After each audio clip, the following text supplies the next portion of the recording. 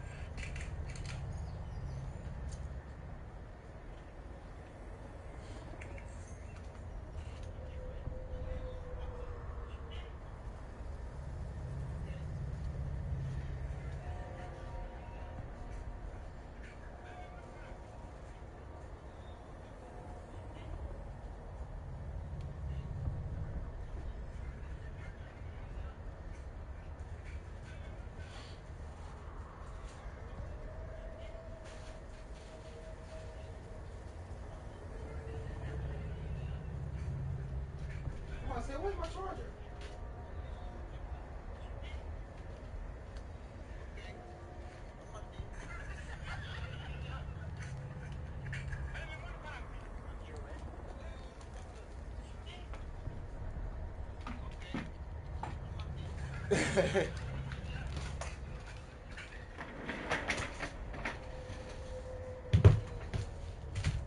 I'm about to eat some popcorn though, since it's like too early.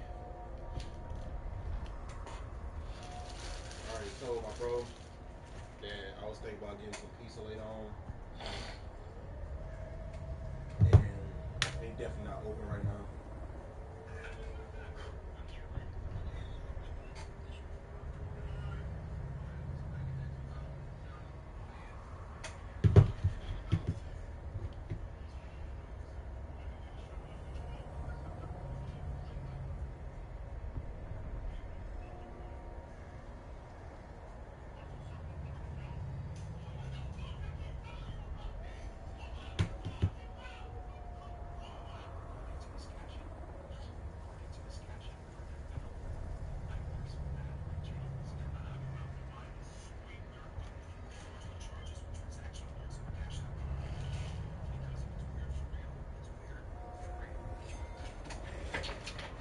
Yeah.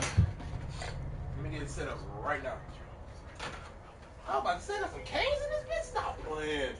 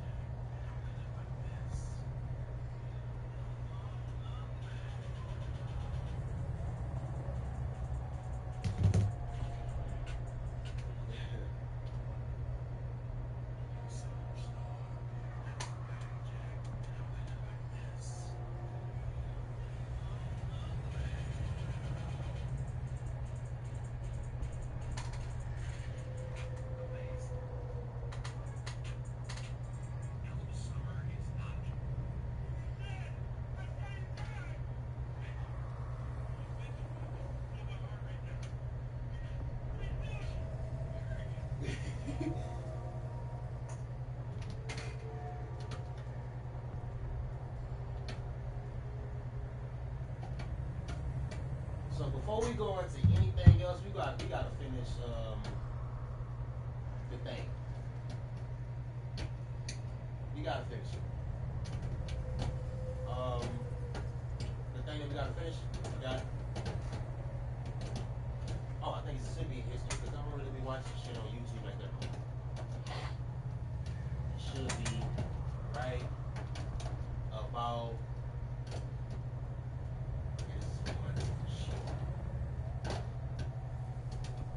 No, it's not. It should be close though. Like right about. There we go. I'm about to say, bitch, where is it?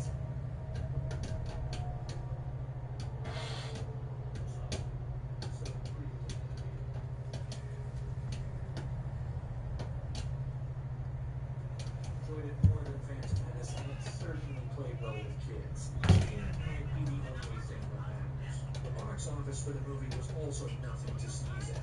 Across its run, Attack of the Clones made a whopping $302 million domestically and $645 million worldwide, which was a step down from Phantom Menace, but that's not unexpected. Empire made less than the first movie when it was released in 1980. However, this was the first Star Wars movie that wasn't the biggest movie of the year, falling behind Sam Raimi's Spider-Man domestically, as well as the second Harry Potter and Lord of the Rings movies worldwide. Star Wars was still one of the biggest things around, but for just this one year, it wasn't the top dog. With plenty of other franchises entering the fray to capture audiences just like the original Star Wars trilogy did. Almost burned it. This new movie did do something the others didn't, however. It briefly saw a release in IMAX in November of 2002. While it was never shot for IMAX, the movie was released on the biggest screens around. Even got a special poster commemorating the event. The only issue was, due to technical limitations, IMAX showings could only be 120 minutes max, and Attack of the Clones was 142 minutes total, not only making it the longest Star Wars movie, but too long for a standard IMAX screening. So, when shown in IMAX, 22 minutes of the movie was removed in order to fit it into the screen. So if you saw it on the biggest screens around, it would have been a much shorter movie, missing key moments that were deemed not essential enough for the 120-minute showcase. All in all, Attack of the Clones left fans in a very similar spot that Phantom Menace did, still receiving mixed reception from fans and critics, and still often claimed as being much worse than the original trilogy. If for nothing else, though, this did mean that there was one movie left. One more movie to close out the entire saga. Episode 3 was going to be the big one. The one to close the gap between the prequels and originals. Fans would finally see the rise of Darth Vader and the fall of the Republic. Only 3 more years and Episode 3 would close out the entire saga. Only 3 more years and Star Wars will finally be complete. The process for writing Episode 3 began even before Episode 2 was released. George Lucas knew that this was the final chapter, where everything would close out with one big bang. All of his remaining ideas were now on the table to be concentrated into one final movie. There was no holding back, there was no pushing things until the next movie. This was it. This was the conclusion of the Star Wars saga. The script still often claimed as being much worse than the original trilogy. If for nothing else, though, this did mean that there was one movie left. It didn't, however. It briefly saw a release in IMAX in November of 2002. While it was never shot for IMAX, the movie was released on the biggest screens around. It even got a special poster commemorating the event. The only issue was, due to technical limitations, IMAX showings could only be 120 minutes max, and Attack of the Clones was 142 minutes total, not only making it the longest Star Wars movie, but too long for a standard IMAX screening. So, when shown in IMAX, 22 minutes of the movie were removed in order to fit it into the screening. So if you saw it on the biggest screens around, it would have been a much shorter movie, missing key moments that were deemed not essential enough for the 120-minute showcase. All in all, Attack of the Clones left fans in a very similar spot that Phantom Menace did, still receiving mixed reception from fans and critics, and still often claimed as being much worse than the original trilogy. If for nothing else, though, this did mean that there was one movie left. One close out the entire saga. Episode 3 was going to be the big one.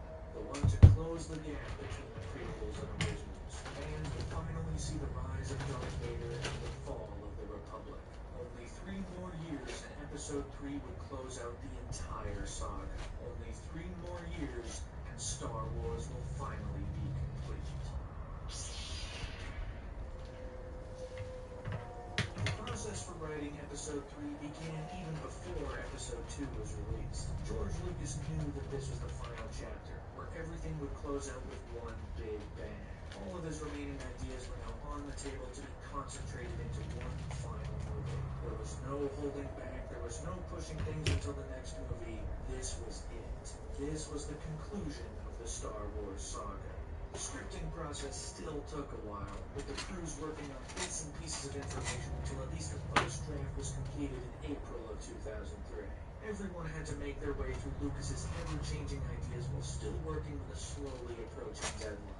The design team worked around the clock to create the new designs and look for the third movie, with the team being led by the concept design supervisors Eric Tiemens and Ryan Church. Together, along with the team behind them, they'd hone in on a darker look for this final movie, bridging the gap between the prequels and the originals. One of the big things that needed a design in the movie was the new villain. George Lucas had envisioned a new droid leader, General Grievous. Tons of ideas were presented, from the most absurd to the most gothic. Some of these ideas were interesting, and some would work their way in as something else, but ultimately it was this look that sold Lucas. A primarily droid-like figure with organic eyes. That was exactly what Lucas needed to sell General Grievous as the final villain for this trilogy. The cast also reassembled in the months before shooting, with plenty of the same people from Episode 2 making a comeback. Ewan McGregor was back, now fully invested in making sure his performance properly bridged into Alec Guinness's work in the original. His look, his mannerisms, everything needed to get as close as it could. While it was still going to be Ewan McGregor, this was the last chance to see how his Obi-Wan Kenobi became Ben Kenobi from Episode 4. Beyond that, Natalie Portman, Ian McDiarmid, and Samuel L. Jackson were back. Jimmy Smits, who had a brief appearance in Episode 2, was going to get a beefed-up role as Bail Organa, alongside the legacy actors Anthony Daniels, Kenny Baker, Frank Oz, and even Peter Mayhew, returning to the franchise as Chewbacca for the first time since Return of the Jedi. Which means Episode 3 would not only see the return of Chewbacca, it'd also see a deep dive into Wookiee culture, journeying to their home world of Kashyyyk, the hints of which were General Grievous. Tons of ideas were presented, from the most absurd to the most gothic. Some of these ideas were interesting, and some would work their way in as something else, but ultimately it was this look that sold Lucas. A primarily droid-like figure with organic eyes. That was exactly what Lucas needed to sell General Grievous as the final villain for this trilogy.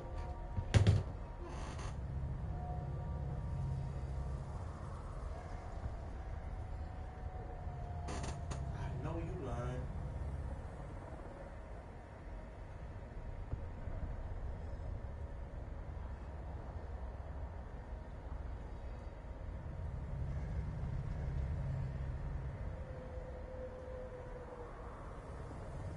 Bitch.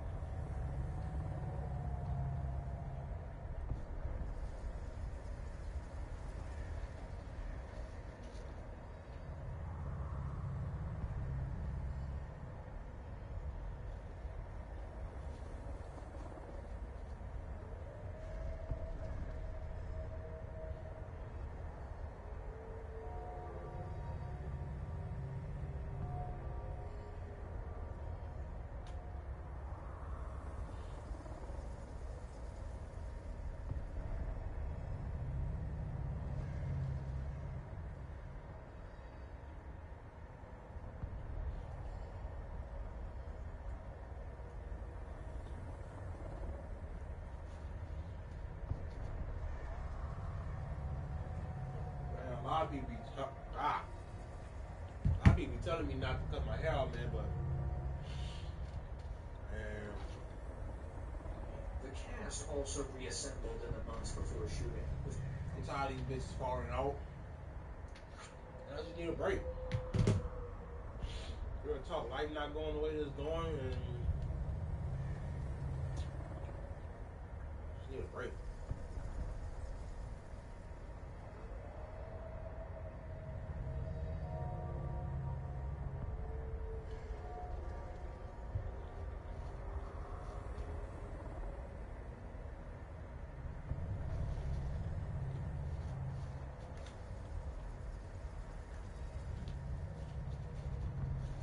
Plenty of the same people from episode 2 making a comeback. Ewan McGregor was back, now fully invested in making sure his performance properly bridged into that needed a design in the movie was the new villain. George Lucas had envisioned a new droid leader, General Grievous. Tons of ideas were presented, from the most absurd to the most gothic. Some of these ideas were interesting, and some would work their way in as something else, but ultimately it was this look that sold Lucas. A primarily droid-like figure with organic eyes. That was exactly what Lucas needed to sell General Grievous as the final villain for this trilogy. The cast also reassembled in the months before shooting, with plenty of the same people from episode 2 making a comeback. Ewan McGregor was back, now fully invested in making sure his performance properly bridged into Alec Guinness's work in the original. His look, his mannerisms, everything needed to get as close as it could. While it was still going to be Ewan McGregor, this was the last chance to see how his Obi-Wan Kenobi became Ben Kenobi from episode 4. Beyond that, Natalie Portman, Ian McDermott, and Samuel L. Jackson were back. Jimmy Smits, who had a brief appearance in episode 2, was going to get a beefed-up role as Bail Organa, alongside the legacy actors Anthony Daniels, Kenny Baker, Frank Oz, and even Peter Mayhew, returning to the franchise as Chewbacca for the first time since Return of the Jedi. Which means episode 3 would not only see the return of Chewbacca, it'd also see a deep dive into Wookiee culture, journeying to their home world of Kashyyyk, the hints of which were very exciting for fans. And then, of course, the man of the hour, Hayden Christensen. Anakin's arc was going to come together with a dark turn in this third movie, and this was the time to really play that up. In this case, he was asked to bulk up for the role. Anakin would have matured by the time of episode 3, so physically he needed to look stronger and fiercer after a couple years of non-stop war. His hair would also be different, with plenty of variations being presented before ultimately landing on the long hair look, giving Anakin a Jedi mullet a little like Obi-Wan's from the last movie. And now, with all of the cast reassembled, they all journeyed to set for the start of production on June 30th, 2003. This time all under the working title, The Bridge, since this was the bridge between episode 2 and episode 4, the final piece to the saga. Once again, episode 3 filmed in Fox Studios Australia for the entirety of principal photography. That's right, the entire principal shoot was conducted within sound stages. George Lucas's ambition to make filmmaking easier came together in this magnum opus of digital filmmaking technology. Everything is shot against a blue or green screen with partial sets. Digital cameras are used for every single shot. Sometimes they even shoot with 2 cameras, covering both sides of a conversation at once. Video Village, where the director could see the shots through a monitor, was huge. Several big screens, allowing the entire crew to see what was on screen in great detail, meaning they could go in and adjust things right then and there if they saw fit. And the turnaround on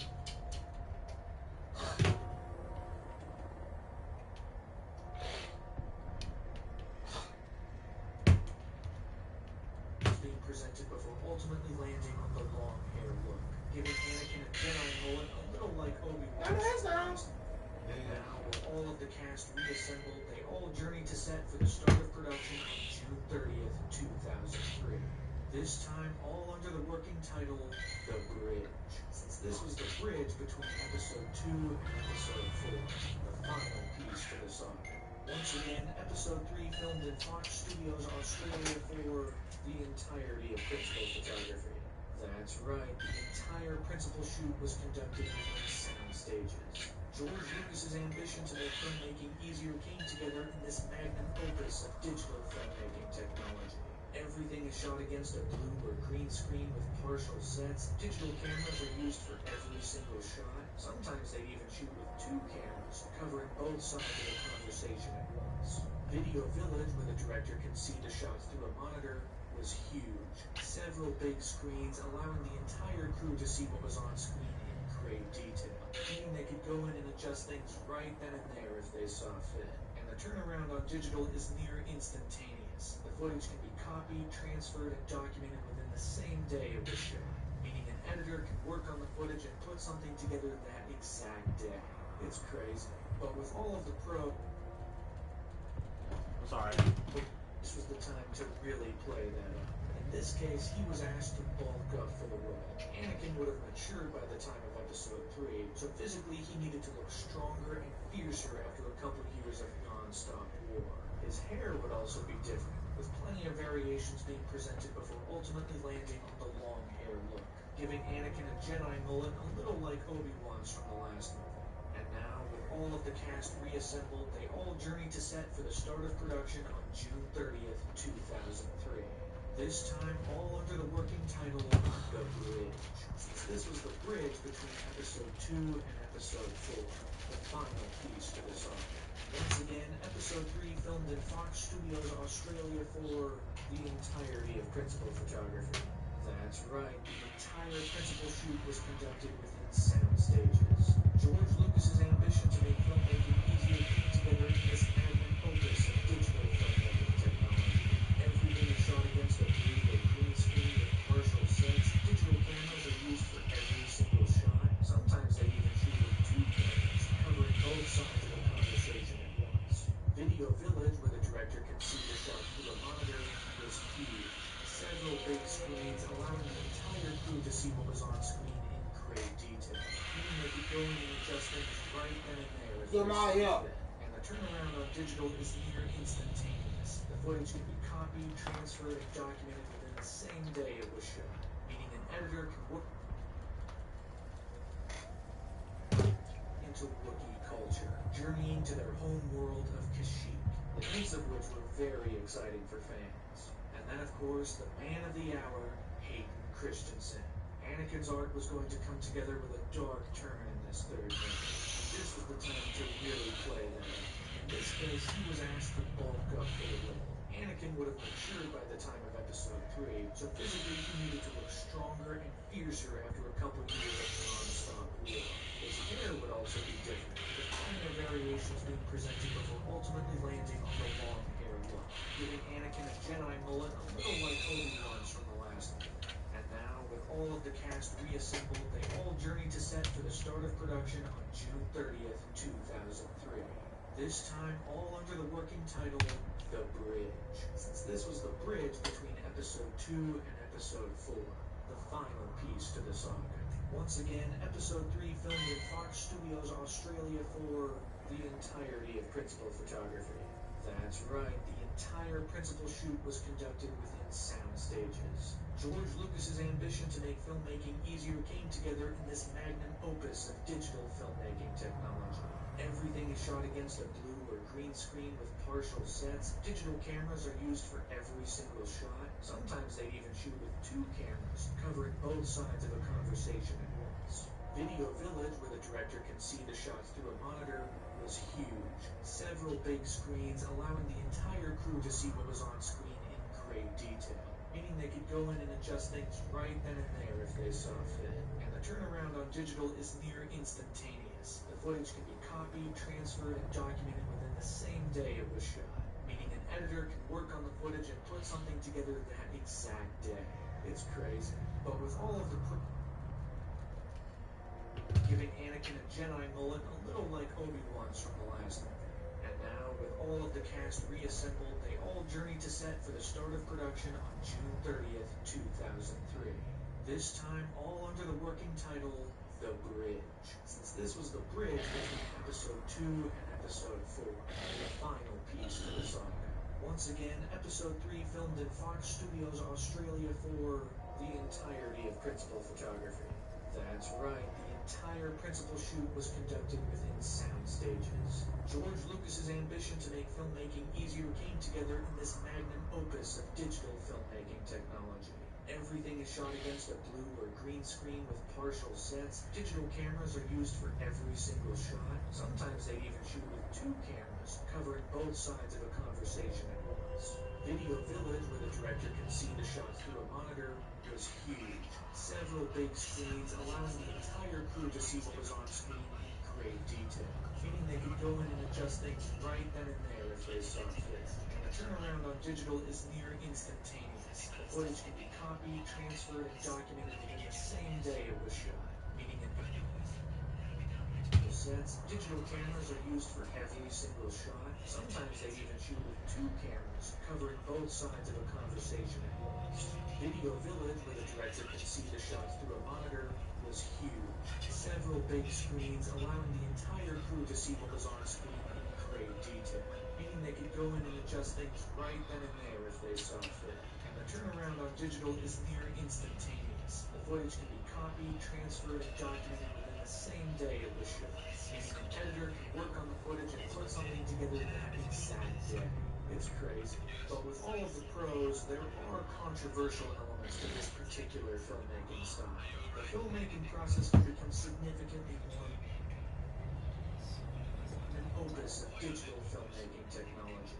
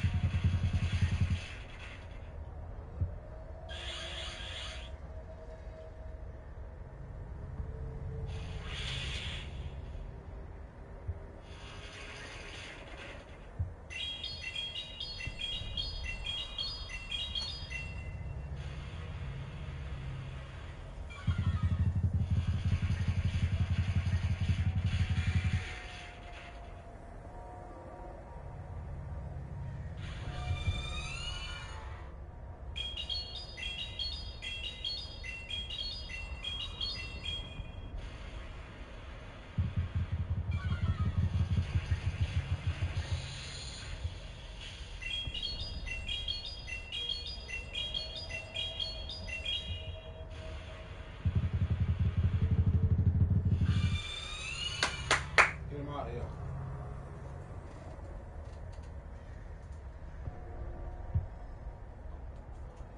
Why?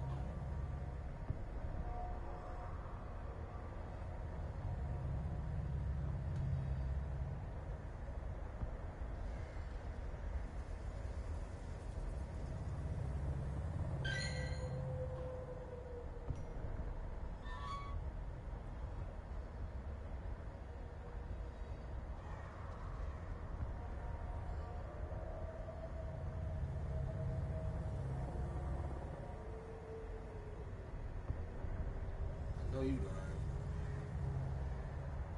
I saved that shit for nothing. Oh, there you go. I'm about to say, nigga, what?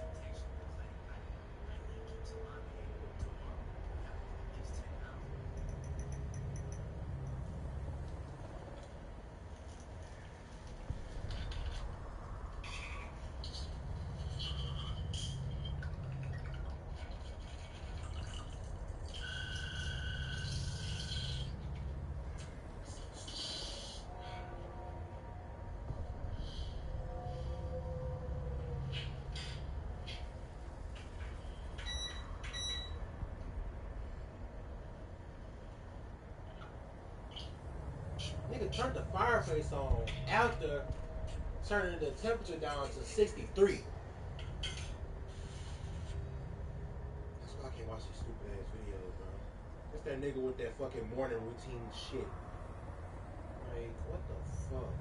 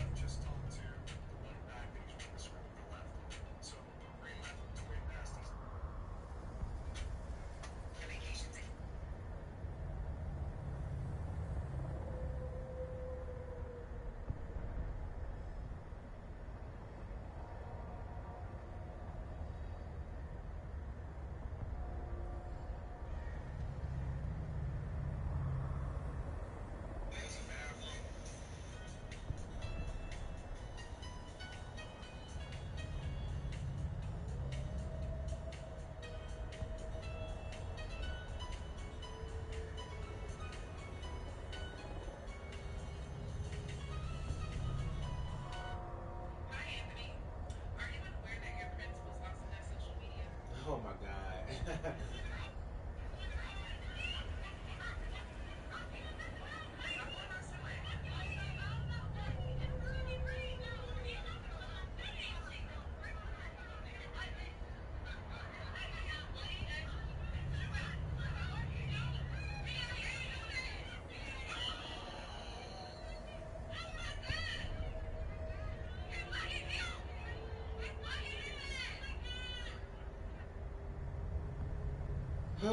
These type of fucking videos just.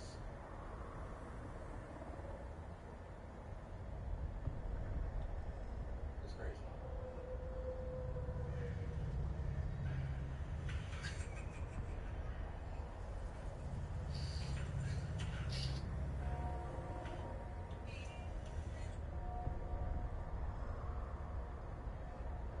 Ocean Spray got a strawberry shortcake drink.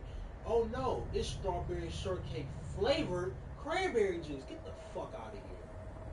Get the fuck out of here. Let me get off this damn app. Stupid ass shit.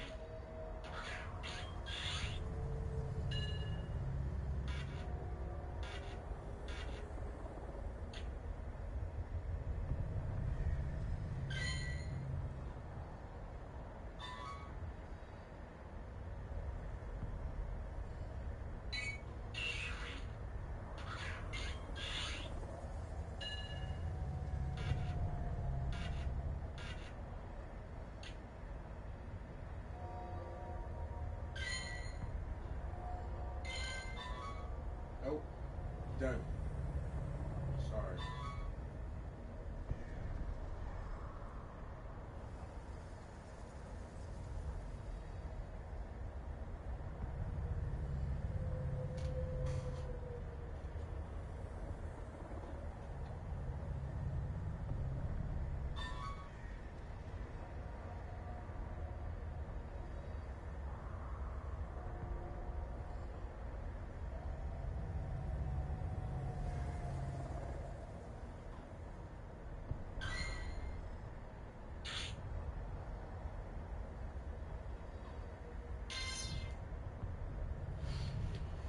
Everything is shot against a blue or green screen with partial sets. Digital cameras are used for every single shot. Sometimes they even shoot with two cameras, covering both sides of a conversation at once. Video Village, where the director can see the shots through a monitor, was huge. Several big screens allowing the entire crew to see what was on screen in great detail, meaning they could go in and adjust things right then and there if they saw fit.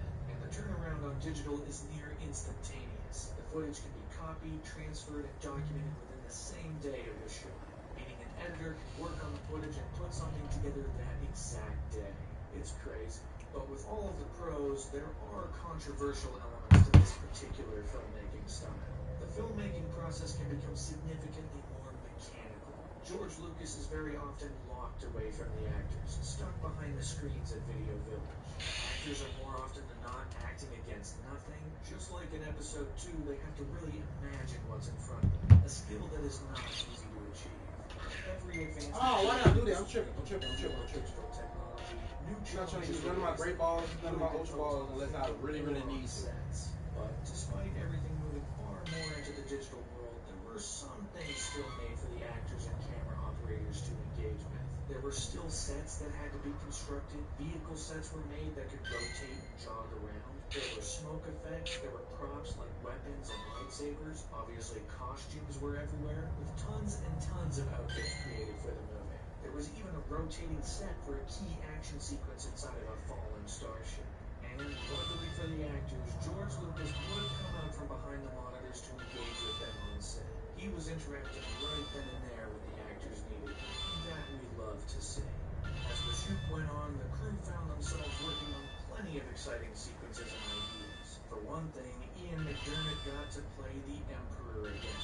Full costume, full makeup, returning to the ultimate villain he'd played 20 years before in Return of the Jedi.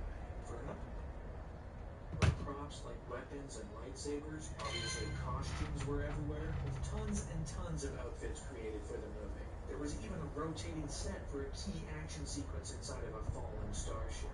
And luckily for the actors, George Lucas would come out from behind the monitors to engage with them on set. He was interacting right then and there when the actors needed him, and that we love to see.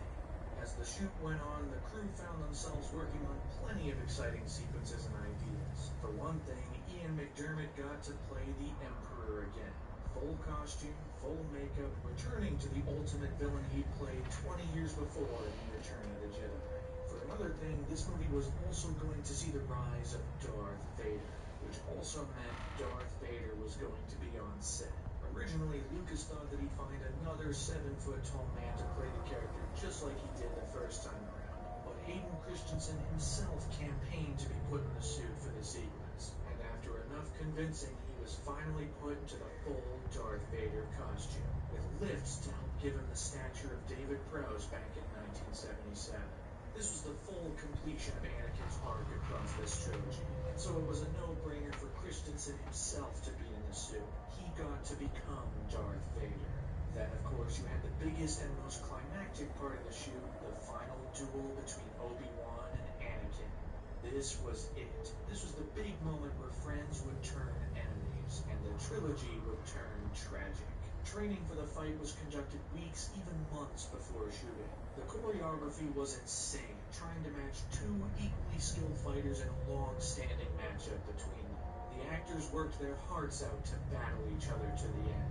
It's the ultimate sequence of not just this movie, but the entire trilogy. And while this was only a piece of it, given Lucas's desire to film elements instead of complete shots, it was a foundational piece.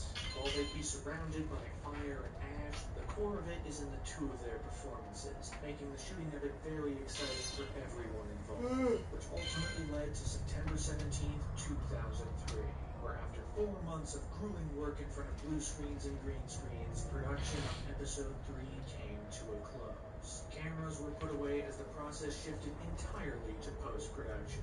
Fans on the outside, however, could really only get bits and pieces during production, little slices of information that managed to squeak out, which were few and far between. So, what if you wanted a little something more Star Wars before Episode 3 hits theaters in 2005? What if you wanted to engage with the series before that? Well, in November of 2003, an all-new animated series began airing on Cartoon Network. Developed by Genndy Tartakovsky, this show will be the first big dive into the Clone Wars.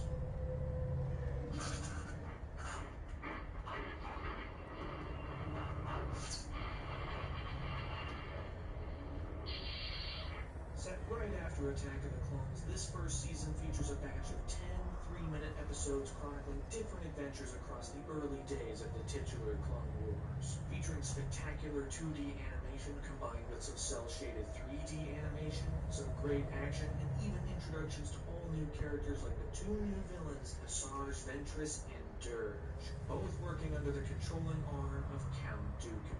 This series features very minimal dialogue. Instead, it tells its story through the action and visuals. It's built off of its set pieces more than anything else, which is where it really hits its stride. We get to see the Jedi be cool with their lightsabers. Kit Fisto gets to have a big sequence underwater, Obi-Wan gets plenty of good moments, even Anakin gets some moments to shine as the best star pilot in the galaxy. There was a lot to enjoy about this batch of episodes. A glimpse into Star Wars on TV for the first time since the Ewok show back in the 80s. But this first batch of 10 episodes wasn't all, because another set of 10 episodes began airing in the new year 2004. Once March rolled around, 10 more 3-minute episodes aired daily on Cartoon Network, expanding on the show's reach to include more action and spectacle. Yoda gets to fight some droids, not only showing off his skills, but also his wisdom and knowledge of the Force. Anakin gets a big standoff with Asajj Ventress, even leading more into his darker instincts as he ultimately defeats her. And Mace Windu gets to be incredibly awesome, with a huge sequence dedicated to him alone fighting off against an army of super battle droids. He might start with a lightsaber, but after a while he's just punching the droids' guts out and they go down. It's honestly the coolest Mace Windu has ever been. And finally, the last episode of the second batch introduces the fierce and imposing new villain, General Grievous, a droid commander set to have a big role in the next movie, presented here as a completely capable and threatening force against the Jedi.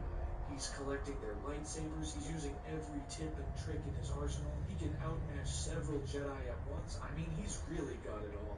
This show did a lot to bridge the gap between episodes 2 and 3, with characters going on several adventures that lead into the upcoming third movie. And its animation was greatly praised by fans and critics alike. If you were super invested in Star Wars at the time, this was a must-watch. Mace Windu was so cool in that one bit. He just went all kapow and kaboom. It was crazy. Meanwhile, as 2004 got underway, post-production for episode 3 was now in full swing. The editing side of the movie was already in full swing, had been for a while. The editors had been working both before and during production, playing with the footage as it came in. But now, with photography wrapped, there were no more limitations. All of the footage was on the table, every possibility was open. This movie was edited by 2 people. Ben Burtt, of course, who'd edited the previous 2, joined by newcomer Roger Barton. Together, they'd work on select sequences to piece together the entire movie, create its sense of pace and momentum, and ultimately form what it's going to look like. And during this process, they cut out a lot of scenes.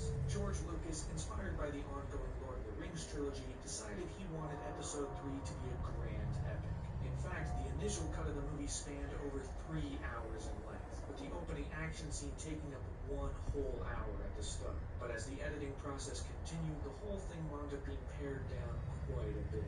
Lucas's ambition for a big epic wound up being sidestepped to create a movie that was far closer in length to Attack of the Clones. But this meant that a lot had to be removed, even entire characters, because Genevieve O'Reilly was cast as a young Mon Mothma, Set to take part in the more politically heavy subplot with Padme, Bail Organa, and others. That whole side of the story wound up being removed, so she too got taken out of the final cut, ultimately to shrink the movie to a more manageable length. Episode 3 would still be big, but it wouldn't be as big as Return of the King, at least not in terms of length. At the same time, the sound was ongoing, with Ben Burtt pulling double duty as the movie's sound designer, creating tons of sounds while working with supervising sound editor Matthew Wood.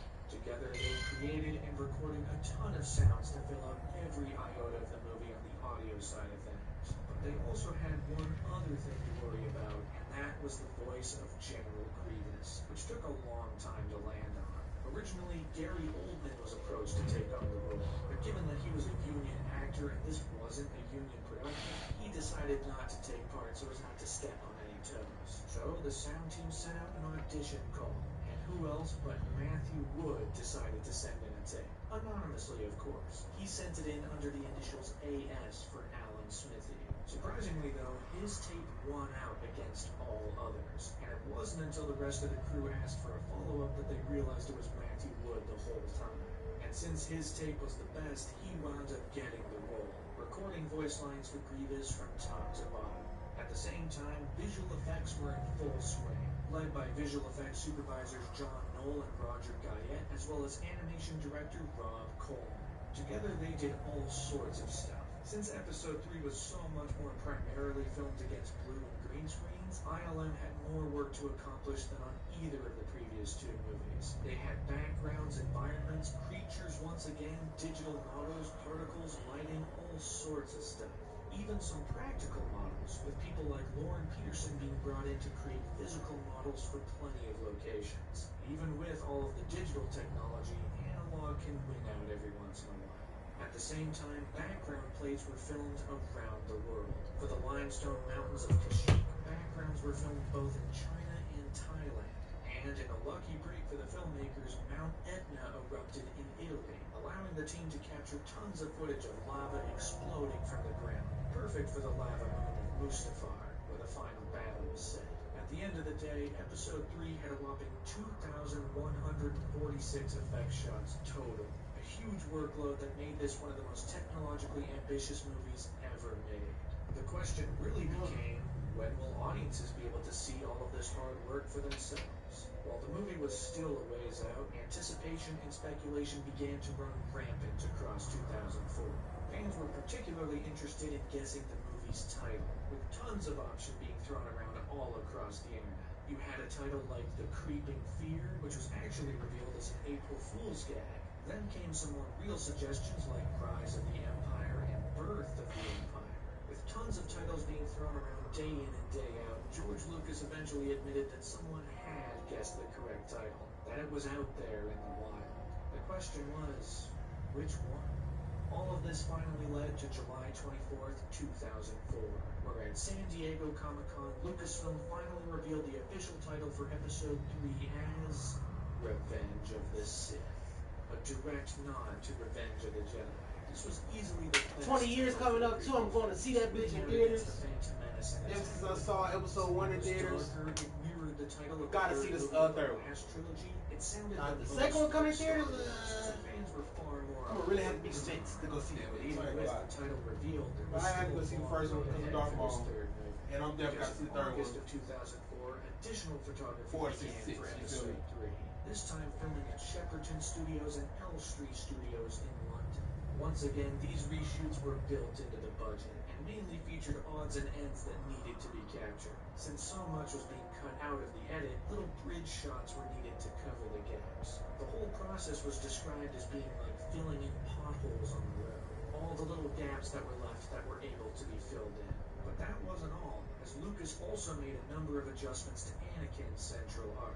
Originally, he was going to fall to the dark side for multiple reasons, but during rewrites and reshoots, Lucas centered the fall around one aspect in particular, streamlining the whole thing.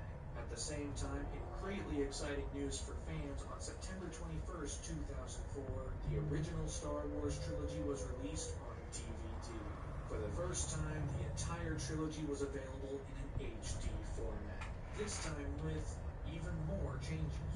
The additional Jabba scene was now enhanced even further, making the digital model look better.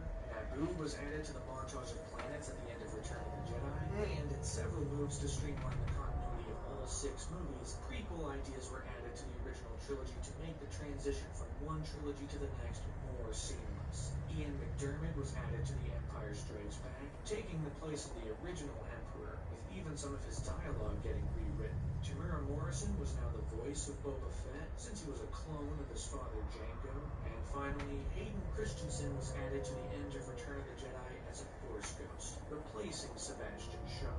Now, while this does make the entire saga from Episode 1 to Episode 6 more seamless, it does come with one very big unfortunate side effect. George Lucas wanted this version to replace the original. He wanted this to bury the original. I understand not liking certain elements of the original versions. Every creative person has things they change or adjust about something they made. But film preservation is important, especially for a cultural behemoth like Star Wars. The special editions of these movies aren't what changed the world. The versions that were released in the 70s and 80s are what changed the world. And it's unfortunate that there's so much more inaccessible. But it's also why fan projects that have risen since the DVD's release are so damn awesome. They've worked tirelessly to make sure the original versions of these movies can survive, that they can coexist with the special editions. The special editions exist, but I do mind that it's so much harder to get the originals. The special editions should be complementary pieces to the originals, something additional and fun, not something made to overshadow and replace them. Both versions should be able to exist side by side. But now, with the original trilogy on DVD for the first time, and the months ticking by towards the end of the year, the time had really come for the first explosion of promotion for Revenge of the Sith.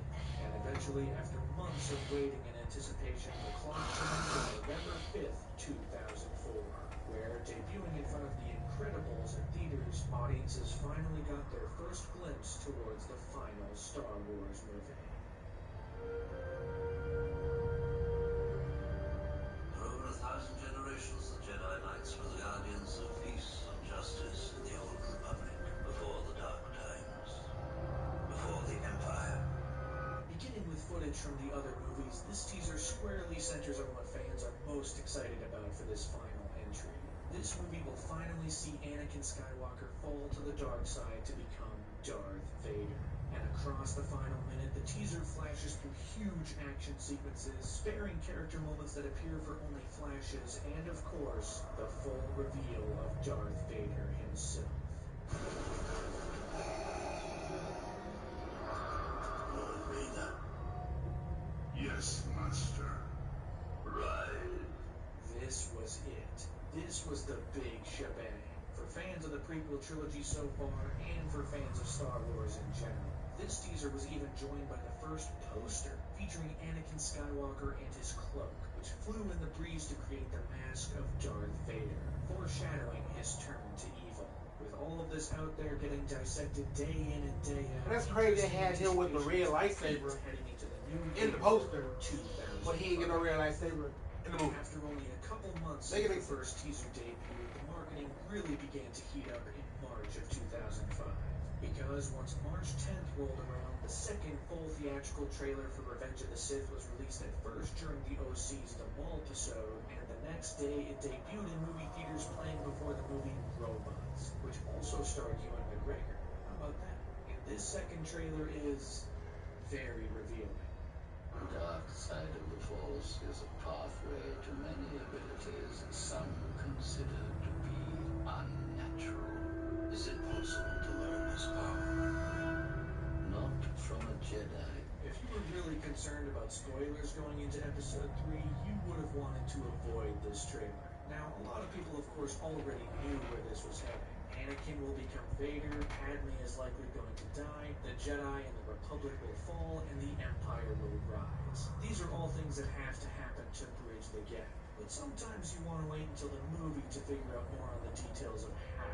And while this trailer doesn't reveal everything, it sure does reveal a lot. Basically presenting an abridged version of what's set to be in theaters. But for those who are purely interested in the spectacle, this trailer provides tons in that regard. This looks like it's easily the most action-packed movie in this trilogy, maybe even the saga. with climactic face-offs and of course the ultimate final duel between Obi-Wan and Anakin. If for nothing else, this movie looked big, and for some, that was everything.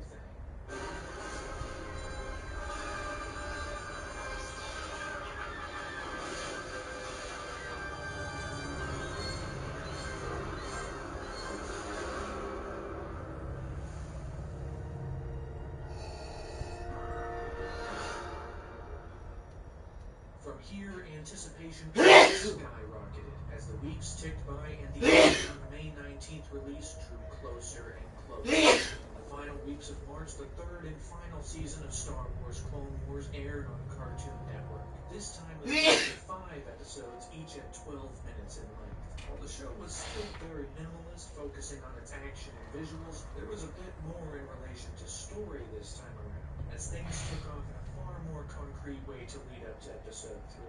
Anakin becomes a Jedi Knight, he grows out his hair and ultimately gets a scar over his eye. We introduce new ships like the new Republic Star Destroyer, new Jedi Starfighters, and some new Separatist ships, each set to make big appearances in Revenge of the Sith. And in the biggest link towards the upcoming movie, the Separatists, led by General Grievous, strike at the heart of the Republic, attacking Coruscant itself. And despite the greatest efforts by the Jedi, General Grievous eventually captures Chancellor Palpatine. Now, there is a slight discrepancy here between show and movie, because this entire season paints General Grievous as the strongest and fiercest fighter around, and yet the movie was going to present him as, well, not quite that. The characterization between the two versions was going to be quite different. So, in an attempt to better bridge the gap, Mace Windu quickly crushes Grievous's chest, causing the cough and pain that had plagued the character in Revenge of the Sith. Ultimately, the Chancellor is captured, and Obi-Wan and Anakin rush off with their troops to launch a rescue mission, leading directly into the movie. There's lots of stuff here that expands and explores different corners of the Star Wars universe, all in incredible 2D animation. It was interesting, it was investing, Star Wars fans at the time were eating it up, and it was the perfect lead-in to Revenge of the Sith, which meant the time was drawing nearer for the ultimate conclusion to this whole thing. Behind the scenes, the post-production efforts worked down to the wire to get the movie done.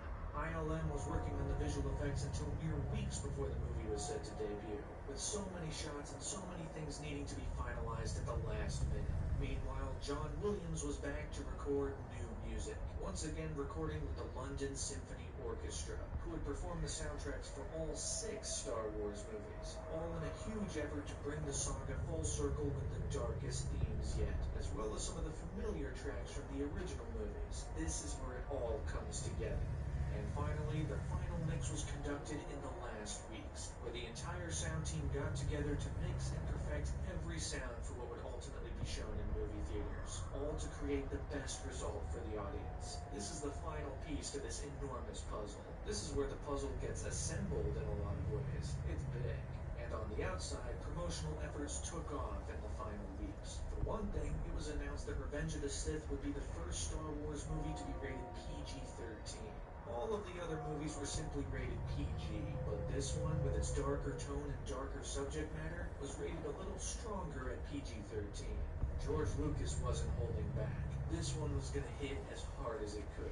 At the same time, fans were greeted with this poster, once again illustrated by the great Drew Struzan, completing the entire saga's tapestry of posters with another incredible piece of artwork.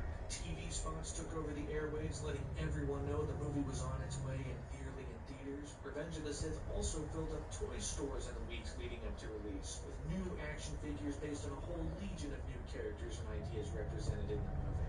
And the partnership with LEGO also continued, with sets made for virtually anything that could appear in Revenge of the Sith. Sequences, ships, you name it. If it was in the movie, it was fair game for LEGO. A tie-in video game was released on many platforms, including the PlayStation 2 and Xbox, although it's worth noting that this game was released 2 weeks before the movie was, and still revealed most everything about its story. So if you didn't want to know the details, it was best to stay away from the game, at least until after you saw the movie. Star Wars Celebration was once again held in Indianapolis, Indiana, just like it was in 2002, playing host to over 29,000 attendees. And finally, the movie saw several simultaneous simultaneous premieres across the United States, because on May 12th, the movie held premieres in Seattle, Los Angeles, Chicago, Washington, D.C., Boston, Denver, Atlanta, San Francisco, and Miami all at the same time, all of which raised money for local charities. George Lucas, you mensch. Eventually, the movie premiered out of competition at the Cannes Film Festival on May 16th. And at the Empire Cinema in London, a huge 6-movie marathon was conducted, showing every Star Wars movie culminating in the release of Revenge of the Sith. This was huge. Despite the disappointment around the other two movies for some, excitement still managed to reach peak levels for Episode 3. This was it, the ultimate promise and conclusion of the prequel trilogy. Fans would finally get to see the rise of Darth Vader, the fall of the Republic, every last piece of the puzzle left open to close the gap before Episode 4.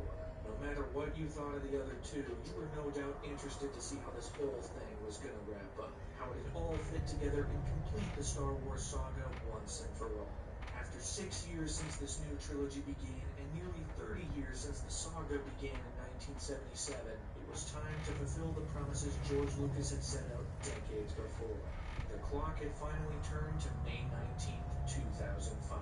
Exactly 6 years to the day after Phantom Menace's release, Star Wars was back in movie theaters for one last hurrah. Grab your popcorn, grab your lightsabers, because it's now time to complete the saga.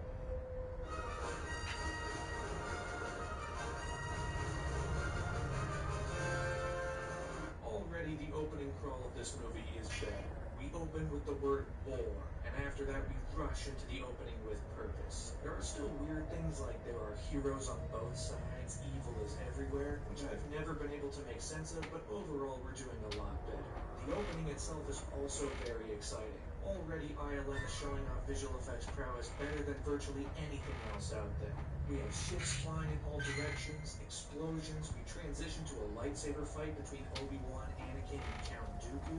The sequence ends with this huge crash, which is very fast and very energetic. We're even doing some big story things like Anakin finally getting the once-over on Count Dooku, and with some pushing from Palpatine, he kills him. Do it.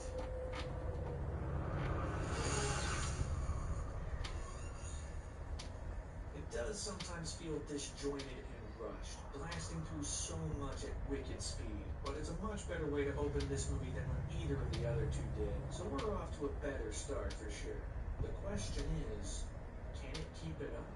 The story this time is that the Jedi Council have requested that Anakin spy on Chancellor Palpatine. They're suspicious of him and need someone close to figure out what he might be up to. So they choose Anakin, someone with an established connection already. Unfortunately, this is an uneasy arrangement for both Anakin and the Council, which is never a good sign. It's very dangerous putting him together. I mean, you could just pick someone else if you were that worried about it. Might save everyone a lot of heartache later, actually. At the same time, Padme is revealed to be pregnant, adding a complication to her and Anakin's secret relationship. And the Clone War still rages on. But with Dooku dead, General Grievous is now the sole leader of the Separatists, meaning the Clone Wars are nearly at their end. Once Grievous is down, it's all over. So the Jedi are sent around the galaxy to face off the last fronts of the war. Yoda's even sent to Kashyyyk, where he meets a bunch of Wookiees like Chewbacca. Haha, love that guy. I also love that some of the visual inspiration for this planet was taken from the Star Wars Holiday Special. They had to acknowledge its existence, and that's very funny to think about. So now the question is this one better than the last two? Well, yes, but only by a little bit. Revenge of the Sith is a far darker movie. It's able to get by on the subject matter and the fact that it's doing a lot more on the story level. Visually, this movie is also the most ambitious of the three prequels. However, weirdly enough, it's also the least ambitious. I have a bad feeling about this. The opening is a prime example of this. When the CG aspects of the opening take over, we get ships flying left and right, the camera soaring around in these crazy, intricate shots. Then, once it cuts to the live-action material and Lucas takes over, we're back to static shots locked down on a tripod. It takes the visual discrepancy seen in Episode 2 and dials it up to 11. Fuck, it seems like I'm staying here all day today. There's one Be really obvious sequence for this, because both movies feature a moment where characters are cornered in a hallway by droidicas. In Episode 1, Qui-Gon is trying to get into the ship's bridge, cutting through the door. The Trade Federation guys inside are freaking out, calling in for help. There's a dramatic push-in, the music's powering the whole thing, Qui-Gon's melting the door, all until the droidekas show up and change the tide in favor of the Federation, forcing the Jedi to flee. Episode 3 features a very similar scene. So how does it shake up?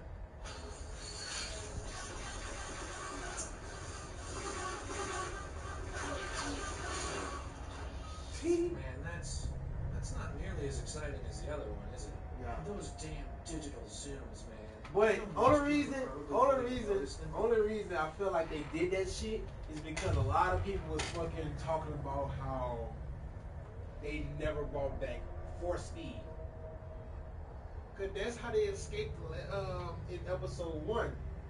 They was deflecting them bitches, and then they figured out that they got a fucking shield around them. They can't hurt them. All you saw them niggas was boop boop boop boop pew,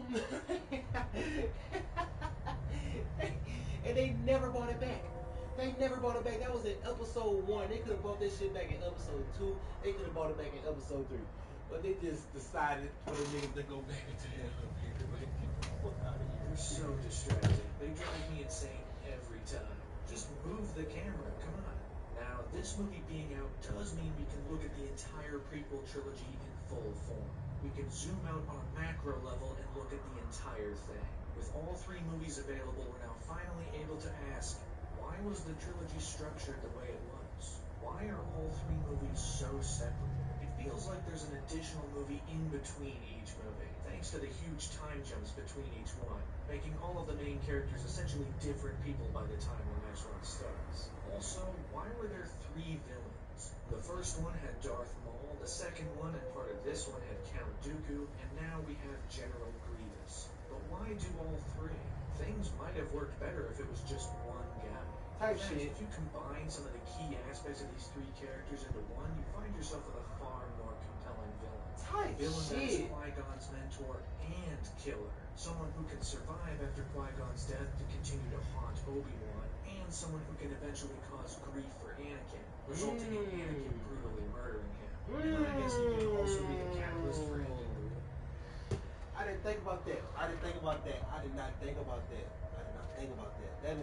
That's a great fucking point. Cause I always said, just watching the fucking Clone Wars show, I always said they fucked over Dooku. They really fucked over Dooku.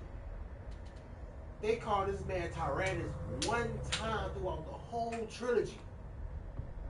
And that was his Sith name, but he wasn't completely a Sith. He just wasn't fucking with how the Jedi was doing things. You know?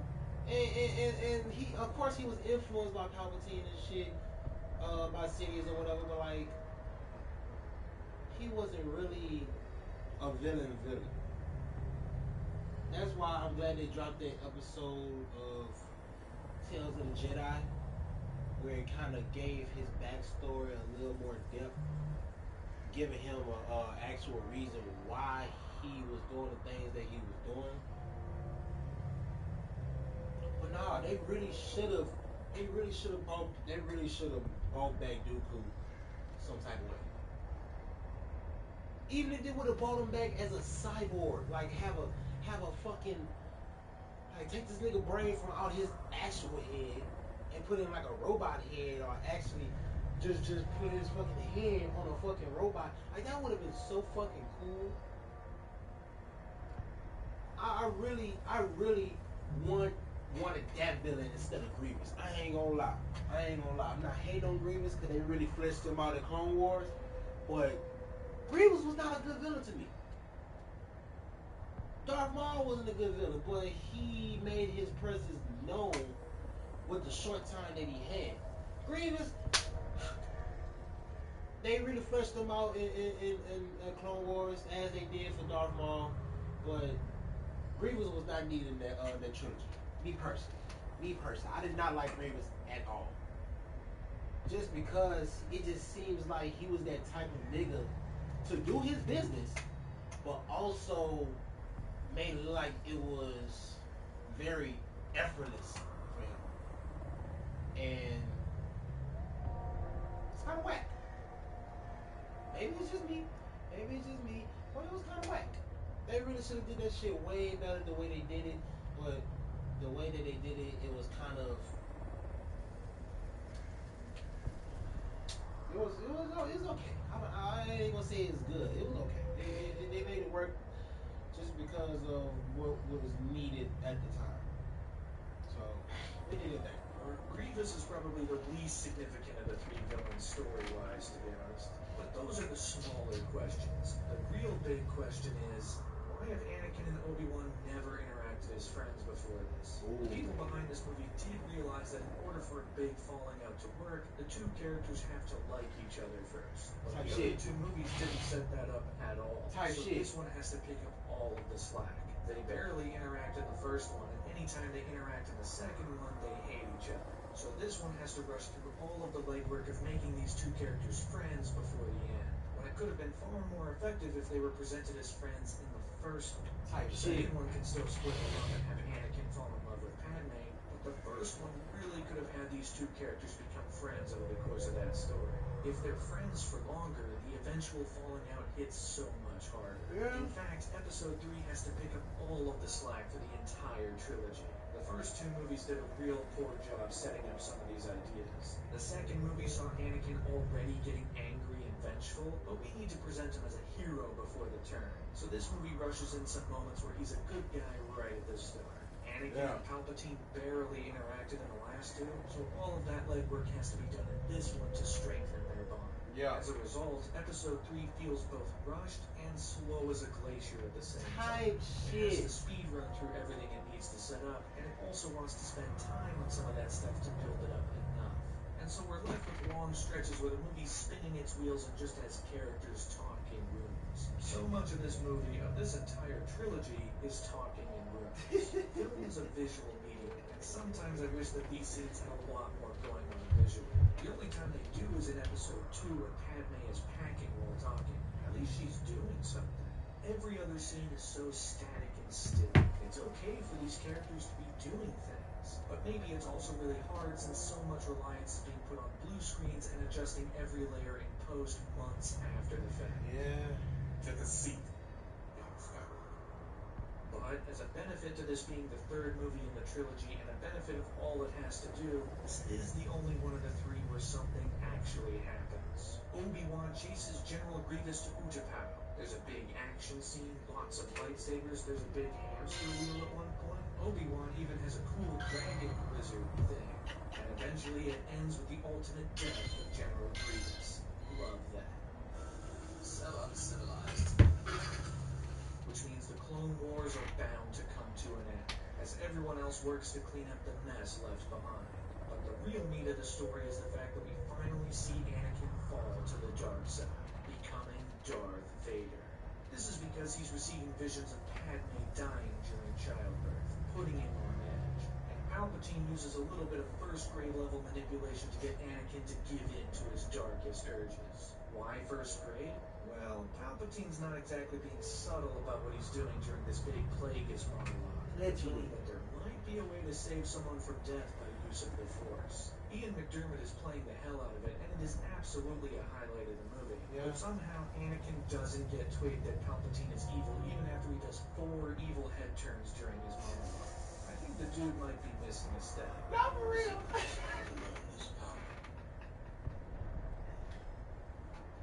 Not from a Jedi. Thankfully, our main characters do eventually find out that Palpatine is the Sith Lord. They finally discover that he is Darth Sidious, the one in control of the entire war from the beginning to grant himself more power. Unfortunately, they don't find out through their own investigative means. They find out because Palpatine gets tired of waiting and just tells Anakin straight out. Yeah. You're a Sith. And it also leads to probably the worst fight in the trilogy. It's well known at this point that this fight was choreographed with the actors very quickly, and it shows. It feels a lot slower. The constant spins and flips look a lot goofier when they're not at 100 miles an hour. And the other two guys with Mace Windu go out like total chumps. Yeah. 2 swings and they're all dead. It's hilarious. Ian McDermott's face is fantastic though. Whenever this fight comes up, just watch what he's doing. He's having such a good time. And it does lead to Palpatine getting his face scarred, finally looking like the Emperor from before. And just before this fight kicks off, there is one great moment where Anakin and Padme silently stare out at each other from across the city. There's no dialogue, it's carried entirely by the music. There's this eerie feel to it as Anakin, purely internally, contemplates what he might do for Padme. Once dialogue is stripped away and the movie goes for something more subtle, it hits so much harder. George Lucas has always been great at the larger story ideas. It's what's easiest to latch onto within this trilogy. But the problems always fall on dialogue and execution. Take dialogue out, and all you're left with is Lucas's strongest qualities. And ultimately, Anakin arrives and turns against Mace Windu. Palpatine throws Windu out of a window, and Anakin finally pledges himself to Palpatine's teachings. You shall be known as Darth Vader. I love the pause just before he says Vader, because it makes it sound like he didn't think of a name at all before this moment. He's just like, yeah, you gotta be a Darth, what's the coolest word I can think of right now? Vindicator? Voracious? Vader? Yeah, let's go with that. Yeah, let's go with that. But there is a slight discrepancy in Anakin's motivations here. Originally, his fall was going to be motivated both by Padme's impending doom and his belief that the Jedi Council betrayed him. Originally, that second thing was going to be a lot bigger, but across re-edits and reshoots, Lucas squarely centered it around Padme. She's the motivating factor for him. However, some of the Jedi betrayal stuff does still make it into the final movie, and it's all weird. For whatever reason, Anakin seems to truly believe that the Jedi betrayed him and Palpatine. Now, it's natural to think that at the start. He felt slighted that the Jedi wanted him to spy on Palpatine. I mean, yeah. Totally right. Palpatine was worth being suspicious of. The thing is, he doesn't care anymore and just wants to save Padme, which is why he falls. But even after that, you get lines like this. I should have known the Jedi were plotting to take over. Anakin, Chancellor Palpatine is evil. From my point of view, the Jedi are evil. Well, then you're all lost. Like, do you actually believe that? You know it's a lie, right? It's fine when he sells that lie to others, and the fact that it's used to turn the entire Republic against the Jedi, but he knows it's a lie, right? There's no reason for him to believe that that's true, and yet it sometimes sounds like he does. Is he stupid? Hell, there isn't even a reason to bend to Palpatine for the Padme stuff either, because they immediately have this exchange. Achieve death. Only one has achieved. But if we work together, I know we can discover the secret.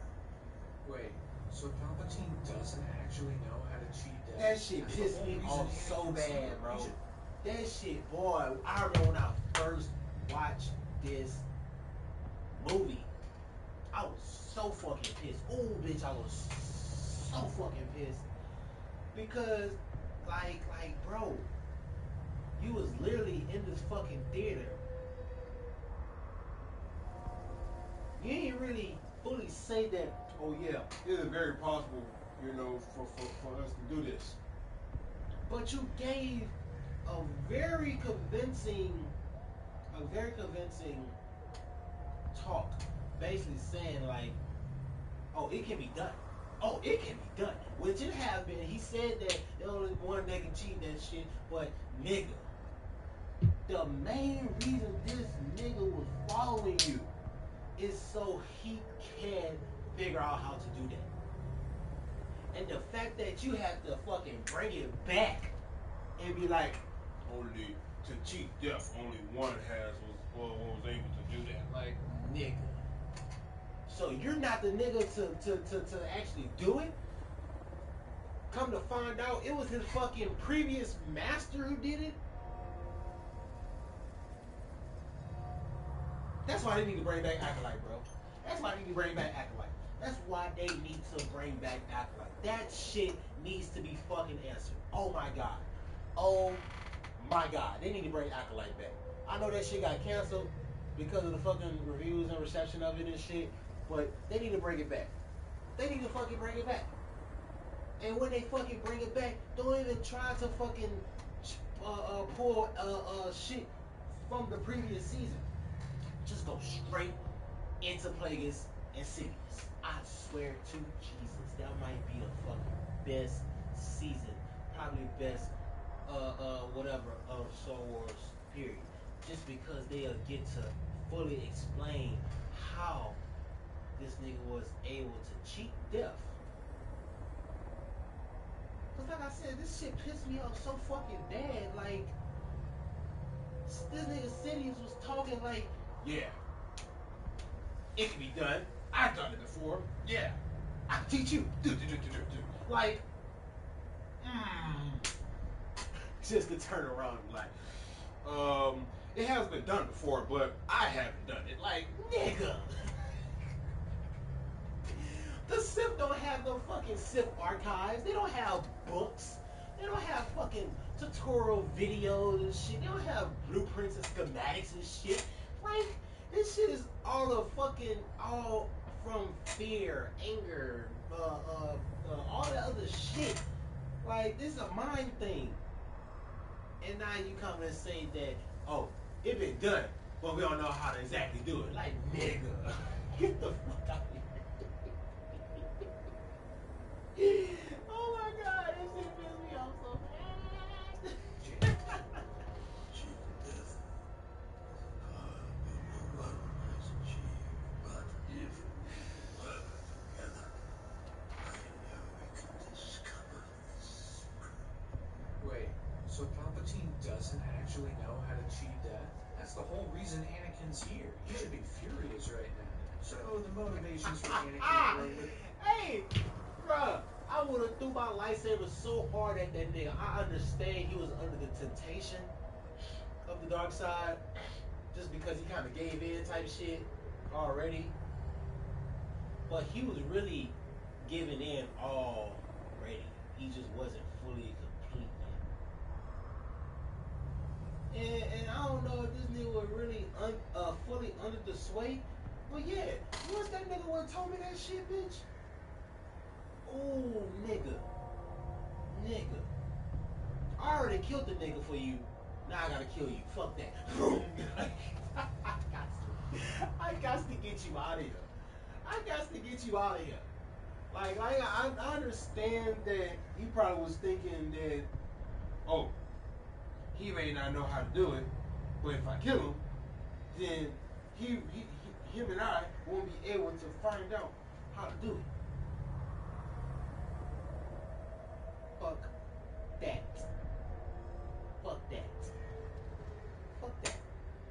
I am the chosen one. I am the fucking chosen one. I'm gonna figure this shit out without your bitch ass. Just cause you lied to me. I would've got him out of here.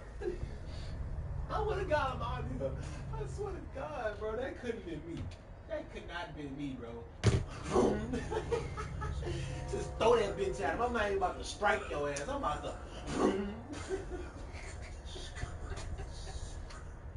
Wait, so Palpatine doesn't actually know how to cheat death? That's the whole reason Anakin's here. He should be furious right now. So the motivations for Anakin are a little off balance, a little strange. Yeah. The moment he does turn feels kind of sudden, since this movie has to do all of the setup and all of the payoff in one go. Yeah. Instead of doling it out over the trilogy. But Yeah. motivational problems aside, once the turn happens and things begin to go through a continental shift, the movie comes through with some great sequences. Specifically, Order 66. The time has come. Execute Order 66. Words that have echoed across the Star Wars fandom. The moment the clones were all ordered at once to destroy the Jedi. This is a very well done sequence. Yeah. It's very emotional, it's visually powerful, with Yeah. shots of clone boots stomping in the snow. Bro.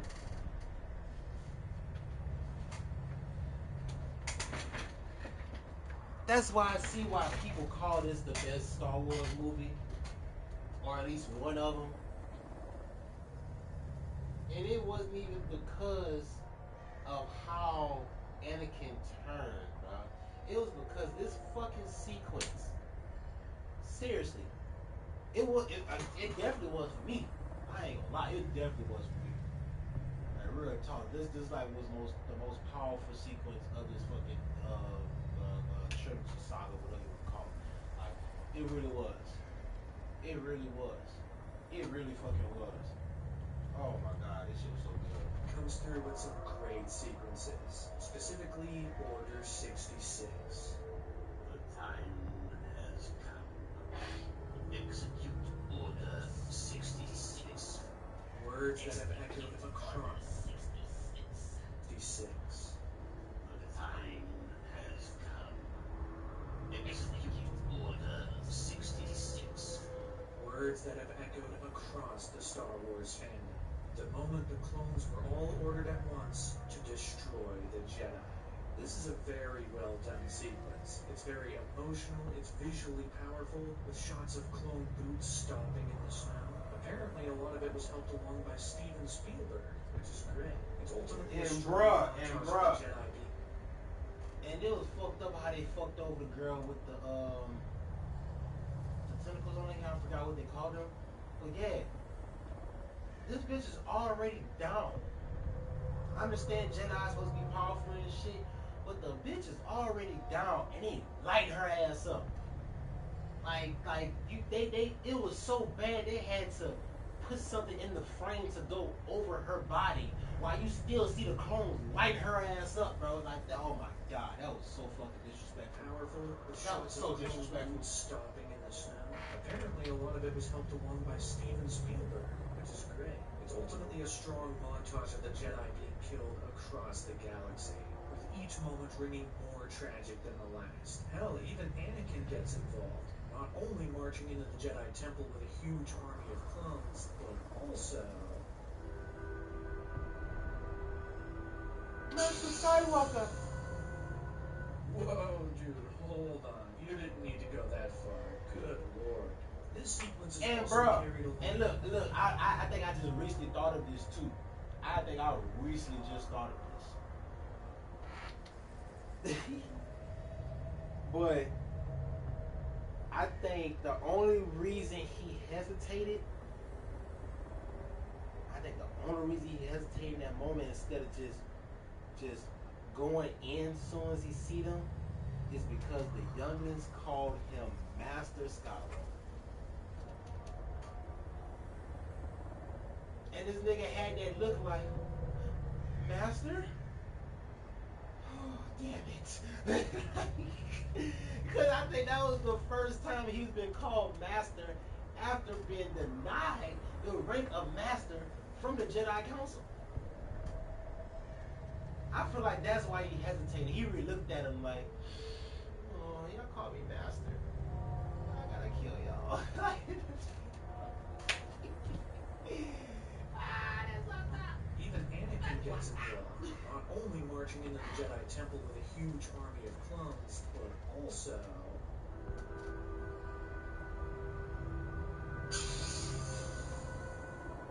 Whoa, dude, hold on. You didn't need to go that far.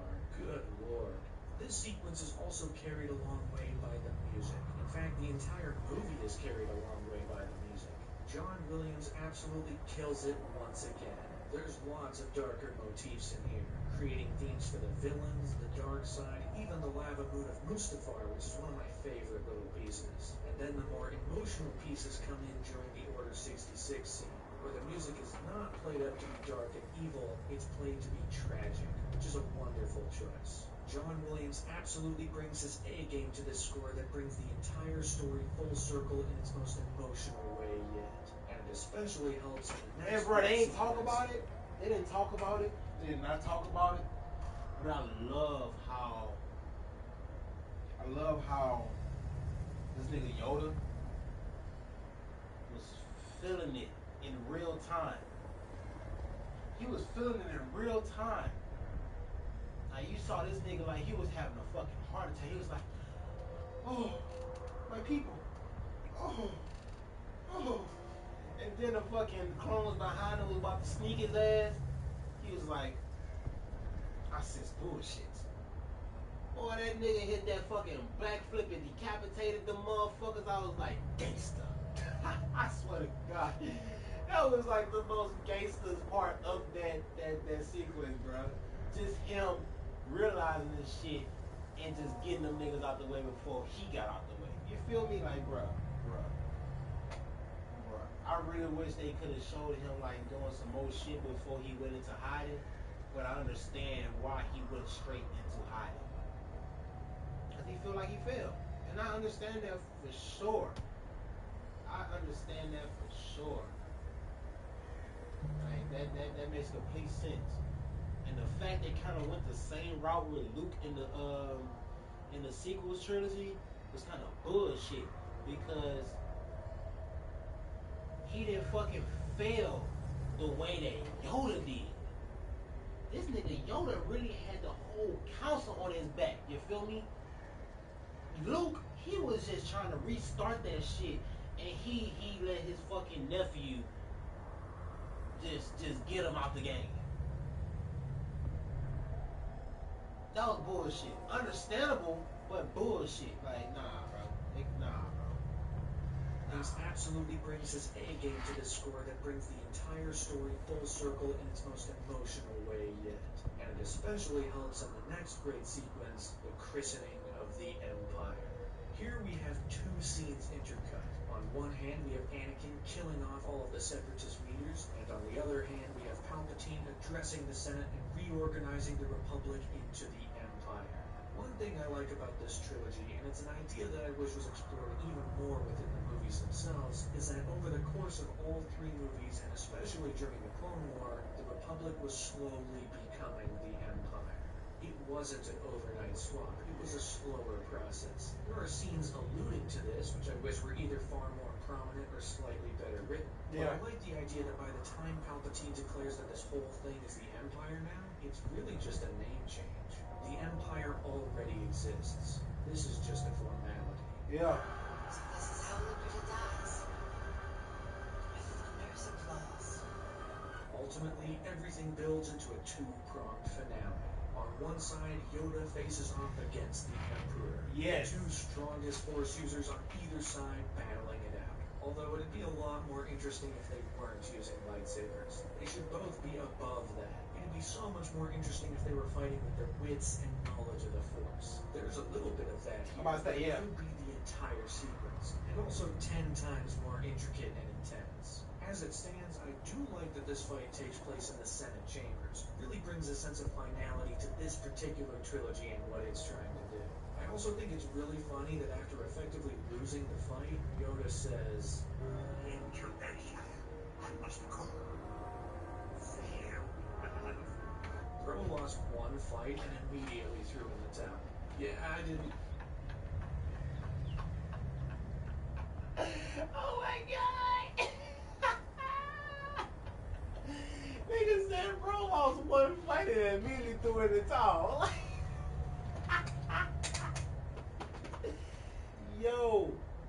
Yo, oh my God. Oh my God. Oh shit. That killed me right there. That shit killed me. Bruh. I understand this nigga lost one fight, but he lost a bigger fight by not recognizing that the shit was really evolving under his nose.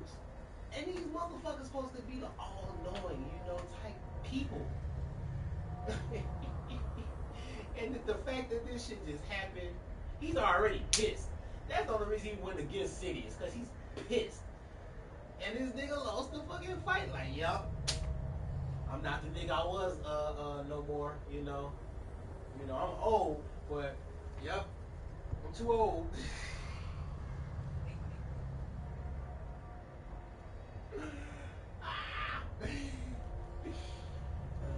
Yo, this is funny. Bro lost one fight and immediately threw in the towel. Yeah, I didn't win that one. I gotta go live in a swamp now. But this is, of course, intercut with the far bigger side of the finale, the final duel between Obi-Wan and Anakin. Two friends turned bitter rivals. It's the big climactic finale for the entire trilogy. and it is properly huge. The effects are astounding, the location is great. George Lucas wanted a location that represented hell, the worst place either character will ever go, and this accomplishes that nicely. The fight is a bit over choreographed with lots of spins and flips and all that stuff, and even a moment where they're just spinning their lightsabers for a couple seconds without hitting each other. But then you have moments like the Force High Five, which is fun. The whole thing is pushed by the emotional power of the two friends falling out, at least for a while. Because at the end of the day, this fight is too long. Now, I understand that both Obi-Wan bit, and but Anakin it are worked. evenly matched and could probably go at it for a long time. Yeah. But there is mileage when it comes to making a sequence entertaining, thrilling, tense, all that stuff. Audiences often require constant reinvention and new information to keep something intense and engaging for long periods of time. If this fight had additional story beats laced into it, it would have far more easily justified its extreme length. But without additional story beats to change the dynamic of the fight, it winds up losing that spark after a while. Okay, hold on, wait. I want to know what this nigga mean by story beats. Because, call me crazy, even though it kind of happened towards the end, they kind of start bringing in talks about, you know, how both sides think shit's been going and how it led up to that and shit, even though it kind of made no sense coming from Anakin.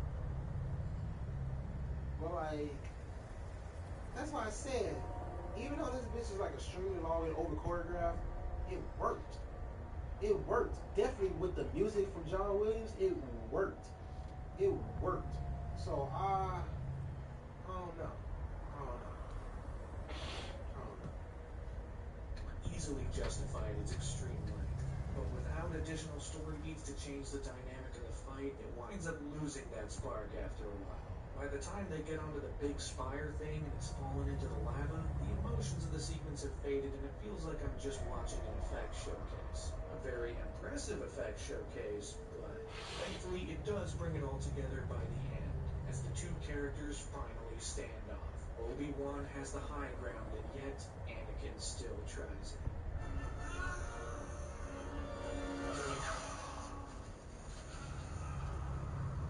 And with that, the fight is concluded. Anakin burns in the lava as Ewan McGregor delivers a killer performance. The dialogue could use a touch more subtlety, but the performance carries it a long way, so we'll let it slide. But that's it. That's the fall of Anakin Skywalker. Eventually picked up by Palpatine just in time to get him to save him. And now we head into our final sequence, the last scenes to wrap the whole thing up. In a stark move, the birth of Luke and Leia is intercut with the birth of Darth Vader. It's a very simple choice and an incredibly effective choice. Once again, minimal dialogue powers in as both the next generation's heroes and its villain are born simultaneously. A very good editorial choice. Yeah.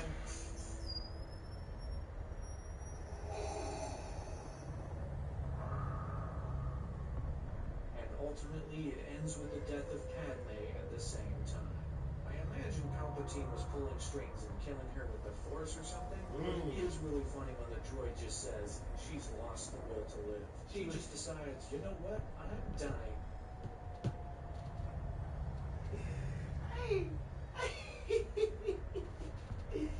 That didn't piss me off, but like that really confused the shit out of me. Like, I understand your nigga is evil now. He really choked your ass while you pregnant and shit. Like, I totally get it.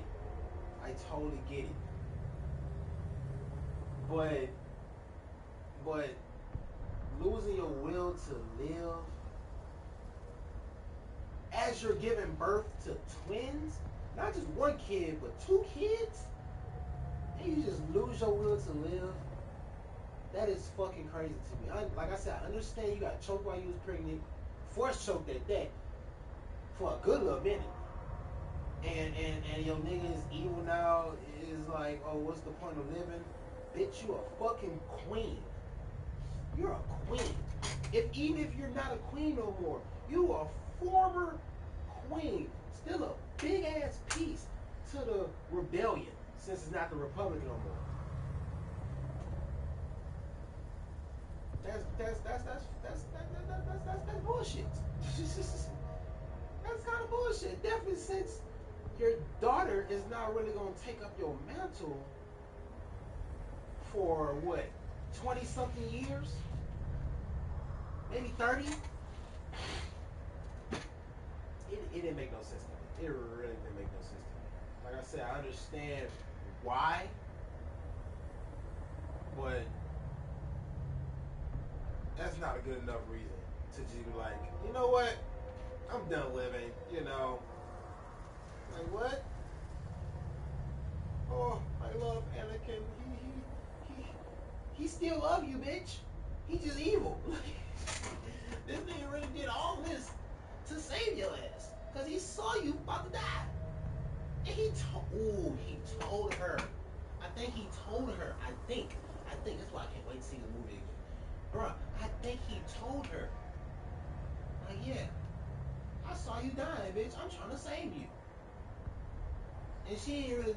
I think she brushed it off. Like, oh, you crazy boy. Like,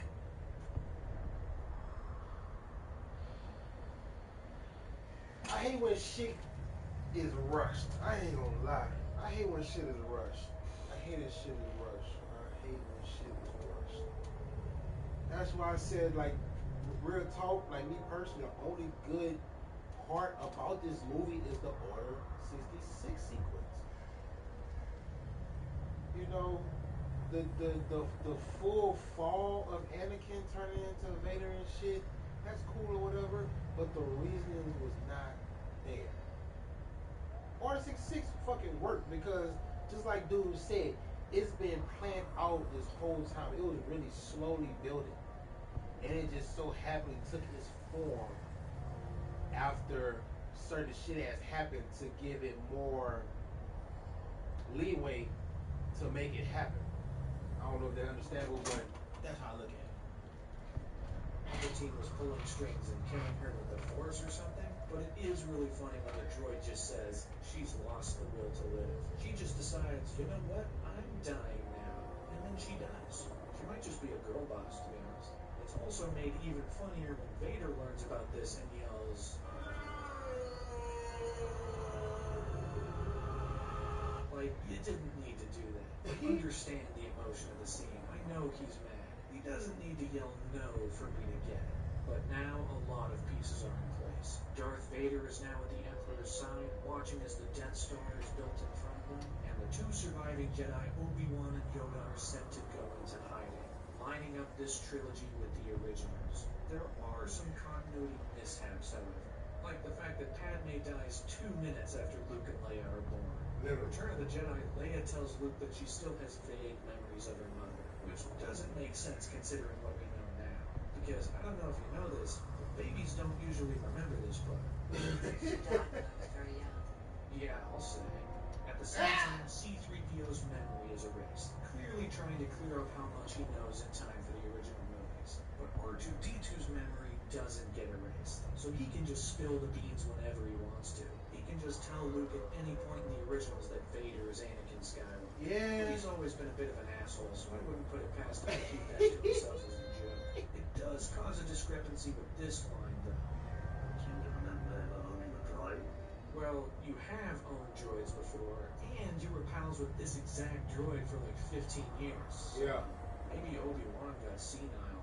Also, did George Lucas forget about Force Ghosts? They haven't appeared in any of these movies, and in a very quick scene in this one, right at the end, Yoda hints that Obi-Wan might be able to commune with his old master Qui-Gon through the Force. This absolutely feels like an afterthought. Maybe it wasn't, maybe this was the plan, but with Force Ghosts appearing so frequently in the other 3 movies, it is weird that they're never around this time. Despite those discrepancies, everything eventually wraps up. Leia is adopted by Bail Organa and his wife on Alderaan, and Luke is delivered to Uncle Owen and Aunt Beru in the one scene that was filmed during production on Episode 2.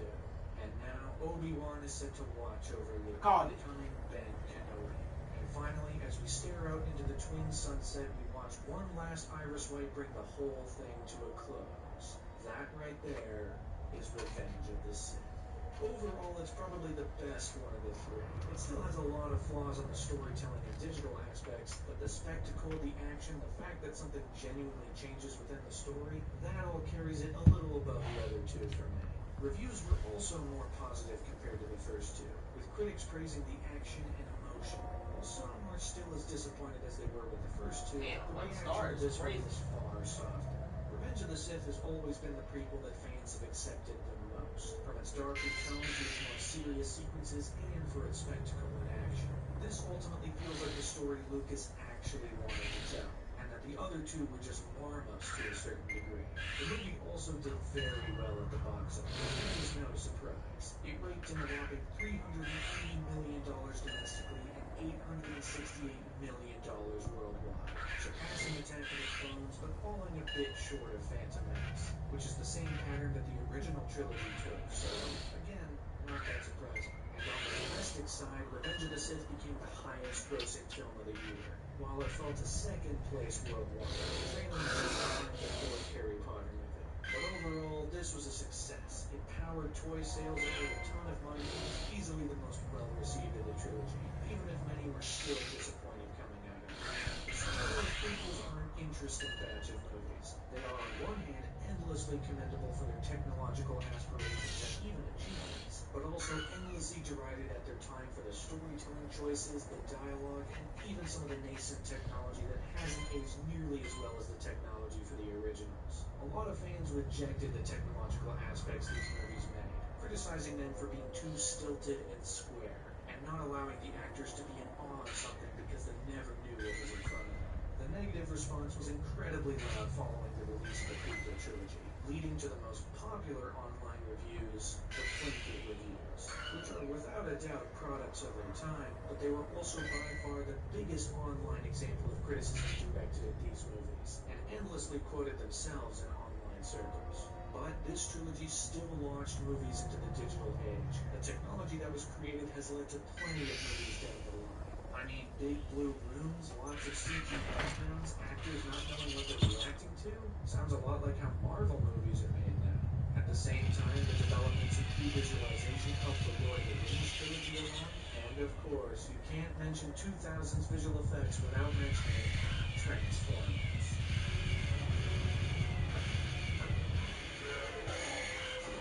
Well, maybe you can, but I wanted to squeeze it in there, so. There was even a line of Star Wars Transformers toys. You could get a Luke Skywalker, an Obi-Wan, a couple Darth Vaders. I had a Clone Trooper guy as a kid. That was fun. Ultimately, the legacy of the prequels long-term has been a very strange one. While the movies themselves were endlessly derided by older fans, kids were able to grow attached to the new characters and ideas.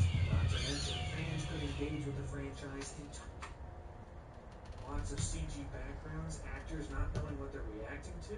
Sounds a lot like how Marvel movies are made now. At the same time, the developments in pre-visualization helped the Lord of the Rings trilogy along. And of course, you can't mention 2000s visual effects without mentioning Transformers.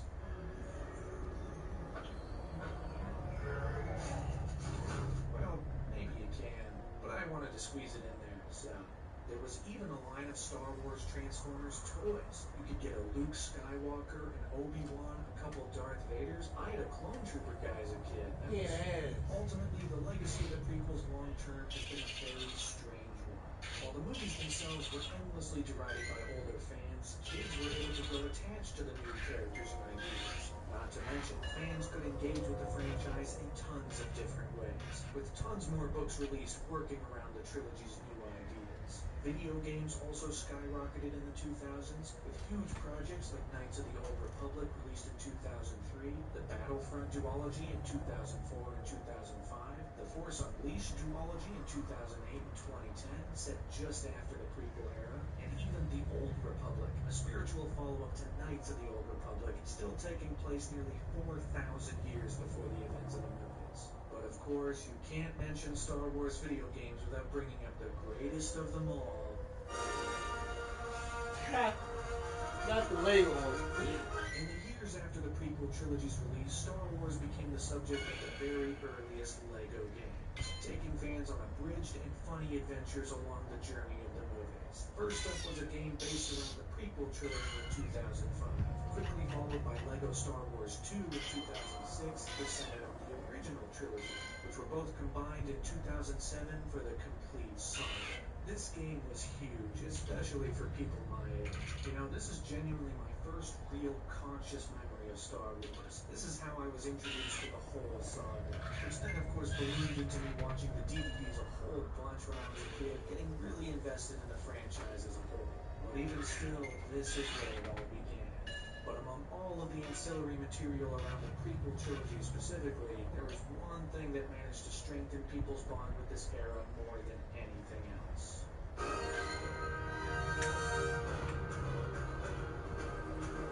This show was huge, keeping kids engaged week to week for the adventures of Obi-Wan, Anakin, and the army of clones facing off against the Separatists. A spiritual follow-up to the 2D show at almost the same time, even trying to translate some of those 2D designs into 3 dimensions, introducing a whole ton of new aspects and characters like the fan favorites Captain Rex and Ahsoka Tano, the latter being Anakin's Padawan learner.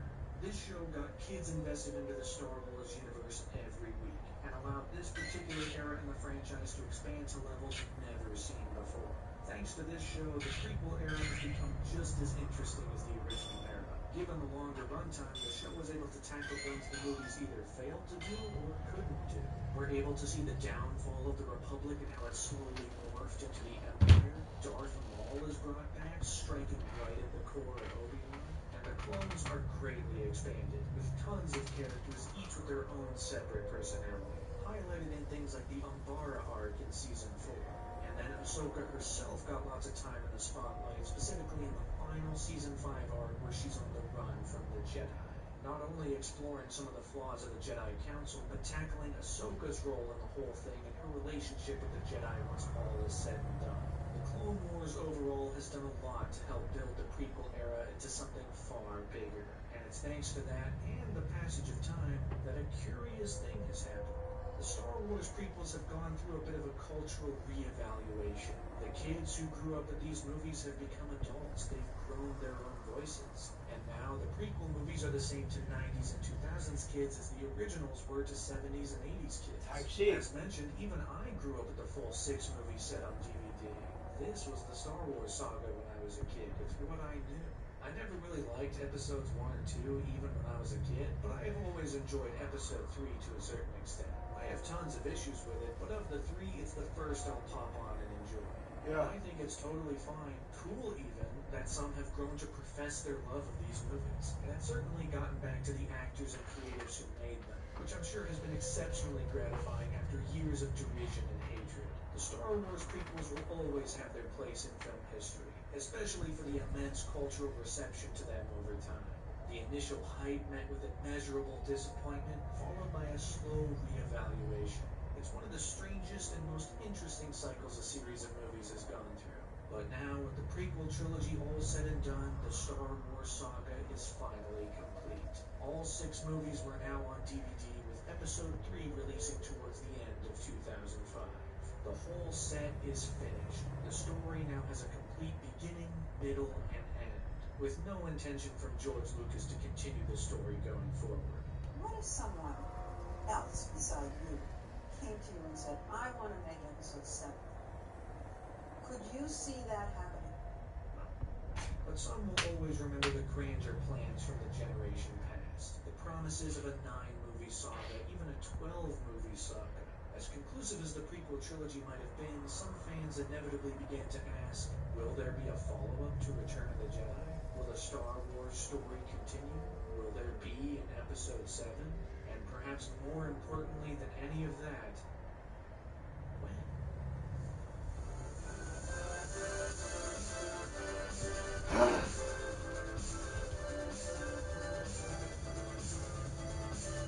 So yeah, that video is 4 hours, 13 minutes, 27 seconds. Fucking around with me, it might be 5 hours. So that's gonna be tomorrow's video, or at least later on today. I'm not finna put it on right now because I'm going to finish it. I wanted to finish the prequel bitch, but it got too fucking late. And I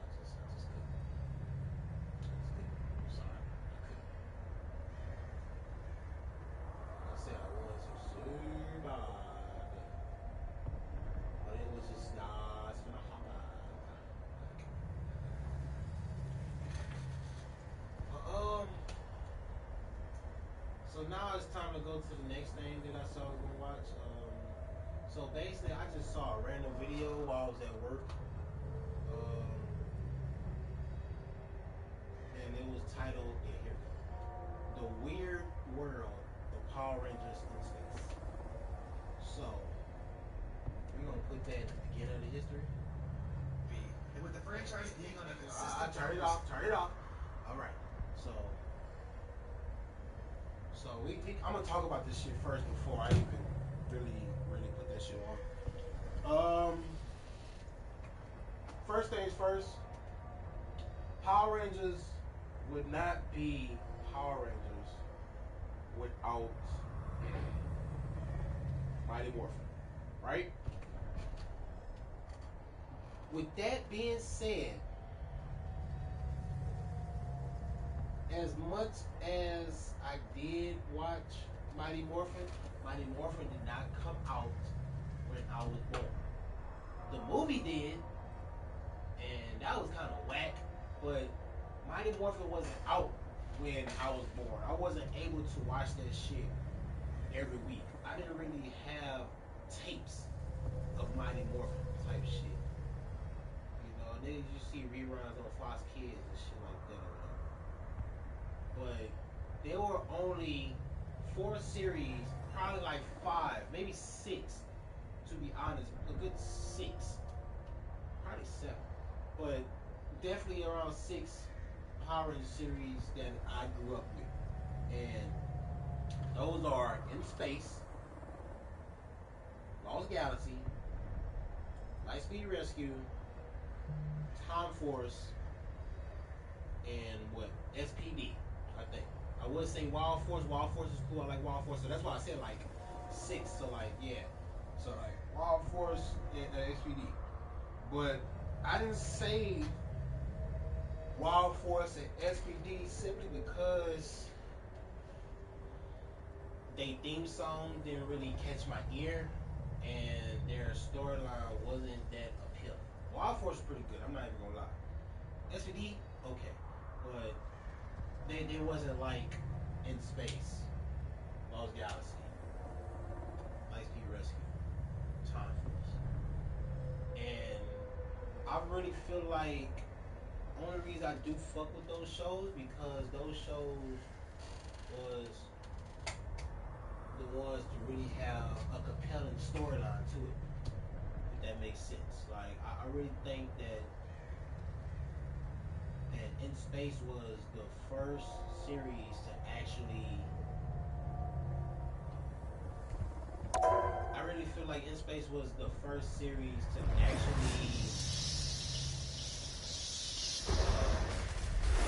First series to actually have a storyline that kind of connects what happened before and basically setting up how shit would be in the future.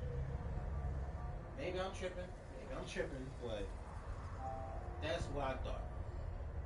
Real shit. I really thought that show really made it more interesting because it had a good story behind it, you know. And I ain't gonna lie. Most of the shows each start off with good stories. Like they started off with good stories, but they never fucking carry it. They never finish it.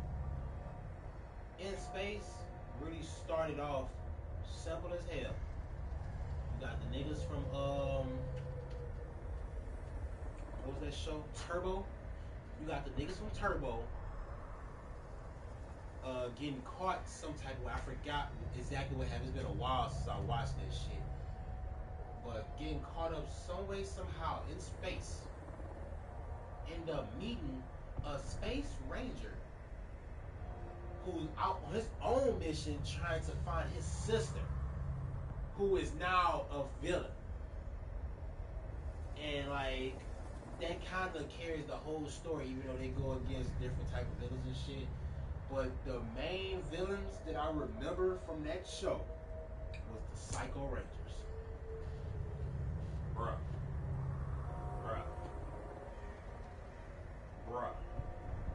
Fucking Psycho Rangers. I had that fucking tape. Like when I went through and watched that shit on Netflix, they got that shit spread it out. But the tape made me think that, oh, this shit was kind of layered back to back to back to back, which it wasn't. It was really stretched out throughout that whole season, which was cool as fuck. But I had that tape. Like, I specifically remember being in kindergarten. If it wasn't kindergarten, it was first grade for sure, but I'm pretty sure it was kindergarten. And motherfuckers used to have a couple hours on a Friday, you know, at the end of the day type shit for somebody to bring in a tape or whatever, you know, we can all sit down and watch that shit. I used to be that nigga to bring in the fucking Power Ranger tape, and I used to be front and center on the floor, crisscross applesauce, my nigga, you feel me, just in tune. I'm in front of everybody. I'm the closest one to the fucking TV, you feel me? And that shit used to be high as hell. Bruh, bruh. That was my shit. That was my shit. That was my shit. So, with that being said, we finna go ahead and watch that shit.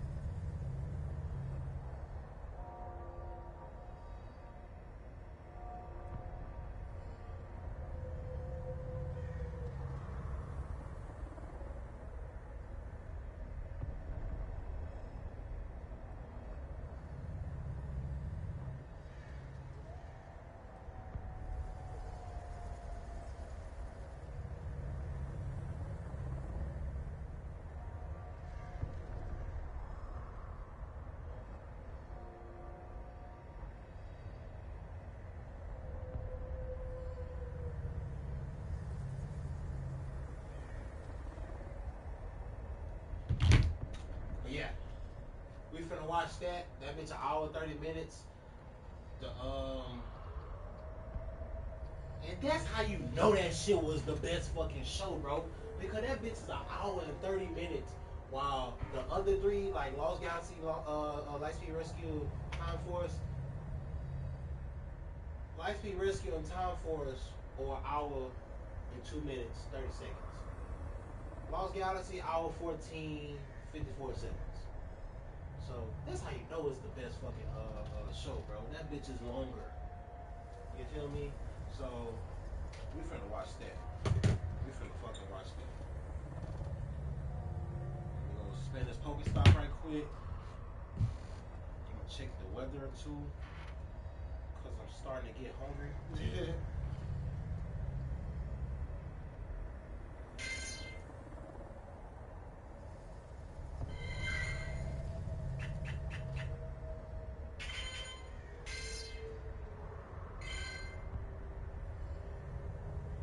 Once I get a full charge, I'm gonna have the bitch on completely.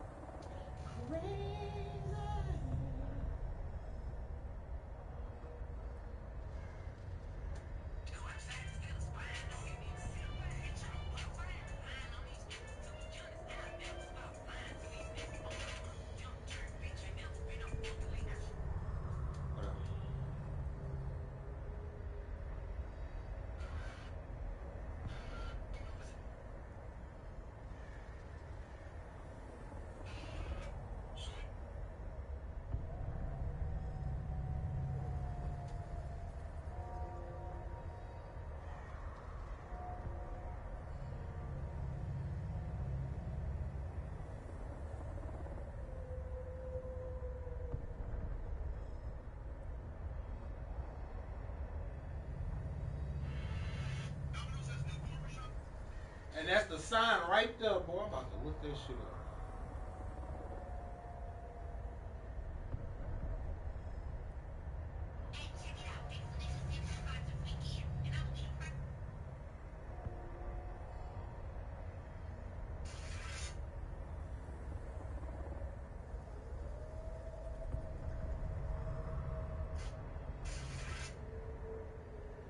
Today marks the 20. Well, yesterday marks the 28th anniversary of Power Ranger Turbo movie. Well, Turbo of Power Ranger movie.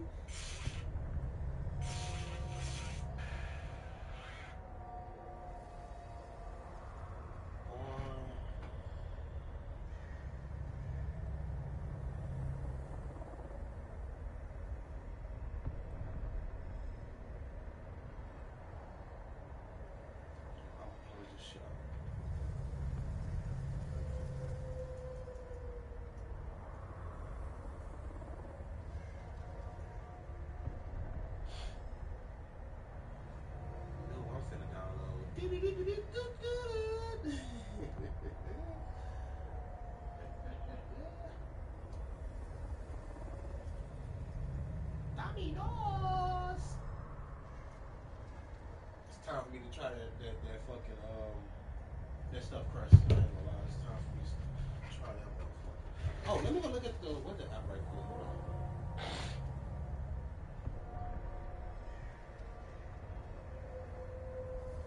Yeah, they said it's gonna start back around 1 o'clock, and I'm not trying to be out there. I'm not trying to be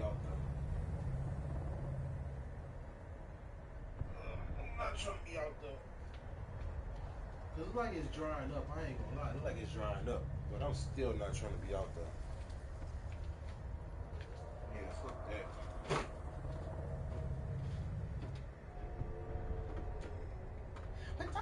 What you know about me?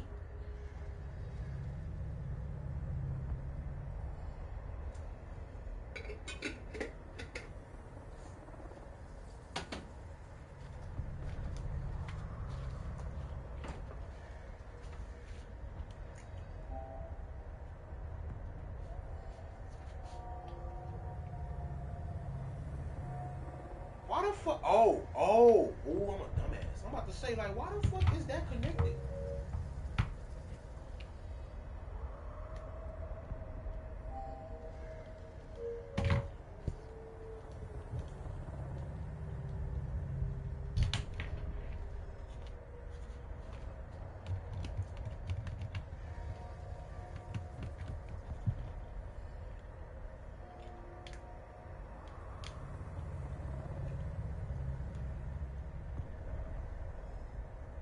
It's crazy how you connect your PS4 controller to the PS5, but you still can't play that bitch. Just because, PS5 has certain features that you cannot use. Whatever.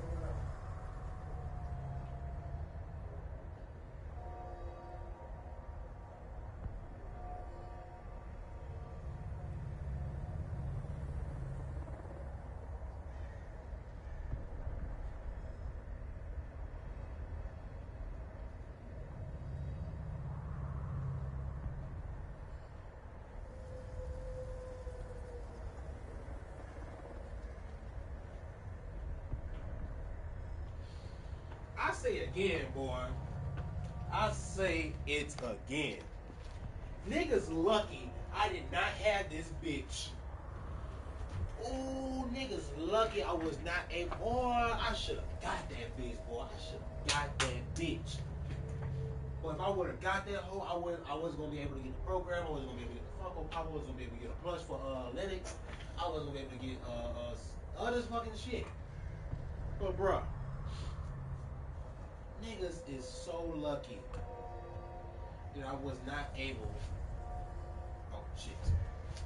Niggas is lucky I was not able to get this bitch. Ooh, niggas is so lucky. Cause just imagine I would have had that bitch and been on TV as much as I was. I would have said, fuck that sign, bitch. I'm the $1 million champion. I'm the $1 million champion. I'm the $1 million motherfucking champion, bitch. I gotta put the gloves on. I gotta put the fucking. Like I said, I'm not gonna wear no gloves during WrestleMania because who the fuck trying to wear gloves the whole time, you know? I would. I ain't gonna lie, I would. But I already know, definitely if my homeboys come through, because I say I'm gonna invite them just to watch that shit, or I might go pull up at they shit or whatever and just put it on their TV or whatever. I'll do that, but or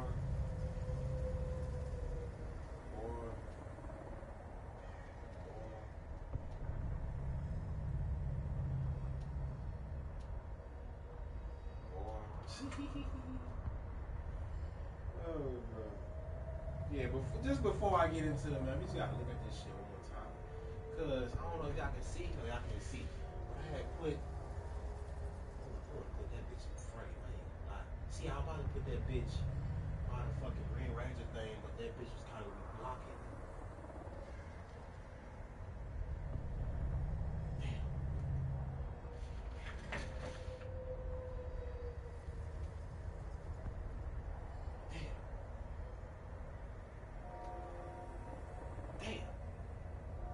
I'm trying to see.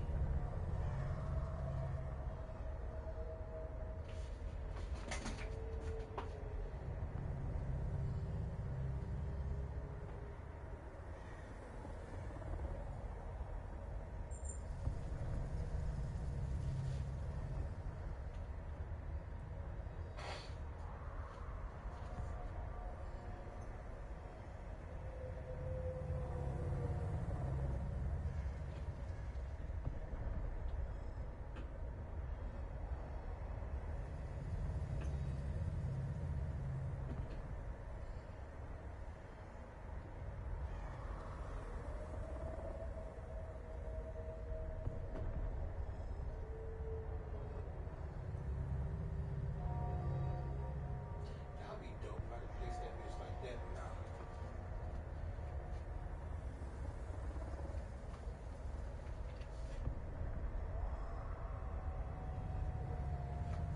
You can't really see that bitch, but that bitch right there.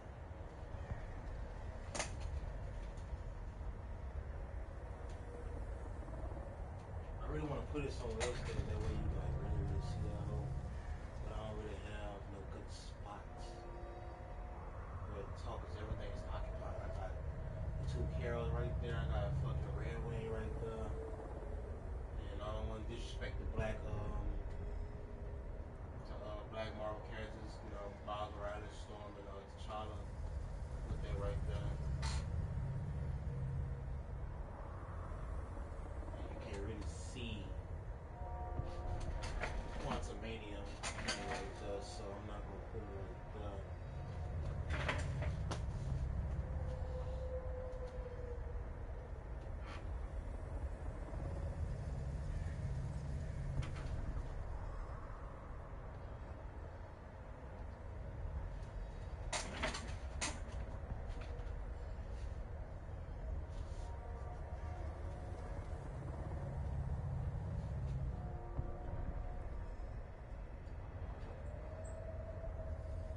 Bingo! It's covering Devil Dinosaur, but who the fuck knows Devil Dinosaur? We don't really care about him, we just care about his owner, and that's Moon Girl. You feel me? Real talk. And you still can't see that bitch, but this right here, and you can kind of see the diamond right there, or the gem, whatever you call it.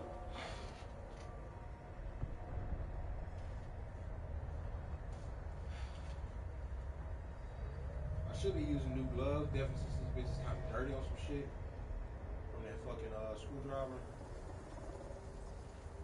It's all good.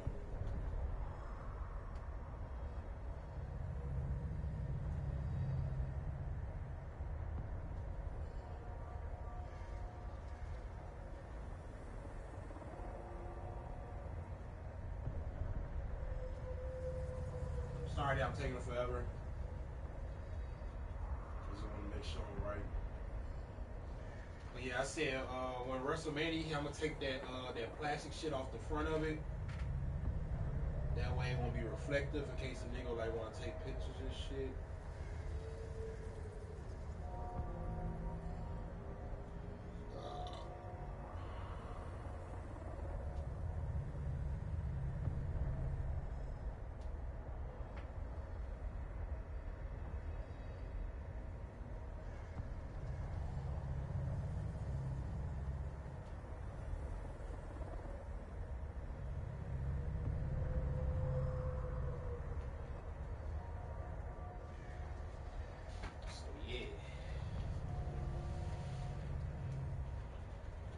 small ass gloves, boy.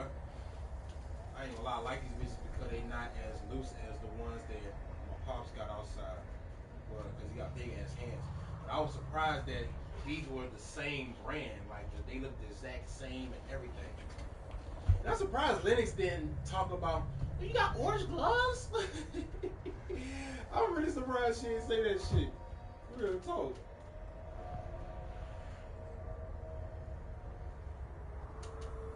Yeah, I got the fucking silica gels still in this bitch. So fuck that. I want this bitch to be fresh as possible right here. I had put the links. Oh, that bitch cut through. Fuck it. But I had put the other links that I had cut off into my microphone bag, box. So yeah.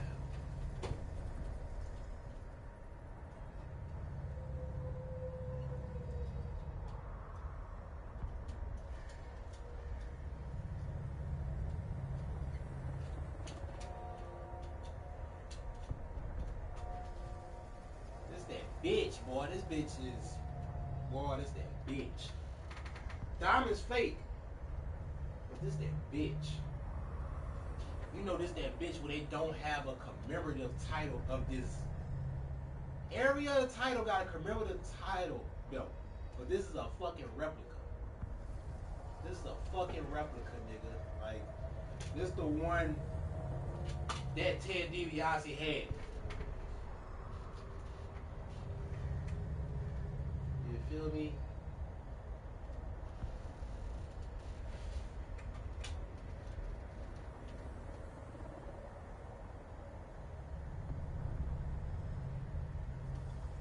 I'm gonna cut this thing off though, cause that shit don't look right. That shit do not look right. And I'm not finna fuck with it. Fuck that. But yeah.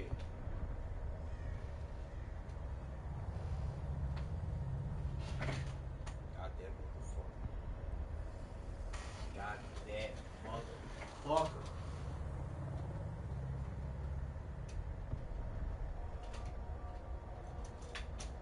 And I had trimmed that bitch down perfectly though, bro. That is crazy how perfectly I trimmed that bitch down.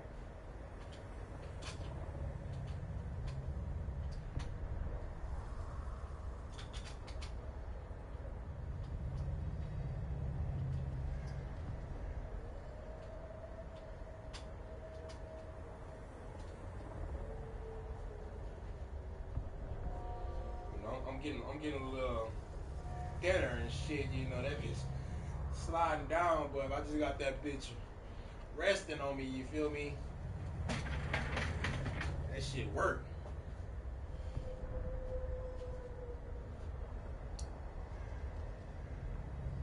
That shit work. Boy, just imagine I would have had this bitch when I went to New Orleans, boy. What you know about me, bitch? What? What? Bruh.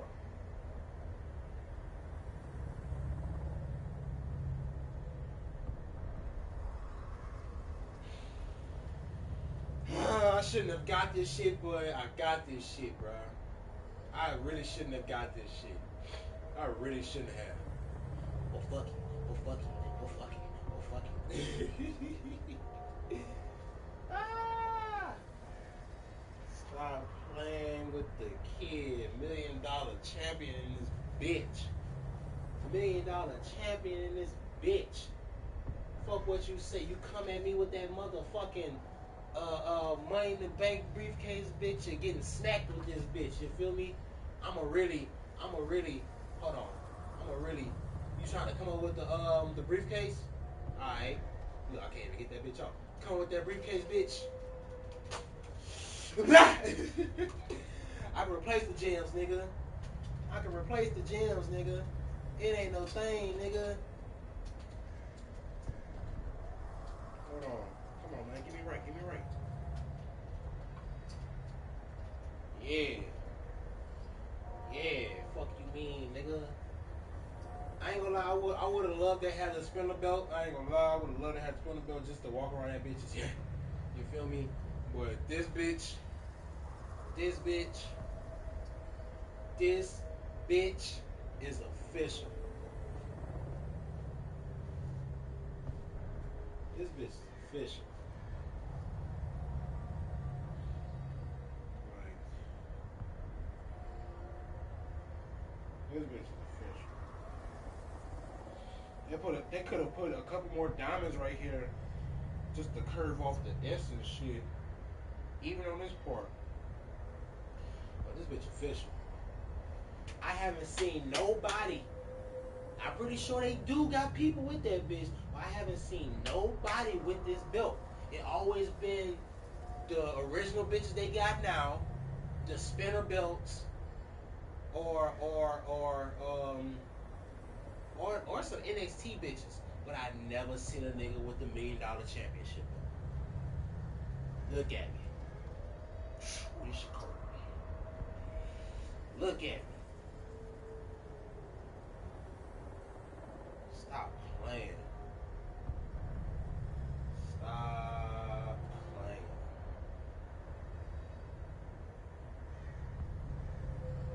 Stop fucking playing with me, bitch. See that's why I said, boy, if I would have had this shit when I went to fucking wrestling, bro, I would have been a whole different type of nigga. You know, I'm glad my poster got recognized by Simon Miller, but nigga, I would have been in that bitch flexing this motherfucker. Oh my god, I love your belt. Can I touch it? Yeah, bitch, $20. What up? And they ain't had it. They ain't even had this bitch at the fucking merchandise stand, nigga. Yeah, fuck you mean? Fuck you mean? You wanna touch this bitch? Yeah, $20. I paid $600 for this bitch. I know you see how much that bitch costs on the thing. I ain't really paid $600 for this bitch. I caught this bitch on sale, but still, I paid a couple hundred for this bitch. $20.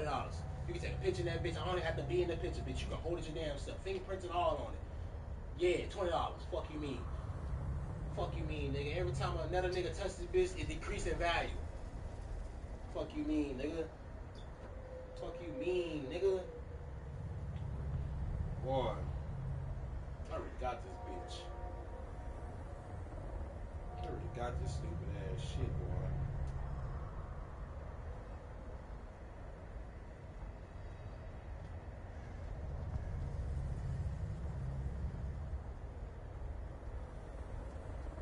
And like I said, for WrestleMania, I'm gonna take off this plastic and shit.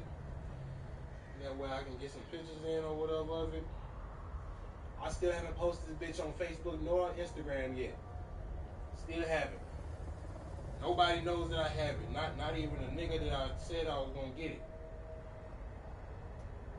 I just realized that.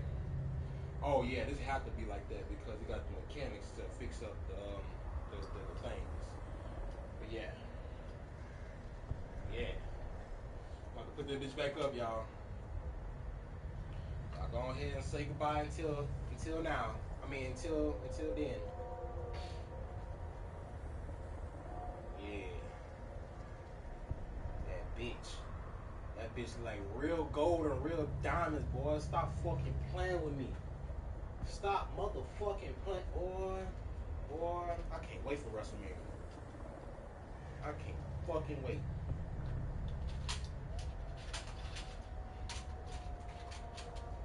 I can't fucking wait, boy.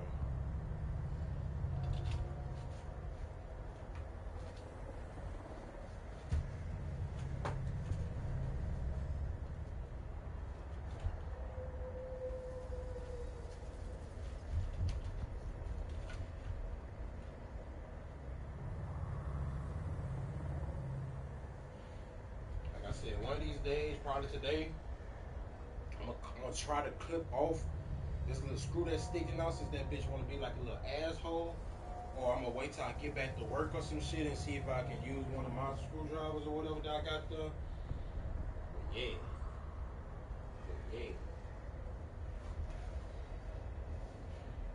I'm not gonna throw away the glove till I might bust that bitch out tomorrow. But yeah, y'all might see this bitch every stream. Real talk, y'all might.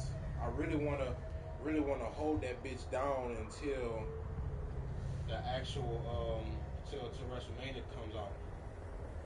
Real talk.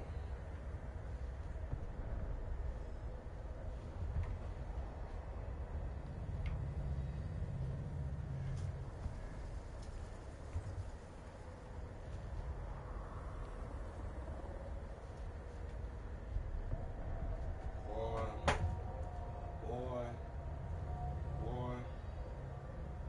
This is not a motivational moment, but don't ever let a nigga tell you cannot do shit. Even if it's not the right thing to do at the motherfucking moment. Cause this definitely was not supposed to be bought. Definitely with everything I'm going through right now. But sometimes you gotta make yourself happy sometimes instead of going with how shit is going in your life. Real life. Real life. Real life. Cause still I had just like I got the fucking I had got the fucking floor seat tickets, the fucking premium ringside package tickets. Boy, I had still got that bitch without a fucking car. You know, I had a plan to, you know, really use my car and shit, but I said, fuck that. And it had fucking one left. I was like, fuck that. And that's crazy.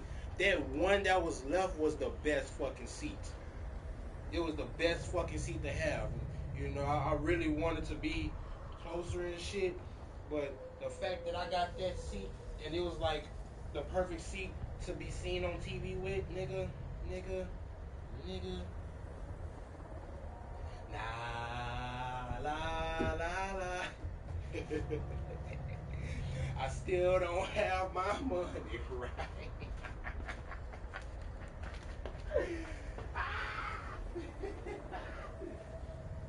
Oh shit.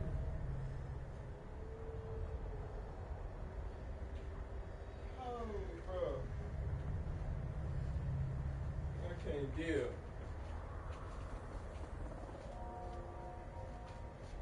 I can't fucking deal. Man, fuck that. So I'm trying to like save the gloves that way I can just put the bitches on easy and shit.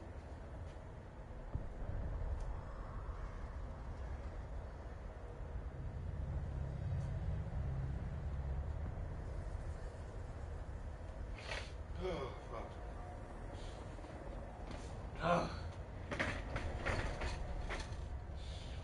But yeah, back on topic. Wait a second. I'm going to kill this last little pickle spear right quick.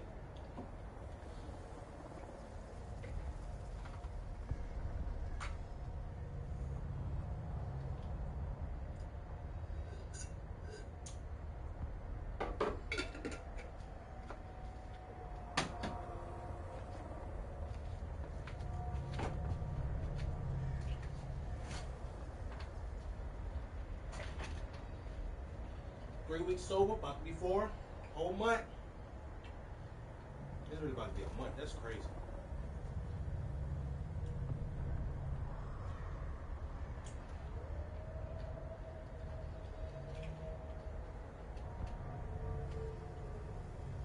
It's really about to be a whole month. And I ain't had my car for about like a month and a half, like almost a couple months.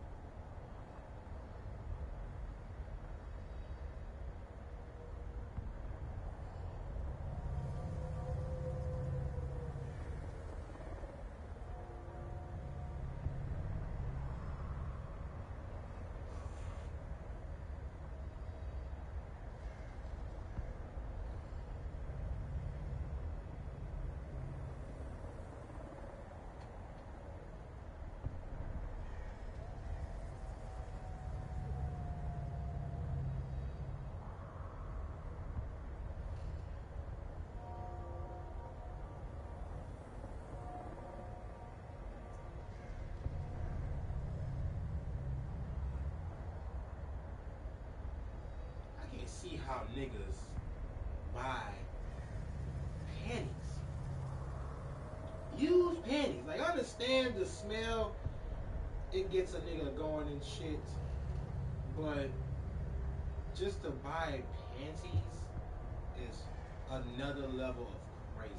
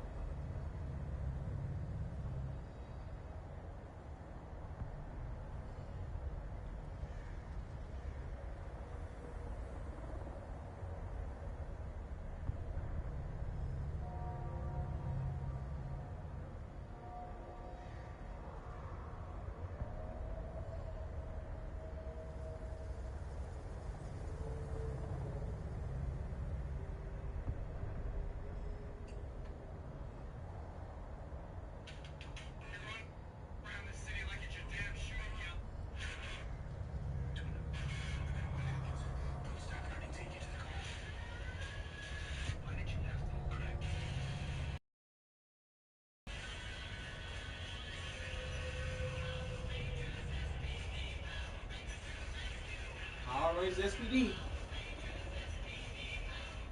Somebody posted, we are living in the same year in which Power Rangers SPD is set. That's crazy. If you had the choice, would it be your daddy of choice would be Sir Ian McKellen or Michael Fassbender?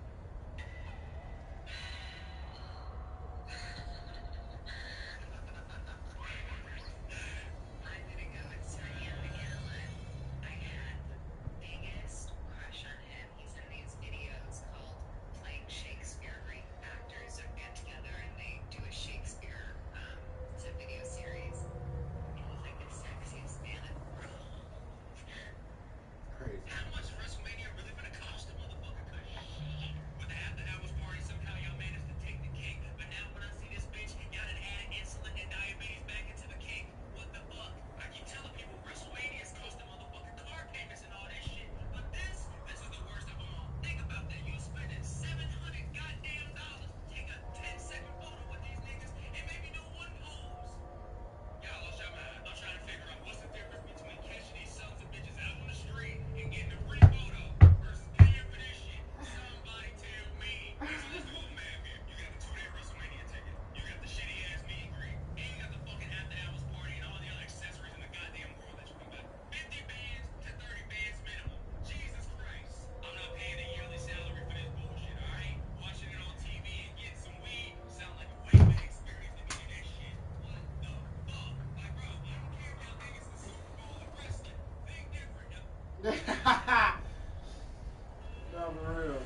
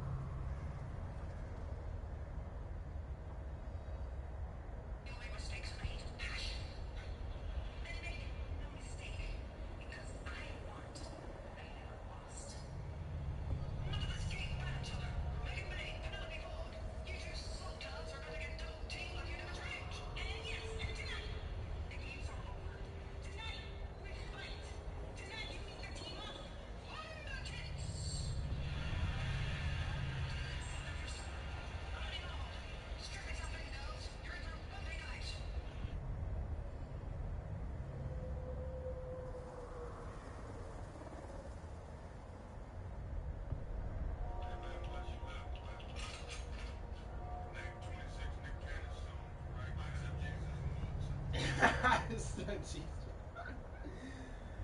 Ah.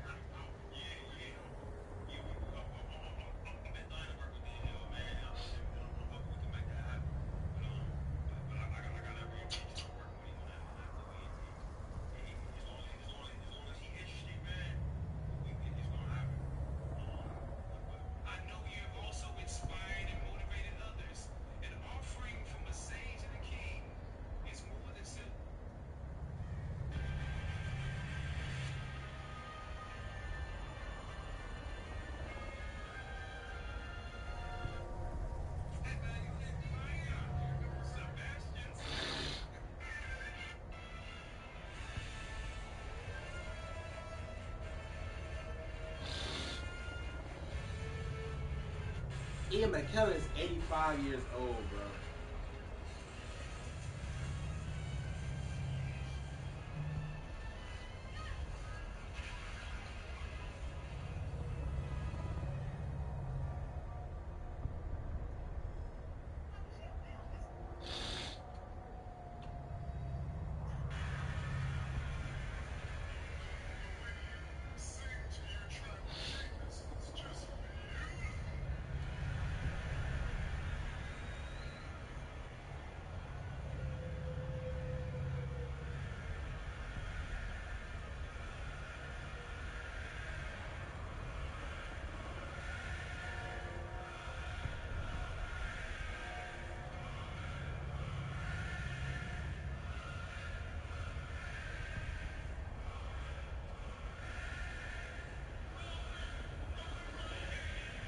They childish.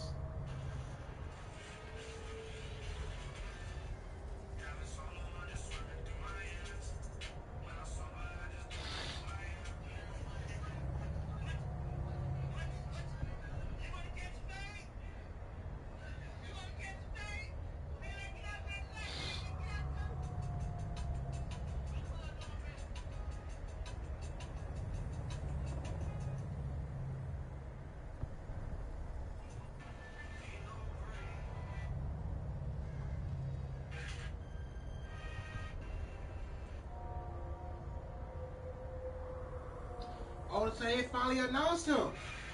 They finally announced him. Ray Phoenix next week on SmackDown. Yay!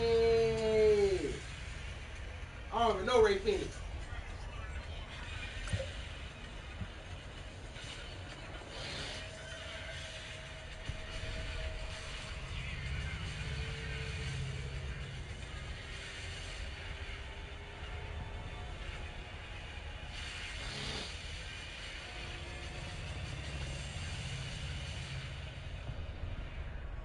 Yeah.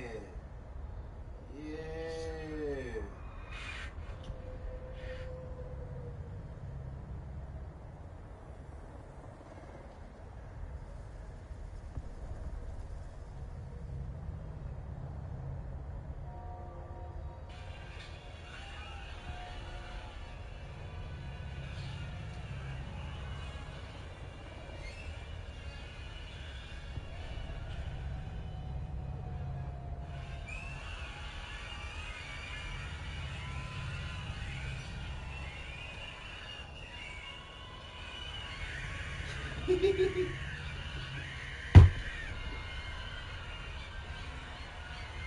Oh God.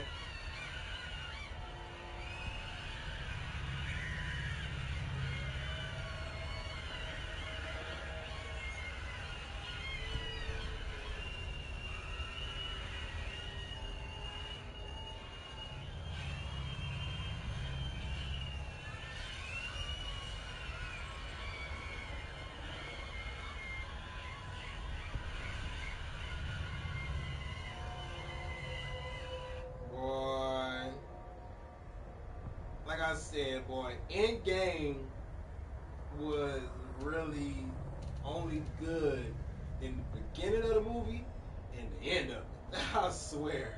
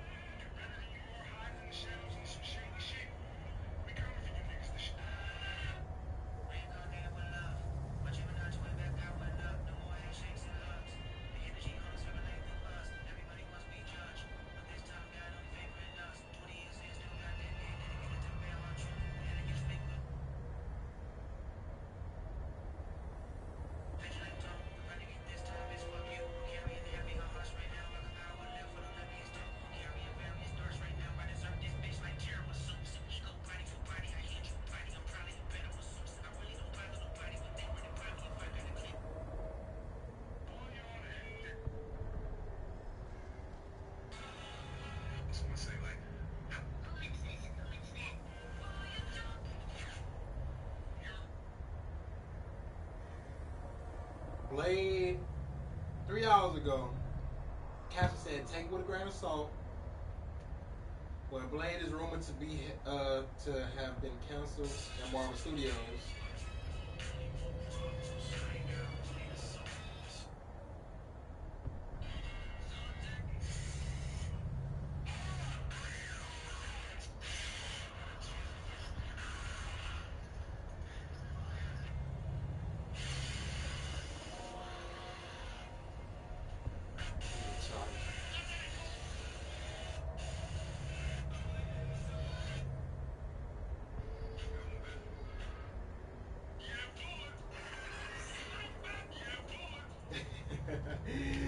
Nigga said how Jimmy slapped Gunther. Ah! In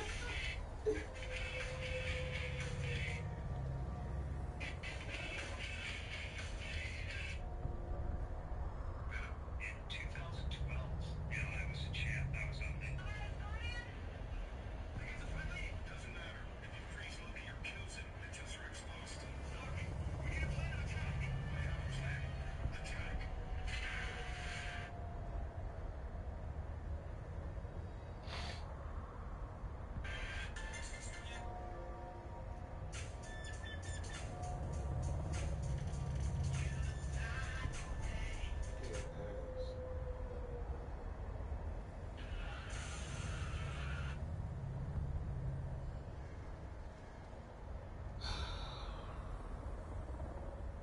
Stand hoes. Stand hoes.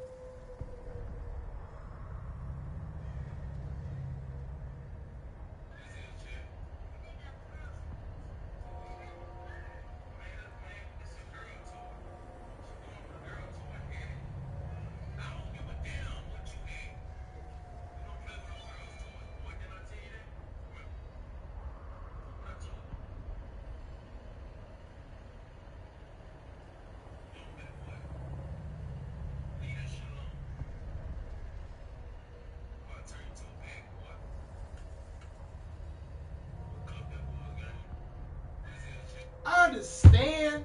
Oh my god, I completely understand, but he went too aggressive with it. Nigga really was scared. Like you know a kid is scared, just not off the face. Cause the face was really showing fear. But you know a kid's scared when they walking up to you and their hands just go like this, or like just together like this, cause they like preparing themselves for a hit. Like, oh my god, bro, that fucked up. The post said, "Funny Mike sparks debate after telling his son to avoid girl toys in Barville." And the first comment I see, somebody say, "Good parenting." Bruh.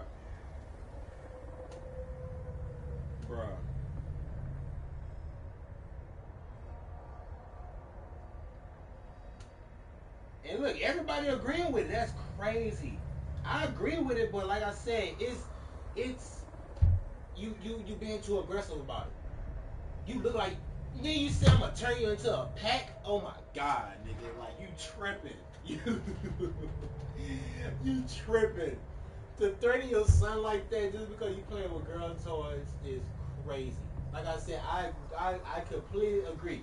If it was my son, I would have told him the same fucking thing, but I wouldn't have made it so aggressive like, oh, you about to get put out the house if you keep playing with girl toys type shit. I'm gonna turn you into a pack. That's crazy.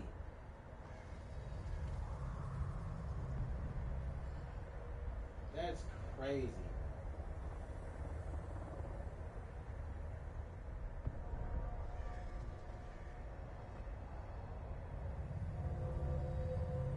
People agreeing with it. That's crazy. One motherfucker said, but when the kid turns out sassy, y'all gonna scream. Y'all gonna be screaming, "Where's his father?" Stop telling active parents how to parent. Just some great old school parents. I miss this kind of parenting. It's his delivery. Yes. I'ma like that one right there. I'ma like that one. I'ma like when somebody said it's his delivery. He's not wrong, but he could have said it a little nicer. Simple. I don't think he was mean, just firm. Niggas say he's gonna turn his child to a pack. That is mean. That's new slang and shit, but that's basically saying you will kill your kid for playing with girl toys. When he's just a kid. Playing with toys. Like, oh my god, bro. As far as men being overly nice and soft doesn't always get the point across. True type shit. Yeah. Type shit. I get it. And somebody said, no, his delivery was fine. He a man raising a boy to be a man. No coddling needed. Nah, bruh.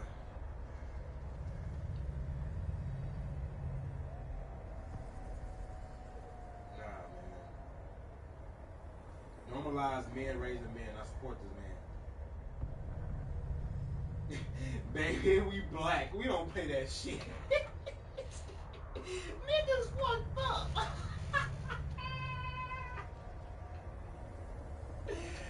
Oh, somebody said it starts with girl toy, then it's girl shirt, then a girl robe. He ain't wrong. Not his sister snitching. That's funny. That nigga's sister did snitch on him. That's why that nigga was looking at his sister like, nigga. Oh fuck. That's crazy. But nah, I definitely wouldn't have said I'm gonna turn my child to a pack. And yeah, and that's fucked up. His sister really snitched on him. Looked at his dad like, what you gonna do about it? Kept on looking at him like, yeah, I'm getting this nigga in trouble. Yeah, what you gonna do? Like, I hate. Ooh.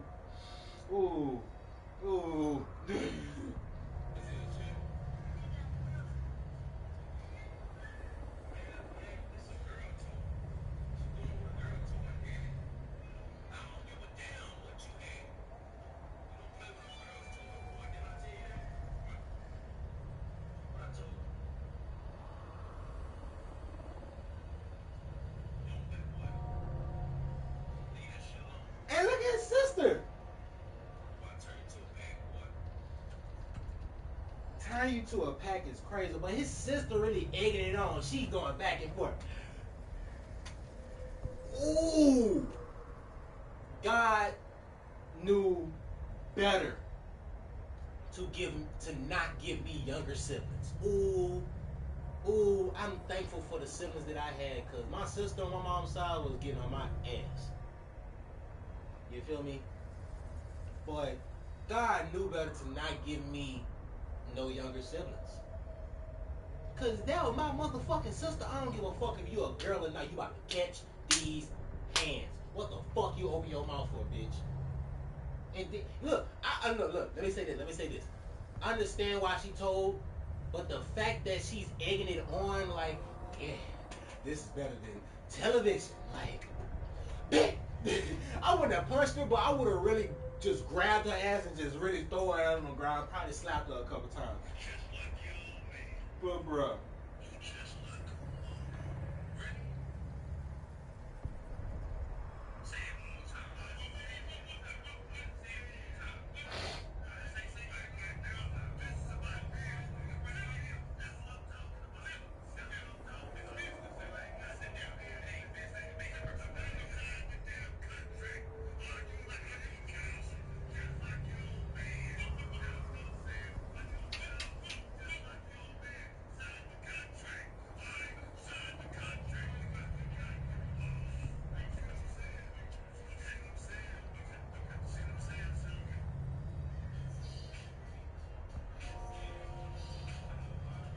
I ain't never say something like I gotta dance. The intro.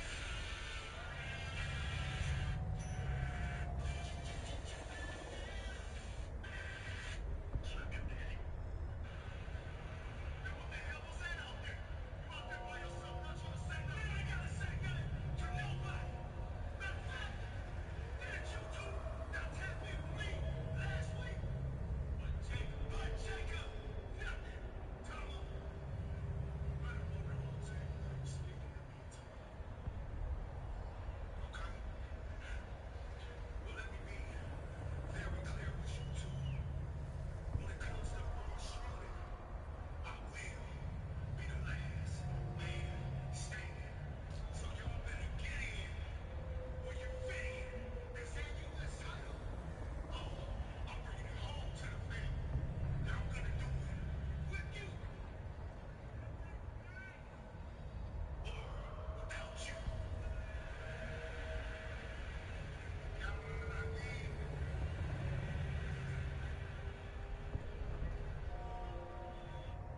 why you have to roll the R like that? And there wasn't even an R in that bit. I mean, like, get the fuck out of here. That he really dragging that phrase.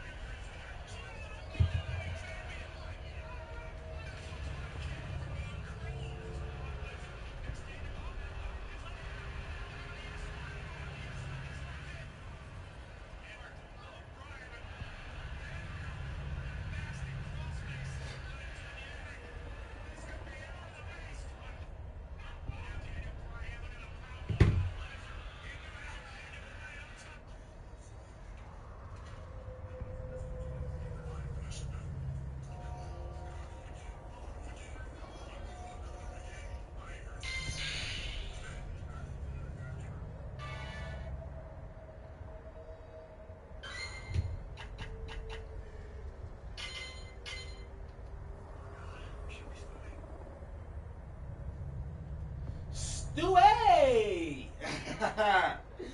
Breonna Stewart just got re-signed. Of course she did. Love and support that I got from the fans, Apple Music. The Avengers were supposed to be different than shit. Anybody remember when I carried a nuclear bomb? No, never. Save New York. Never heard that. Recall that? Hostile alien army came charging through a hole in space. We're standing right on top of it. The Avengers. We can bust the largest aerosol balloon in the Navy. Get out there. That's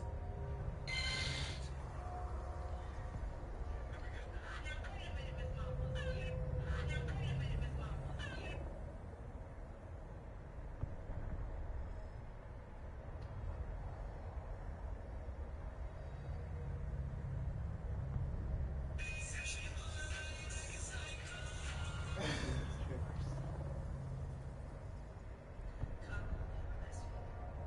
how much time? I swear to this plastic bag that it's an idea. Some stuff really ain't there. Other stuff you bring back. It's our job to figure out how to carry it. Is it gonna be in a big suitcase? Or in a little hand purse? It's up to you.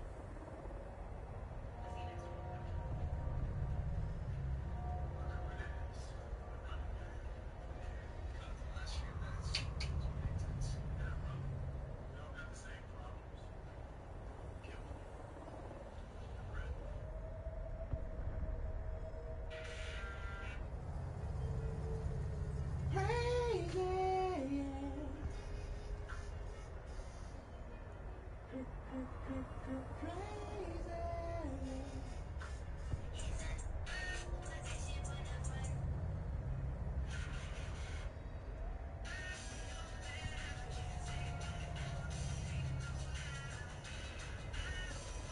So he has spent the entire morning with the director of Black Panther and Black Panther 2, Creed, and Fruitvale Station to talk about it. I saw this video that alleged that it was you, Yvonne, this crazy ass social media.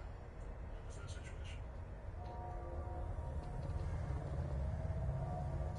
Sinners, because he really wants you guys to know how IMAX works. In case you didn't know, Sinners is a movie starring Michael B. Jordan as a South Twilight Snowflake taking on recorded vampires on that ship from South. And it's shot in IMAX. So Ryan asked me to pull up to IMAX headquarters and see the video he was shooting. He did this like cheesy video. It was great. Big Mike footage. Yeah. I got a shot of show up here. Hold up. Let's go. So what we're looking at right now is friends putting together a new deal. If Fred formats one movie, we'll talk about IMAX. Second millimeter, not people, would have all movies. So we got one you bring some Gatorade, bring it. I got one. Greatest working today.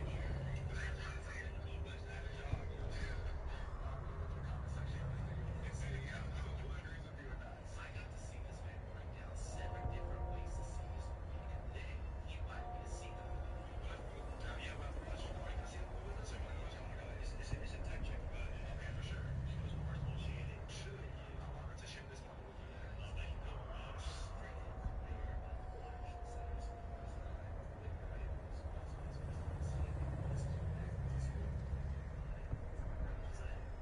Now you know I can tell you when I saw what I want to say this. I'm glad I saw a movie this responsible. Yeah, I'm definitely gonna watch that movie in theaters now. I was contemplating because they got a lot of movies coming out. Got a lot of things coming out at that time, but fuck that. Fuck that. I'm definitely gonna see that.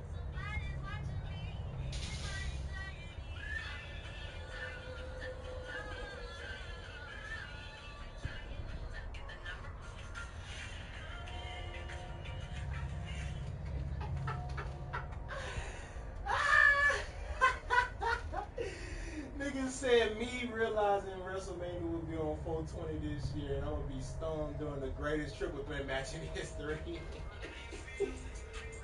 Oh, nigga stupid.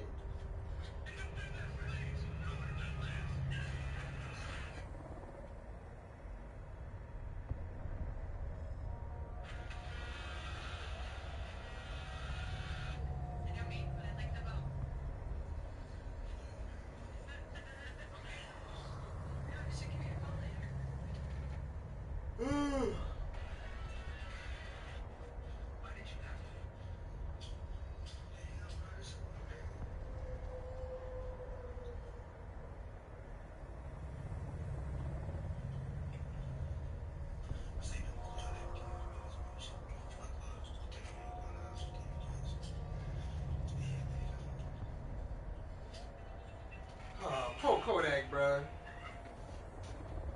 nigga was really that nigga.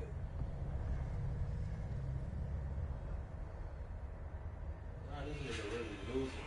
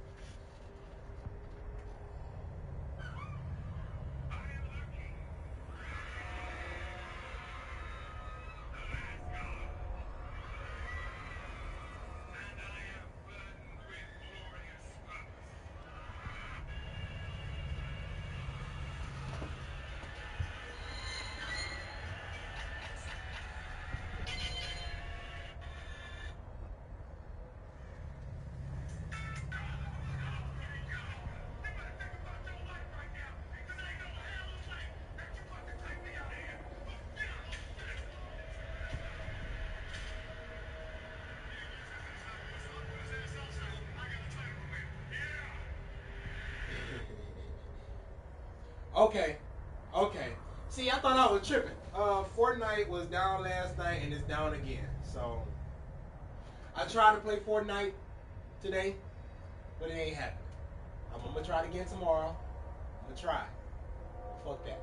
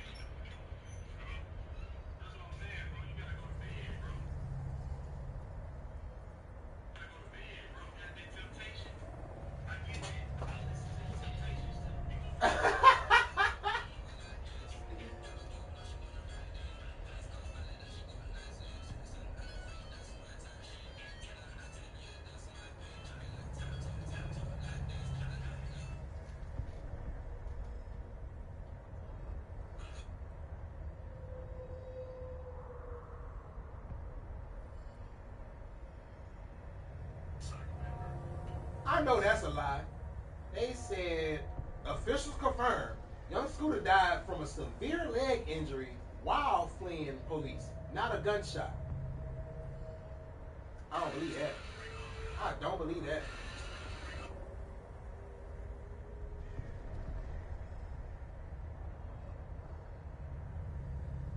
Then it said it happened after he jumped the fence.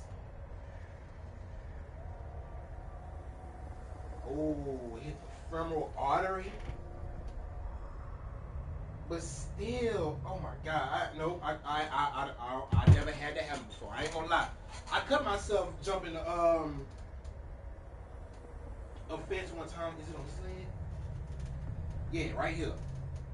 And that bitch was kind of deep. I ain't gonna lie. That bitch was like right below my calf type shit. So, damn. I still don't believe that shit. They're a different team now, dude. No one saw it. They're a different team. And guess what? Who also is a different team with them? Everyone gained them. Brooks says he's this, he's that.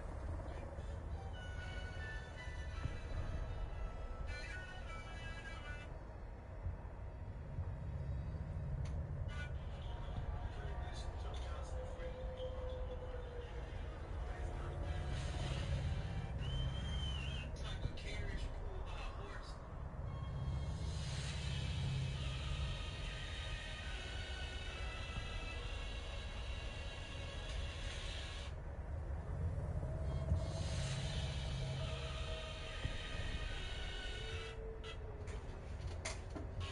All I see is a chump. And you, my friend, are the MVP. You're the MVP of being there.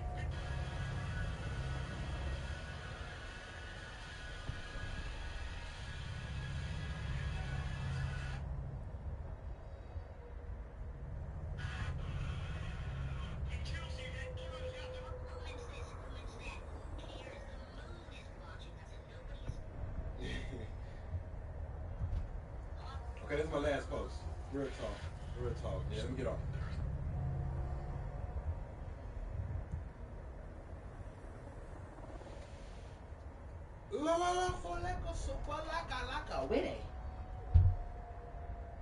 I went straight to Facebook.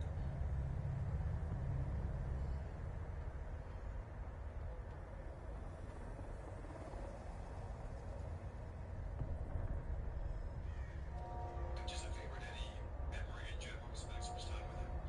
When WWE would do shows in San Diego, I would always come home early because we would never stay for the whole show or after my dad finished wrestling, whatever. We'd always come home. And I remember one morning I woke up, and as soon as I was coming down the stairs, I saw his boots, like his cowboy boots at the front door.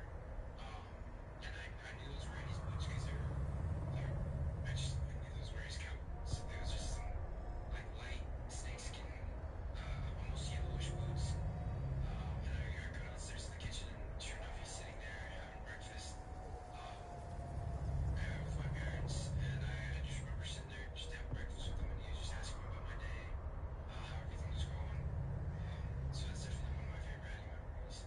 Just a favor.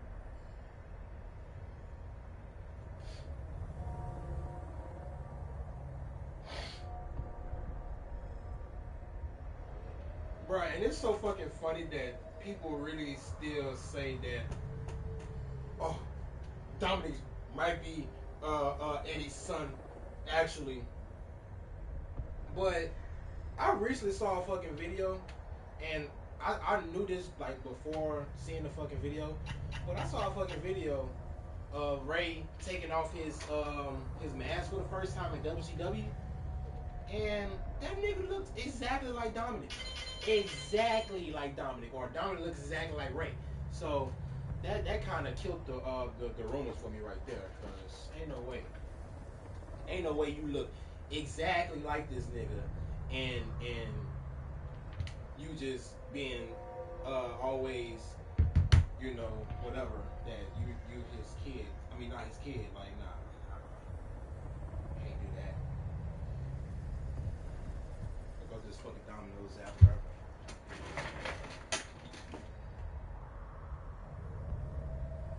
I ain't gonna lie, like it's drying up out there, bro. But I do not want to take that chance. Plus, it's already 11 o'clock.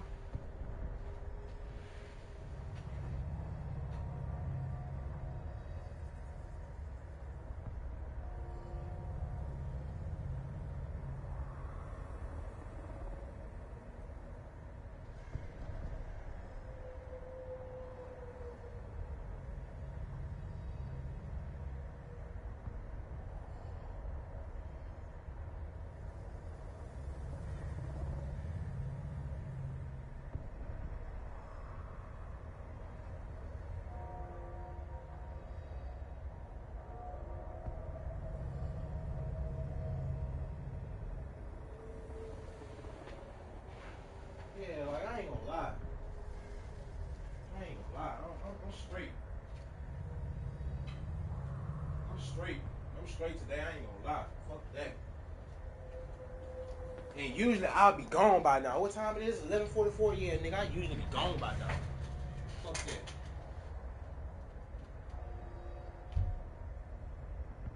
Real talk. Fuck that. This bitch is always going live. I don't know why I keep getting their notifications as a time sensitive thing. Like, I'm not even gonna go look at it. Real talk.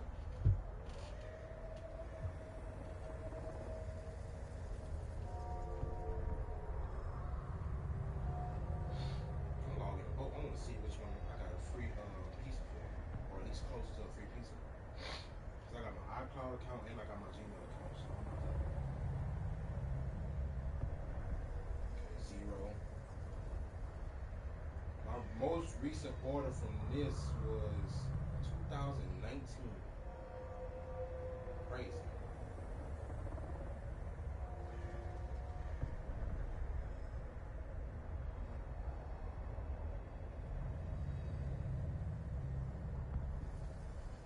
Skylight Moonlight. Oh, I'm about to say, what car that was?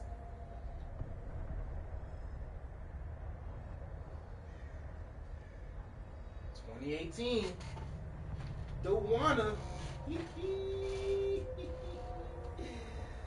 Oh my God, I hate how life is, bro. I swear. I swear. Can I log out? I wouldn't say delete the account, but like definitely log the fuck out.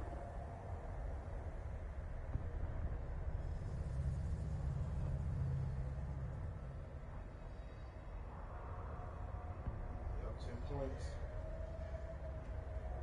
Last order was a month ago. Literally a day before SmackDown.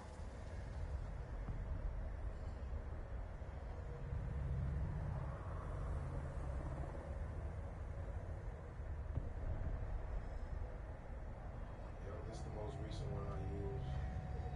So yeah. Create new order. The fuck?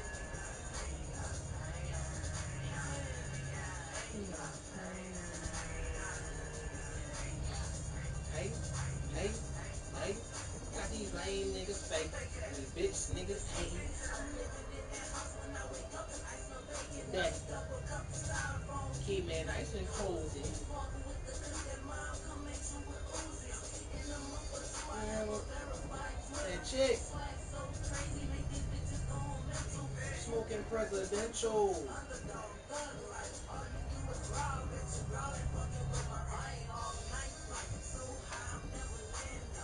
Pause. So I can't get a large stuffed crust pizza. It's only medium. That's gay. That's gay. That's real life gay. That's gay. That is gay.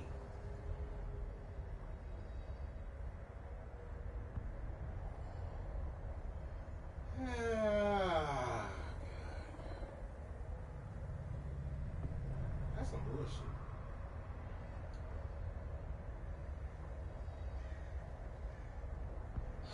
That's real life bullshit.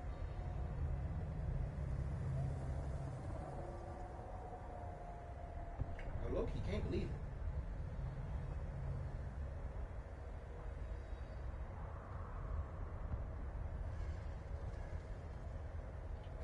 Damn cinnamon bread twist. I haven't tried them though.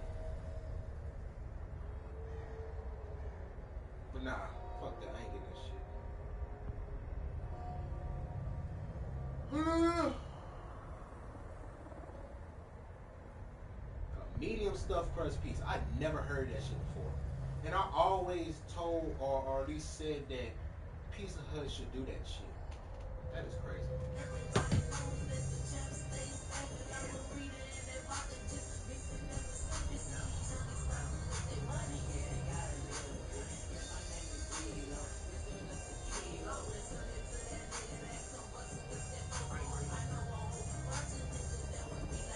But I tell them don't do it like the fake brand of Nike.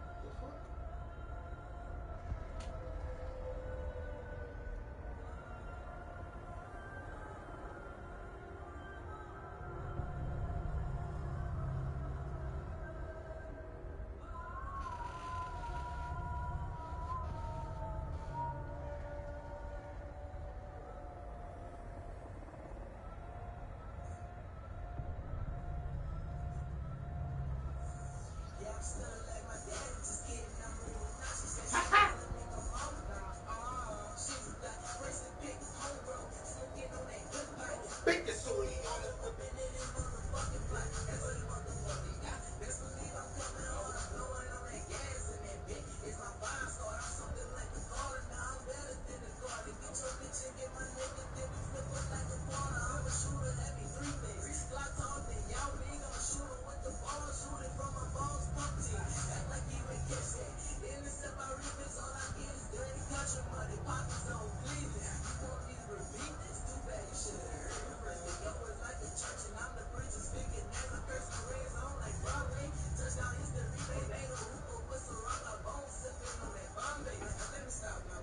Oh, you probably had like a side sister. So I had the side sister.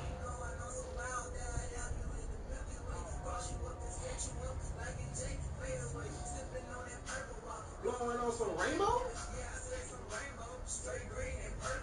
I think it was yours, but I already died before. Maybe after college, I'ma blow up like a bottle rocket. I'm trying to get up out of school. Hey niggas, I don't fuck with you. I'll hit you with that car.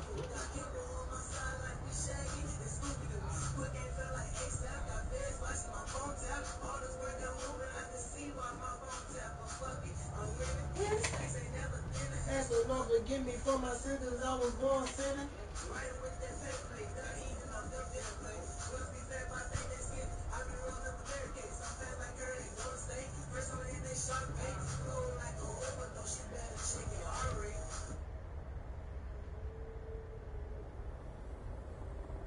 Fly away, fly away.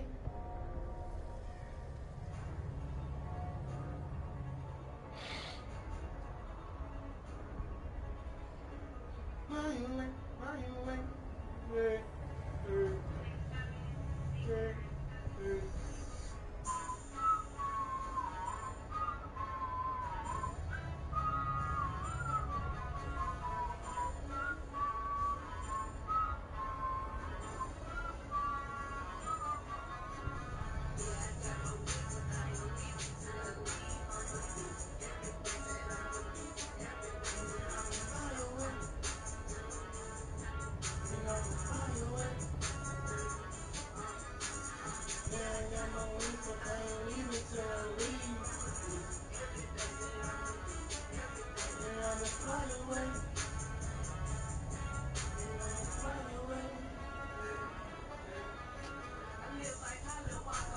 Snapshot a nigga that sends the sky. So when I die, bitch, better not cry.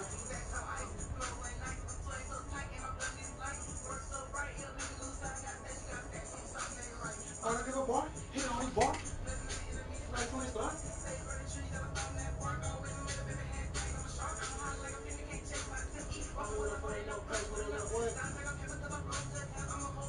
You ain't there for the show.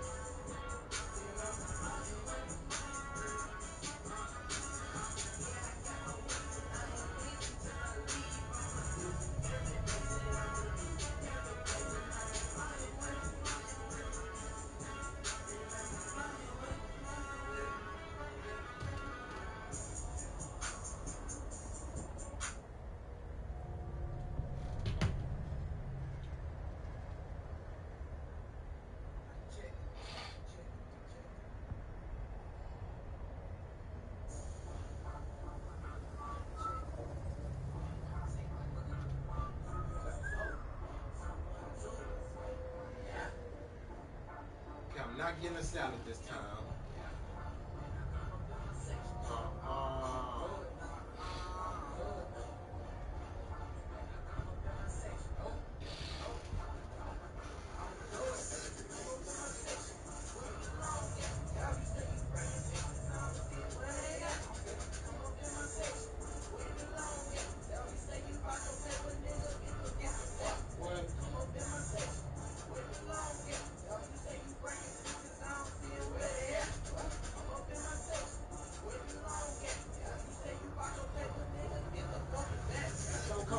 section, boy, I'm alone here.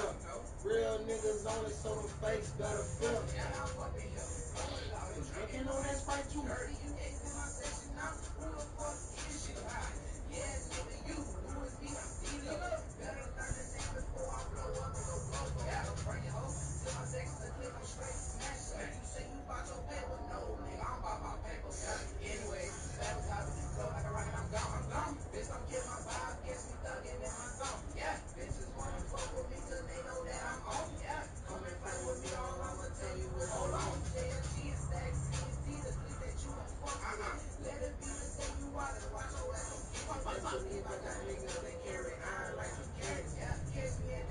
Thug.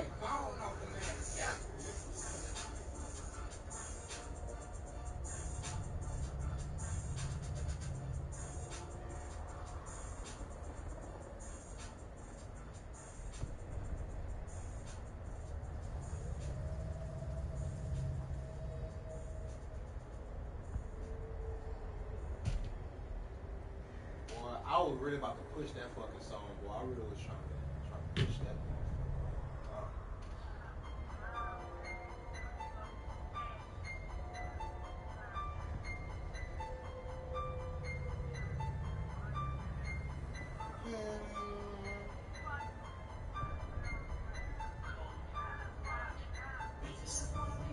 Take your time, please.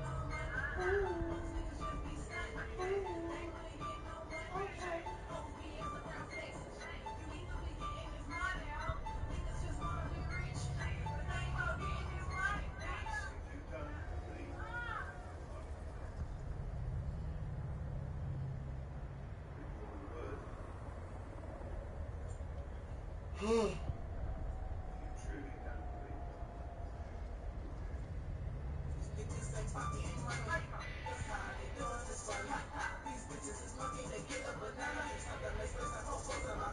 Check on my feet, help me run to the money.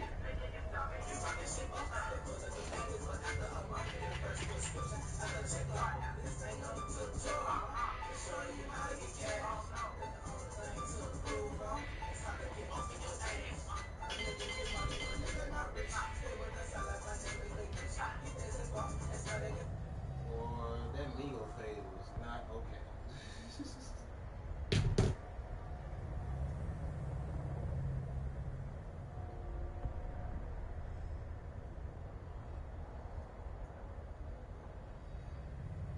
These bitches bananas, these bananas, these motherfuckers.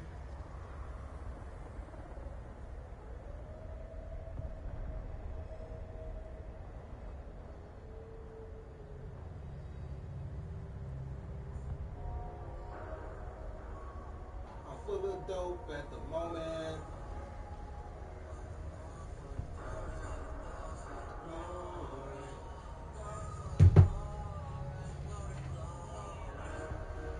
And I'm going for the glory.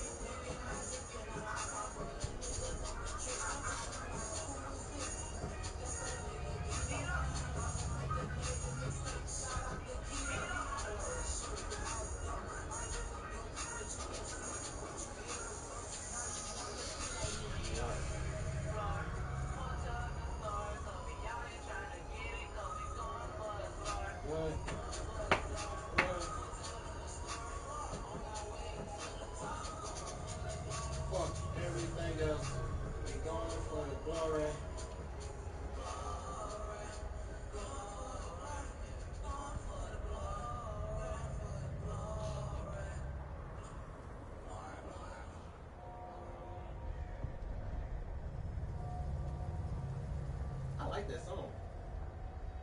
I be yakking on the track, ain't gonna light me another blunt. That bitch get funny.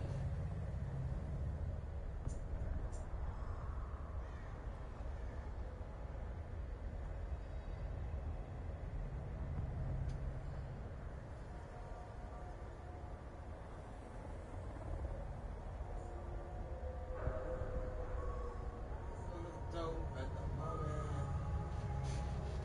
Going for the glory.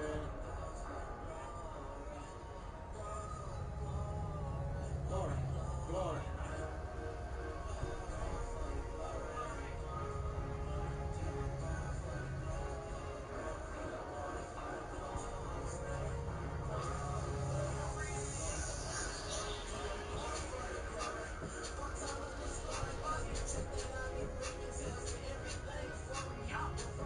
I'm full of dope.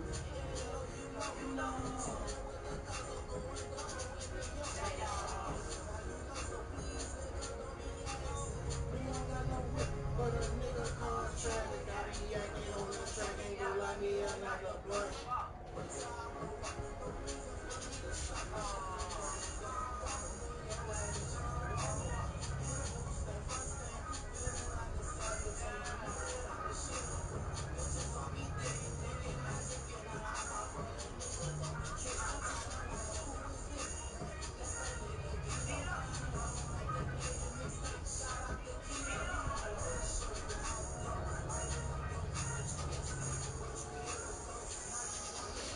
Keep up.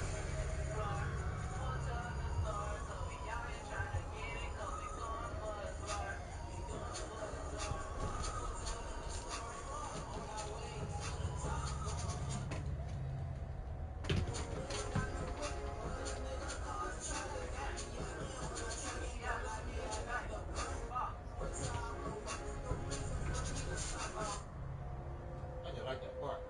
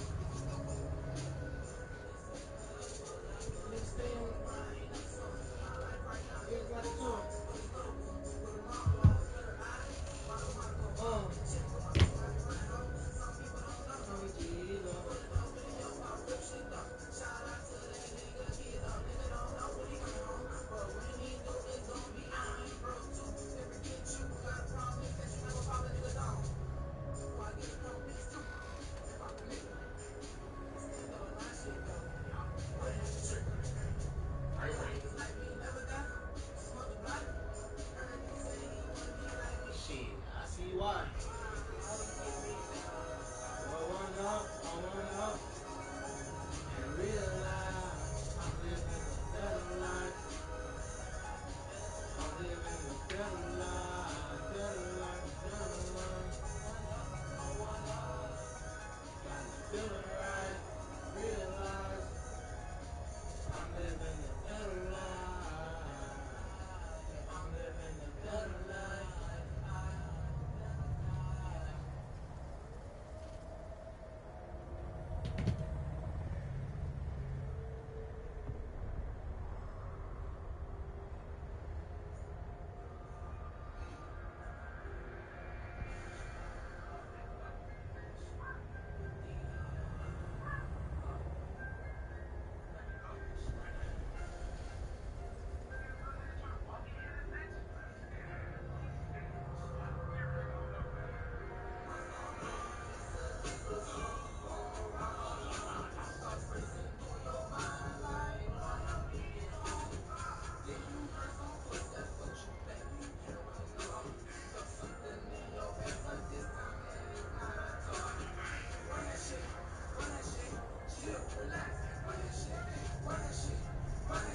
Don't give me no extra.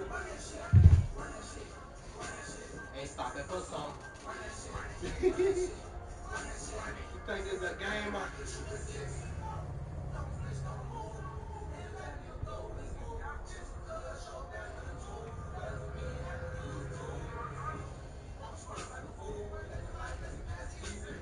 Just letting you know. When you think it real, or currently fake. Take a walk through the hood when the street lights come on. Hey.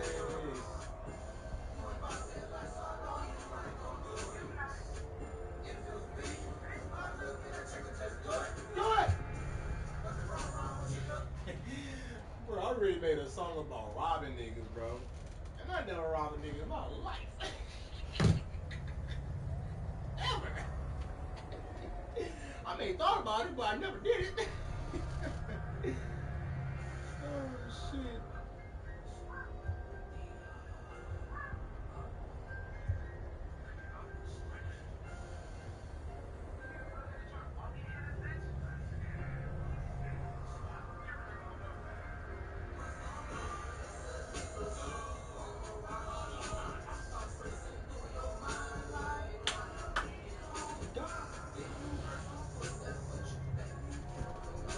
Felt something in your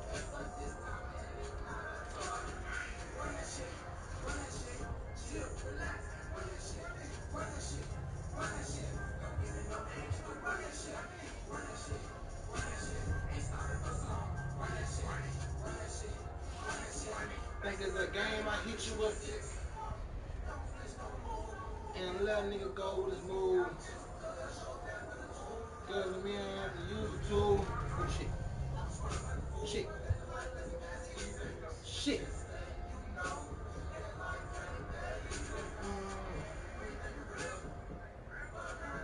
Fake that.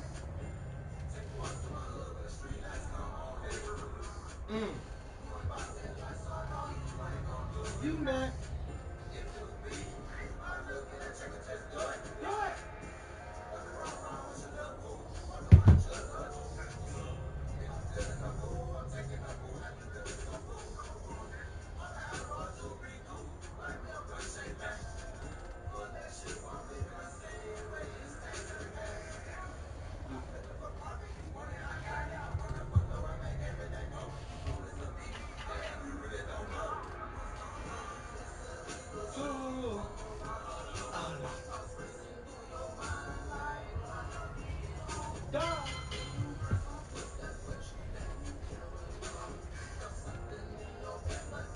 It is not a toy.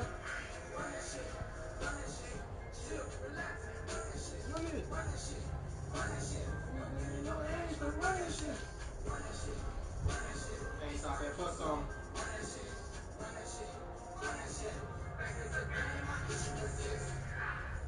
Run that shit. I really made hits, boy. My shit really could have been way better, but nah, I really made hits. Don't ever disrespect my pen. Don't ever disrespect my pen. Especially this nigga pen right here, boy. I got it. I got it. I don't wanna wait the line.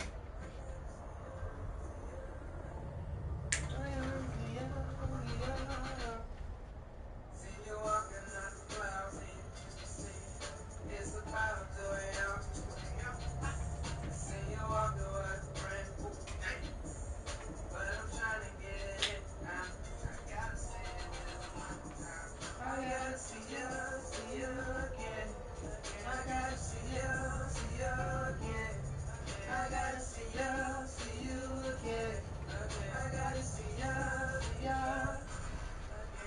See ya, see ya, see ya. Now it won't be a shame if I can get your name. I'm lost up in your frame, and you the finest thing. Up in this club, I'm not looking for love with you. So down to earth, I'm trying to get in touch. Now tell me how you feel is that. Tell it to words is like another round and I look on around and I the shots up and we take them down and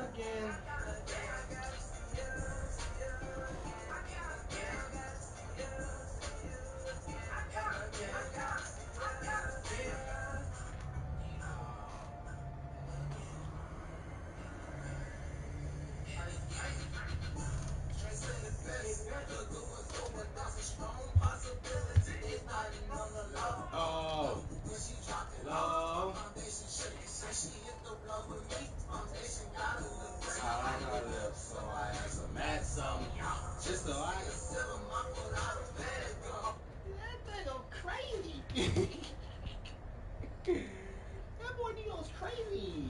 Just to see a seal 'em. I pulled out a bag of them. Bruh. The wordplay is crazy. The wordplay is crazy. Drake said it best. The good ones don't, but there's a strong possibility they.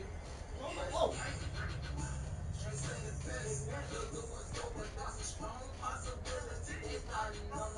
Oh. No. When she hit the blunt with me, foundation got a little break. Yeah.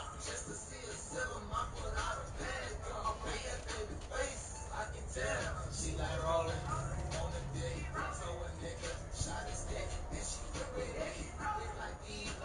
Make it look easy.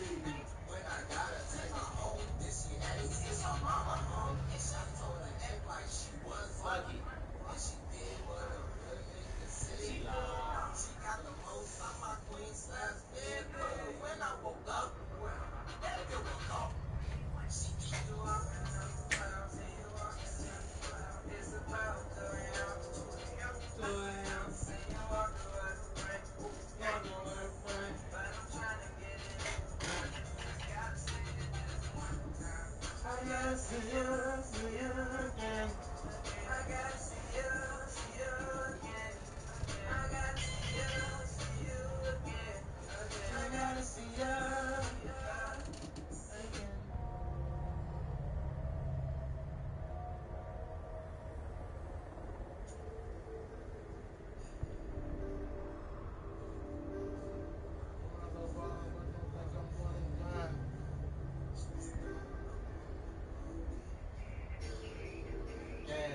Gassed up. What?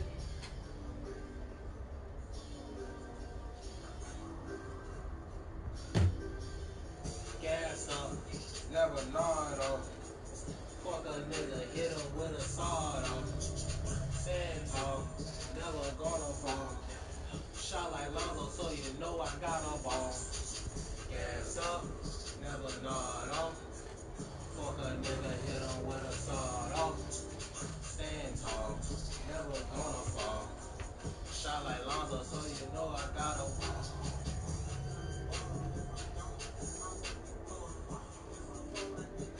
Cause I ain't no whore. Gonna change the scenery. Being to me. Sunday. And every Thursday. But don't fuck with my digits.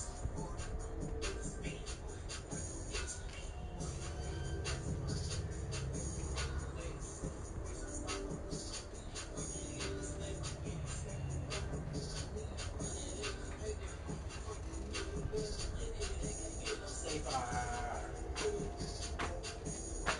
I really don't give a fuck if you don't. Bitch.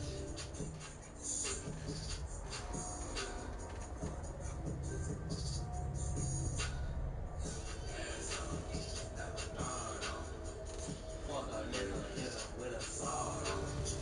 Stand tall, never gonna fall. Shot like Lonzo, so you know I got a ball. Gas up, never nod off. Fuck a nigga, hit him with a sawed off. Stand tall, never gonna fall. Shot like Lonzo, so you know I got a ball.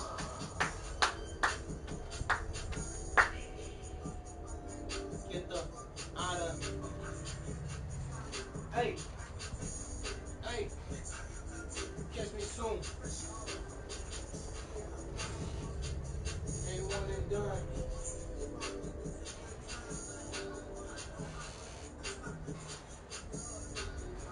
Get it in, get it. Good. I'm the man like Dan. Yeah, baby, we live. That's why I had to cut it off. That part of that song is so cringe. And I really thought that was popping. For me to really put it in there. I can't. I'm strong enough. I can do this. Thank you.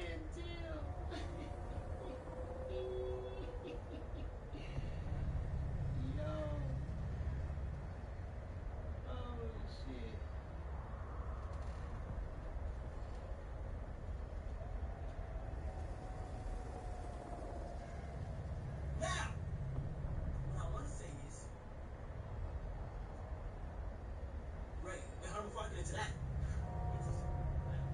Huh? So you got stop. Stop this fake ass, bro. Stop saying my fucking fake ass shit, bro. He's just saying for fuck ass, bro. Stay right there. Stay right there. What do you have on this? No, wait. Because you keep popping it. You in the back of the car. You keep saying, oh, get your ass up. Okay, hold on. Let me see. Wait, you guys a chin? No. I be wanting to know these chins. Okay, let me just tell you, gang. Hold on. Okay, all right. You better come on. Look, I'm gonna go ahead and fix something real quick. Maybe not another video. Ray, when is your stream? Tomorrow, gang. Ray's stream is tomorrow. What time? I say like. What you say? What's your opinion? Popular room, not house. Look, Ray is streaming at 8 p.m. tomorrow, and he's also will be the first one to do a house tour. He's revealing the whole entire house. He's showing everything. He's not gonna say who's who is what, but Ray, I want Ray to have the ability. This is dragging.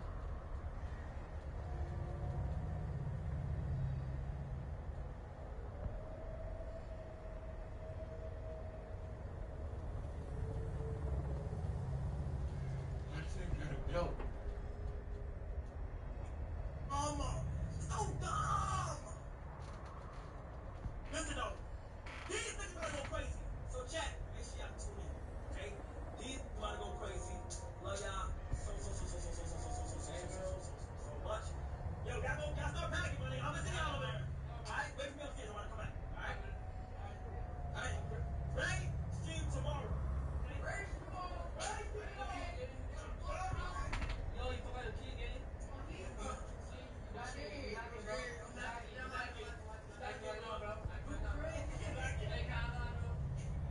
We jump on a bridge. Huh? So I jump on a bridge, you jump on a bridge? Get off the chair! What is you humping that nigga with that chair for? You fucking crazy? Get the f*** out!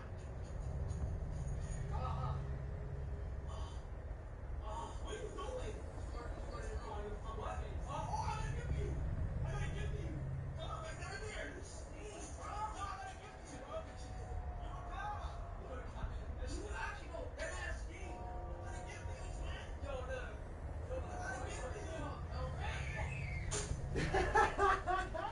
Hey, you dead ass stink. You dead ass stink. I ain't gonna lie. Shut up. Nah, you dead ass stink. You stink. You dead ass stink. You can't. You put fuck in.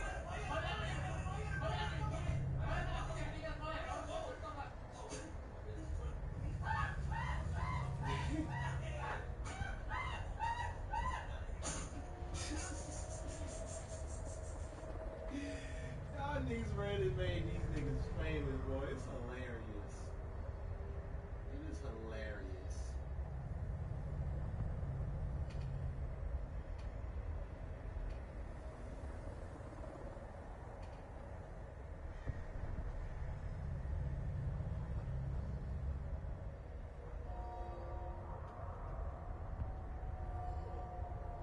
I don't think people understand what really happened to Juice WRLD before he died. His final flight was meant to be just another routine trip, but what unfolded on December 8, 2019 shocked the world. His private jet was forced to make an emergency landing after reports surfaced that the rapper had swallowed dozens of pills in an attempt to hide them from authorities. Tragically, this decision cost him his life, leaving fans devastated and the world mourning the loss of a rising star. His passing sparked a vital conversation about mental health struggles and the immense pressure that comes with fame. Could this heartbreaking outcome have been prevented? Share your thoughts on Juice. I'm about to say the fucking caption in the video said, in the thumbnail said, he killed himself. I just clicked that shit just to see what the nigga was gonna say. I was like, this bitch did not kill himself. But nah, I thought this nigga was on like a regular airport type shit, flight or some shit. I ain't know this nigga was on PJ. But yeah, let's get into this fucking video. The The Weird World of Power Rangers in Space, released a year ago from Connor the Waffle. Connor the Waffle. Got 538K views. So yeah. Skip. And with the franchise being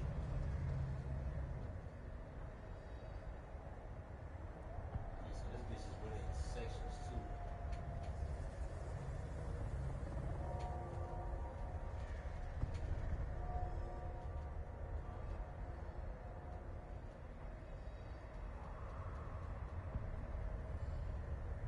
on a consistent Power Rangers Turbo was not the success the Bond was hoping it would be, and with the franchise being on a consistent downward spiral in terms of popularity, it was ultimately decided that Power Ranger. Hold on, wait. Did it start over?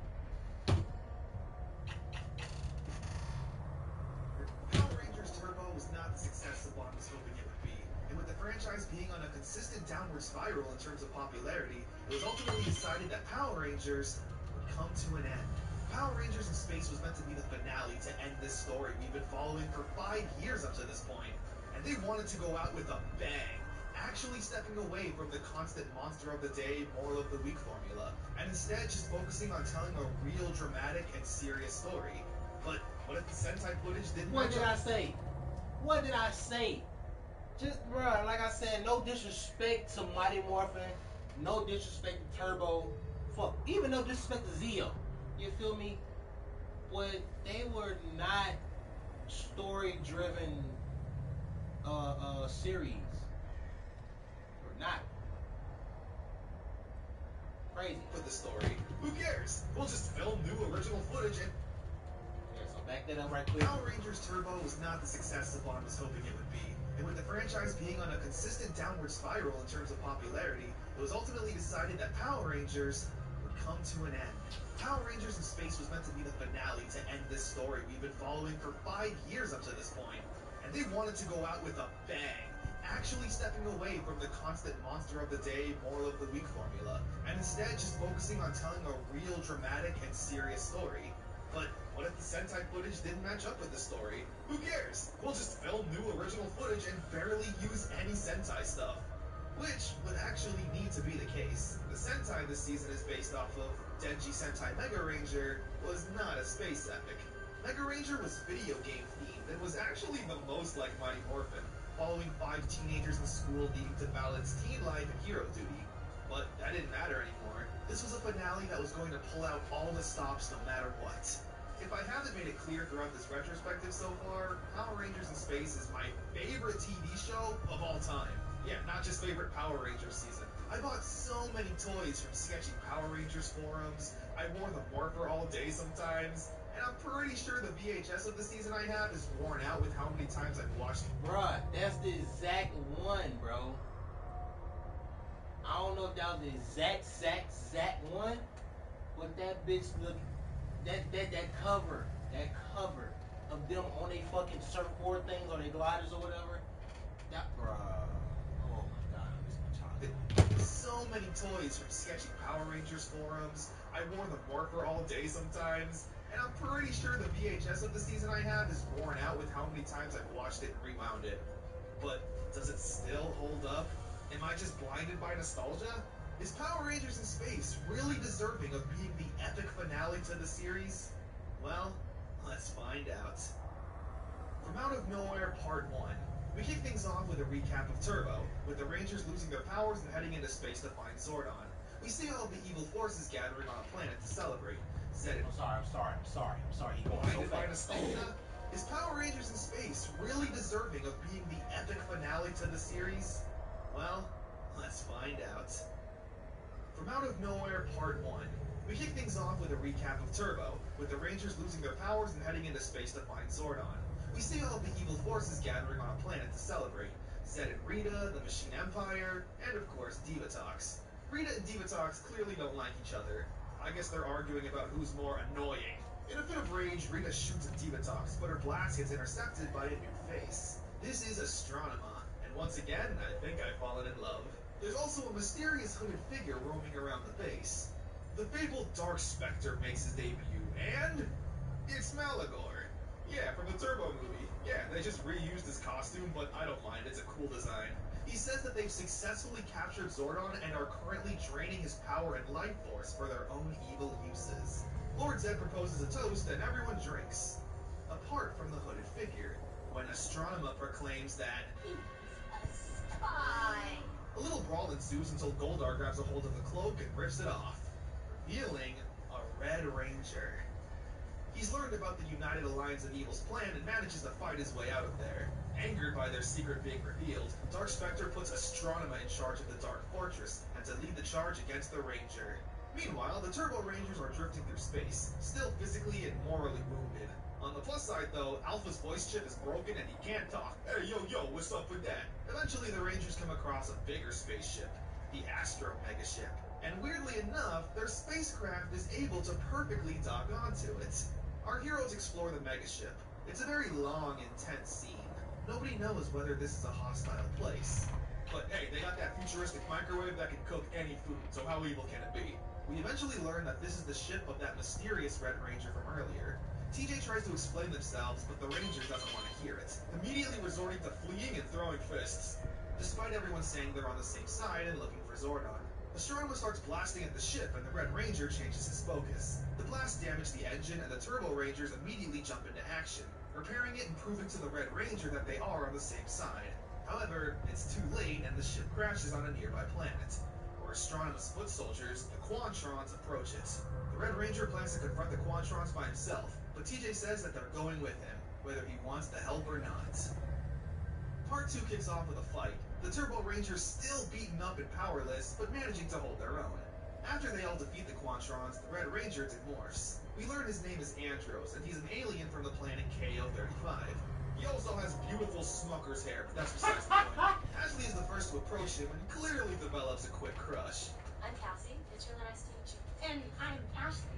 Despite being on the same page and trusting the Turbo Rangers, Andros still wants to work,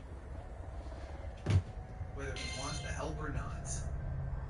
Part 2 kicks off with a fight. The Turbo Rangers still beaten up and powerless, but managing to hold their own. After they all defeat the Quantrons, the Red Ranger demorphs. We learn his name is Andros, and he's an alien from the planet KO-35. He also has beautiful Smucker's hair, but that's besides the point. Ashley is the first to approach him and clearly develops a quick crush. I'm Cassie. It's really nice to meet you. And I'm Ashley. Despite being on the same page and trusting the Turbo Rangers, Andros still wants to work alone, refusing to accept help at every turn. He says that they're from Earth and clearly don't know anything about space. While initially coming off as cold and selfish, we will learn later down the road why Andros prefers to work alone. He even manages to fix Alpha and give him a new voice. I can speak again. One that's so much more tolerable. Thank you, Andros. He fixes the Turbo Ranger spacecraft and leaves them on the planet for them to fly back to Earth. However, Alpha manages to sneak aboard the Astro Megaship and tries to convince Andros that the Power Rangers are a team, and that the search for Zordon will literally be impossible by himself. Meanwhile, Astronema and more Quantrons return to the planet and take the Rangers captive, beating them up some more and trying to get information out of them about Andros. Before anything terrible can happen, Andros blasts at the enemies and runs out of his ship, handing brand new morphers to the team. Alright, let's rock.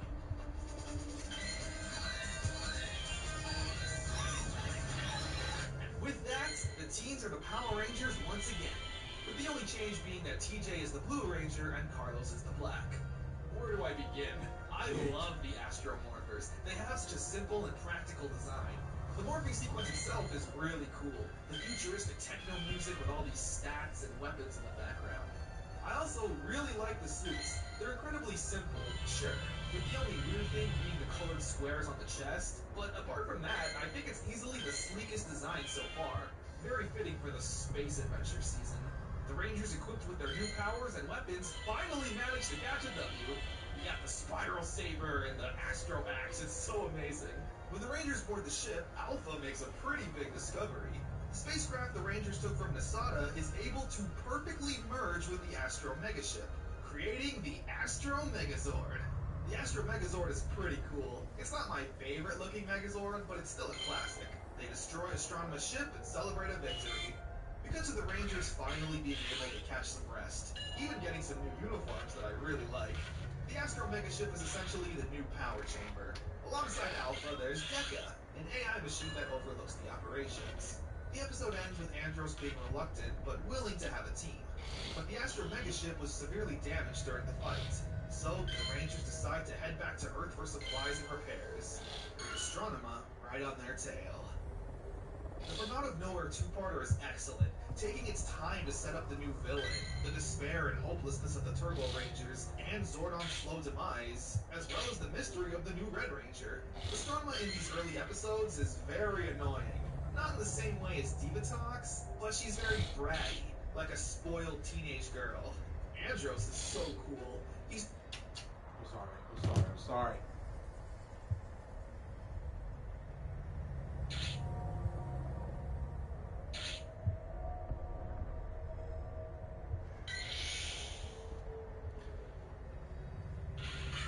Let me get this out the way. Ooh, Snorlax.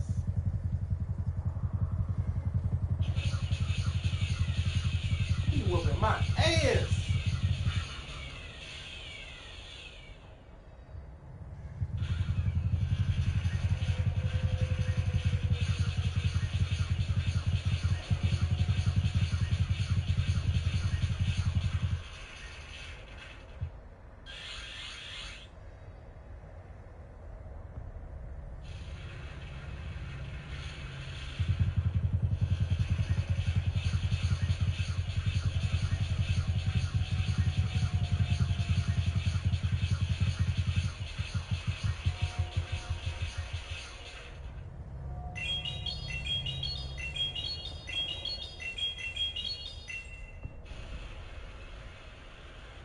Get him out of here. Come on.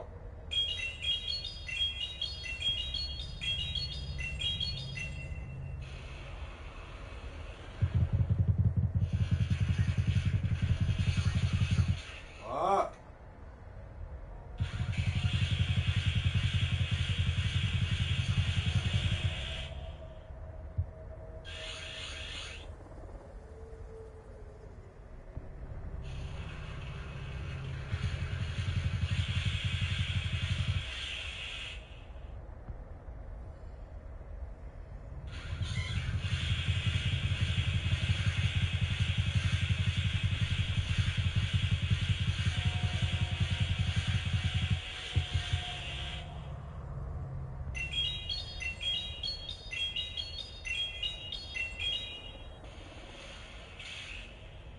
Come on. Fuck it.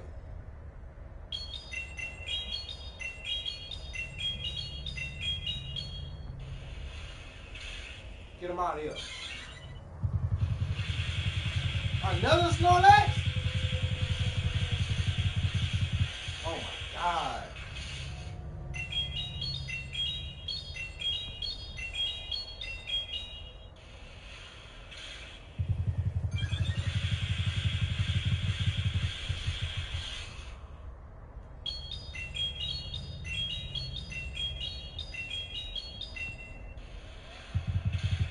Get him out of here. Let's go. I was down on my last leg too, nigga.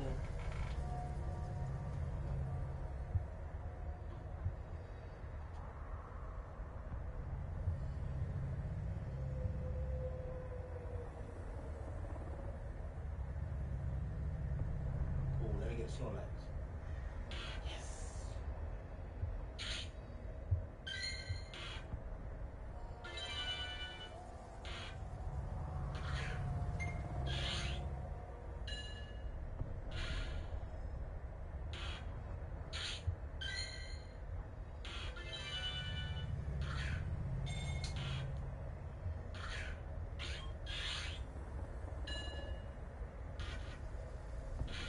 Big fat ass.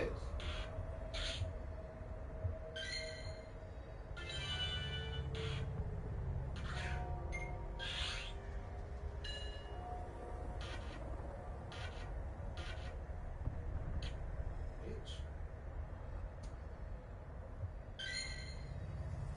My first Snorlax, even though it's not purified. Fuck it.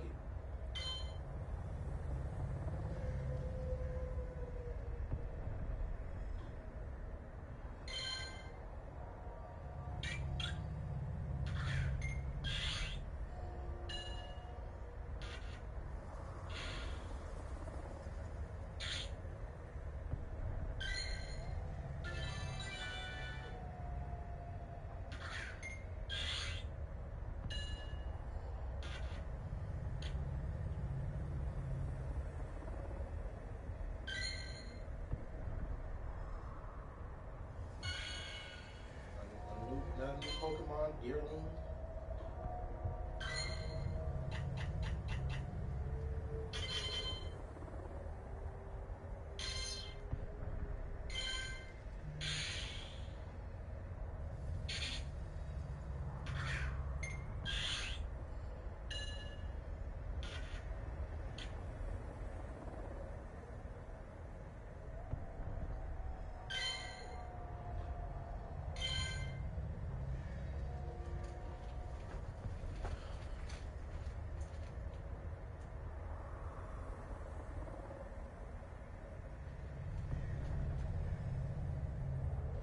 Oh, nigga.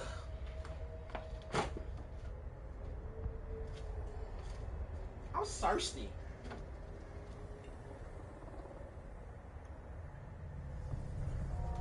Oh, God. Oh, God.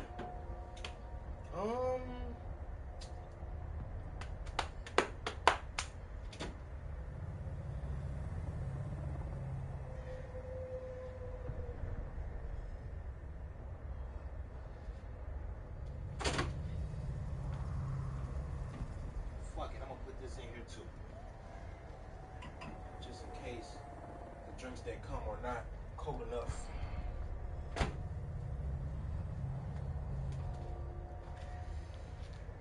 I might save that Red Bull for Monday, I ain't gonna lie. Even though Red Bulls don't affect me, I don't really be getting that shit like that.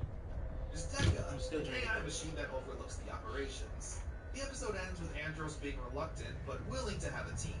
But the Astro Megaship was severely damaged during the fight, so the Rangers decide to head back to Earth for supplies and repairs, with Astronema right on their tail. The From Out of Nowhere two-parter is excellent, taking its time to set up the new villain, the despair and hopelessness of the Turbo Rangers, and Zordon's slow demise, as well as the mystery of the new Red Ranger. Astronema in these early episodes is very annoying. Not in the same way as Divatox, but she's very bratty, like a spoiled teenage girl. Andros is so cool. He's the first Red Ranger to not be an inherent leader, preferring to work alone and is an alien. Not only literally, but to his new team. The theme song two-parter is excellent, taking its time to set up the new villain, the despair and hopelessness of the Turbo Rangers, and Zordon's slow demise, as well as the mystery of the new Red Ranger. Astronema in these early episodes is very annoying. Not in the same way as Divatox, but she's very bratty, like a spoiled teenage girl. Andros is so cool. He's the first Red Ranger to not be an inherent leader, preferring to work alone and is an alien. Not only literally, but to his new team. The theme song is, oh my god, the Power Rangers in Space theme song goes so absolutely hard. It starts off so cheesy with the 5, 4, 3, 2, 1, Rangers in space. Control to outer space now. And what Power Rangers song isn't complete without the word go somewhere in it? The two-parter took itself very seriously, raised the stakes with Zordon's limited time and all the villains now working together. So, let's continue onwards. With the next episode, Save Our Ship, we get introduced to some familiar faces. Yup, Bulk and Skull are back. They look up into the sky and see an alien spaceship. This essentially motivates their characters for the rest of the season, looking to find and capture aliens. They do this by befriending a crazy old scientist named Professor Phenomenus. He's an insanely over-the-top inventor who has a few screws loose. Think Professor Egad. Like, literally. He works really well with the duo, being just as wacky and incompetent. We also see that Elgar, for some godforsaken reason, was sent to assist Astronema. Luckily, however, he's not a permanent general, as we'll later see in this episode. The Rangers land on Earth and head to the Surf Spot. I guess since Bulk and Skull weren't going to be interacting with Detective Stone this season, they opted to just make a whole new place altogether. The Surf Spot is ran by Adele. Her character is just a loving auntie who loves to cook. I like her. It's here we learn that Andros has telekinesis, pouring hot sauce into Bulk's milkshake after he sees him being fed to Skull. The Rangers overhear the duo talking about a spaceship one night, and find out they're actually talking about the Dark Fortress. The Rangers quickly gather the material, but get ambushed by the Quantrons, and they fight. The Rangers' fears came true, with Astronema planning to blow up the Nasada space station so the Rangers can't launch back to the Astro Megaship. She sends down the real big man of this season, Ecliptor. He is so badass, having this threatening voice and super serious demeanor. It's crazy it's taken this long for Power Rangers to have a serious general. The Rangers managed to fend him off momentarily and the spacecraft, where they just barely managed to flee to the Astro Megaship. And with the Rangers now having the supplies, they're able to create the Astro Megazord again and do enough damage to Ecliptor so he can flee. Astronema also...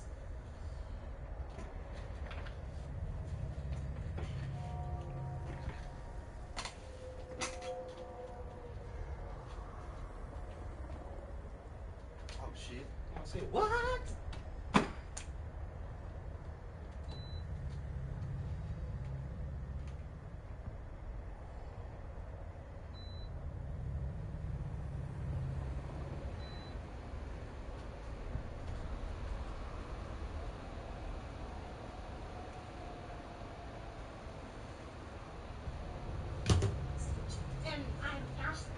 Despite being on the same page and trusting the Turbo Rangers, Andros still wants to work alone, refusing to accept help at every turn. He says that they're from Earth and clearly don't know anything about space. While initially coming off as cold and selfish, we will learn later down the road why Andros prefers to work alone.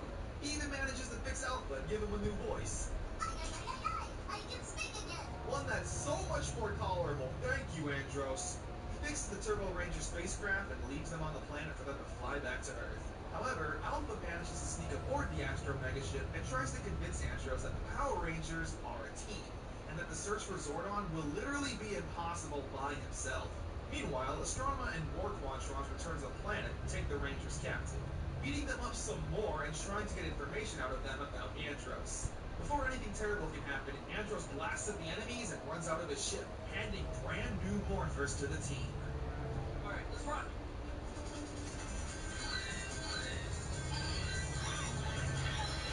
With that, the teams are the Power Rangers once again, with the only change being that TJ is the Blue Ranger and Carlos is the Black. Where do I begin? I love the Astro Morphers. They have such a simple and practical design. The morphing sequence itself is really cool. The futuristic techno music with all these stats and weapons in the background.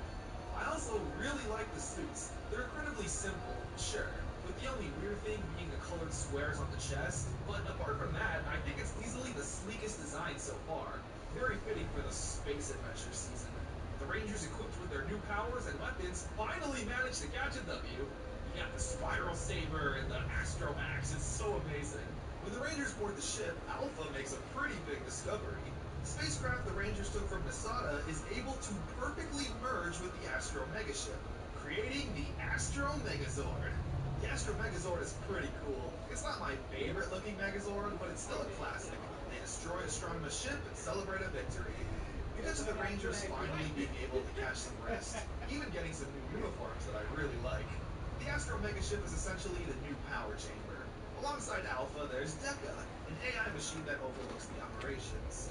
The episode ends with Andros being reluctant, but willing to have a team. But the Astro Megaship was severely damaged during the fight, so the Rangers decide to head back to Earth for supplies and repairs, with Astronema right on their tail. My name is Rachel and Ariana's stupid ass. Taking its time to set up the new villain, the despair and hopelessness of the Turbo Rangers, and And these Zordon's bitches hot, so I'm glad I put as my well shit as in the the mystery freezer. of the new Red Ranger. Astronema in these early episodes is very annoying. Not in the same way as Divatox, but she's very bratty, like a spoiled teenage girl. Andros is so cool. He's the first Red Ranger to not be an inherent leader, preferring to work alone and is an alien. Not only literally, but to his new team. The theme song is, oh my god. The Power Rangers in Space theme song goes so absolutely hard. It starts off so cheesy with the 5, 4, 3, 2, 1, Rangers in space!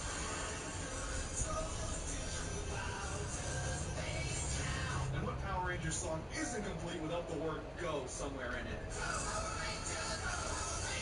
The two-parter took itself very seriously. Alright, It raised the that's why you stakes see in right Zordon's there. limited time and all the villains now working together.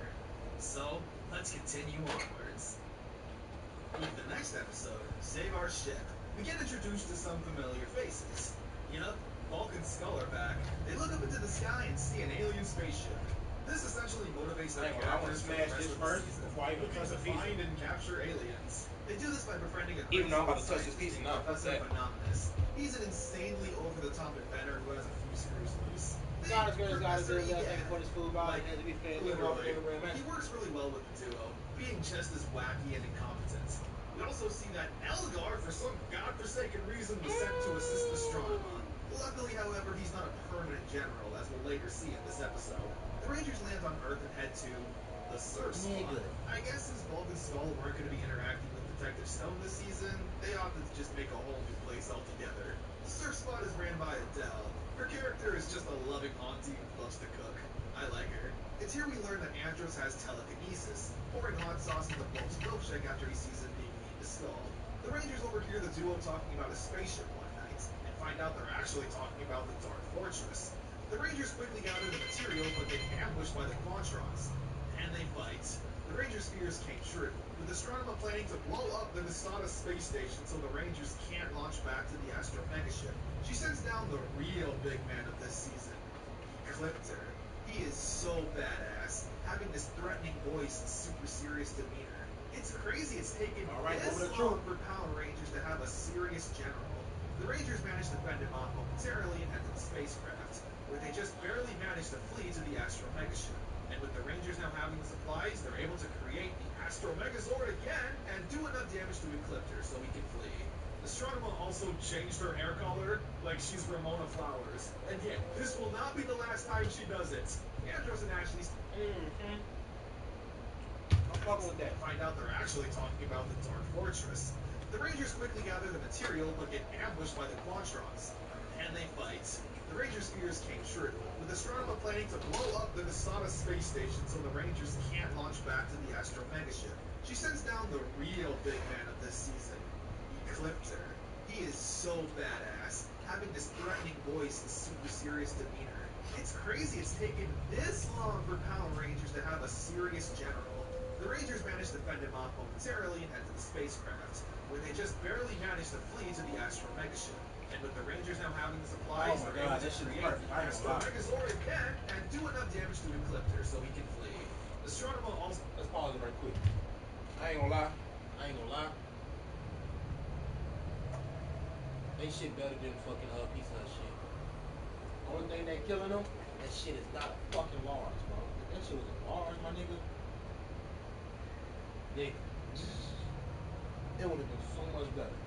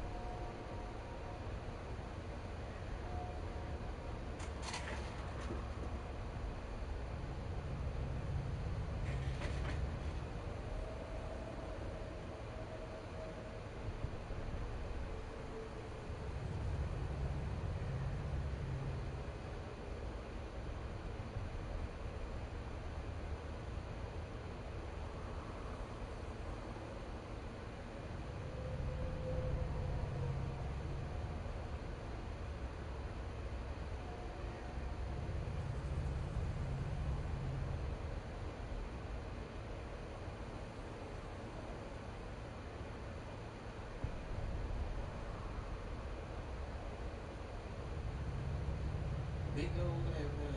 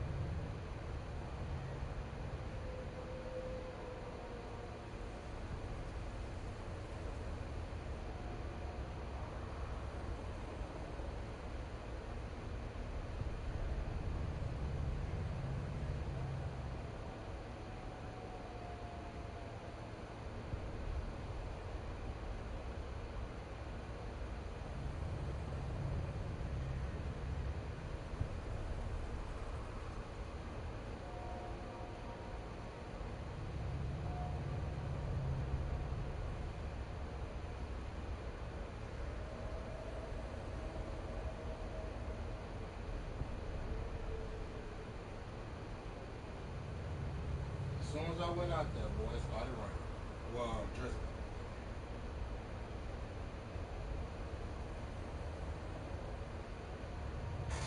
Anyway, I'm just gonna turn the fan on low.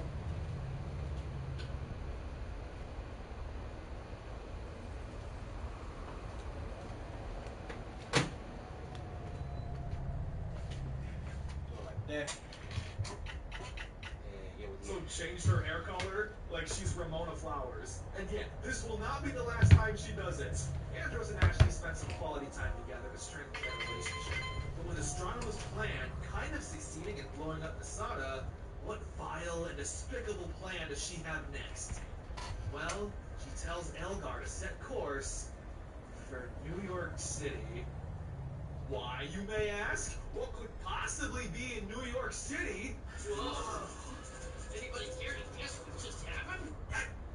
Yeah, canonically in the Power Rangers universe, not only does New York actually exist, but so do the Teenage Mutant Ninja Turtles. Guys, I swear this is supposed to be the serious season. So yeah, this is a crossover episode.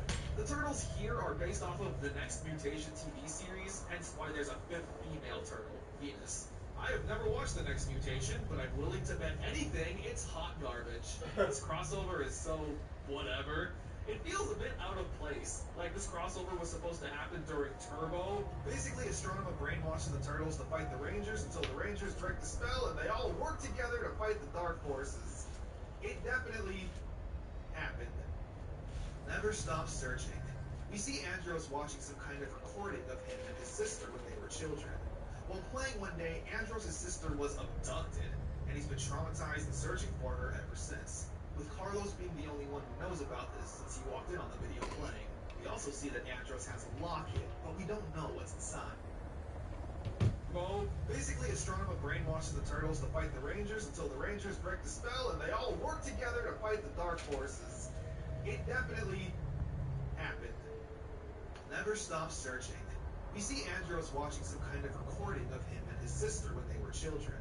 While playing one day, Andros' sister was abducted, and he's been traumatized and searching for her ever since. With Carlos being the only one who knows about this since he walked in on the video playing. We also see that Andros has a locket, but we don't know what's inside. Andros receives a message saying that his sister is on KL-35. Andros goes down alone and tells Deca not to tell the others where he is. It of course ends up being a trap set by Ecliptor, where now Andros has to fend for himself. The team eventually realize that Andros is missing, and Carlos goes down to find him, where he ends up saving Andros by taking an attack head on. It's a really good episode. Andros feels bad for putting Carlos in danger, but it wouldn't have happened if the whole team was there, with Andros once again needing to learn that he has friends who want to be there and help him. That he's actually made some genuine friends. So it's book your next hotel. If you don't book it, the shame. So it's resort. Sweet. Is that the Rizzler? Oh my god. Want to take the next step with Intivio? Then it's time to That talk to family your is giving health money. That's With crazy. Intivio, you may be able to pay as little as $5 per dose. Plus, our team can help connect you with additional support programs. Rizzler. Big Boom. Chores look different with Cox Get Justice. Like, they getting money. That ain't safe.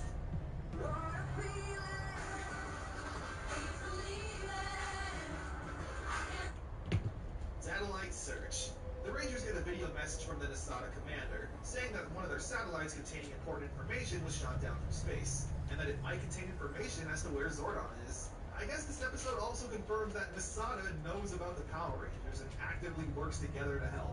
The Rangers go to a desert planet where the satellite was shot down from, with Nostromo's forces not being far behind.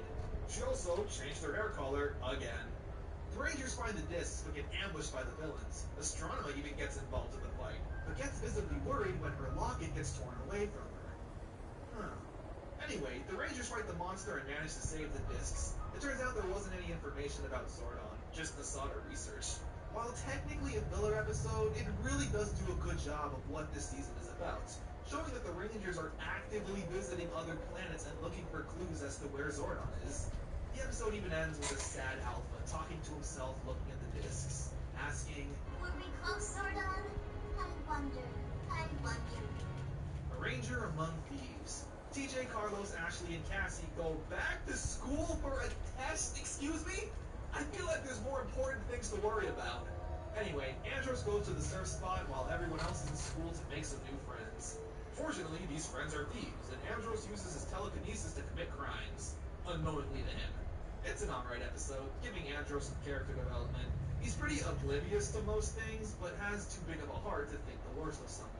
He even manages to make some of the thieves admit to their crimes and turn over a new leaf. When push comes to shove, Cassie leaves her diary at the surf spot, and two guys find it for her. George and Lenny. Your high school English teacher is having a blast right now. Lenny, the smaller guy, uses the diary as blackmail, saying Cassie can have it back if she goes on a date with her friend George. A timid but overall sweet-looking guy, which she hesitantly agrees to. Meanwhile, Professor Phenomenus creates a plutonium reactor or something. He basically made a nuke that is being kept in this tall building. Meanwhile, Cassie convinces George to ditch Lenny, and the two seemingly have a nice time.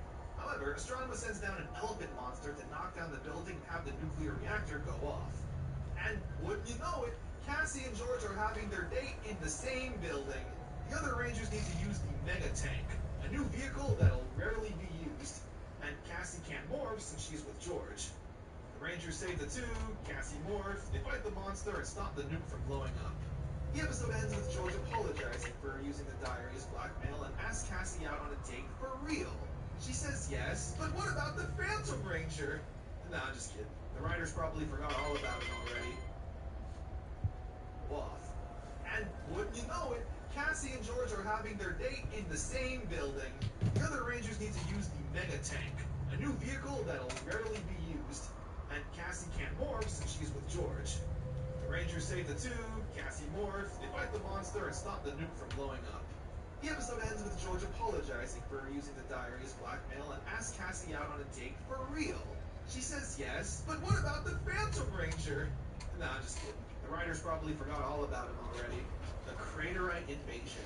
The Astro Megaship has a training simulation where the Rangers can fight these goofy creatures known as Craterites. After a thunderstorm, it somehow messes with the programming and the Craterites escape into the real world. They go to Earth and take on the form of humans. The side story follows this little kid who's constantly telling lies for no reason. So naturally, when he sees the Craterite humans, nobody believes him. That is until the Rangers find him and believe the story. It's pretty creepy stuff. Them hiding in broad daylight, just blending in, waiting to attack. Tying up the humans they're taking on the appearance of. Now, in Mega Ranger, the Craterites were the actual Sentai's foot soldiers. The Quantrons are an American-made creation, which I give props to. The Quantrons are way cooler than these goofy pink things. However, for this episode, they're actually able to use the Sentai footage of the Rangers fighting them. The Rangers stop the Craterites, and this kid learns to never tell a lie again. The Wasp with a Heart. We see a wasp monster that's very harmless, clearly not wanting to be a villain, but having it forced onto him.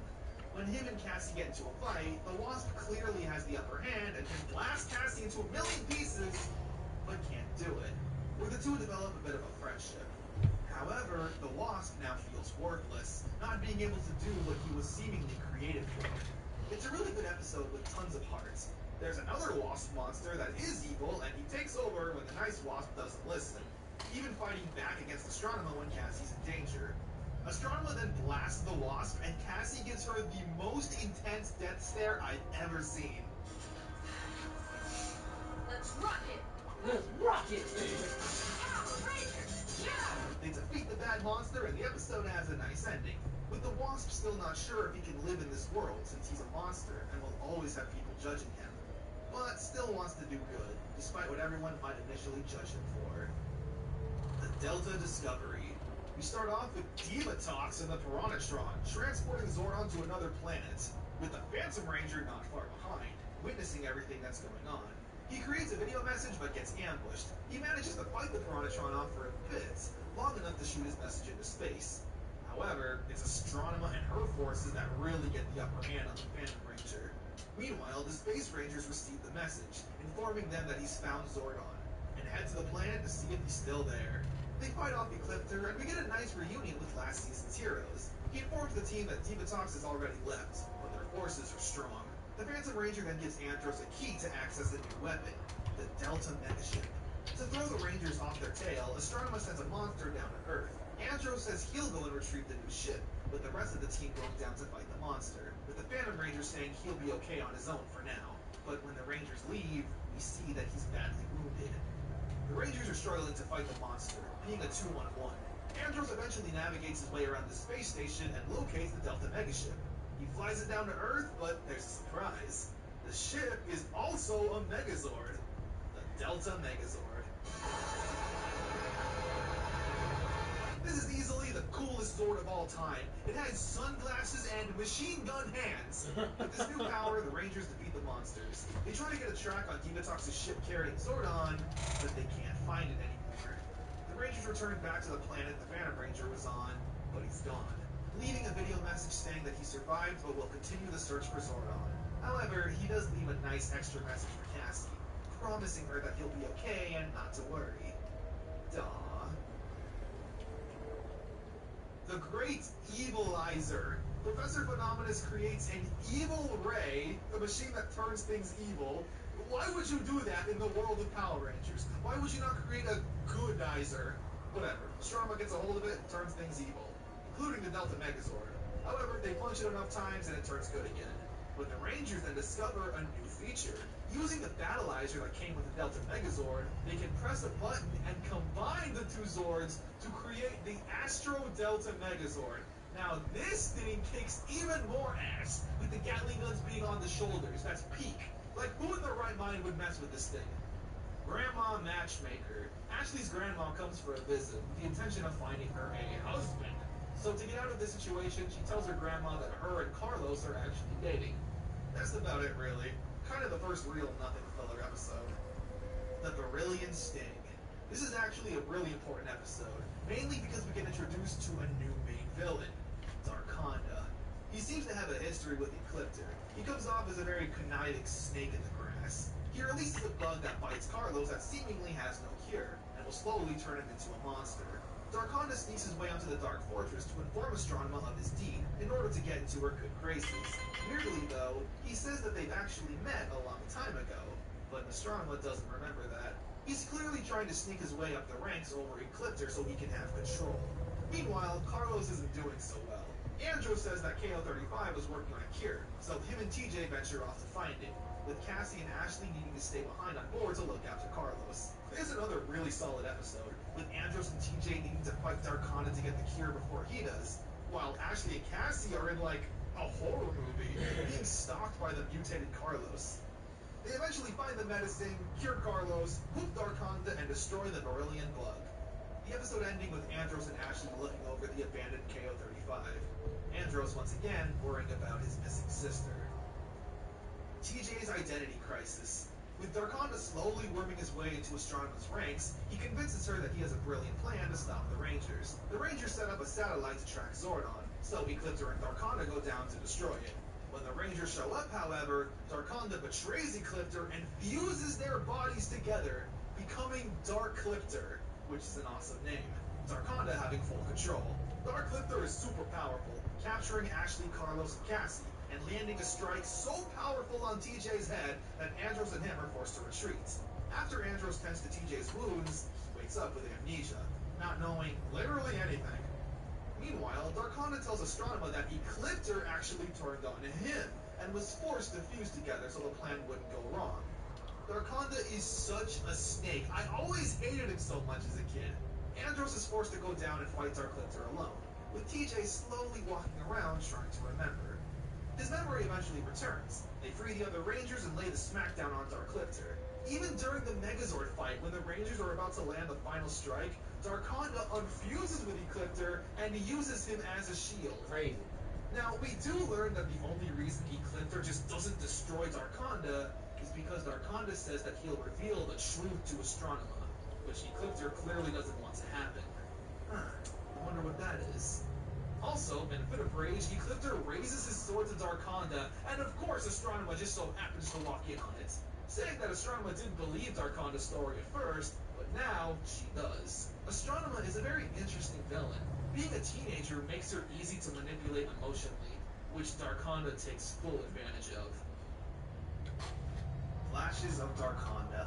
We once again see Andros watching the footage of his sister being abducted. However, this time, for some unexplained reason, we get a new camera angle of the abduction, showing that it was clearly Darkonda who stole Corone. So, while TJ and Cassie go to the Dagobah system, We're gonna go check out a planet in the Dagobah system. Disney doesn't own Power Rangers yet. Andros, in a bit of rage, then goes to the planet Onyx, a Wild West-looking planet where all the villains seem to gather. Darkonda is of course there, and demands a super potion from the bartender, but Ecliptor is one step ahead, and forces the bartender to instead give Darkonda a mysterious drink. A game of cards then ensues between Darkonda, some other monsters, and the vaguely familiar hooded figure. They play for some key cards that were apparently stolen from the Battle of Eltar. The hooded figure wins them, and Darkonda wants to make a trade. The hooded man... Yet. I had to say that again because I think they working on another live-action Power Rangers. I don't know if it's going to be a show or a movie, but it's going to be on the Disney. Let's get the Power Rangers MCU, baby! tells him that he'll give them Zordon's key cards for information, asking about KO-35, where Darkonda admits that he stole a little girl years ago, and he wouldn't believe where she is now. Before he can further explain, he notices the Morpher, quickly catching on that the Hooded Man is a Power Ranger. A really solid fight that happens. Seriously, the American fight choreography is really good and always has been. Unlike Mighty Morphin, though, that focused on martial arts, here it's some really solid swordplay. Andros manages to escape off the planet with the key cards, where the rest of the team find out it was Darkonda who kidnapped Andros' sister. He challenges the Rangers to a fight, willing to exchange more information for the key cards. However, when Darkonda drinks what he thinks is the strength potion, he turns into a rabid monster, leaking goo. How wonderful. He grows big and they summon the Astro Delta Megazord. However, whatever was in that potion is proving too much, since the final strike wasn't enough to take him out. And to add insult to injury, Darkonda summons another monster to fight by his side, with the episode ending with the Zord and Ranger safety in serious jeopardy. The Rangers' Mega Voyage. Alpha finds out that the key cards are actually the keys to a powerful weapon hidden on one of Jupiter's moons. So, with no other choice, the Rangers detach the Delta Megazord and fly into space to find it, leaving Alpha in control of the Astro Megazord to try and defend the Earth from Darkonda. Astronema finds out what's going on and follows the Rangers to the moon. A big fight breaks out between the Rangers and the Quantrons, before the Rangers manage to get away and continue their search, where they eventually come across the Mega Vehicles. Mega V1, V2, V3, V4, and V5. All unique vehicles that the Rangers can individually control. Astronema sends that monster to attack Andros, and it's a really interesting fight scene, because there's no music.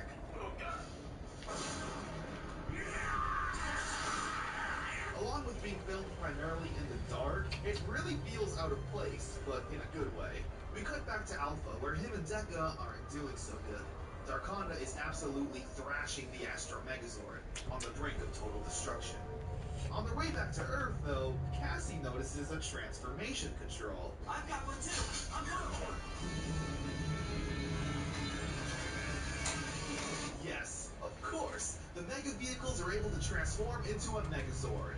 And when it makes its debut, it's one of the most amazing entrances I've ever seen.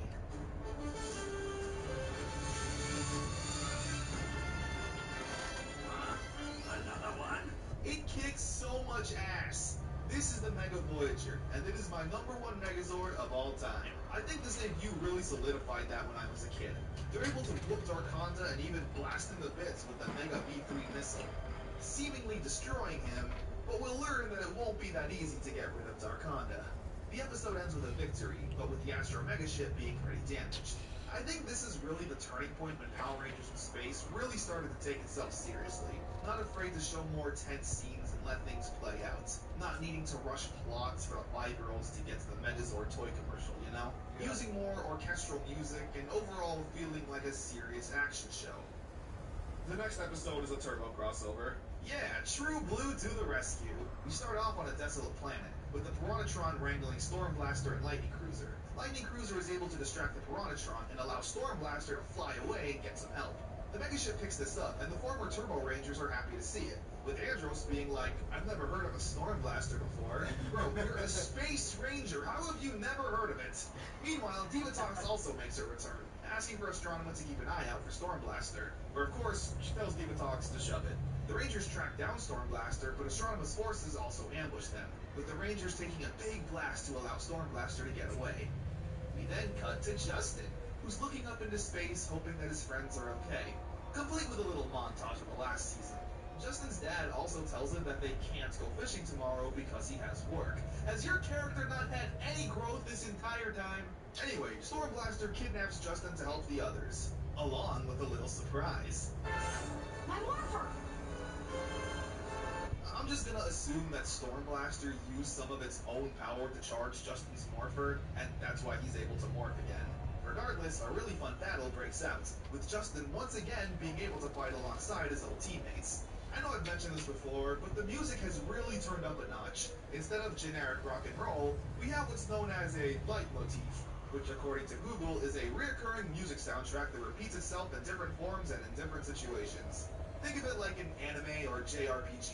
When the big final fight happens, there's always that orchestral rendition of the main theme song. Here's Power Rangers in Spaces.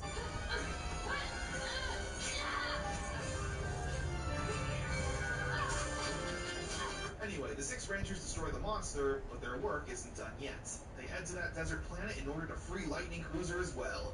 It's really nice to see that the writers really wanted to wrap up any loose ends with this final season. Andros even does this cool spin attack and takes out like 6 Piranhatron.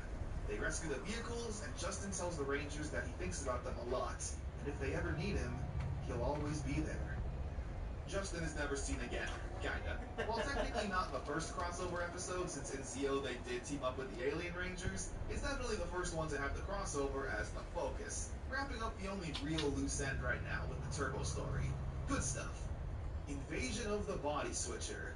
It's Ashley's birthday, and there's only one thing she wants. Andros says they don't celebrate birthdays on this planet, but still surprised Ashley with a gift. A necklace with a rare gem from KO35. It's a genuinely heartwarming and sweet scene. This relationship has taken its time to show they actually care for each other without forcing any romance, like Tommy and Kat in Zeo. Meanwhile, Astronema creates a shape-shifting monster that can make anyone look like anyone. She uses this power to look like Ashley so she can board the megaship. A really funny funny scene that happens where she summons the Quantrons as a distraction, and one of them accidentally hits Astronema, and she fights back for real. Meanwhile, the real Ashley gets kidnapped and tricks the monster into turning her into Astronema. And when Algar shows up, he stupidly lets her go. We do get a really nice scene though, with Alpha giving Ashley her birthday present, not knowing it's Astronema, where she seems genuinely touched that someone would give her a gift and not want anything in return. Clearly never being shown true, genuine affection before. You bitch! Meanwhile, everyone meets on Earth, including Ashley as Astronema and Astronema as Ashley. Ashley as Astronema tells Andros that Ashley is actually Astronema. It's confusing, but he eventually believes her and blasts at the Yellow Ranger, revealing that she is in fact Astronema. The two Astronemas get into a tussle before Andros tests out which one is actually Ashley. Let's rock it! Oh man, that's so funny. Astronema morphing into a Power Ranger? That's so ridiculous. That could never happen. I want to be a Power Ranger anyway. They destroy the monster and it reverses the spell. The episode ends though with Andros sneaking away into a hidden room and a heart monitor hooked up to someone's body. Survival of the Silver. The Rangers are on an expedition and take some eggs aboard the ship. Meanwhile, the Jawa from Star Wars attacks, and they're forced to retreat. However, just like in Star Wars, they manage to disassemble some of the ship, causing it to malfunction, revealing a hidden door from the last episode. Cassie, Ashley, Carlos, and TJ go to investigate, where they see that the body is a Silver Ranger. Andros proclaiming that his name is Zane, and he's his best friend. He tells the team that it was just him and Zane defending KO-35 from Dark Spectre's forces. Their numbers were too much, and Zane protected Andros, ultimately sacrificing his life. That was 2 years ago. Zane's been in a coma and cryogenically frozen for 2 years, in hopes that he wakes up one day. The team are shocked that Andros would keep this as a secret and wonders why he never told them. But he doesn't give an answer. He never does. It's possible that this is why Andros tends to act as a lone wolf. When he had a friend, it ended badly. This also possibly explains where the other Space Rangers' powers came from. If Zane ended up in a coma, it's not impossible to think that the rest of Andros' team weren't as lucky. To rub some salt in the wound, the eggs that the Rangers brought aboard the ship start to hatch, releasing a monster and causing the ship to crash back on the Jawa planet. The Rangers are outnumbered. The monster is proving too powerful, and the little Jawa creatures are making their way on board, causing mayhem and destruction. So much so that the Silver Ranger's heart monitor flatlines, causing Andros to go on a violent, depressive rampage through the enemies. However, the heart monitor detects activity, and the little Jawa creatures get kicked off the ship.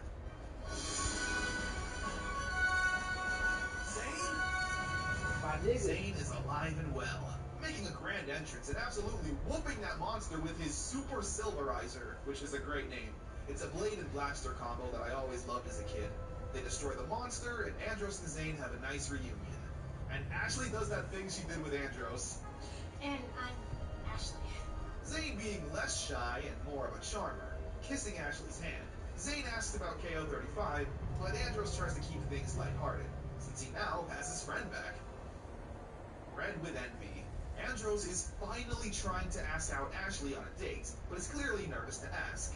When he finds her though, Zane is teaching her telekinesis, all while making her laugh and being charming, which immediately angers Andros. Oh god. A monster shows up on Earth and Zane takes charge, once again impressing Ashley to the dismay of Andros. However, before they can finish the job, Zane demorphs in the middle of the fight. Darkonda shows up and says that he has a factory that can produce unlimited monsters. The Rangers head back to the ship, and Andros once again tries to ask out Ashley, where Zane interrupts him to talk about Darkonda. He also eats Ashley's cupcake with the biggest shit-eating grin. I love him. Andros, though, has had enough. Whenever Zane tries to talk to him, he gets the cold shoulder. Andros telling Zane that he clearly doesn't waste any time trying to get with Ashley. Luckily, though, Zane is a good friend and says that he knows Andros likes her and wouldn't step on his toes like that. But Andros is clearly too upset to care, even demanding that Zane stays behind when a monster attacks Earth. The Rangers get captured and Zane refuses to sit back any longer. However, Ecliptor ambushes him, and the two fight. Let's rock it! Zane's morpher is a cell phone, and it's pretty cool to be honest. He defeats Ecliptor, saves the Rangers from the monster, and right when he lands the finishing blow on the monster, he demorphs again. The episode ends, of course, with Andros and Zane making up and staying besties. Andros even finally asking out Ashley on a date to see Haley's comet. But Zane sneaks away to speak with Alpha privately, asking for help, saying that there's something wrong with his powers. The Silver Secret. Andros and Cassie overhear Alpha talking to Zane, saying that he doesn't have much time. This immediately scares the two when they go off to tell the others. However, it turns out that Alpha was talking about Zane's powers, saying he only has 2.5 minutes in his Ranger form before demorphing every time, which Astronomer also figures out. She also has new hair. I also want to quickly mention the theme song. In both Zeo and Turbo, the opening song was about 45 seconds, but as the season went on, it got shortened. However, Power Rangers in Space was so popular at this point that they actually extended the opening song from 30 seconds to 45 seconds. They literally added in a guitar solo and a Vulcan Skull credit, despite not being on the show for a while now. Anyway, with the Rangers thinking that Zane is dying, they give him the special treatment, pampering him and not letting him go into battle. He eventually realizes what's going on and takes advantage of it, which is kind of a dick move. Like, you were in a coma for 2 years, this isn't out of the realm of possibility you could be dying. Alpha then tells Zane that essentially his morpher is out of juice, like leaving your car running but not driving it anywhere. And if he can get a strike of lightning, it can be recharged. Apart from that though, he's perfectly healthy, which leads to this pretty funny exchange. You think I'm dying? Ay, ay, ay! The Rangers don't let Zane go into action though, and when they can really use his help, he decides to spring into action, climbing a mountaintop where a thunderstorm is happening. He holds up his morpher high into the air and lightning strikes it, recharging his powers and allowing him to morph on out to help destroy the monster, with this really awesome triple team attack.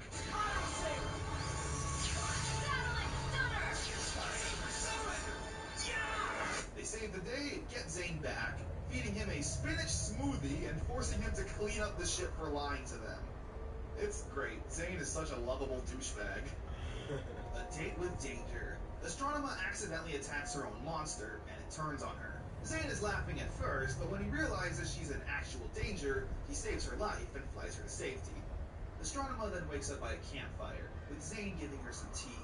She's disgusted by it, but he didn't think it was that bad. Astronema then threatens Zane, saying she could destroy him, but he doesn't think she will. And in a cute gesture, puts a marshmallow on her staff and takes it from her, teaching her about roasting marshmallows.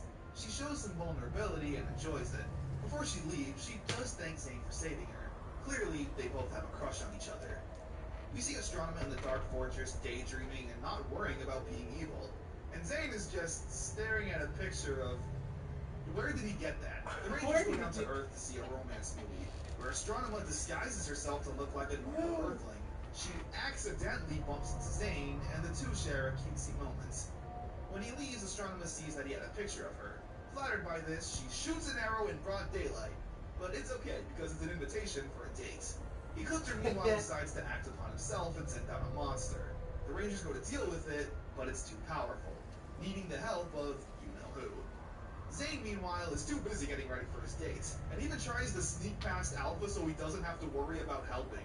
Of course he gets caught and is guilt-tripped into helping his friends to not die. Let's rock it!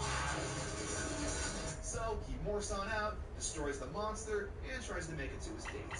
Unfortunately, because of the attack, he was too late, and Astronema doesn't take rejection well, blasting at the flowers and telling Zane that nobody stands her up, and that she never wants to see him again. This is still depressing to this day. Yeah. I feel so bad for Zane and even Astronema. Literally, this was their one chance to possibly end the evil reign in a peaceful manner. Zane even tells her that he wouldn't have been late if she didn't send down a monster, which she's confused about. But I know it's a kid's show and I shouldn't think too deep about it, but like, why did he not go to Astronema first to say, hey, I'm gonna be late, you sent down a monster and my friends need help? It's not like she doesn't know he's a Power Ranger. But no, we just get a depressed Zane with everyone comedically trying to cheer him up. The episode does have a nice ending though, with Astronema still keeping her picture of Zane, showing that she does still like him. Zane's destiny. The Rangers are exploring this planet that has some pretty unlivable weather. TJ, Carlos, Ashley, and Cassie get ambushed, however. They're told to put their hands up and get taken to a prison. There's a little colony of people living here, and the Rangers see that there's an infirmary full of people seemingly having coral grown on them. It's pretty shocking stuff, honestly. The man in charge of this little colony is named Quinwan, and a general named Yatru. Quinwan, however, is more willing to hear them out. However, Yatru is a little bastard and plants a coral vial on them, throwing it against the wall as evidence to prove that the Rangers are responsible. They get locked away for now.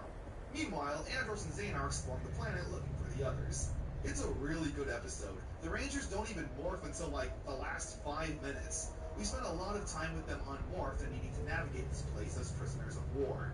Yatru turns out to be evil, shocker, and covers Quinwan and Coral, blaming it on the Rangers so everyone will turn on them. Andros and Zane show up to save the day, and Quinwan's second in command recognizes them. That's because this is actually a small resistance force from KO-35. Yatru releases the Coral monster and the Rangers gotta fight. Zane, however, sets his eyes on Yatru. They have a really good fight, with Zane even slashing at him. Super Rangers! Jesus! It's okay though, because it turns out Yatru was actually Darkonda in disguise. Right. He's about to get the upper hand when Quinwan throws Zane his weapon, slashing at Darkonda and blowing him up once again. The episode ends with Zane telling the other Rangers that he's gonna stay behind for now. He wants to help the rebel forces gain some strength and build up their army. It's a pretty sad moment, honestly. Andros just got his friend back, and he's already leaving. But don't worry, Zane tells the Rangers they'll see him again, one day when they least expect it. Always a chance. This monster known as the Liz Wizard is able to swap places with anyone his tongue touches. During a fight, Carlos is about to attack the monster, but he switches places with Cassie, having Carlos land a pretty serious hit on her. Oh. He feels super guilty and can't shake the feeling that it's all his fault, despite Cassie saying it's not. Regardless, Carlos has this extreme feeling of guilt. Wiz Lizard then attacks Bald Skull and Phenomenus. Hey, what's up? Carlos sees this and is hesitant to help, mainly because he doesn't want to screw anything up again, but morphs on out anyway to fight the monster. His lack of confidence in himself is clearly affecting his skill, because the monster absolutely wipes the floor with him. All hope seems lost. That is until he receives some unexpected help. Adam? Yup. Adam. He lends a hand and completely whoops the monster unmorphed. It's probably the best unmorphed fight scene in the season. He scares it off for now, and Carlos tells him that he's been feeling down. So, Adam, being the nice guy he is, offers to train Carlos to get some confidence back. It's a nice scene since we never really got much Adam and Carlos stuff in Turbo, apart from the one soccer episode. We get a really fun training montage, but Carlos is still too frustrated and doesn't think he's worthy of being a Power Ranger. Alpha's worried, but Adam tells him that Carlos is going to need to choose his own path, like any Ranger needs to do. He comes off as such a wise and seasoned veteran. Finally, after years of this show's existence, Adam is doing something. He even pulls out his broken Mighty Morphin Morpher and wonders if this thing still works, with Alpha horrified, telling him that the power coins were destroyed, and that morphing could possibly destroy him. We immediately cut to Carlos, who's quitting the team. He doesn't want to make another mistake. He goes down to Earth to tell Adam that he's quit. However, Liz Wizard and the Quantron show up to cause trouble. They're clearly outnumbered and outpowered, leading Adam to make a dangerous decision. It's too big of a risk. Spartan time! Much to the dismay of Alpha and Carlos.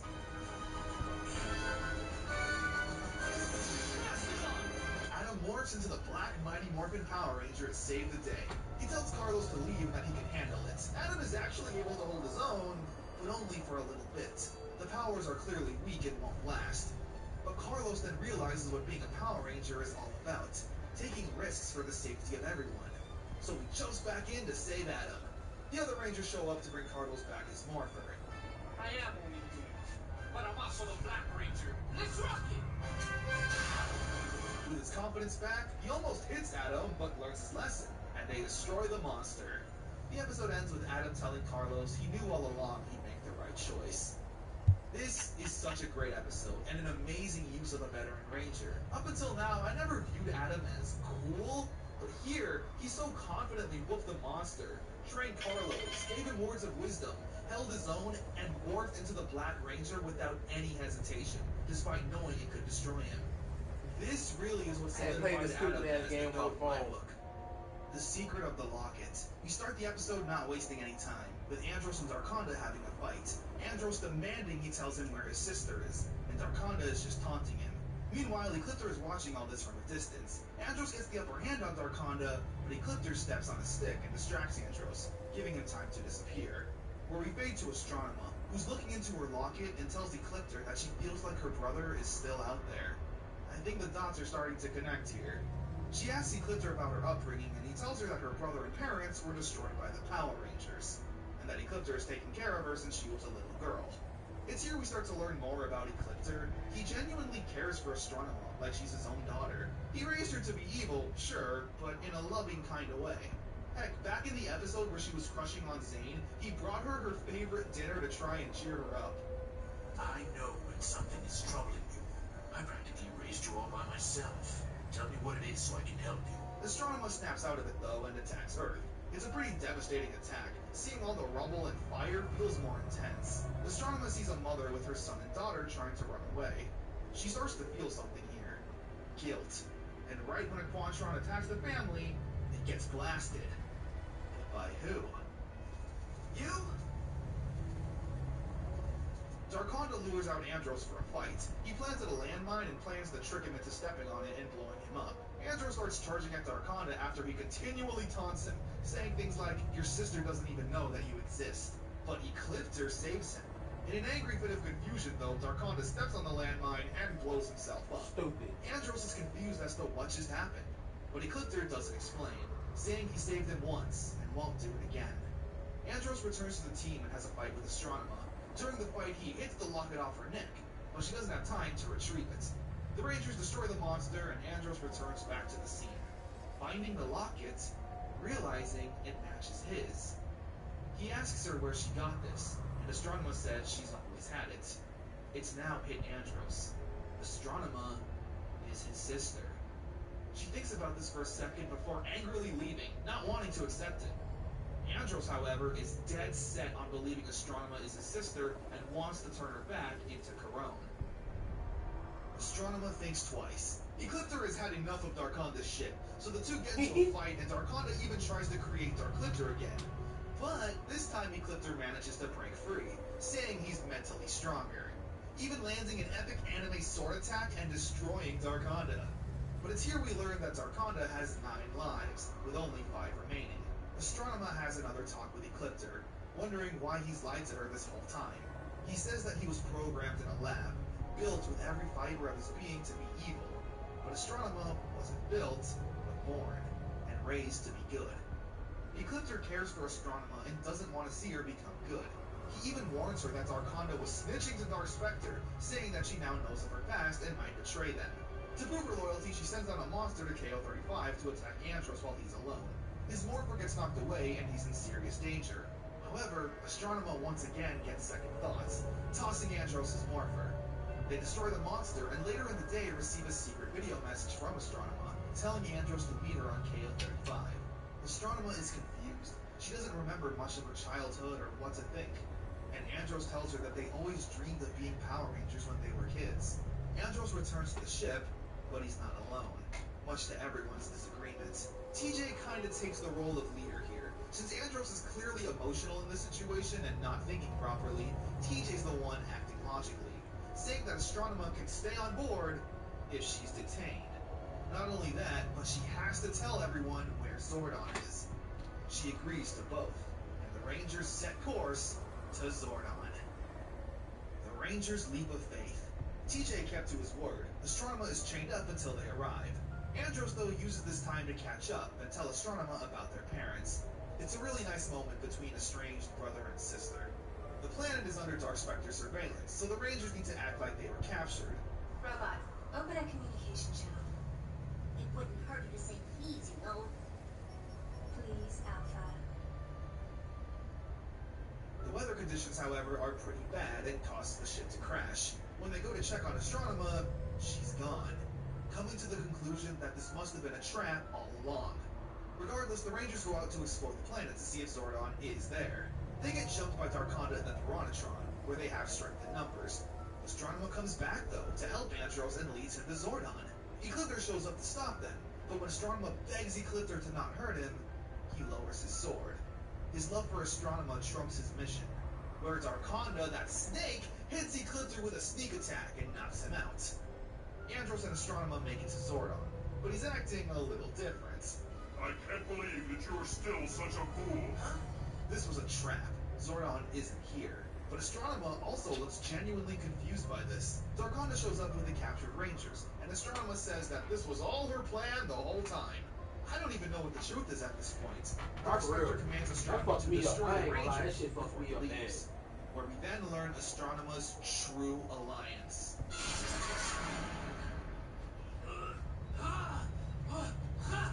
She was on their side all along, and seemingly thought Zordon was on this planet. Darkonda is extra pissed off now, but he gets blasted and destroyed once again by Ecliptor. He tells Astronema to leave with the Rangers now so they can get away while they still can. Ecliptor gets brought back to the Dark Fortress, where Dark Spectre says that him and Astronema's loyalty will never stray again. The episode ends with Astronema apologizing for everything.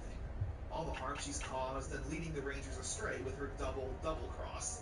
She genuinely wants to be good now, saying she's never had a friend. But now, she has 4 new ones. This Astronema 3-parter is genuinely so perfect. As a kid, I didn't really like it because I was dumb. There was a lot of talking and character development that I couldn't truly appreciate at the time. But now, I obviously love it. The actors do a great job showing serious emotion. The writing and dialogue is well paced, not rushing anything. I mean, look, I hate to sound like a fanboy, but it's perfect, no matter how you look at it. Yeah. So let's move on to Dark Spectre's Revenge, Part 1. Andros is giving Astronema a tour of the ship. She also receives a brand new makeover. Wow, hi, I love you. Officially turning her into Corone.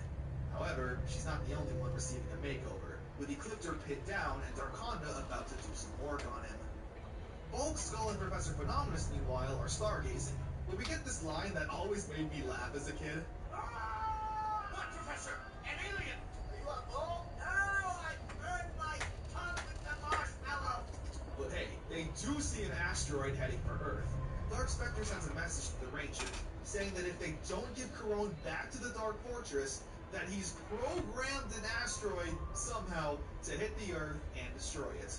The Rangers obviously refuse and go with Plan A, planting bombs all over the asteroid in hopes to blow it up, as well as using the mega vehicles to shoot at it.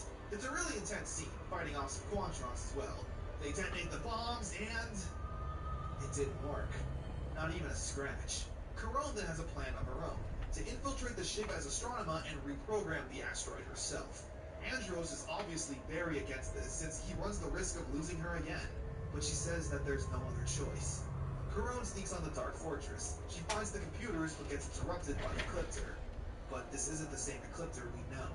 He's been reprogrammed to obey Dark Spectre, removing any and all empathetic feelings he had for Astronema. Ecliptor then grabs Corone by force and drags her away, losing her communication piece in the process. Her fate is currently unknown.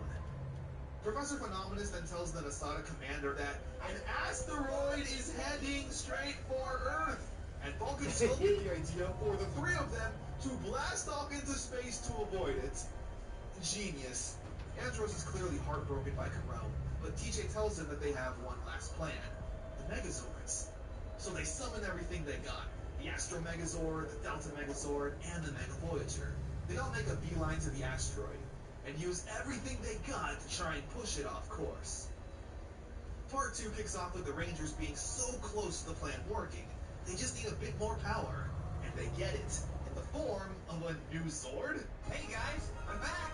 I knew you'd miss me eventually. Zane is back, baby, and together the 4 Zords actually push the asteroid off course and avoids the Earth.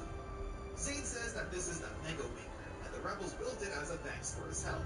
If they could just build a Zord, then what are they doing in hiding? Anyway, Dekka tells Andros they got a lock on the Dark Fortress, where Zane is ecstatic to hear that Andros found his sister, but quickly gets told that she was Astronema this whole time. Andros plans to go to the Dark Fortress alone, but Zane says he'll join, because he says he has an interest in Astronema too. Andros and Zane find the Dark Fortress and sneak their way on, with Andros having a few questions. You went out on a date with my sister? I didn't know she's your sister. Zane broke the golden rule. Just one date?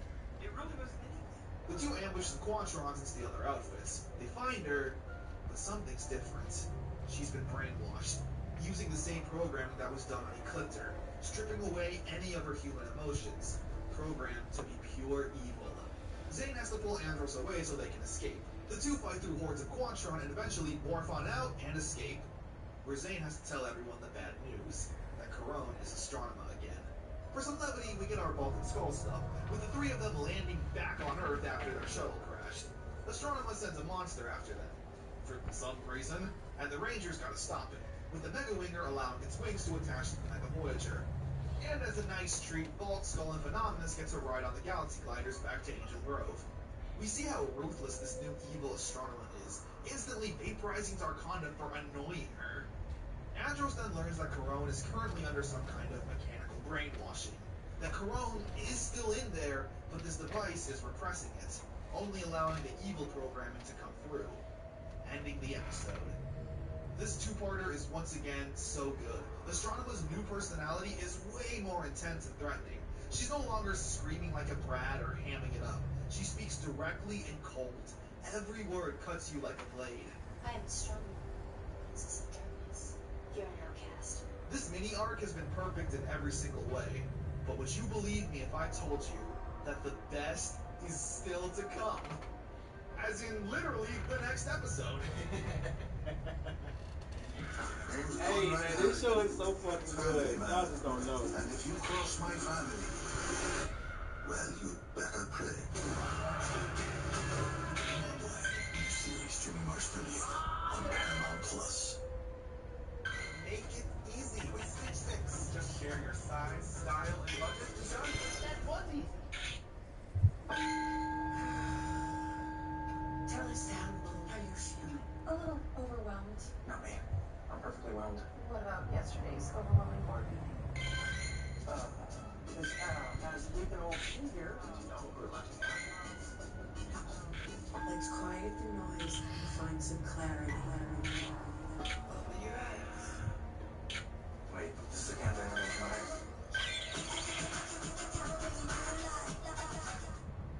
Uber Eats is delivering more deals so you can watch more basketball. Right now, get buy one, get one 6-piece chicken McNuggets from McDonald's to get food to watch basketball. And then more food to watch more basketball. Order now, only on Uber Eats. Rangers gone psycho. Ashley sees Yes. that Andros is obviously heartbroken about Corone. So to try and cheer him up, they all go down to Adele's. Yeah, I forgot this was a place too. The Rangers hear their communicators go off, but it turns out it was just a little girl's pager that has the same sound. Important point. Yo, this the fucking episode that I was talking about earlier. This was one of the fucking episodes, dude. Man, when I said this episode, even at the time that it was released, created so much anxiety for me as a kid, bruh. So much anxiety, and I didn't even know the meaning or the word anxiety. You feel me? Like this fucking episode, or at least this whole part, like nigga.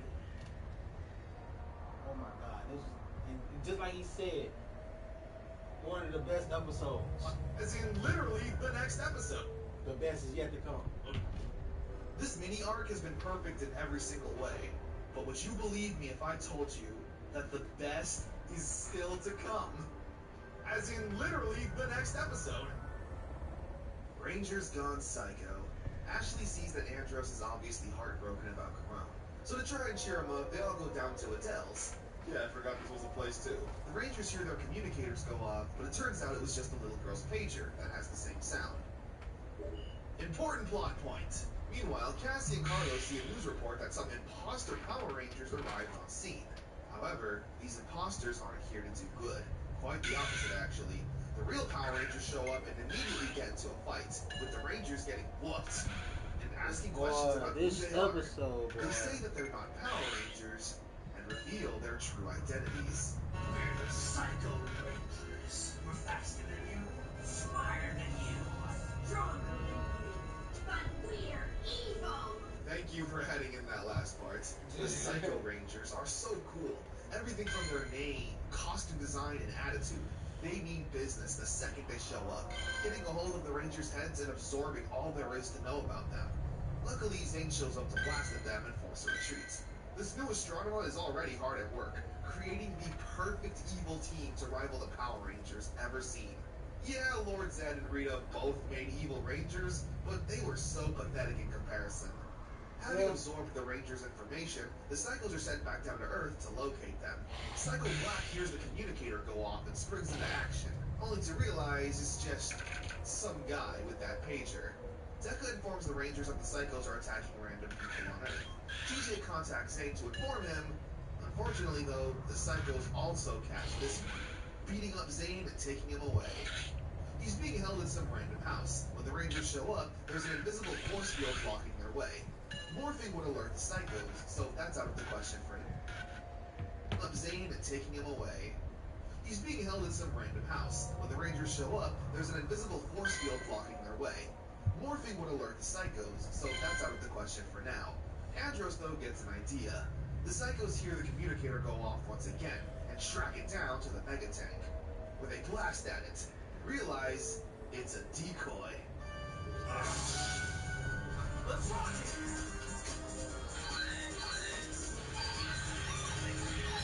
The Rangers then morph and destroy the force field. Unfortunately, the Psychos are fast, instantly catching up and having a fight. Zane, meanwhile, is able to Scooby-Doo out of the situation by dropping a base and using the shards to cut it free. This is one of the most intense ass whoopings in Power Rangers history. They are left beaten and battered at every corner, never standing a chance. But for some reason, Astronema teleports them away, leaving the Rangers within an inch of their life. It's here we learn Astronema's true plans. The Psycho Ranger's immense power comes from Dark Spectre. She wants the Psychos to destroy the Rangers, but slowly, so she can drain Dark Spectre to nothing. You want to destroy the Rangers and Dark Spectre? There's only room for one evil monarch. And that will be me. Maybe Dark Spectre should have just left her alone. I swear. Carlos on call. Carlos runs into his teacher at the surf spot with her daughter, Sylvie, who instantly gets a liking to Carlos. And this episode right here was not part of the tape. Just let y'all know. He gets summoned away for Ranger duty and decides to go into the photo booth to morph, where Sylvie finds it and learns that he's the Black Ranger. Later on, Carlos gets an email saying someone knows who he is, and when he finds out it's Sylvie, along with photo... Hey, is that rain out here? It is. Well, hold on, let me see. Cause it did get a little darker. Yup.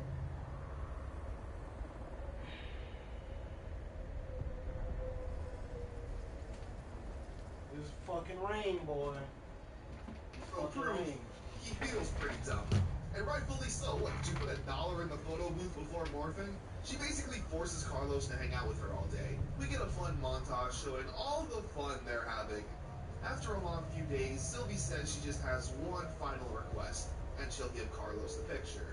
She wants a rock from the moon. Seems like a pretty simple request, given Carlos is a space ranger, but for some reason, this is what sends him off the edge, and he goes off on Sylvie. You're spoiling fun, you know that? Do you think I have nothing else to do to party around and have fun? Jeez. Well, at least Sylvie can hang out with her brother instead. How's her brother? He died a couple months ago. Oh. Yeah, Carlos learns that Sylvie's family is new in town, hence why she doesn't have any friends. And on top of that, her brother died from an unknown illness. The doctor tells Carlos that Sylvie and her brother both wanted to be astronauts when they grew up. Yikes. I bet someone feels like a dick now. Not for We real. see Sylvie at her brother's grave, saying she's gonna be the best astronaut ever. That isn't until a monster shows up and the Rangers save her. They blow up the monster, but the Psychos also show up and take Sylvie hostage. The Psychos show up at the last 5 minutes of the episode, I guess, so we wouldn't forget that they're here. Yeah, I'm about to say, because I do not remember. Like, I know they was like a prominent part of the show going forward. But like I said, this episode right here, I don't remember that episode. Like I literally remember The episode they previously showed when Zane cut his the ropes off with the vase shard, and I remember an episode where TJ got injured or some shit, and he was like watching film of the fights and trying to figure out how the Psycho Rangers move and shit or whatever. And I remember another episode where it was like a solid episode type shit. It wasn't solid, but like it was like the main thing I remember was Cassie, and she was trying not. Yeah, the Psycho Rangers had voice recognition on the Rangers and shit, and they couldn't use their fucking voices or whatever, or the Psycho Rangers would pull up and fuck them over. And Cassie saw a baby a baby carriage about to go down the stairs because the mother was being fucking oblivious and fucking screamed. "Ah!" I remember those 3 episodes.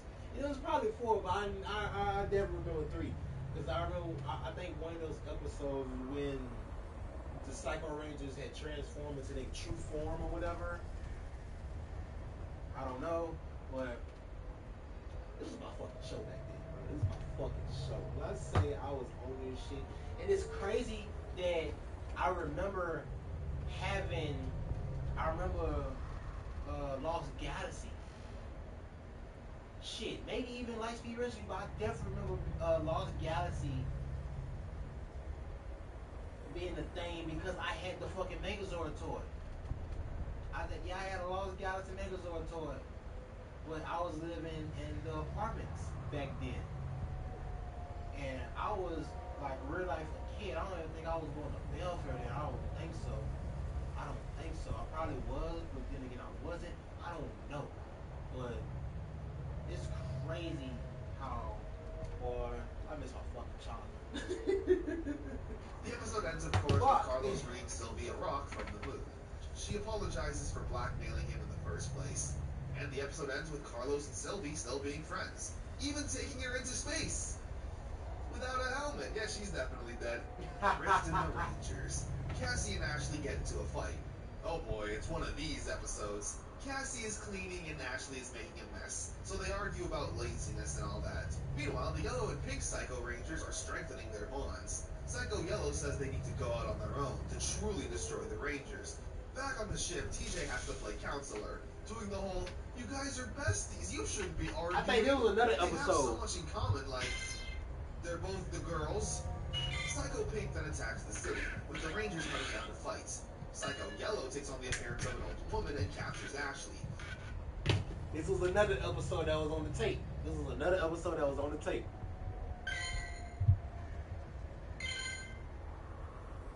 Boy. Dragging her through the earth to an unknown location. Psycho Pink is confused, though, because she was told they'd be taking Cassie. So, those two also get into a fight. Using this conflict to her advantage, Ashley tries to escape, where Cassie then realizes their argument was stupid and wishes they never had it. The chase scene that follows is really good. Ashley is completely helpless, even seemingly getting blown up in the process by Psycho Pink. Psycho Yellow doesn't think anyone could have survived that explosion, so she leaves. Ashley, of course, does survive with Psycho Pink hot on her tail, but the Rangers manage to find Ashley and Cassie rescues her, both saying they're sorry and using the power of friendship to lay the smackdown on Psycho Pink, and actually destroy her. At least, that's what it seems like at first, because I guess after destroying the Psychos, their true forms get revealed. These disgusting monsters. Anyway, bring in the Mega Voyager. Summon the Zords and fire the Mega V3 missile. And for real this time, they actually managed to destroy a Psycho Ranger. It's played up as a massive victory too. Picking them off one at a time might be their only way to victory. 5 of a kind. Dark Spectre is finally realizing that someone is draining his powers, demanding Astronema finds the culprit. And don't worry, she's totally on the case. The Rangers, meanwhile, are trying to form a new strategy to fight the Psychos. Oh my god, I don't know if it's because I watched the shit so much as a kid or that I had it on tape, but this shit was so fucking peak. This shit was so peak, bro. Like, oh my god. And I remember he came with an idea when he spray painted all the Rangers suits type shit to throw off the Psycho Rangers. because they always used to go after their respective colors. Red got the red, blue got the blue, black got the black, yellow got the yellow, pink got the pink. Shit like that. And this nigga came up with the idea of like, maybe if we was all the same colors, they'll be so confused because they obviously know how we fight. That's why he was looking at film. They knew how they fight just based off their colors. And just spray painting or giving their suits a different colors. Because they was the only reason that really brought me to that realization because they had Psycho Ranger action figures and they had Power Ranger action figures, but they wasn't really action figures because it wasn't really designed as Rangers. They was just like little army men type figures, type shit, you know. But there was red, blue, black, yellow, and pink. This shit's so good. This shit's so good. Jay has a pretty good idea. I think this way you Here's know the what I Mega do. V3 missile. And for real this time, they actually managed to destroy a Psycho Ranger. It's played up as a massive victory too. Picking them off one at a time might be their only way to victory. 5 of a kind. Dark Spectre is finally realizing that someone is draining his powers, demanding Astronema finds the culprit. And don't worry, she's totally on the case. The Rangers meanwhile are trying to form a new strategy to fight the Psychos, where TJ has a pretty good idea. Since the Psychos analyze their specific Rangers' fighting styles, there's no way they can take them on head to head. But if they were to mix things up, they might have the advantage. Right on cue, the Psychos head to Earth, and the Rangers give TJ's strategy a shot, with the Rangers fighting a different colored Psycho. It goes well at first, until the Psycho Rangers wisen up and get back to their specific Ranger. Astronema is forced to teleport the Psychos away when Dark Spectre starts feeling his power being drained, with them getting more and more sick of it, just wanting to destroy the Rangers. TJ, though, suffered a pretty big blow in the fight. This is like the second time TJ has had a head injury. These helmets need more padding. Cassie goes to check on him, but he's busy reviewing the footage, looking for a weakness. During this, though, the TV has a little hiccup and loses the color, which gives TJ his new brilliant plan.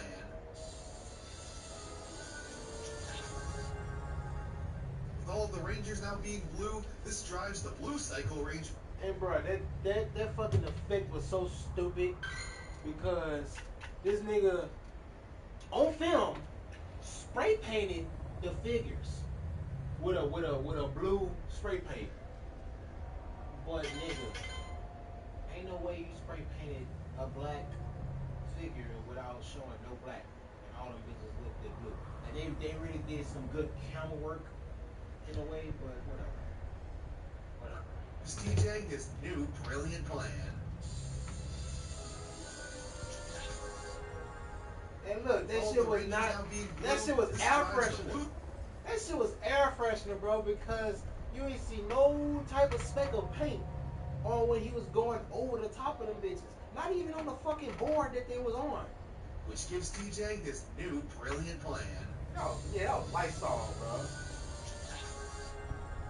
Ain't no fucking With all way. of the Rangers now being blue, this drives the blue Psycho Ranger crazy, going through all of them until finding TJ.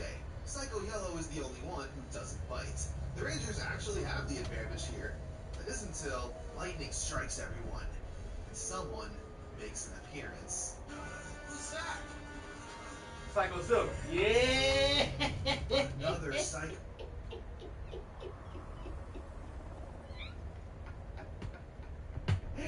Yo! Yo, this shit was so peak. Lightning strikes everyone. Oh my god. Someone makes an appearance. Oh my god. Who's that?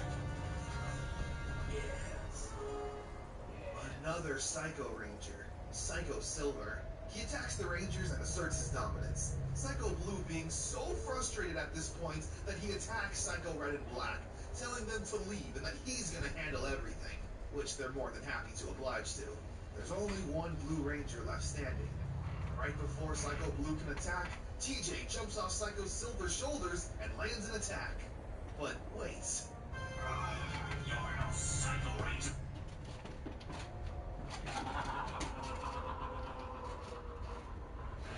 Ah! Yo!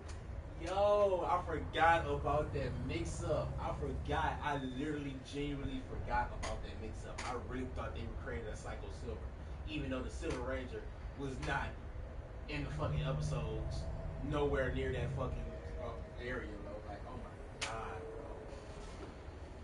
bro. How this nigga made his own costume, we will never know. Why this nigga made his own costume without informing anybody, we will never know. But it fucking worked. Oh my god, that shit fucking worked, bro. Y'all don't fucking understand. You're right. That's right, baby. Psycho Zane makes his debut. I wonder how well this is gonna go for the Blue Psycho Ranger. Yep, Psycho Blue then turns into it. Yep. You're no Psycho Ranger. You're right. That's right, baby. Psycho Zane makes his debut. I wonder how well this is gonna go for the Blue Psycho Ranger. Yep, Psycho Blue then turns into his big blue monster and has ice powers now. But the Rangers turn up the heat, literally, and blast him away. Even with only 3 Psycho Rangers left, the episode ends with Andros and TJ talking about how difficult this has been. Andros saying they've barely escaped with their own lives to take down the first 2. With TJ adding that he feels like the other 3 are gonna be even tougher. Silence is golden. The Psycho Rangers are downloading the Rangers' voices, so as to not allow for any more tricks. After that, they take on human forms and roam around the mall hoping to find the Ranger. And may I just add, Psycho Yellow. That's it. Ashley's using the payphone. What's that? And the Psychos attack. However, when they arrive, she's already gone. Ashley witnesses this though and heads back to the ship to inform everyone. Cassie, however, is still on Earth, so they page her. What's that? And tell her on the phone that she can't speak and needs to get out of there ASAP. What follows is a really tense scene. Cassie needing to navigate out of the mall without talking. She bumps into someone and gives them a flower instead of saying sorry. She does the white person head nod that translates to thank you. All is going well until a baby carriage starts rolling down the stairs. There's not enough time to run up herself, but if she says something, the Psychos will swarm to her. But as the carriage rolls closer to the edge, the Psychos immediately start looking for Cassie. They corner her, but she's...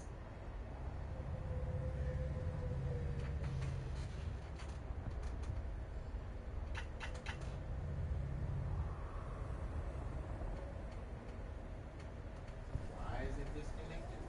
No.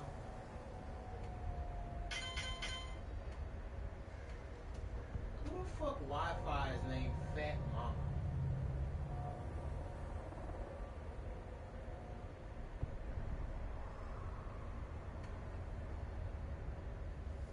That is so fucking weird. And another one named MJ Hair.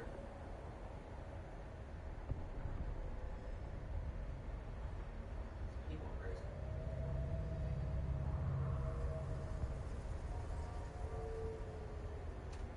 Wants her, but as the carriage rolls closer to the edge, the Psychos immediately start looking for Cassie. They corner her, but she still doesn't speak, not confirming whether or not she's the Pink Ranger. And then, to break all the tension this episode perfectly built up, Zane shows up in a clown costume to distract the Psychos. He leaves and plays a voice recording of Cassie as bait, which they fall for and chase after Zane, with the rest of the team showing up later, much to Cassie's relief.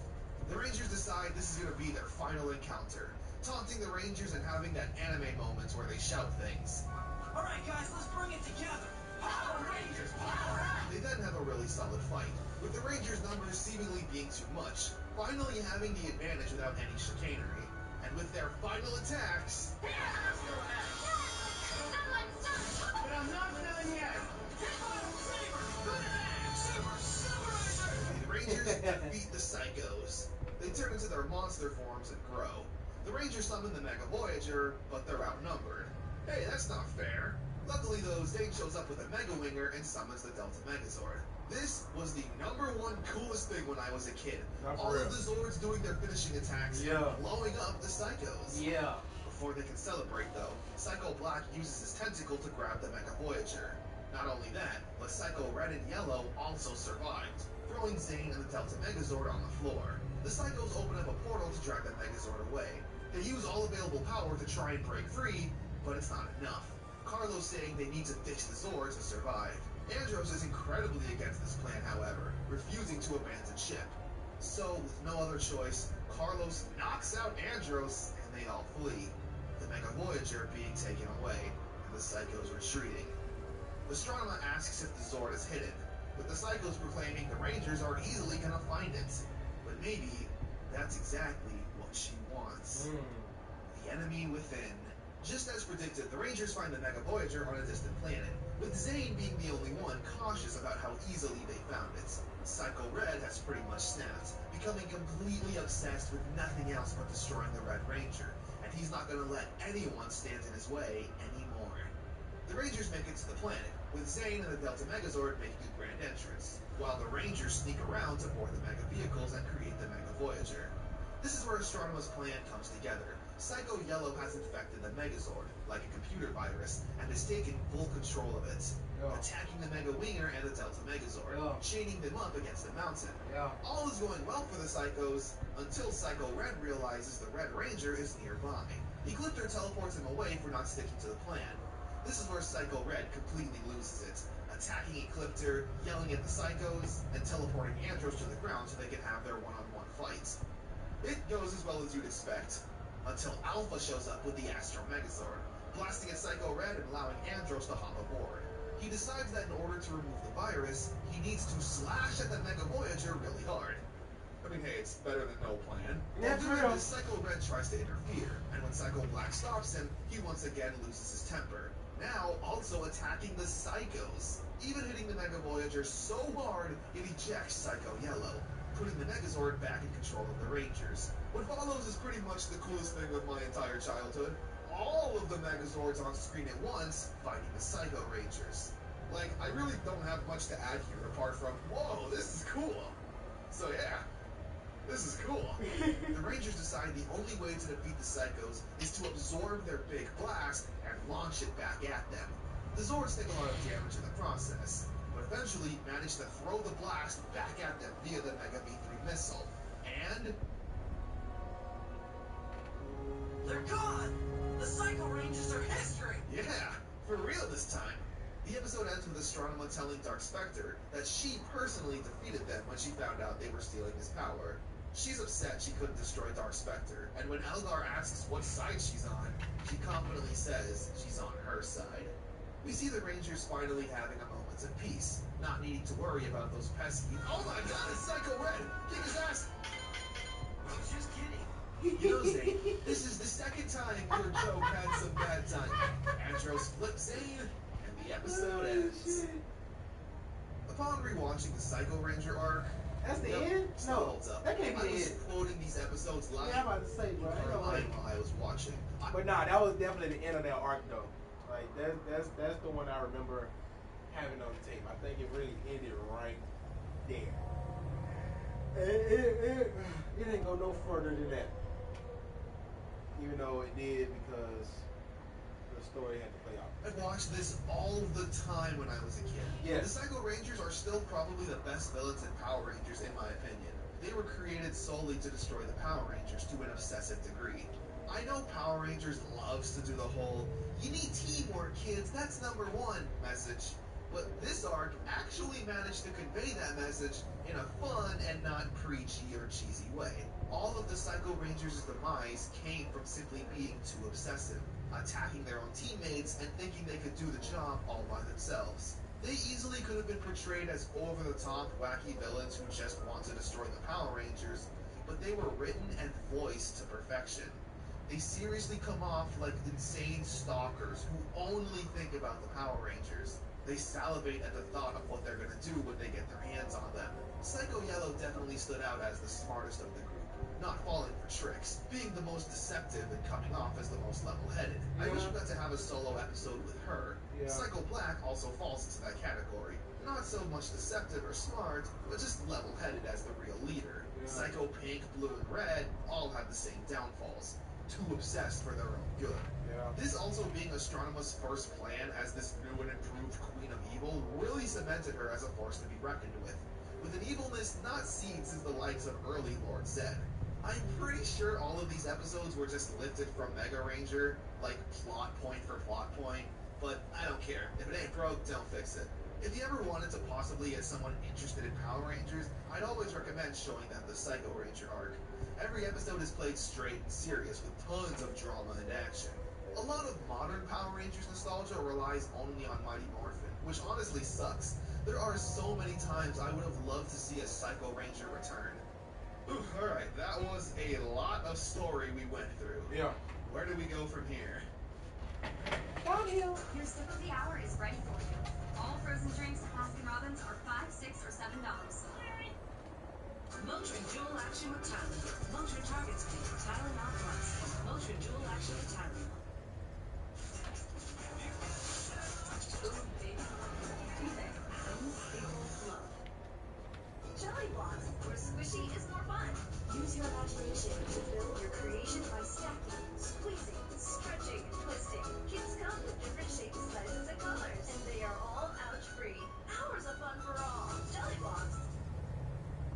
When you need mobile coverage, Cox Mobile is right there with you. We run on the network with unbeatable 5G reliability. It's mobile service that works where you need it, from coast to coast. Learn more at cox.com/mobile. Andros and the Stowaway. While exploring a planet looking for Zordon, Andros notices this cute little creature, while this bigger and much less cute monster says that it's his servant. Andros whoops him and tells the little guy he's safe for now, but he's clearly taken a liking to Andros. He even manages to sneak aboard the Astro Megaship, but they can't return him to his home planet yet since they need to refuel. Ashley gives him the name Seymour, because he clearly stowed away to see more of the universe. Seymour also has a pretty big appetite, eating everything in sight. After a bad case of indigestion, we see he grew to a massive size, now also being able to talk. That monster from earlier named Chakarak returns, causing havoc on Earth until he finds Seymour. Andros being the most upset, and when Seymour sees this on the TV, he feels guilty. So he leaves the ship as to not be a bother. Andros finds him and the two share a cute moment, as well as a cookie. Andros promising Seymour that he won't let anything bad happen to him. Don't you know you shouldn't make promises you can't keep? Let's rock it!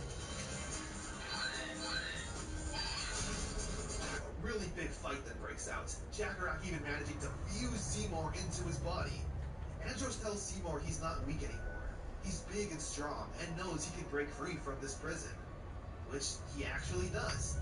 Chakarak gets the upper hand on Andros, and Seymour once again takes a stand, even blasting him with his antenna. However, Chakarak fires back with a blast of his own, seriously injuring Seymour and taunting the Rangers, leading to probably Andros' most ass-kicking moment. Yeah!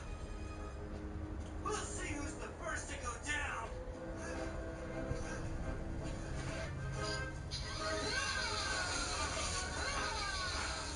There is a Megazord fight, but the only thing of note is when Andros dedicates their kill to Seymour. He's all like, "This is for you, Seymour!" They return Seymour back home, and the Rangers feel bad about leaving him all alone. But it turns out he has a girlfriend. It's honestly a really emotional episode. I love Seymour, and his childlike innocence really makes you root for him. Heck, we've literally grown up with him. In the Sentai version, all of this plays out pretty much the same, the only difference being that in Mega Ranger, Seymour actually dies. I prefer the girlfriend ending. Mission to Secret City, Part 1. The episode opens up with the Rangers tracking an energy source. When they arrive, though, nothing's seemingly there. But what they can't see are the ghosts of the Psycho Rangers, vowing their revenge no matter what. During a day out at the mall, the Rangers and even Sylvie are hanging out, including this cute moment between Andros and Ashley, where Andros doesn't know how to use chopsticks. Hey, don't feel bad, I'm from Earth and can still barely use them. A monster named Backsacker then shows up, teleporting people away. Even Vulcan Skull make another appearance, fearlessly standing up to the monster. But it's with a toaster. Oops. Andros, Carlos, and Sylvie get caught in a ray, being teleported to the secret city. When they try to morph, they can't. Andros even getting his battleizer knocked away during the fight with the Quantrons, with Sylvie finding it. The rest of the Rangers locate the secret city. They need to get in and destroy the antenna that's creating a force field, allowing the Rangers to morph inside. It's a really good unmorph sequence. They purposefully get captured and then need to essentially play spy, sneaking around and using blasters and GPS technology to locate the antenna. It's nice to see the Rangers being more resourceful when unmorphed, apart from just karate, of course. Meanwhile, Carlos returns the battleizer to Andros, saying Sylvie found it. But she's grown now and won't blackmail him. He mentions number 1 and 2 on the battleizer should be enough to get them out. When Sylvie and Carlos ask about number 3, though, he's hesitant, saying he's never done it and it could be too much power to handle. They break free from their cuffs and continue the fight. Meanwhile, TJ, Cassie, and Ashley are doing some reconnaissance, sneaking around and planting bombs. Good stuff. Andros and Carlos run into Backstacker. Andros tries that flying punch, but it doesn't go too well. He lands next to Sylvie, who's hiding in the bushes, where she pushes number 3 on the battleizer.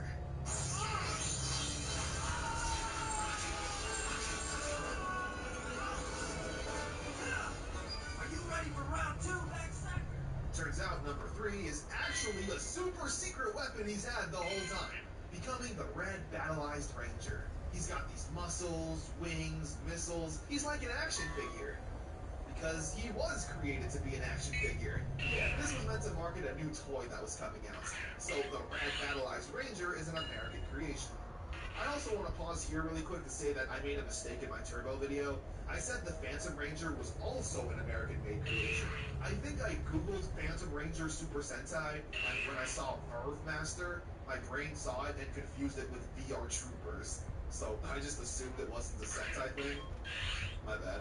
Anyway, Andros is completely overpowered now. He can fly where he saves TJ and Cassie from falling off the building, blows up the antenna, and uses his missiles to destroy Backstacker.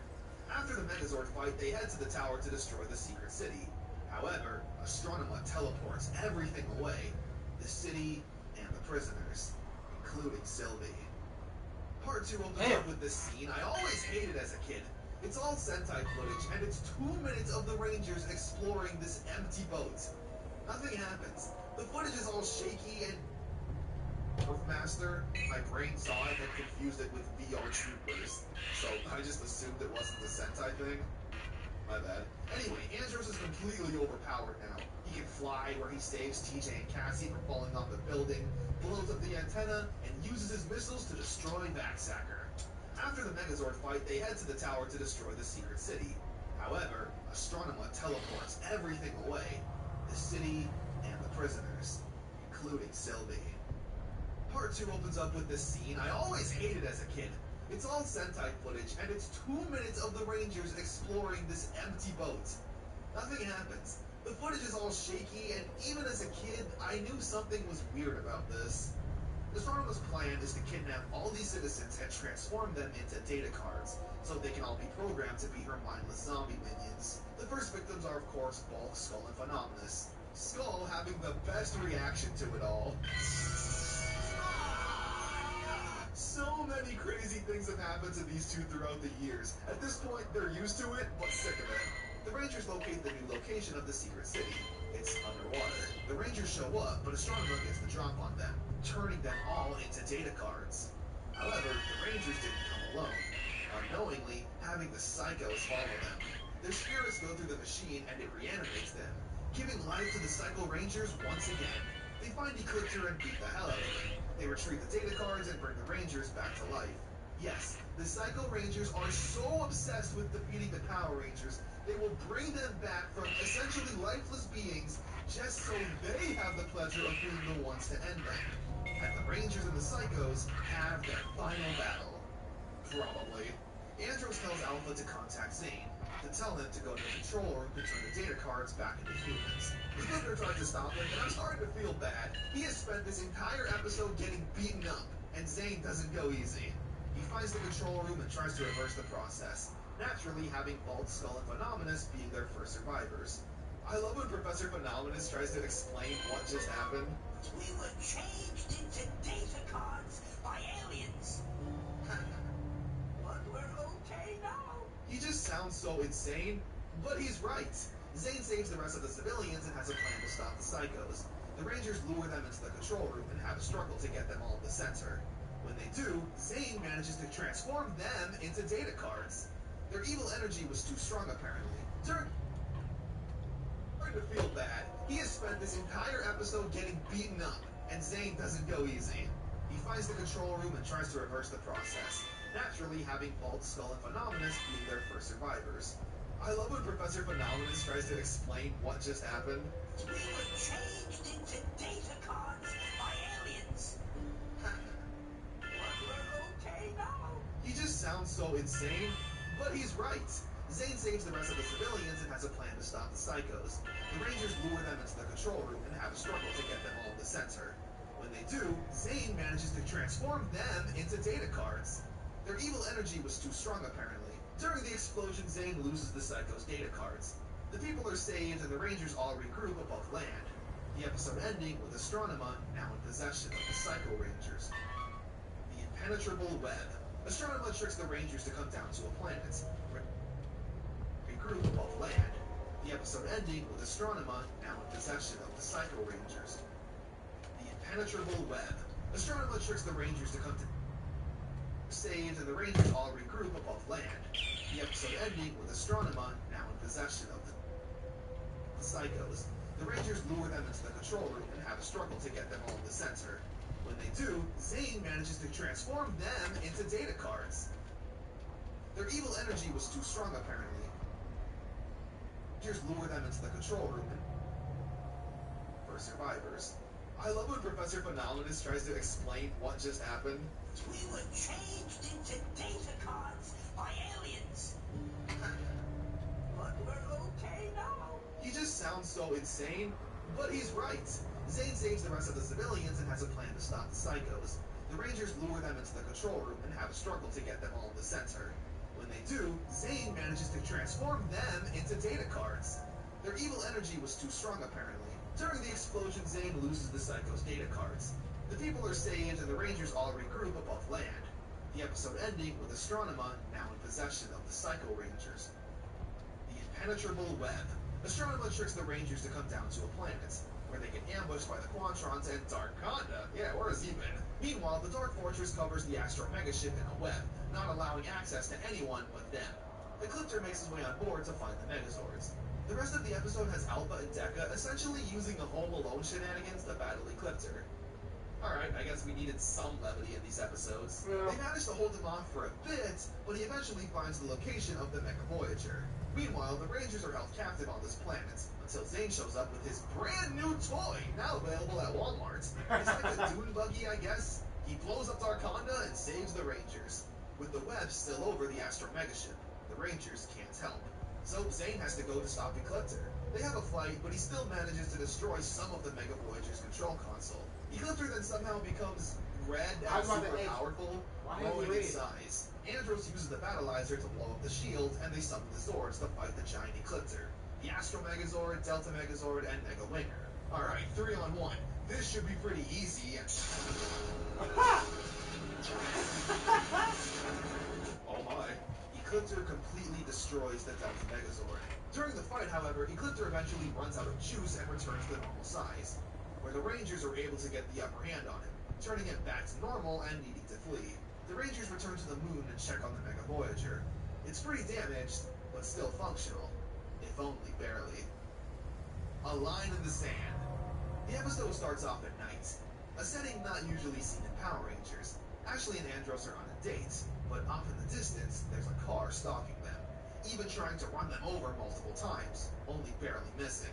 The next day, this truck hunts down the rest of the Rangers while on Earth, chasing down Carlos, and right before running him over, transports him to a desert where he can't use his communicator. This episode has always had such an eerie vibe to it. It's not a monster chasing down the Rangers, just a car. Is it a stalker or what? It doesn't talk or anything. It genuinely feels like a slasher movie with some psychopath trying to run over these teenagers. Hell, even when the Rangers do morph, their weapons are completely useless. Even Andros uses his Battleizer, and that's too weak for the car. It feels like the Power Rangers stumbled into the real world where their fake toys don't help anymore. They all get transported to this desert planet, and even with all 5 of them, they still can't stop the Jeep. You know what eventually does stop it though? Saint's toy. They blow it up, and Astronema turns it into a monster. It has a battle with the Mega Voyager, but due to the Voyager's weakened state, it doesn't put up a great fight. The monster pulls the Megazord close and self-destructs, blowing itself and the Mega Voyager up. Yeah, the Mega Voyager is also gone now. With only 2 Zords at their disposal, the Rangers are vulnerable, where Astronema then plans for their final confrontation. Well, we're here. The final 2 episodes of Power Rangers in Space, and Power Rangers as a whole. Countdown to Destruction, Part 1. Astronema rallies the troops, and all the villains in the Alliance of Evil prepare for the galactic takeover. The Machine Empire's armies seem to be back at full power. Divatox and the Piranhatron are attacking the Alien Rangers. Zed and Rita are attacking the Gold Ranger. And the Phantom Ranger and the Blue Centurion are trying to defend their home planet. All seems grim. The evil forces are too powerful, slowly taking over the planets one by one. Astronema then brings in Zordon to the Dark Fortress, giving him a front row to the end of his own era. The entire episode is one big fight for survival, the rebels on KO-35 being outnumbered, and when Astronema's forces attack the Rangers, they try their best to fight back. Just like the Turbo finale, it's a very serious fight, surrounded by loads of rubble and destruction. The Rangers fight valiantly, but the numbers are greatly not in their favor, being forced to demorph and even retreat. Meanwhile, Astronema has a weapon attached to a Velocifighter, a blaster that can destroy a planet. However, Darkonda sees this and steals the plane for himself, planning to use it to destroy Dark Spectre and the Dark Fortress, so he can be ultimate ruler. He fires it at him, and Dark Spectre seemingly goes down. Before he can blast at the Dark Fortress, though, Dark Spectre uses his last bit of life force to eat Darkonda and take him down with him, ending the lives of both Darkonda and Dark Spectre. Although Astronema seems, worried for some reason. Bro, this was your plan since the beginning. With Dark Spectre gone, Astronema now reigns as Queen of Evil. Loads of rubble and destruction to the Dark Fortress, giving him a front row to the end of his own era. The entire episode is one big fight for survival, the rebels on KO-35 being outnumbered, and when Astronema's force...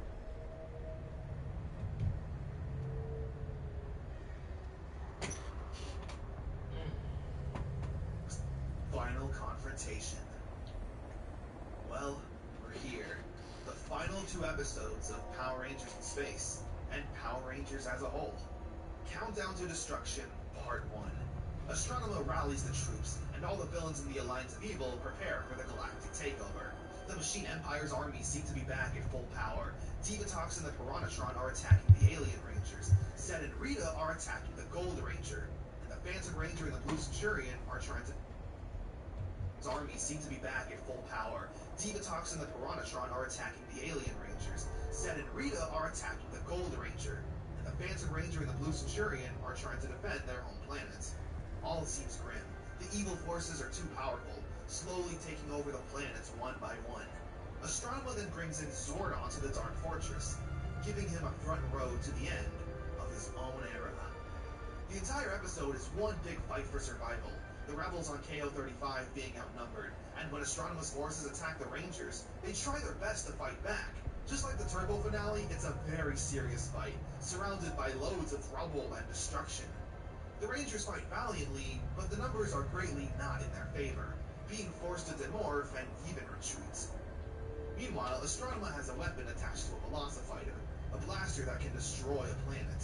However, Darkonda sees this and steals the plane for himself, planning to use it to destroy Dark Spectre and the Dark Fortress, so he can be ultimate ruler. He fires it at him, and Dark Spectre seemingly goes down. Before he can blast at the Dark Fortress, though, Dark Spectre uses his last bit of life force to eat Darkonda and take him down with him, ending the lives of both Darkonda and Dark Spectre. Although Astronema seems, worried for some reason. Bro, this was your plan since the beginning. With Dark Spectre gone, Astronema now reigns as Queen of Evil. She comes to Earth, demanding the Power Rangers offer themselves up.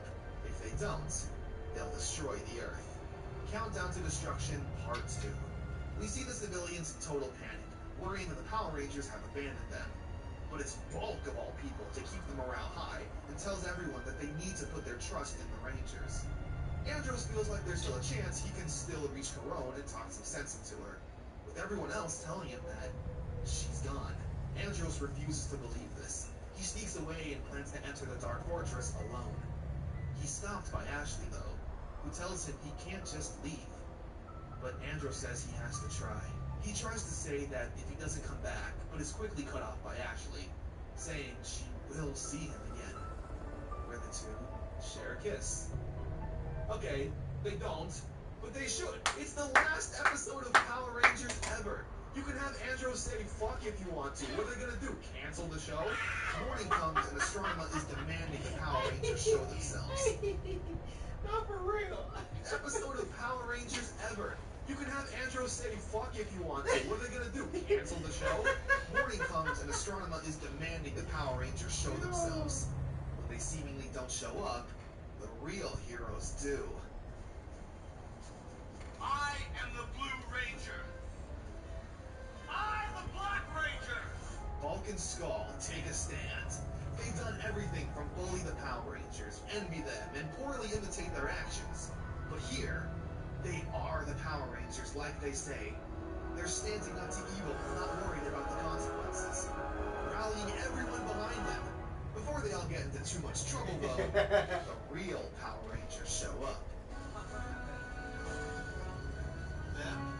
Ready. Let's rock it. With the rejuvenated energy of everyone's high spirits, they fight the evil forces once again. However, they're not alone.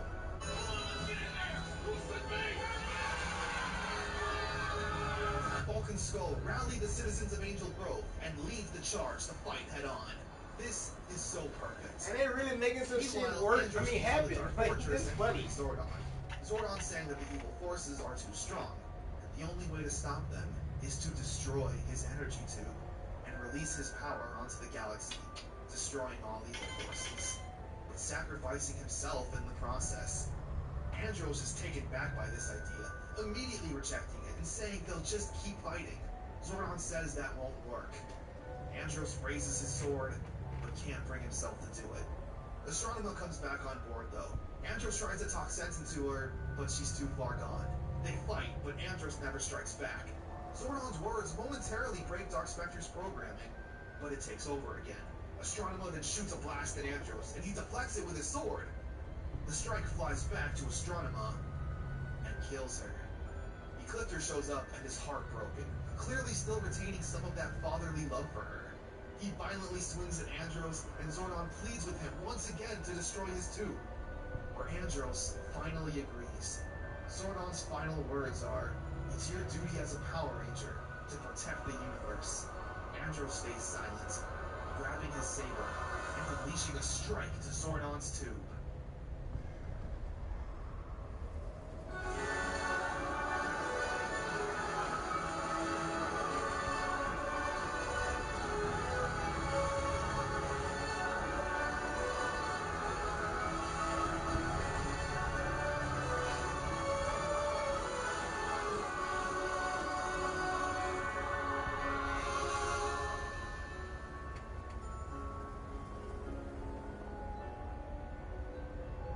Andros destroys Zordon. What's been dubbed as the Z-Wave travels across the galaxy, disintegrating all evil forces, turning Zed, Rita, and Divatox into normal humans, giving them another chance at life. Just like Astronema said, Zordon not only witnessed, but was fully responsible for the end of his own era.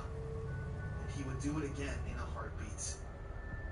This still makes me feel something deep in my chest all these years later. The fact this little toy commercial of a TV show was able to create a 5-year legacy with recurring characters and storylines is honestly amazing. I don't think anyone would have imagined that we'd be in this spot when they first saw the Pudgy Pig. Andros lands the Dark Fortress on Earth, carrying Astronema's dead body. But he cries a tear on her and magically reverts the Corone and comes back to life. I'm gonna assume it was part of the Z-Wave that did this and not the power of love. The episode ends with Andros saying goodbye to Ashley. He's staying on KO-35 with Zane and Carone, saying it's his home. Ashley's saddened by this, but Andros returns to the ship, saying his home is with them. And after all this, the Rangers can finally return home and get some well-deserved rest. Power Rangers in Space was my favorite TV show for my entire life, and after watching it for the 100th time for this video, nothing's changed. In my opinion, this is the quintessential Power Rangers season. A perfect balance of drama, action, and silliness. Yeah. Andros definitely took the role of the main character. He had an interesting story with his sister, and being a new, fresh face also helps. I think his actor, Christopher Kamen Lee, has one of the best hero voices. Every time he shouts, it feels powerful. He's giving his all in these performances, and I would have loved to see him possibly get into anime or something after Power Rangers, similar to Johnny Young Bosch. That's enough! We're coming through! Power Red! Ha! Spiral Saber Booster Mode! Ha! Enough is enough! You're strong now! You can beat him! Please, Seymour, try! No way! We gotta stay with the sword as long as we can! We're not abandoning ship! Apparently, he also So then he played Adams in the which main breaks voice? my heart. That's crazy. Not only that, Kinda he racist, hated the but fact crazy. that his tears brought Carone back to life, saying it felt too cheesy. And for my own vindication, apparently there was a kiss scene filmed between Andros and Ashley, but it was during their date for the episode where the killer car tries to run them over. Why here? Bulk and Skull definitely had the most emotional impact. They have been the longest recurring characters in this show, having genuine growth in character arcs. Seeing them fully embrace the hero mindset without fear of what might happen, standing up to Astronomer boldly. It's sometimes hard to look at this and then an episode of Mighty Morphin and realize they're the same people. A part of me is so frustrated it took this long to have a consistently good season of Power Rangers. The show has always had good episodes, moments, and arcs, and I don't buy the excuse of, oh, it's a kid's show, they just want to see the Pudgy Pig and the Megazord. I was the target audience back in the day, and even as a kid, I preferred In Space over Mighty Morphin. Yeah. I was glued to the TV when the Real life. studios showed up and were That's treated me. like a serious threat. I honestly can't recommend this season enough. I still consider it my favorite TV show. I quote it constantly, and I'm still looking to buy all the action figures. Rewatching this years later and knowing what happens, I still get goosebumps and the biggest smile on my face with every episode. Now, granted, the grand scale nature of this season and the powerful emotional toll it took on everyone only happened because it was created in mind with this being the final season. So why not go all out? It was so perfect, in fact, that it ironically revived the franchise.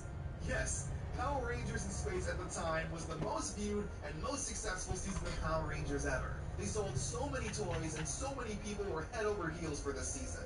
So naturally, when you have something this successful, again, you can't just ignore it. So this is where you guys now come into play. I initially made these videos with the intention of going through just the Zordon era. However, I didn't expect as much people to like the videos. So if you want to see more, let me know. And if you'll allow me, I'd love to continue this journey and go forth to the Lost Galaxy.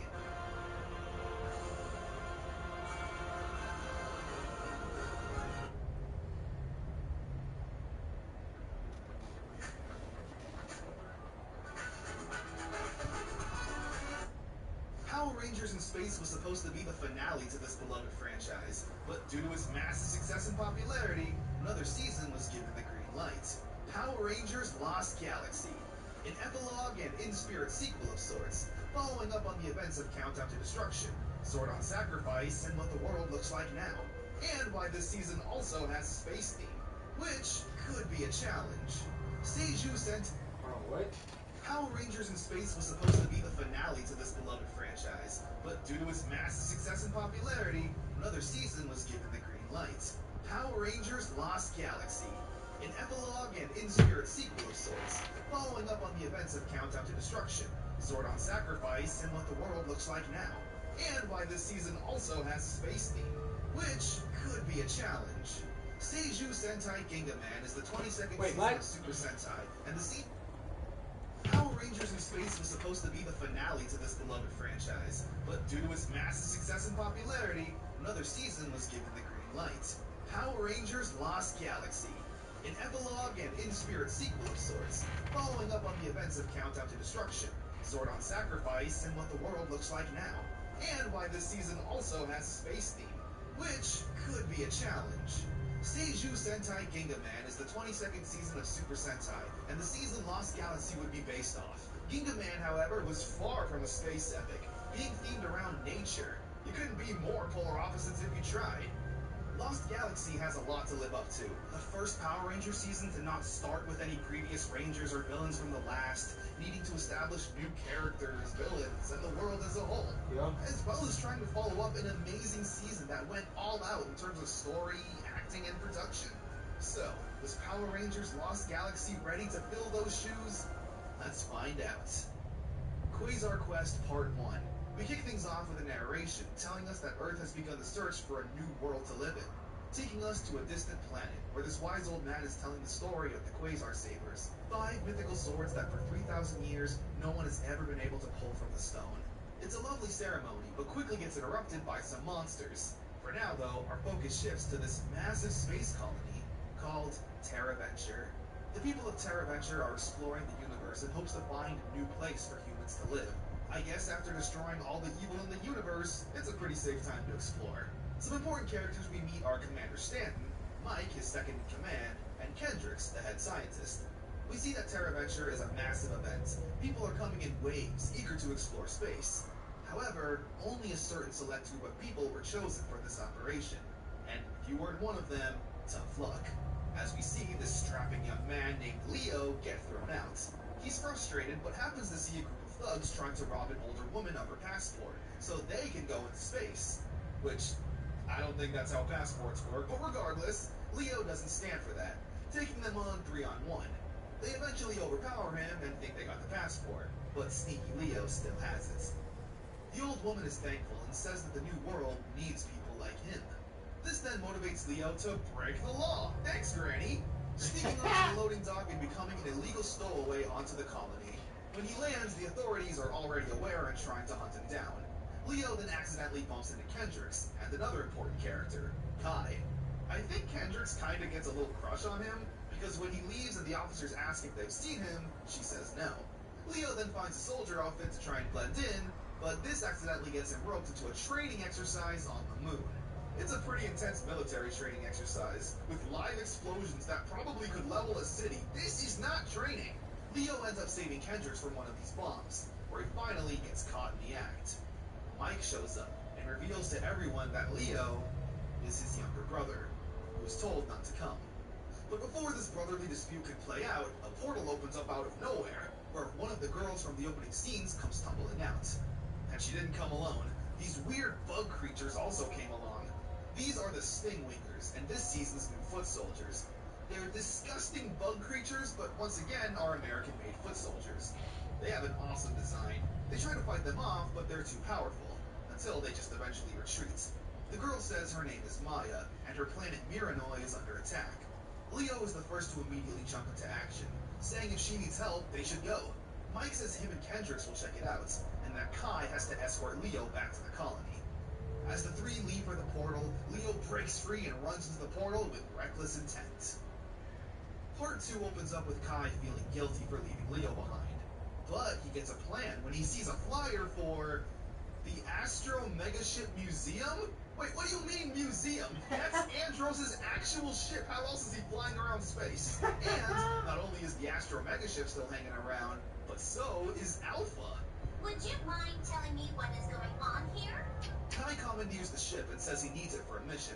However, the ship's mechanic, Damon, doesn't buy it, saying he needs to see some paperwork.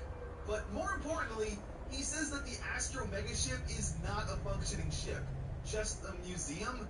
Brother, you're a mechanic. You would not be needed here if this wasn't a vehicle of some kind. Not for real. Kai tells him about his friends, and Damon, just being a nice guy, goes with it. Also being the only one competent enough to fly the ship, despite not even thinking it was real 30 seconds ago. Also, Alpha can't fly it for some reason, and whatever. They all make it to Miranoi and confront this big baddie. His name is Furio, and he wants the Sabers. A big fight that breaks out. However, once again, our heroes are overpowered. The Stingwingers are just too much. But right before Furio lands a strike, Mike reaches for the Quasar Saber and pulls it from the stone, landing a strike onto Furio, where Maya, Kendricks, Kai, and Damon all find the courage to try and pull the swords for themselves.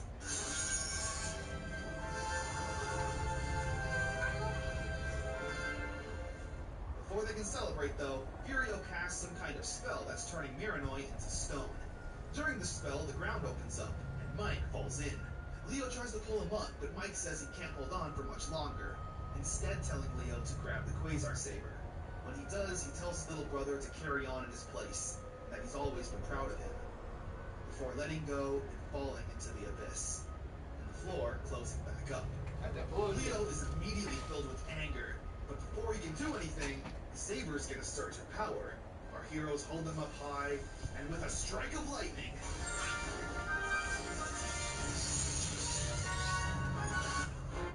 Such a good transition. sabers get a surge of power. Our falling into the abyss, and the floor closing back up. Leo is immediately filled with anger, but before he can do anything, the sabers get a surge of power. Our heroes hold them up high, and with a strike of lightning,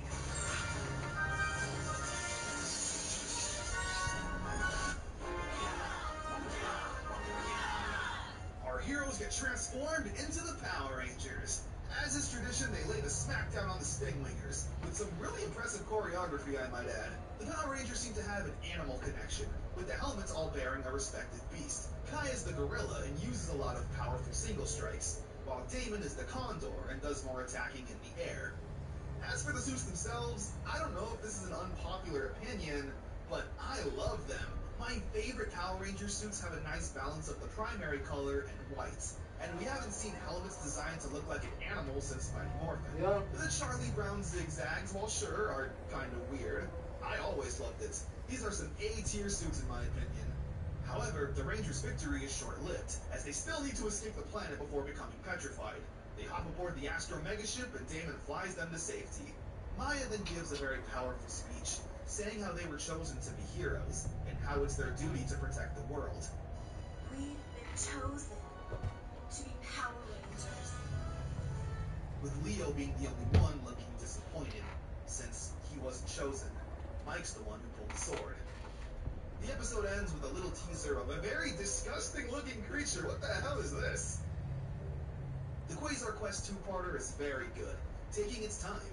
As I mentioned earlier, I think, Episode 1 and almost half of Episode 2 doesn't even feature the Power Ranger suits in any way, which is a pretty bold move. We get introduced to a lot here.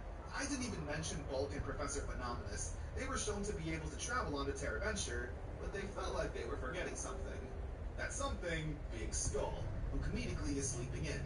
The reason for this, though, isn't sad, luckily. Jason Narvi just wanted to pursue a college education and left the show. It's not like it matters anyway. Bulk and Phenomenus probably show up maybe 2 more times this entire season. As for the Rangers, though, Leo and Maya are probably the most interesting right off the bat. Leo losing his brother and feeling like an imposter ranger sets up some good character work. And Maya losing her entire home planet, as well as being the home of these powers, is great stuff too. Kendricks is pretty interesting. Maybe just because I like girls with glasses.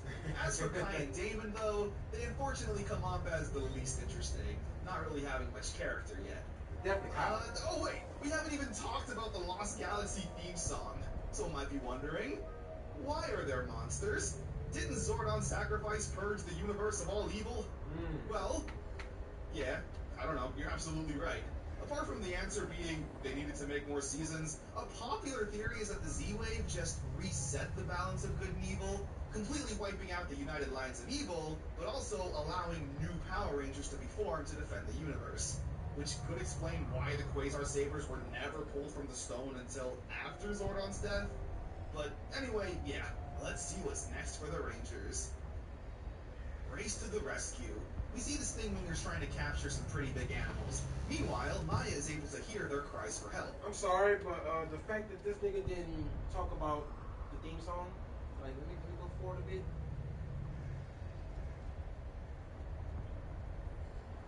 Yeah, it's crazy that this, wait. No, I think this is the first time they got the Megazord. Yeah. This nigga talked said something about the theme song. What's next for the Rangers? The theory is that the Z-Wave just... oh wait, we haven't even talked about the Lost Galaxy theme song. Someone might be wondering, why are... This nigga really... Oh, you wonder why we didn't talk about the Lost Galaxy theme song. Did not talk about the theme song, nigga. I'm gonna talk about it since this nigga will talk about it. The theme song. At the time,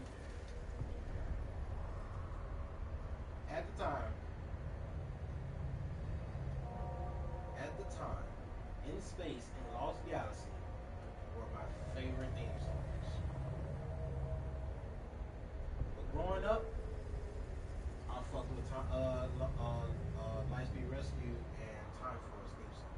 But Lost Galaxy theme song is pretty good too. Like, it was perfect. It didn't start like in space or nothing like that. You know, the 5, 4, 3, 2, 1. Rangers in space. Take control to outer space.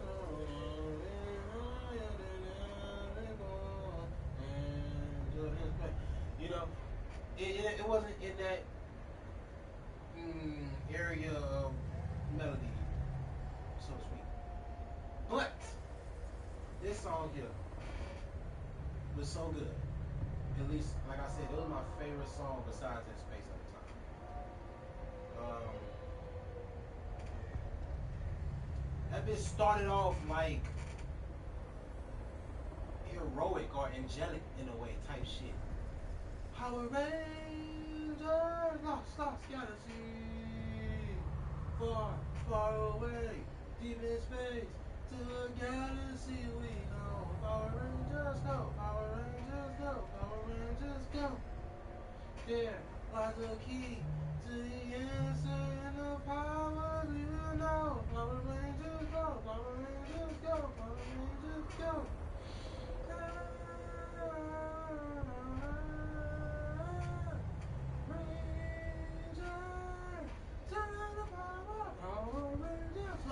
Lost galaxy.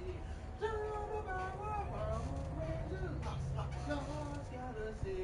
Turn the power, Power Rangers. Lost galaxy. Go, Power Rangers. Lost galaxy. Bruh. Probably like my favorite thing for this whole season. Me personally. Still a good show, but it wasn't fucking with In Space or Lightspeed Rescue. Like, real talk, out of these 4 that we finna watch, this Lost Galaxy was my least favorite plot wise. Seriously. Theme song wise, it's number 4 and 2. I ain't gonna lie, but at first it was number 2 or number 1 for sure. It was number 1. But yeah, different. They're monsters. Didn't Zordon sacrifice per... They arrive on the planet and try to free them, but they get ambushed when they're trying to capture some pretty big animals. Meanwhile, Maya is able to... Anyway, yeah, let's see what's next for the Rangers. Race to the rescue. We see the Stingwingers trying to capture some pretty big animals. Meanwhile, Maya is able to hear their cries for help, and Leo and Damon accompany her to find them. They arrive on the planet and try to free them, but they get ambushed by the Stingwingers and a monster. So, it's time to go. They morph on out with Kendricks and Kai showing up. They lay the smackdown on the bad guys and destroy the chains imprisoning the animals. These are the Galacta Beasts. They thank the Rangers for saving.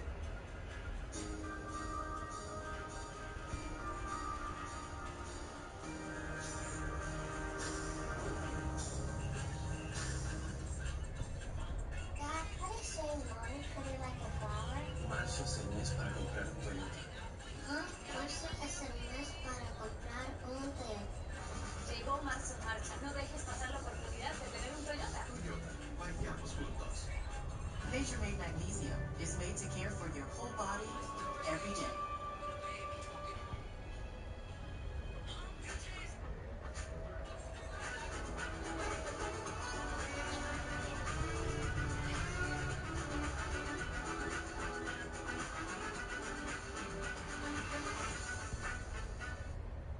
vacation's exactly what the family needs. Come on, people. Dinner's at the strip. The dinner's over.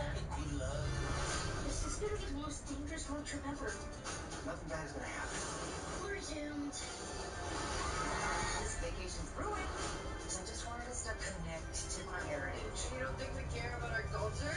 Well, no, she cares. You like Chipotle way too much. Disney's Alexander and the Terrible Horrible No Good Very Bad Road Trip. Rated PG. And don't miss out on this last chance offer. Them and tell Maya they'll repay them one day. We cut to the villain's ship. This gross octopus creature is Scorpius, an alien warlord. He tells Furio to destroy the Power Rangers since he couldn't capture the Galactabeasts. They invade Terra Venture, but the Rangers once again show up to defend it. The monster then drinks a potion and grows giant. But oh no! How will the Rangers fight something this big?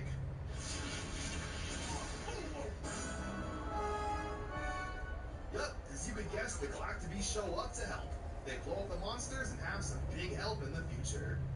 I also love the suit work on these creatures. In some shots, they genuinely look horrifying. Like, look at this condor here. This is a Godzilla boss. Rookie in red. We see Leo training by himself. Hold on, y'all.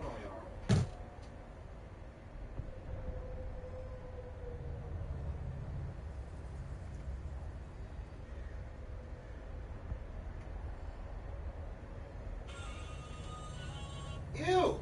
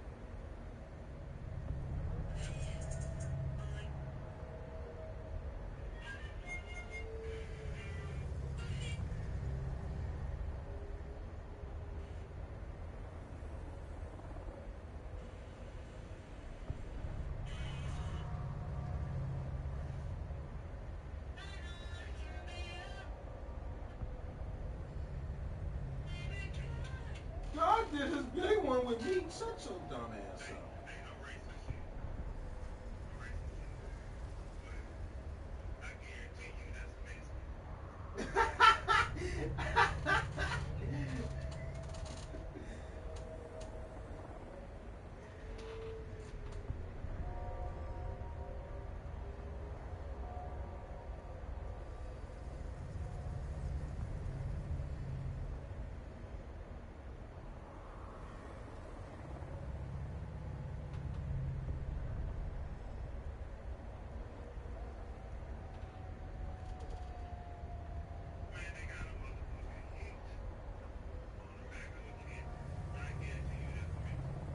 Niggas say they got a hitch on the back of a camera. They guarantee that's a Mexican.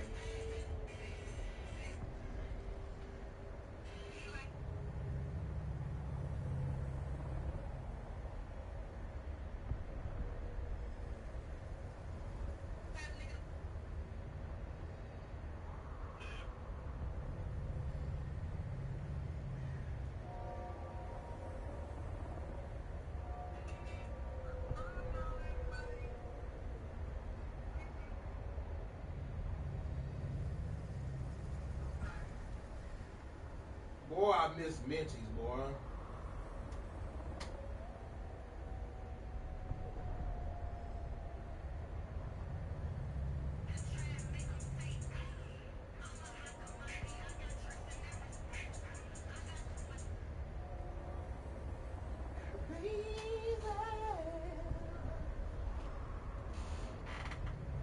Oh my god, oh my god, oh my god.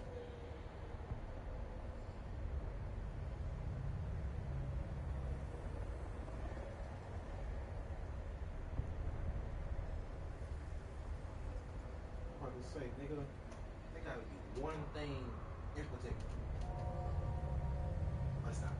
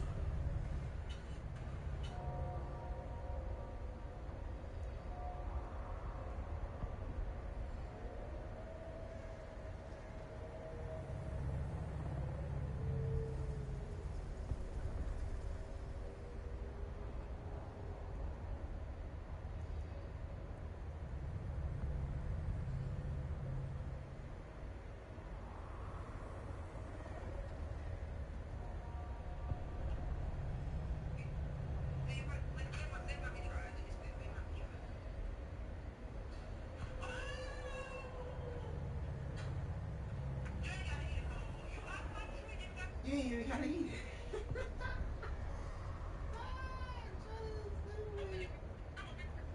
This bitch been trying baby food.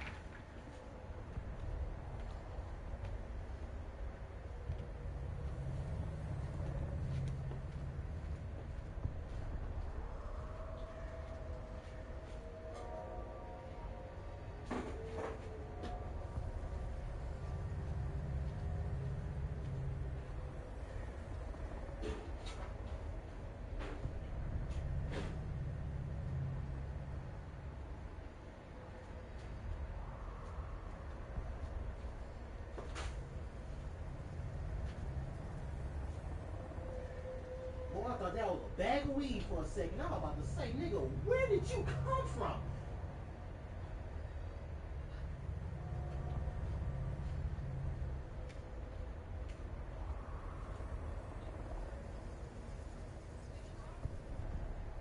What? Oh, great. Oh, I'm so sorry. No, I'm so sorry. I don't know how that happened. I am so sorry. My bad. That is crazy.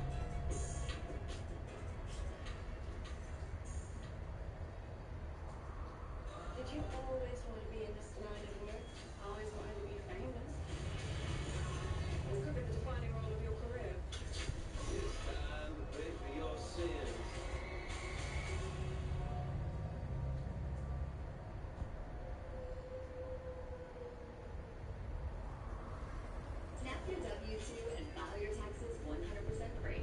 Plus, get your biggest refund. File free now. Roughly 37% of filers qualify. Simple Form 1040 returns only. Click for eligibility.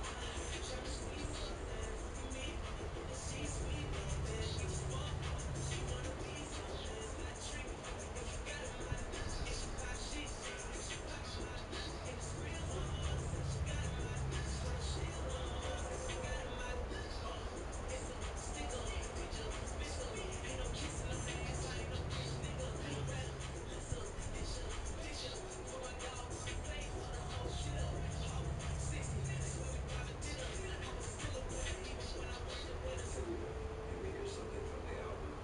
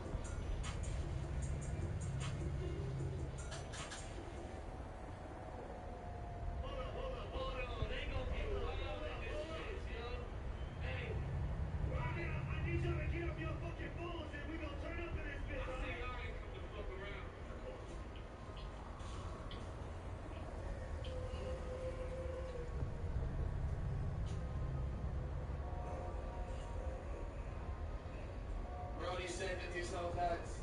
So what? Nigga, I show up. Codeine go up. Nigga, you know nuts. You get toe up. You get the whip. Shit. Yeah, yeah. 2 perkies now, I'm gonna touch me. Yeah, yeah. Just miss a minute. G-Money said it. G-Money said it. Yeah, yeah. So I'm in two more kills. Yeah, yeah. Sorry, man. City. Yeah, yeah. I got a girl, G-Money said it's the best flow. Yeah, yeah. That shit make me happy, so I don't give no fuck. Yeah, yeah. Yeah, yeah.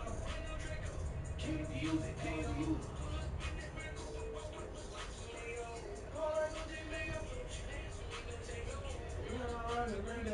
Now my wrist is a Range Rover.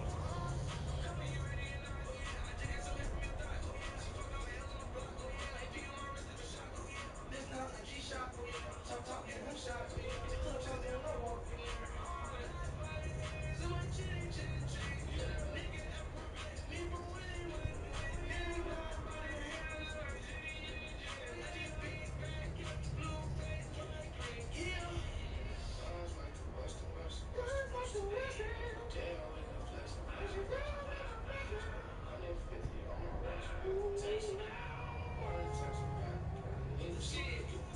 Drugs in my cup, mix it up. Yeah, yeah. 2 perkies now, I'm fucked up, so get me up. Yeah, yeah. Just make some million, G might say it ain't enough. Yeah, yeah. So I'm in 20 rounds, they gon' count me up. Yeah, yeah. Sorry, man, city flowers, but I'm cold. Yeah, yeah. I got a girl, G money said it's the best flow. Yeah, yeah. That shit make me happy, so I don't give no fuck. Yeah, yeah.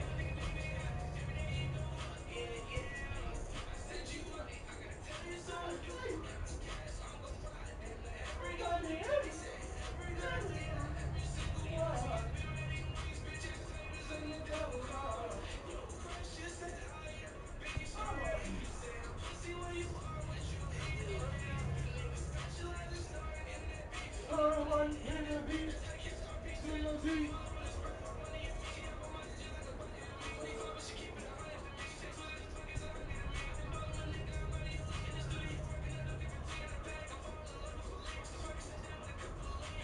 Bang, bada boom, bada bing, bada boom, bada bing, bada boom, bada bing. Hey, that bitch on me. And the promethazine. And you're rolling a link. Hey, with the green. Drugs in my cup.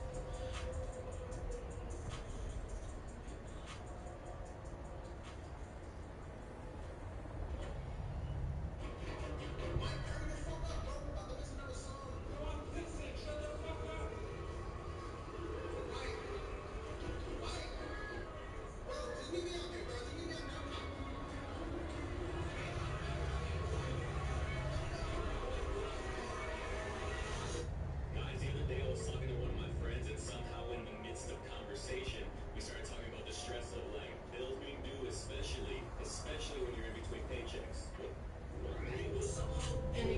As a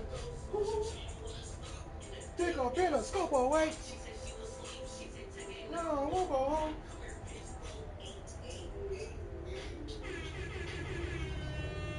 Try to play me like a pussy nigga. Chopper with the stock, it's gon' what it. Turn his bitch.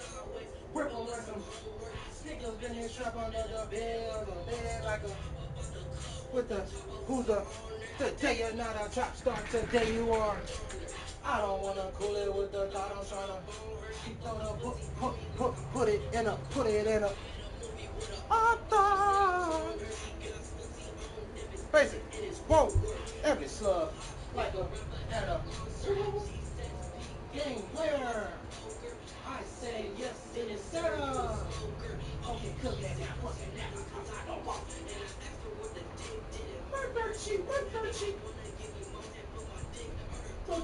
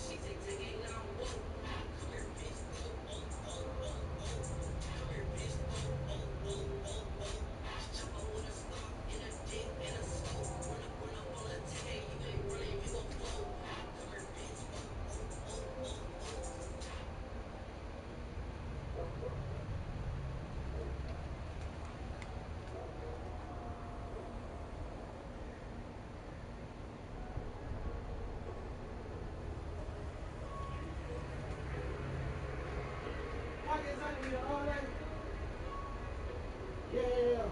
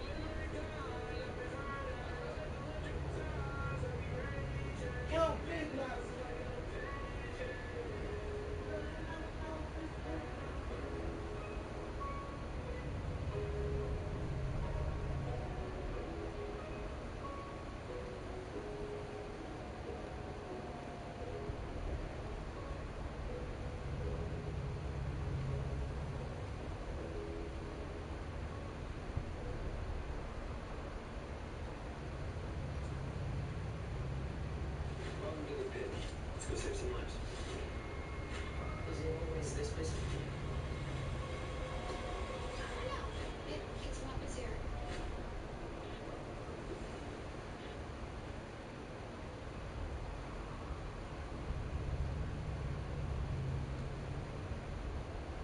This is healthcare as it should be. Affordable, convenient, and customized to you. For decades, you can get access to doctor-trusted treatments 100% upfront. Find high-quality healthcare at an affordable price. Start today at hands.com.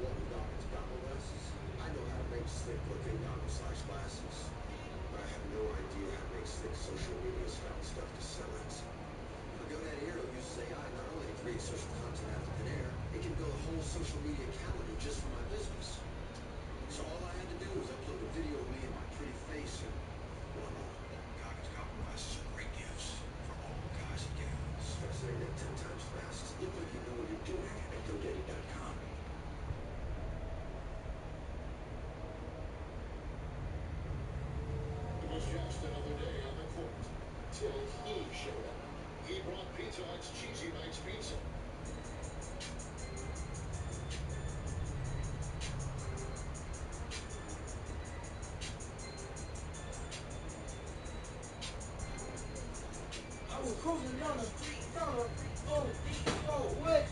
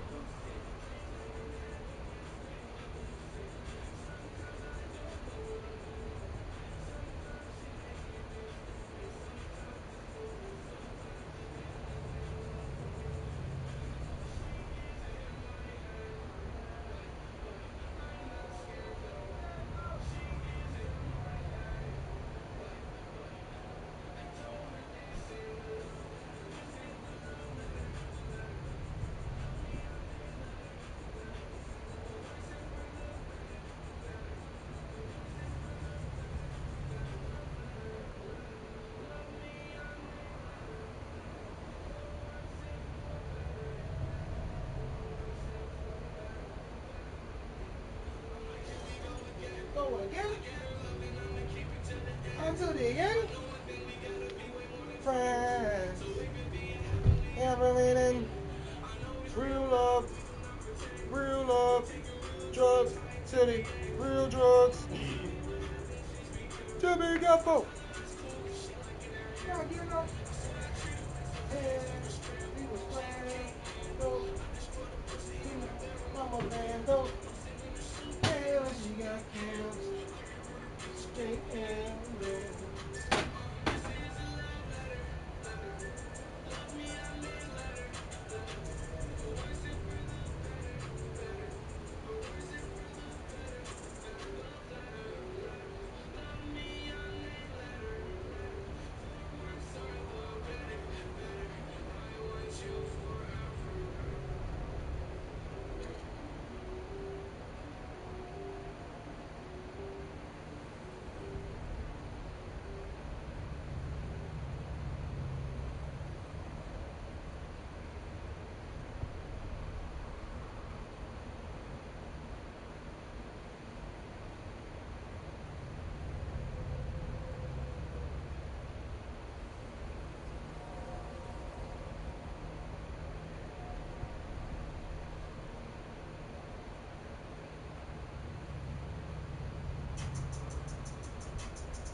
Singing with my baby mama, think I'm scaring them.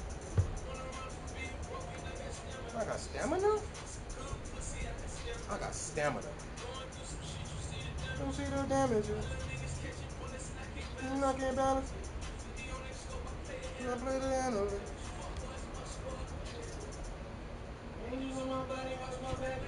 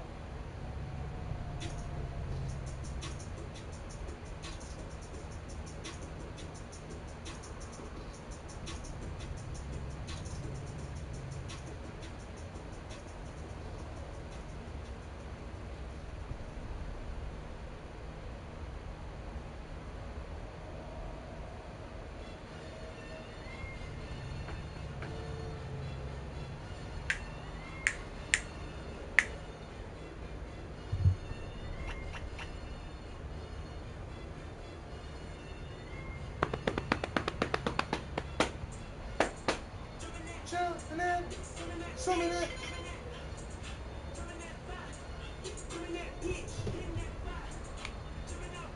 Wet, bitch, bitch. Ha, ha. Doing, it's a birdie, birdie. I ain't seeing niggas in the corners in the motherfucking. Young politics with the competition. What's the eight process? Try to tip the toe through the progress. Untied in the truth is an object for the pros and the cons. Hey, spend it. Look at what it's send it. Strap, get strap. Bitch, ho, bitch, ho, bitch, bitch, ho, bitch, ho. Woo. I was seeing double in the projects, mad at myself, wouldn't put it to the side.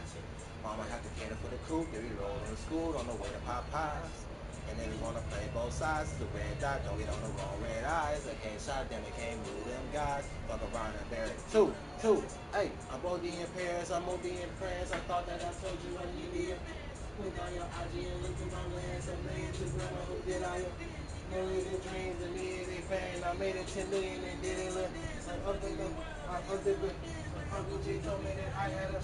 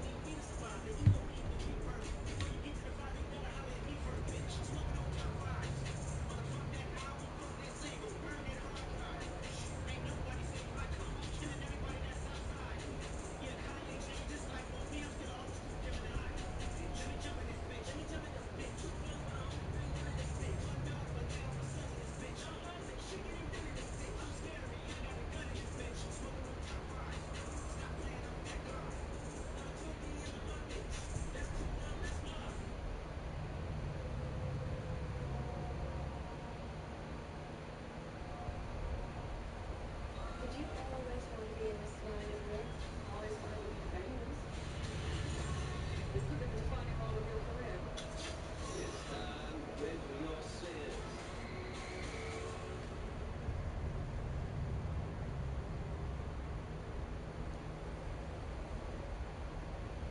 Add the W-2 and file your taxes 100% free.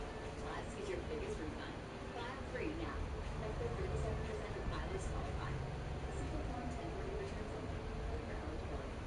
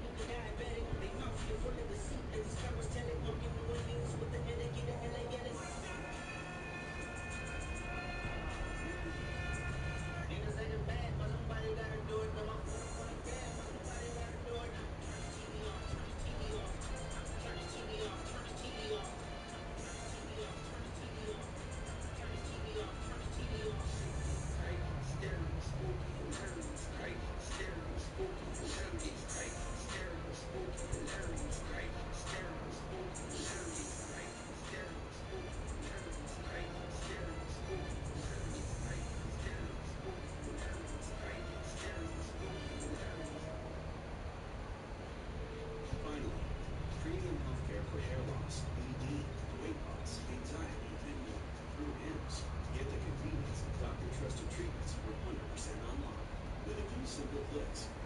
And treatment shipped right to your door if prescribed. No long waits for appointments.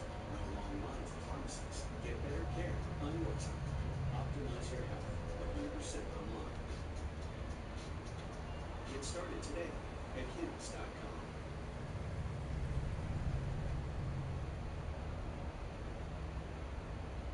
After all your hard work, you can't let anything stand in your way. That's why you got Cox Business. With personal 24/7 IT support beyond internet.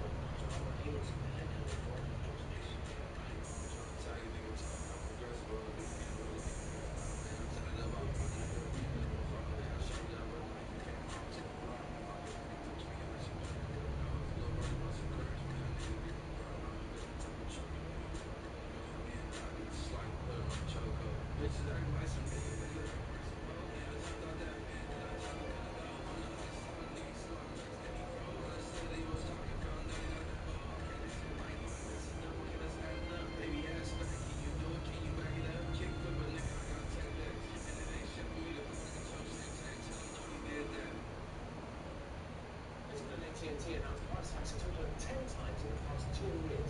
Families can switch to T-Mobile and get more benefits than their plans while saving 20%. T-Mobile blows the competition.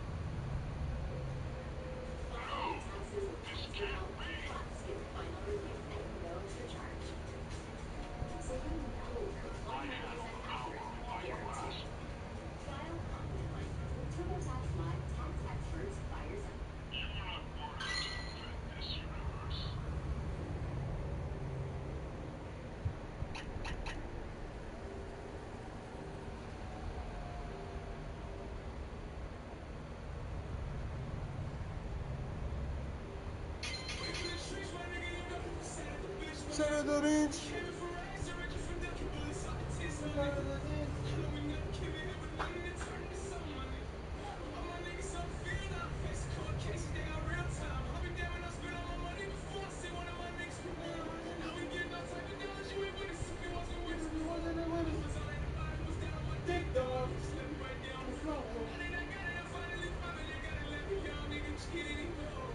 Oh, yeah.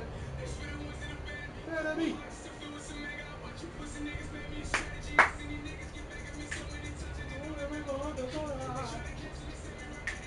Shooters, killers, in the jungle.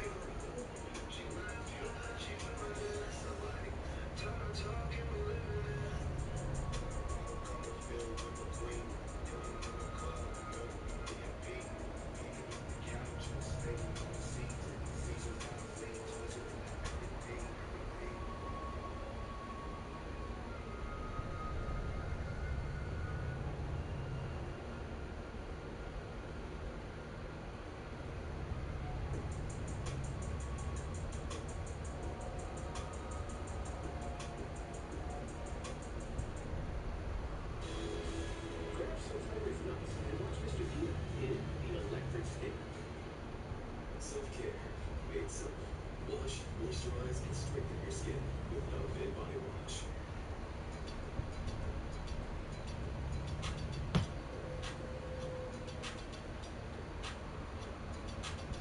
Colore. Colore. Ooh. Ooh. Down, down. Blue. Spaceship. Two. To the side. What? Club. Hey. Shut up. Hey. Ah.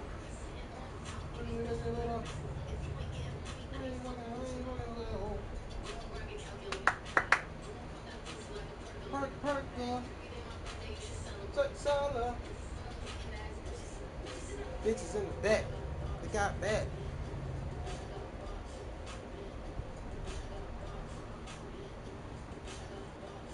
They trying to throw rocks? Hopscotch? Showstop. Cyclops.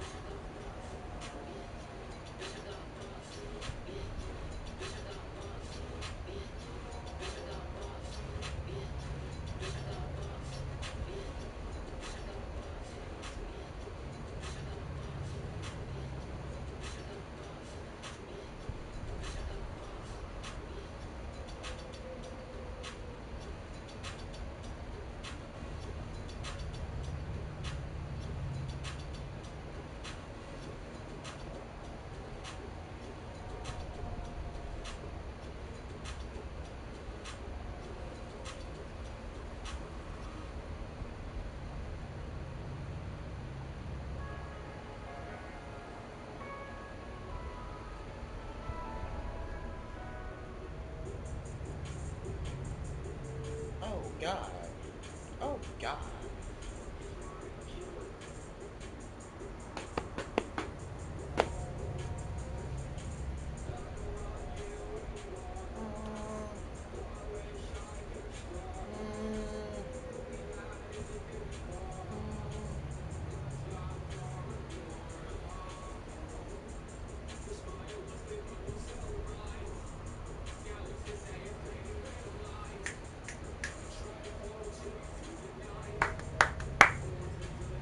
Yes, I might.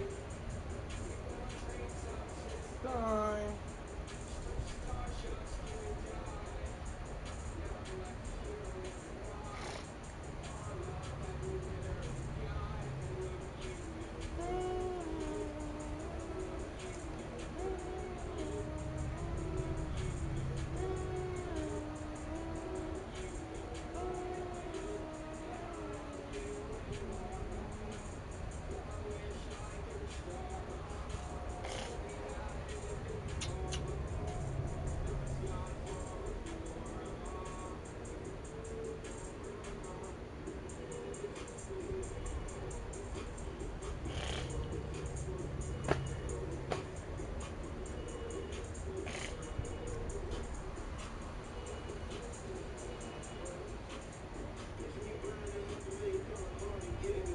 What? Hey.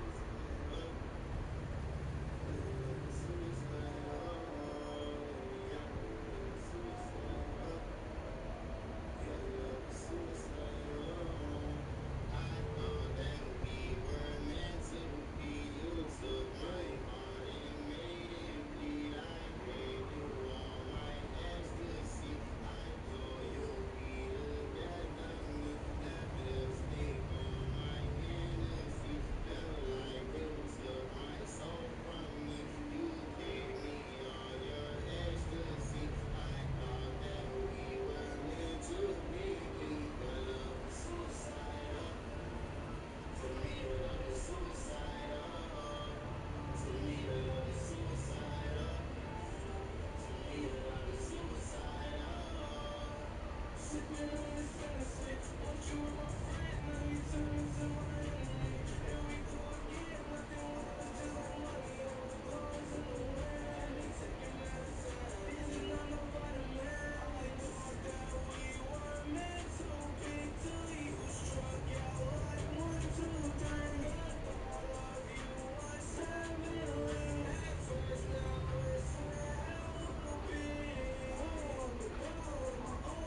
ship it from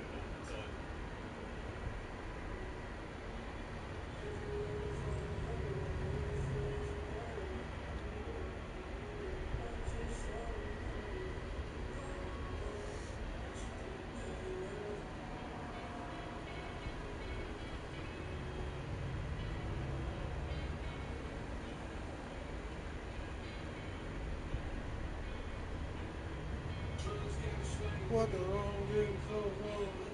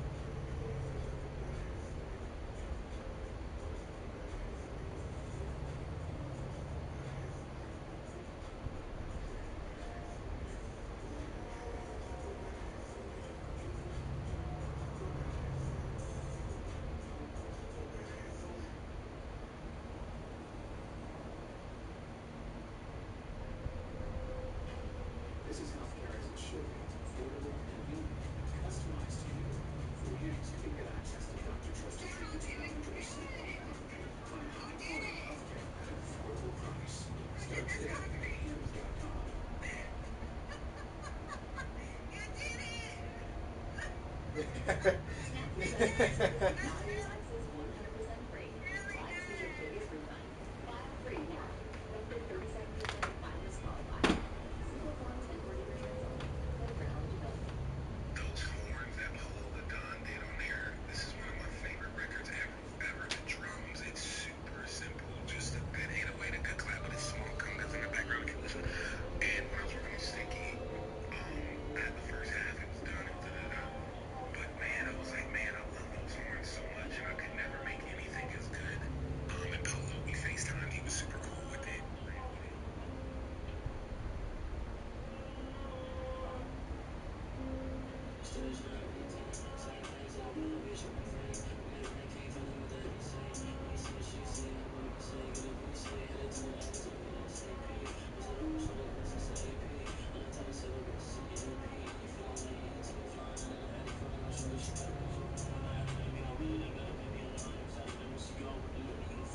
This video pretty recently when you said you should have broke your neck 6 years ago. That is so scary to watch. Do you remember thinking in that moment how lucky you were? It's funny you ask.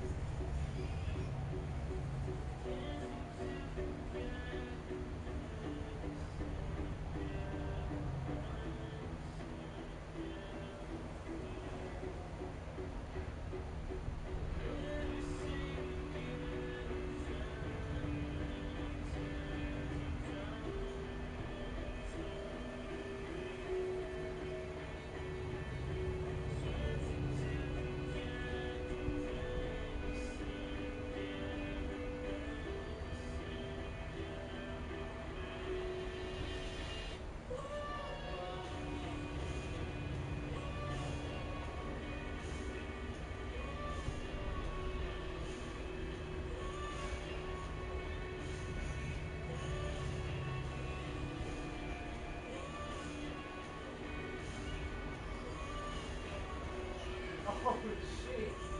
Oh shit.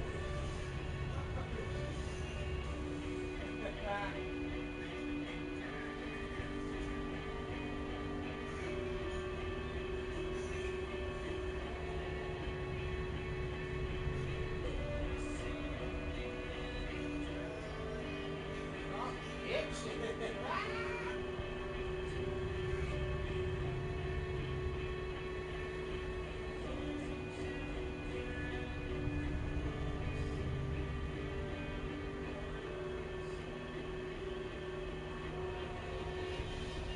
Oh, fuck.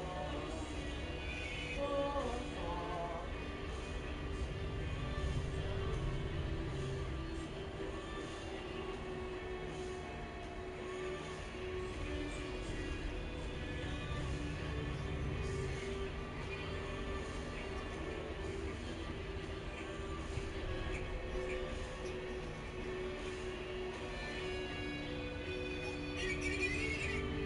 Oh, God.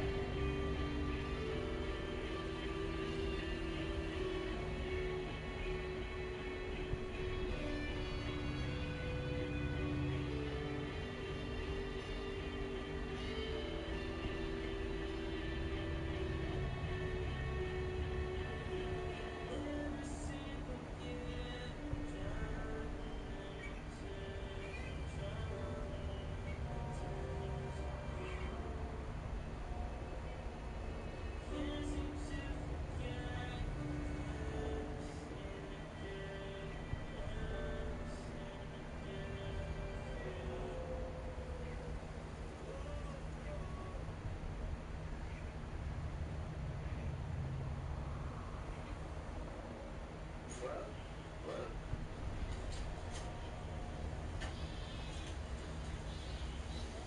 Like Squarespace? Squarespace, like...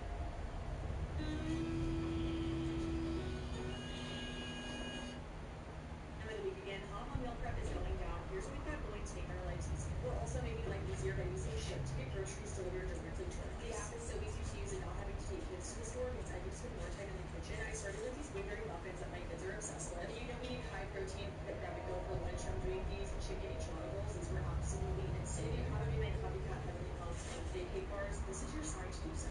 I also hated bringing tuna salad to school as a kid because everyone said it smelled, but now it's my absolute favorite high protein lunches. And of course we have the freezer that is already prepped and cut so my kids can grab them. It also makes lunches easier too. Let me know if you want the recipes. No, I mean, I'm already actually full up with these things.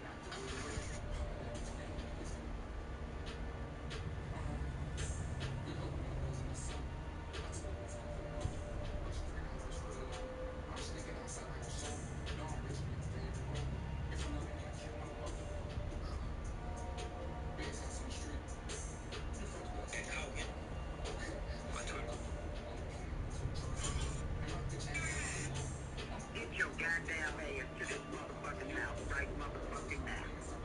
And I'm not lying. You can't actually do a motherfucking thing for your motherfucking ass no more. Your lying ass.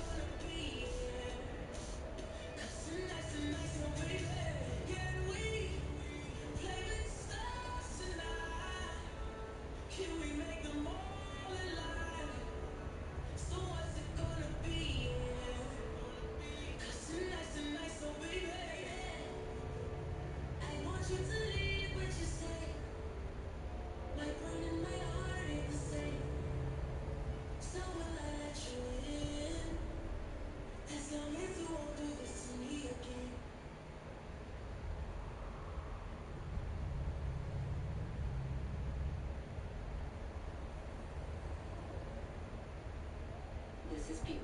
Now. Buick. Exceptional by design.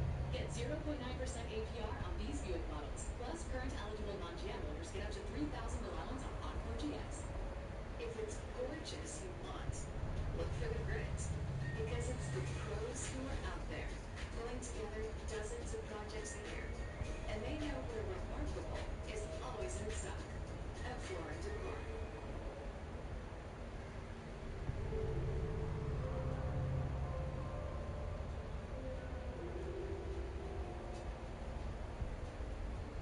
You cut out a piece of me and now I bleed internally. Left here without you, without you. And it hurts for me to think about what life could possibly be like without you, without you. I can't believe that you would up and leave me.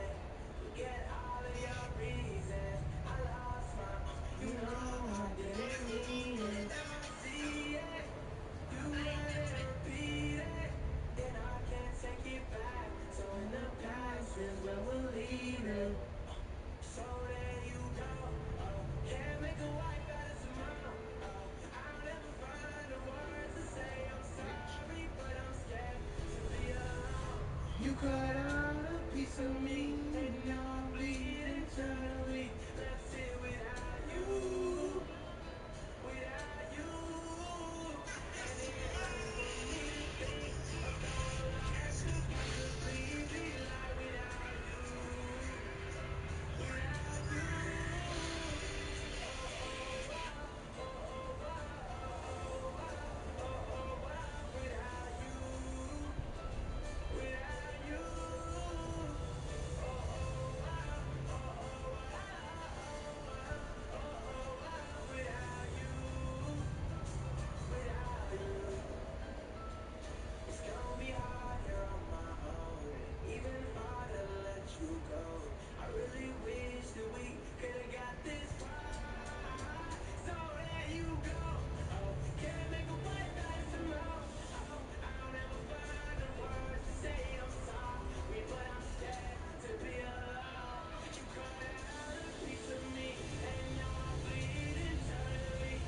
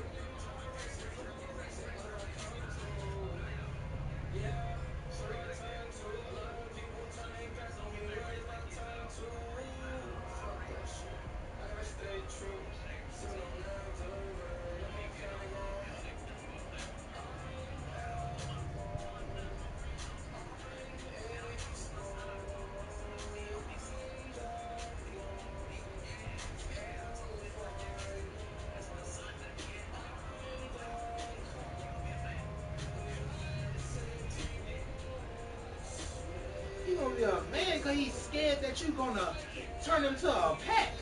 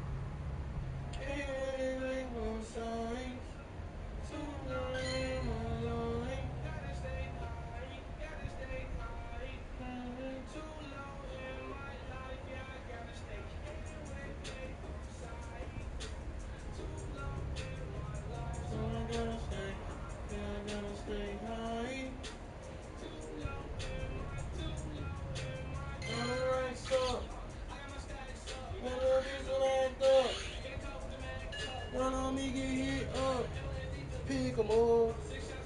Whoa. No, whoa. Up, down, left, right, A, B, C, code. Some hero. Some zero. No hero. Let go. Let go. I'm wishing you trouble. Let go.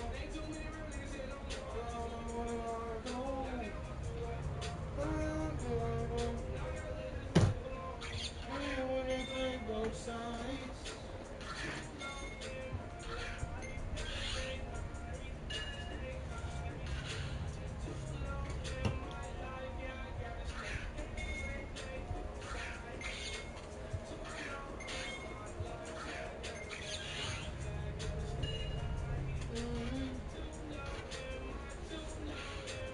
Walk out in my body. I'm just on that money.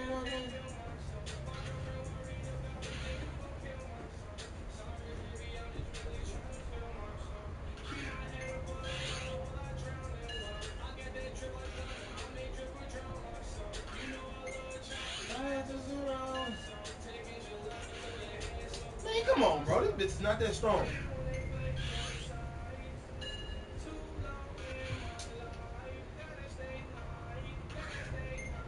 They want me to use another ball so bad. 485 is the combat point.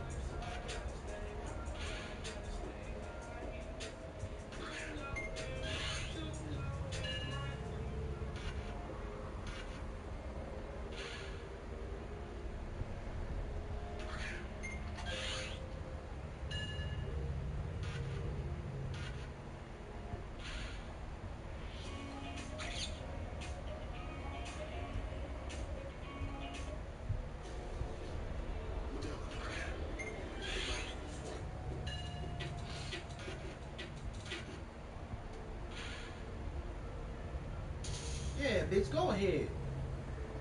I want to know how much that was.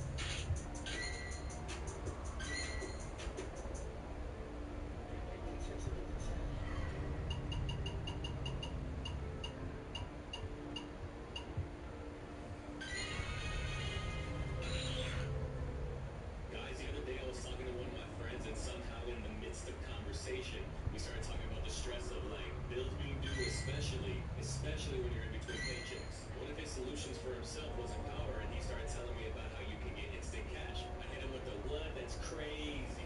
Obviously didn't believe him and was just a tad skeptical. So I had to try it out for myself just to see what he was talking about. So I go to their site and there it is. You can get up to $300 with their cash advance feature. And the way that bills are relentless right now, I was just hoping this is true. So all I had to do was just download the Empower app. I had to put in a few personal details. And one thing that hit me that I could not believe was that there was no credit check. I'm always down for no credit check. You have no idea. So there I go putting in the application and I'm like, all right, cool. I'm about to hear back from them in a couple of days. They give me a little leeway. Nope. $100 instantly right there.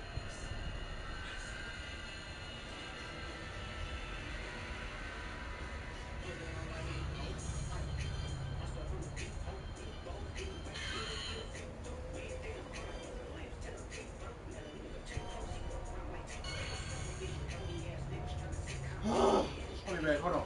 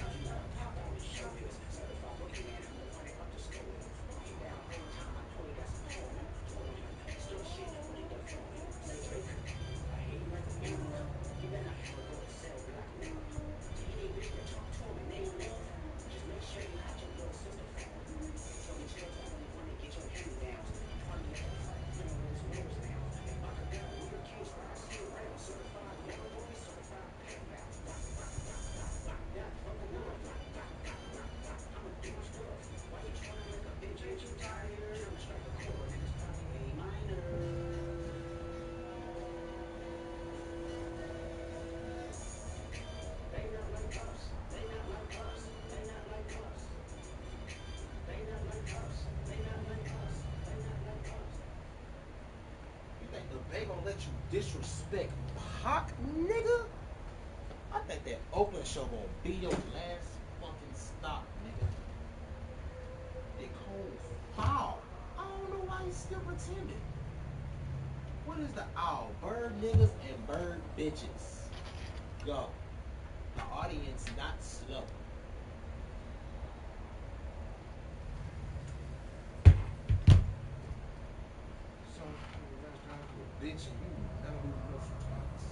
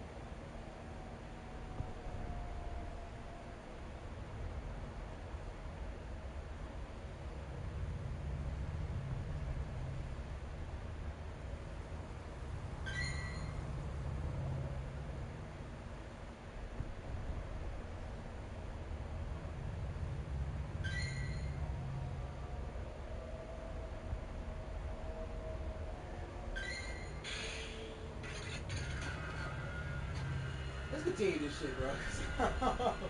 This that bullshit. An alien warlord. He tells Furio to destroy the Power Rangers since he couldn't capture the Galactabeasts. They invade Terra Venture, but the Rangers once again show up to defend it. The monster then drinks a potion and grows giant. But oh no! How will the Rangers fight something this big?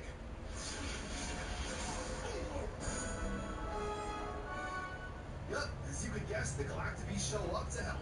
They blow up the monsters and have some big help in the future.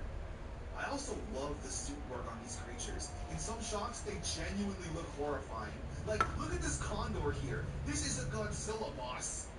Rookie in red. We see Leo training by himself in the woods. Frustrated and saddened about his brother, he hasn't come to terms with himself with what's going on. He's beating himself up, saying he'll never be as good as Mike. I would do everything in my power to become the Red Ranger he would have been proud of. We also get introduced to this lovely girl, Shirkina. She's Scorpius' daughter. For now, she doesn't do much, but just remember that she exists. I guess in an attempt to be like Mike, Leo joins the GSA. Kai is tasked to train him, however, Leo clearly isn't built for this, breaking the rules and being fairly lazy. Meanwhile, Furio meets up with an arms dealer who's in possession of some artifacts. The Trans Daggers. They're powerful weapons that were thought impossible to be in possession of, so he tasks him to steal the Quasar Sabers. The main focus of this episode is Leo. He mistakenly leaves the GSA's weapons door open and the enemies ransack it. Not only that, but the monster is actually also able to steal 4 of the Ranger Sabers, where Leo has to learn to accept responsibility and get the Sabers back. Not only that, but also gets his hands on the Trans Daggers. Yeah, that's right, Power Rangers believes in Trans. They are daggers that can transform into different styles of weapons, like a blaster or a claw. They destroy the monster and use the red line Galactabeast when the monster goes big. And Leo resigns from the Force. Homesick. Terra Venture gets an intruder alert when someone starts hacking and messing with the ship's controls. When they find out who it is, it's this kid, saying he wants to go home. Damon deduces that he doesn't have a uniform or ID, which means he's snuck on board. They video call the kid's mom and he says he just wanted to go on a space adventure. But Commander Stanton explains that Terra Venture is on a one-way trip to find a new world. So this kid is stuck here and will never see his mom again. Oh, honey, I'm never gonna see you again. Jesus Christ, that's pretty sad. Not for David real. takes him under his wing to work as a junior mechanic. Not a lot happens. Furio and the monsters attack, and this kid uses his hacking skills to trap them in the elevator before they gain control of the ship. We do get something important, though. The Rangers use the power of their Trans Daggers to imbue the Galactabeasts, transforming them into robotic versions of themselves. You know what this means. Play that music! Yeah, 5 episodes in and we finally see the Megazord. That's unheard of for this series. This is the Galaxy Megazord. We don't spend a lot of time with it since it immediately just uses the finishing sword attack and destroys the monster in one go. But I love this thing. It's super colorful and stands out. I love the animal heads on the shoulders, and the chest piece looks powerful. And this was the first ever Power Rangers toy I ever remember getting for my birthday. Yeah. Maybe it's not just me. It's not just me, boy. I love it. The Lights of Orion. There's a mythical power source known as the Lights of Orion. They're apparently hiding in this cave, but Furio can't enter, since you need to be a chosen warrior to get in. Shirkina wants to join in, however, and this is where we start to learn about her character. Her father is very overprotective, not allowing her to get in danger, but she wants to actually help fight the fight. The Rangers also get some cool new motorcycles, because we got toys to sell. Furio and Shirkina bait out the Rangers, where they have a box with a surprise in it. What? Mike? Jesus, parading around Leo's dead brother in front of him is such an insane move. But Furio says he's not actually dead. Leo now isn't thinking straight, acting on emotions, and just simply wanted to get his brother back. They fall into a trap and start fighting. Amidst the chaos, though, Leo manages to rescue Mike and they both escape. Leo's trying to ask questions, but Mike insists there's no time, and that they need to go to the cave to find the Lights of Orion. They go inside and find a box, but that's when Mike knocks out Leo and takes it for himself. The Rangers are horrified to see that Mike betrayed them. But, as you may have guessed, this isn't Mike. It's Lord Zed. Yeah, it's all a trap. But the Lights of Orion weren't even in the box. So the Rangers defeat the monster, and Leo absolutely smacks the hell out of Furio for taunting him with his dead brother. Double duty. There's an actress on Terra Venture who looks exactly like Kendricks. The actress is mean and nasty, but after she gets injured, Kendricks is chosen to play the part. Is this a pretty nothing filler episode? The Blue Crush. Kai gets tasked with taking the commander's daughter out rollerblading. While they're out, though, he runs into a girl named Hannah, who he quickly falls for. Kai spends a majority of the episode daydreaming and swooning. Furio and a monster eventually attack Terra Venture, and he rescues her. During their escape, though, she stops him and pleads Kai to help rescue this guy named Johnny, saying that the wedding is tomorrow. Yikes. Where he leaves him to die.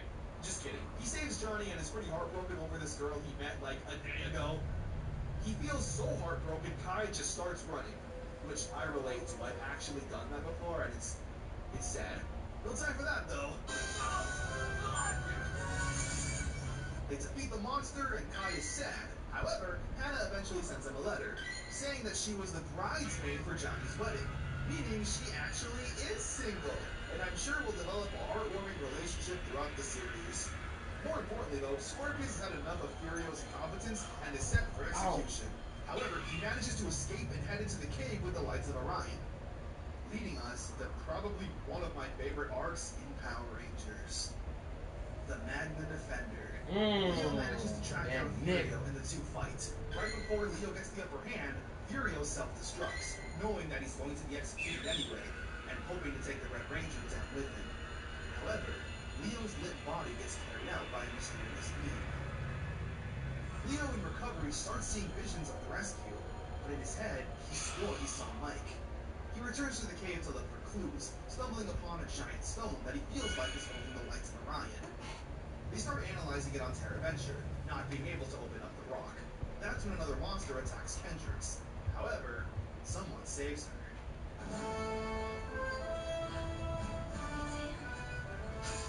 This guy is so cool. While he does save Kendricks, he also demands she gives him the stone. The other Rangers show up to help try and convince the stranger to join their cause, where he adamantly refuses, even hitting Leo. With Furio dead, Scorpius needs a new general. Meet Treacheron. He brings in a monster to fight the Rangers, and he wipes the floor with them, now in possession of the rock. However, that means a familiar face makes his return. He's back. Treacheron knows this man. He's the Magna Defender, with the two of them having a rivalry. The Magna Defender is so cool. His design is badass with the horns, all black armor, cape, big jewel in the center. He really looks like a warrior, and his stoic voice really shows off that he means business. You are brave.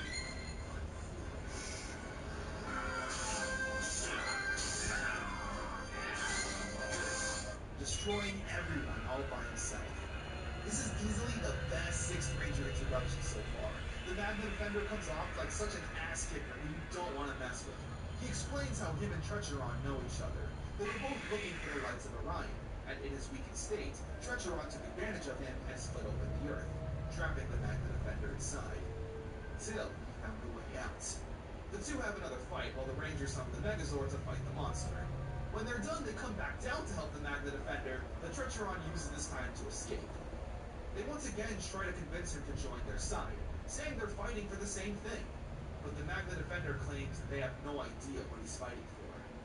Leo was convinced that this man was Mike, but now he's not so sure.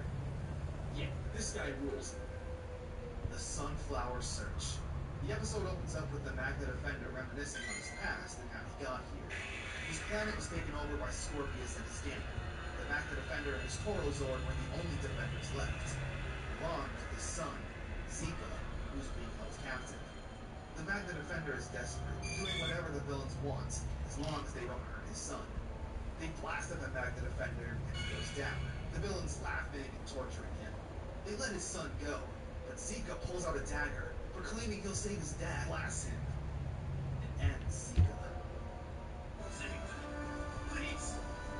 No. Get up. No. It is such a genuinely sad scene. You feel his pain throughout the entire flashback.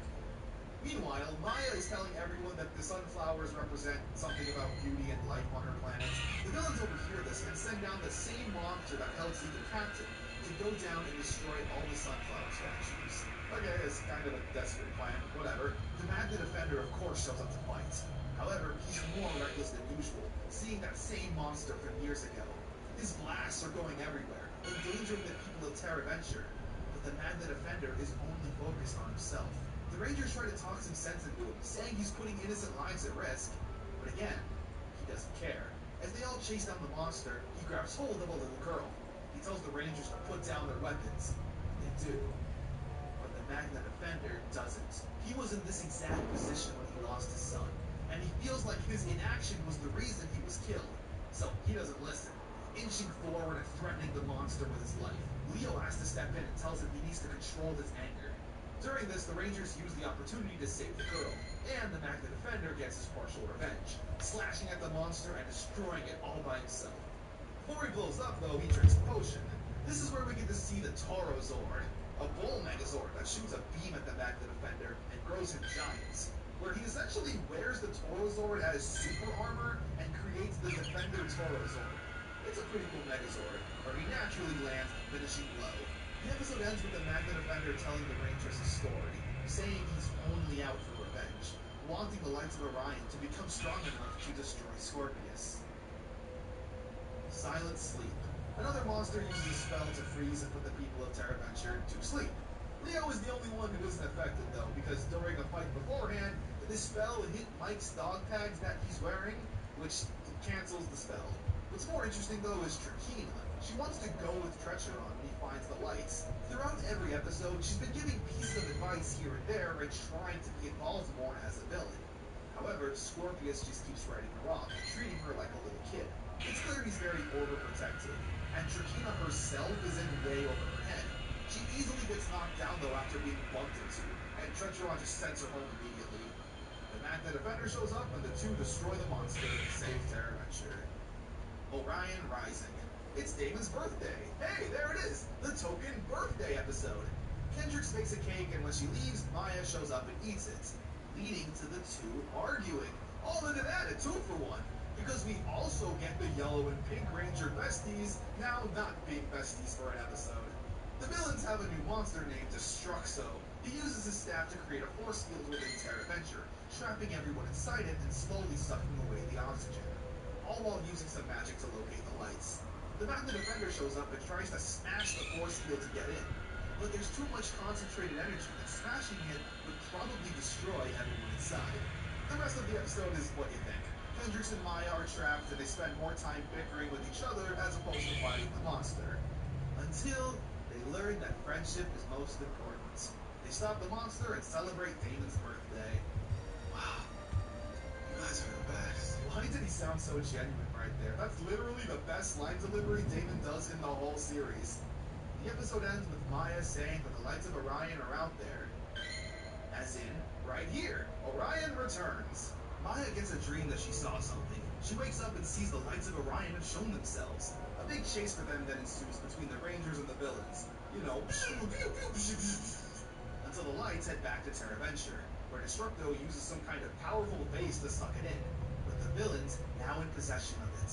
Meanwhile, Trakina wants to be the one to retrieve the Lights. She summons the help of Impostra, who turns herself into Treacheron, and as a gift, gives Destruxo a magic necklace as a reward, as well as telling him to use the Lights of Orion on himself.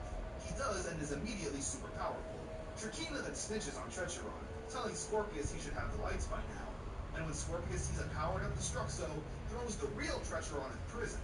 Impostra then shows up and uses that necklace to suck the power of the lights out of Destruxo. The Lights of Orion are now free. The Magnet Defender shows up and demands the lights come to him.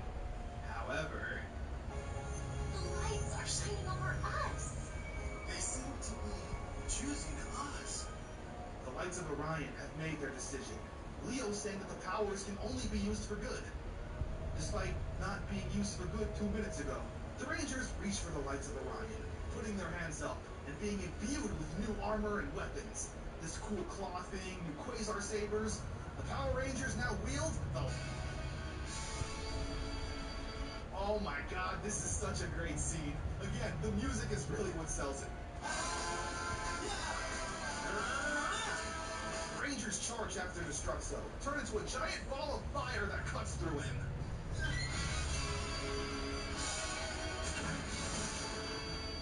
The episode ends with the Magna Defender being upset, and even weakened for some reason, having fits of crippling pain throughout the episode. Shark attack. Two of Trecheron's most loyal generals, who are sharks, inform him that the reason he's in prison is because Trakina betrayed him. As revenge, he gives Trakina fake coordinates to find a hidden relic. When she explores it, the sharks bring Trecheron out of prison, and the three of them confront Trakina. The Rangers show up, and she uses this time to escape. However, she's quickly confronted by the Magna Defender, saying that her dad took away his son, and he's going to make him feel the same pain by slaying Trakina, which is pretty metal. However, the pain strikes again, and she's able to escape. The rest of the episode is really good. Pretty much a big fight between Leo and Trecheron, where the Rangers, of course, end up winning. The episode ending with Trakina training, but it's not going so well, being upset over a broken nail. She pleads to her father again to let her help, but she's denied. So Trakina decides that she needs to find a mentor. Redemption Day, but that's not true.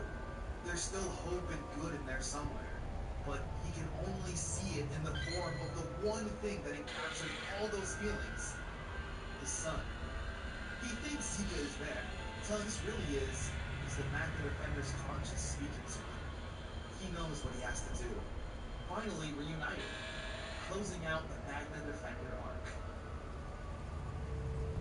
This honestly holds up and is one of the best Power Rangers arcs ever, as I said. The Magna Defender is such a cool character, an anti-hero of sorts, with a backstory you kinda rooted for. When I was younger, I honestly hated the Rangers during this story. I wanted the Magna Defender to get his revenge for his son. I felt so bad whenever he couldn't get the lights. Some of the arc is a bit fillery, but when it hits hard. There's so much drama and good action, and the music score once again has more orchestral sounds rather than rock. We also see a trend here with the generals. We're already 2 down. Furio at the start was kind of a basic nobody who had no character. Trecheron was a solid addition. Ironically enough, despite being named after treachery, he was incredibly loyal to Scorpius and had competent plans. I honestly feel like this arc is going to be hard to top. But let's continue on and see what's in store. Destined for greatness. Everyone is celebrating Mike's return, but there's an air of sadness with Leo. He feels like he has to give up his Quasar Saber to his brother and quit being a Power Ranger, saying it was Mike's destiny. Before he can do anything though, a monster attacks and kidnaps the other Rangers. Leo starts losing his confidence in his leadership ability when he starts to make mistakes, and Mike is there to think rationally and take on the leader role. They go to rescue their friends, but they get jumped by some Halloween costumes. After beating them up, Leo finally tells Mike that it's his destiny to be the Red Ranger, but Mike doesn't accept that, saying maybe it was his destiny to pull the sword and give it to Leo. After more Big Brother motivation, Leo strikes down a monster on Morph, and seemingly gets his confidence back. They rescue the other Rangers and destroy the monster. When it grows big though, the Rangers are having some trouble, and Mike really wants to help. That's when the ghost of the Magna Defender shows up, telling Mike he will now wield the sword and be the new Magna Defender. So, with his sword, Toro Zord, and fancy new morpher that totally isn't from another Sentai season, morphs on out.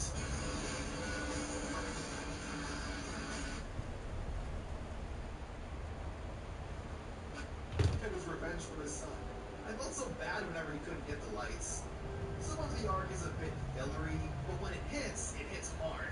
There's so much drama and good action, and the music score once again has more orchestral sounds rather than rock. We also see a trend here with the generals. We're already 2 down. Furio at the start was kind of a basic nobody who had no character.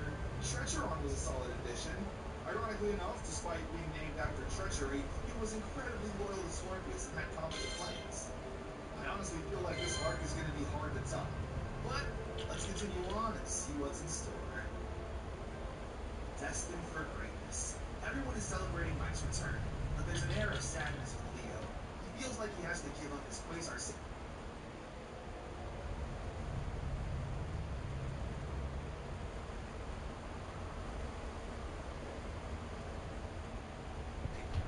Right here, Orion returns. Maya gets a dream that she saw something. She wakes up and sees the lights of Orion have shown themselves. A big chase for them then ensues between the Rangers and the villains.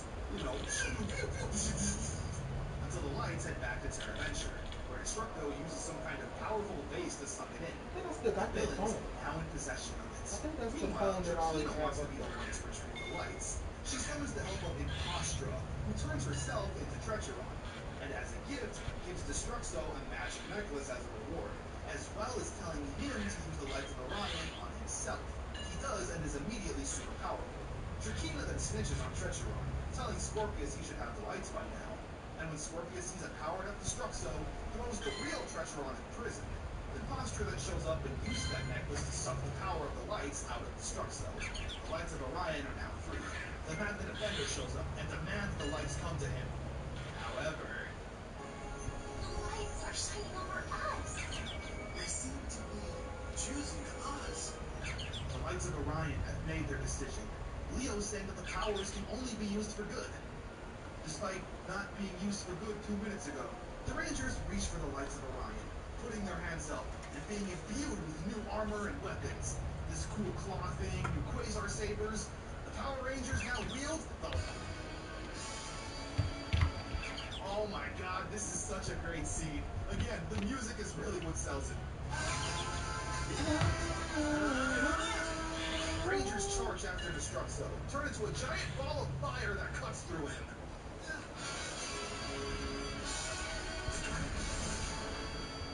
The episode ends with the Magnet Defender being upset, and even weakened for some reason, having fits of crippling pain throughout the episode.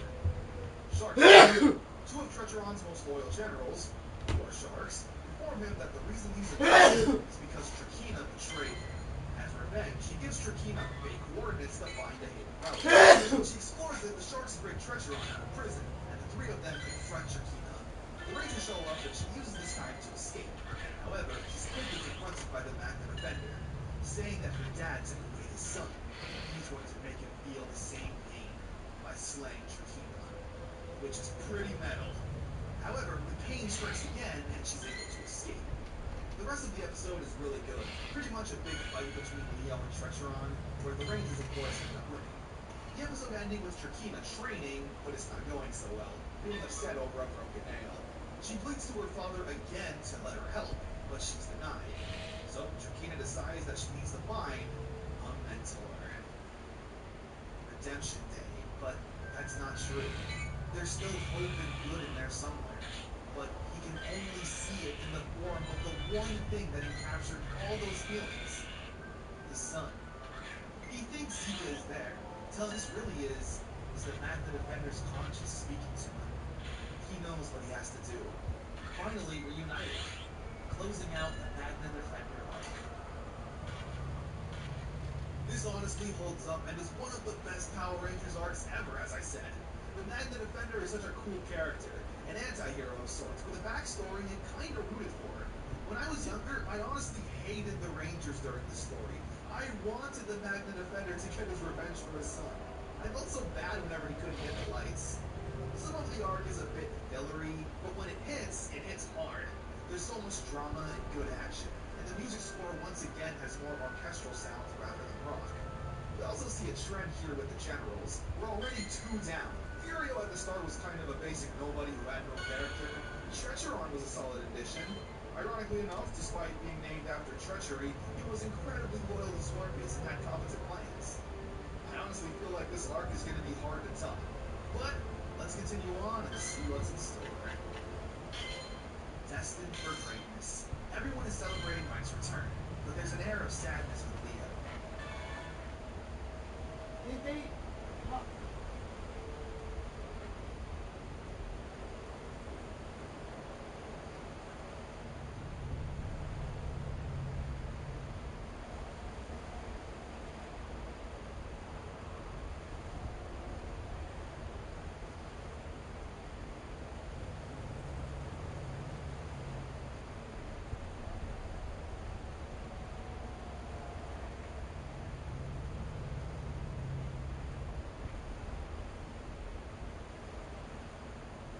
Whatever. He feels like he has to give up his quasar saber to his brother and quit being a Power Ranger, saying he was Blank's destiny. Before he can do anything though, a monster attacks and kidnaps the other Rangers. Leo starts losing his confidence in his leadership ability and starts to make mistakes. And Mike is there to think rationally and take on the leader role. They go to rescue their friends, but they get jumped by some Halloween costumes. After beating them up, Leo finally tells Mike that it's his destiny to be the Red Ranger. his destiny to build a sword and give it to Leo. After more Big Brother motivation, Leo strikes down a monster on Morph and seemingly gets confidence back. They rescue the other Rangers and destroy the monster. When it grows big, though, Rangers are having some trouble, and Mike really wants to help. That's when the ghost of the Magnet Defender shows up, telling Mike he will now wield the sword and be the new Magnet Defender. It is your destiny. So, with his sword, Toro Zord, and fancy new morpher that totally isn't from another Sentai season, march on out.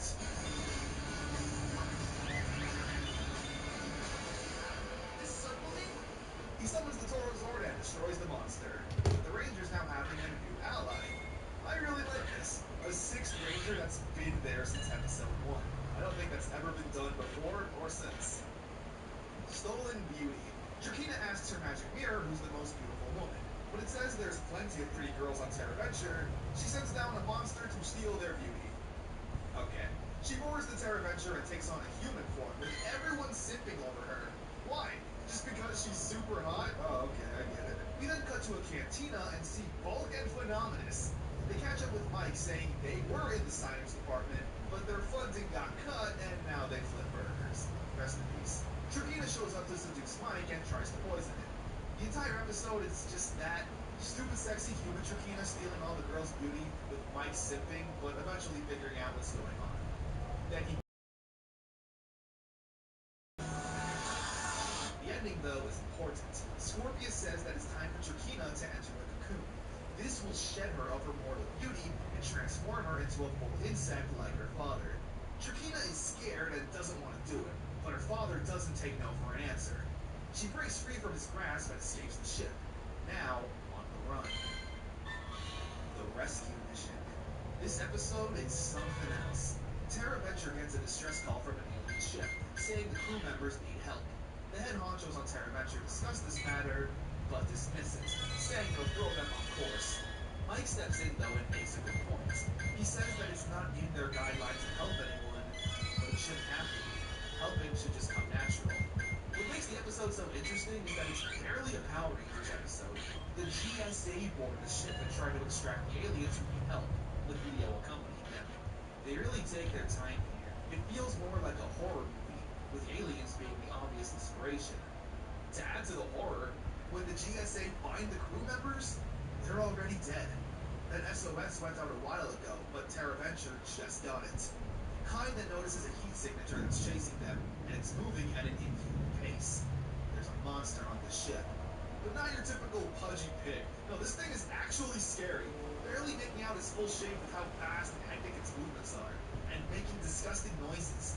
There's sharp teeth and sharp claws. It slowly hunts down the GSA one member at a time, with some of them having panic attacks and freaking out. I really love the creativity with this episode. It's so dark on this ship, giving us that same claustrophobic feeling. Now, while this monster is terrifying and strong in a vacuum, is it really stronger than the lights of Orion? You know what I'm saying? Like, the Rangers show up to help the crew members out, so why not just use the lights to blast through it like they've been doing? I'm just kidding. I know the episode will only be like 3 minutes in that case. They gotta use their human smarts and abilities to trick the monster and send it into the vacuums of space. We don't make it out safe and alive, with Leo and Mike fighting the book, taking back the TerraVenture. The Lost Galactic Beasts Part 1. We start off with Kendrix trying to decipher the words of the book, which has been given the name the Galaxy Book, but can't figure it out. However, she does see a page on the Galactic Beasts, but some of it was torn out, possibly meaning that there's more out there. Meanwhile, a new villain boards the ship to try and smooth talk his way into becoming a general. This is Deviant, and yes, he's Devios. He says he can be in control of 2 Megazords that will fight for evil, so Scorpius gives him a chance. Deviant gets into a fight with Kai and Damon and absolutely smashes them. He kidnaps the 2 and brings them to a planet, putting collars on them that will make them fight. Apparently, he's doing this because it will expend Ranger energy that he can harness to power his machine. That will then be used to power his evil Megazords. Fine. The Rangers show up and have a big fight, even taking on Deviant and seemingly destroying him with the lights of Orion. However, he also uses a device on himself that harnesses that Ranger energy and uses it as the final bit to power his Zords. Stratoforce and Centaurus. The Rangers summoned their Zords, but the Galactabeasts refused to fight, forcing the Rangers to flee. Deviant reports back to gain Scorpius' trust, with Deviant clearly planning to become the ultimate ruler himself and betray Scorpius at some point. Back on TerraVenture, Kendricks and Kai decipher some of the book, and find out that, yeah, there's 3 more Galactabeasts out there.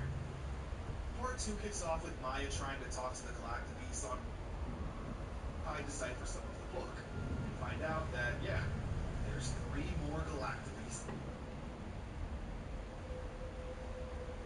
Oh, I see what? It's out there. Part 2 kicks off with Maya trying to talk to the Galactabeasts on why they won't fight back. Meanwhile, Stratoforce, Centaurus, and another monster show up to attack TerraVenture, and the Rangers try to fight back without the use of the Galactabeasts. After doing more research, Kendricks finds out that Stratoforce, Centaurus, and the Zenith Carrier Zord, the Zord that transports the other 2, are the lost Galactabeasts. Whoa, plot twist! Just kidding, it was pretty obvious. Deviant explains that and another monster show up to attack TerraVenture, and the Rangers try to fight back without the use of the Galactabeasts. After doing more research, Kendricks finds out that Stratoforce, Centaurus, and the Zenith Carrier Zord, the Zord that transports the other 2, are the lost Galactabeasts. Whoa, plot twist! Just kidding, it was pretty obvious. Deviant explains that 3,000 years ago they were once the Rhino, Shark, and Phoenix Galactabeasts, but they lost their power during a great battle, where he eventually came across them, captured them, and were reprogrammed to be evil and do his bidding. But instead of fighting, try to speak to Stratoforce and Centaurus, attempting to remind them of who they are. Through the magic of love and friendship, they eventually do, wiping that evil look off their face, literally, and joining the Rangers, where they destroy the monster, and Deviant is upset, but says he may have a new plan to become the ultimate ruler. The episode ends with the Rangers celebrating with their new friends. Stratoforce and Centaurus are pretty cool Zords. Not my favorites by any means. They look a little too basic, like they're from the 80s or something. Not a lot of striking visuals at first glance. Deviant, though, is a really interesting general. Similar to Darkonda, he's a big snake in the grass that plays the beak whipping mode in Scorpius' face, but behind the scenes is an evil and competent villain, which comes into play in the next episode. Heir to the Throne. We start off with Drakina, wandering the desert exhausted and dehydrated. She eventually winds up at the Wild West Villain Bar where Andros and Darkonda fought for the Mega Voyager keycards. That's awesome! I love that they remember it exists. Drakina shows up and still acts like a princess, demanding drinks and being rude to the other patrons. However, that doesn't go well for her, because she gets beaten up for her troubles, eventually just getting tossed out of the bar and confronted once again by the 2 guys. However, a hero comes to her rescue, saying there's no honor in beating up a helpless woman.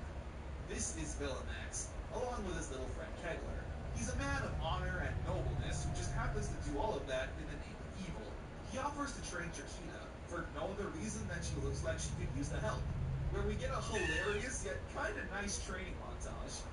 You broke one of my fingernails! Great. Only 9 more to go. Meanwhile, Deviant puts his new plan into motion, informing Scorpius that he found Drakina, but says that she's being held prisoner by the Rangers. This infuriates Scorpius so much that he decides to get personally involved, leaving the ship to confront the Rangers on TerraVenture. We see that Drakina's training is going surprisingly well. Her and Villamax have a genuinely nice relationship. She respects him as her mentor, and he's happy to have someone so receptive to be his pupil. But back on TerraVenture, the Rangers get a distress call and follow it to a warehouse. But it's a trap. Scorpius and Deviant are there, where I believe this is the Rangers' first real interaction with a big villain. They all then get into a big fight, where Scorpius surprisingly holds his own despite being a sentient octopus monster. The Rangers summon the lights of Orion, and Leo teleports behind Scorpius. Oh no, his one weakness, moving, and with one giant strike with the Quasar Saber, destroys Scorpius. Yeah, he's done. Drakina finishes her training, and I guess after one day is a pretty competent fighter, where she immediately uses her newfound ability to beat up those guys at the bar. I love that. Usually in a story like this, the pupil gets told to not use their newfound abilities for revenge. But these are villains, so yeah, of course they're gonna use her new martial arts skills to beat up those weaker. Kegler shows up and informs Drakina that something terrible has happened to her father, where Villamax accompanies her onto the ship.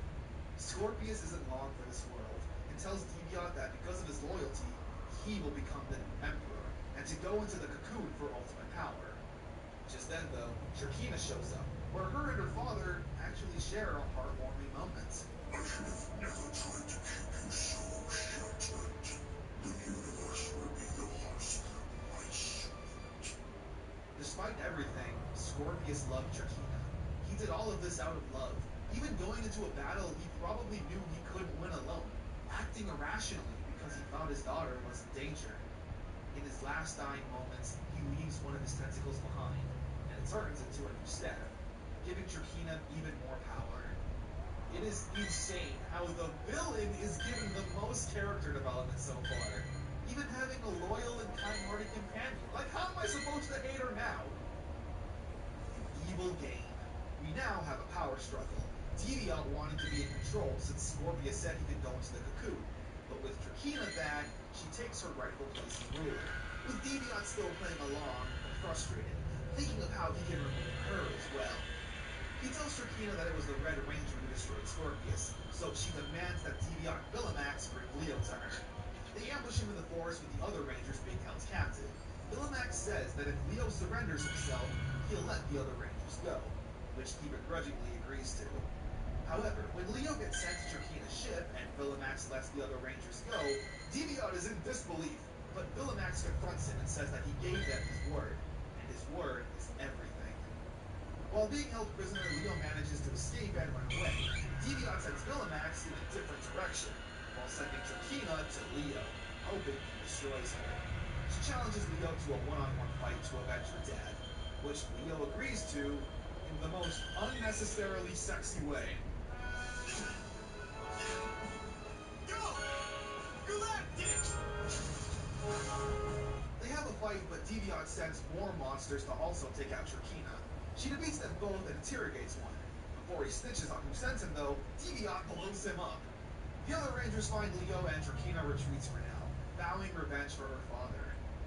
The episode ends with Villamax giving Deviant a dagger as a token of their newfound friendship, which Deviant disregards behind his back. Villamax is so lovable. Seriously, Villamax is loyal and friendly to his companions and enemies, but almost to a fault. Memories of Miranoi. Maya notices her best friend from Miranoi is on Terraventure. She says that during Furio's attack, a portal opened up and she escaped. Maya is super happy to have her around, but she seemingly doesn't like Kendricks because she's her new bestie. Oh great, another one of these episodes. One night, Chandra, that's her friend, sneaks out of the dorm and tries to steal the Galaxy Girl. Turns out, she's a monster in disguise. Yep, Chandra was never there. But hey, solid enough plan.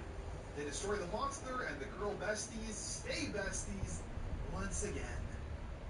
Green Courage. The Scorpion Stinger, which is the name of Drakina's evil ship, I don't think I ever mentioned that, sorry, is having engine problems. So they go down to Terraventure and kidnap the Chancellor, or some head honcho. Damon happens to be there and tries to stop it. However, he wasn't able to, and they take her away. The villains then send out a message saying that a mechanic needs to come aboard and fix their ship. Otherwise, they'll kill this woman. Damon naturally volunteers, mainly because he feels guilty that he couldn't stop her from being kidnapped in the first place. It's a really nice Damon episode, not having any real character development or anything, but at least shining a light on him. Blue to the test. Commander Stan gets brainwashed and tells the GSA to fly Terraventure on a certain path. Kai realizes, though, that this path will have them eventually crash into a burning star. Again, another good episode, mainly with Kai always being a by-the-books kind of person and needing to trust his gut more. Breaking the rules, even if that means telling his higher-ups, no. He, of course, eventually finds out he's under a spell. They free him, destroy the monster, and Kai gets put in charge for the day.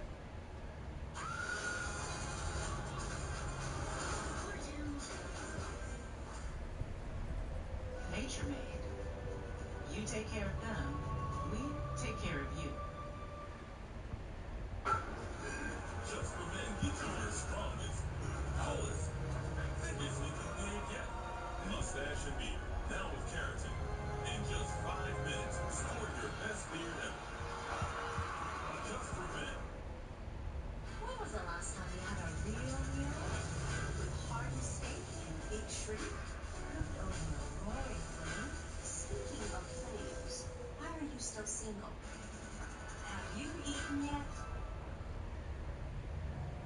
So, I mean, it's my superpower, not organization. So, Canada Whiteboards gets all my ideas sorted with one simple click. Sorted.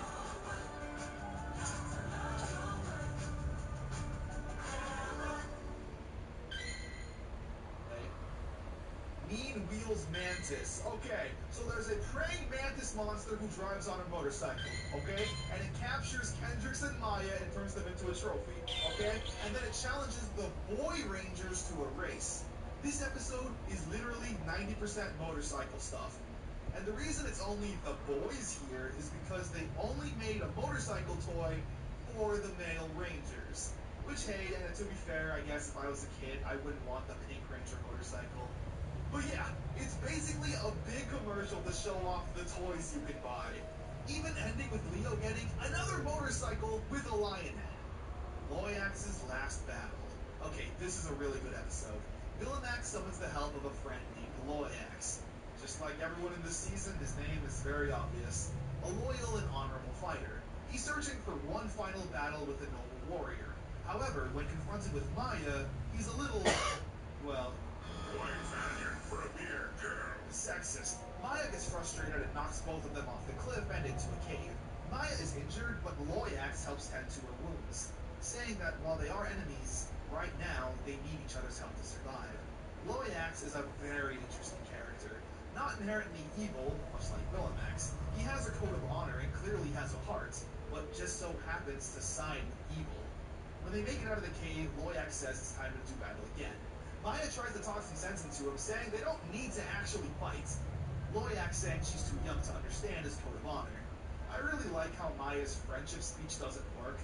He doesn't turn over a new leaf because she asked him to. He stands firm and demands a fight. Maya defeats him.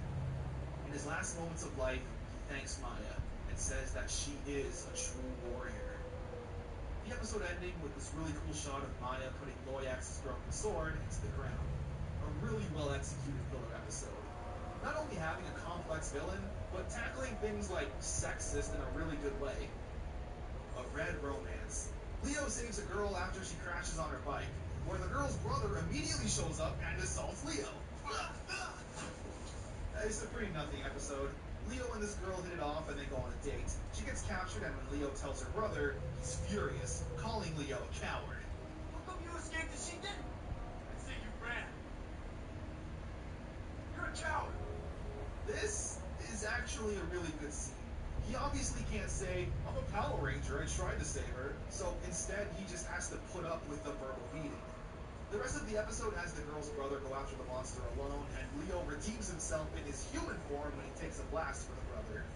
They defeat the monster, save the girl, and everyone's happy. We will never see her again.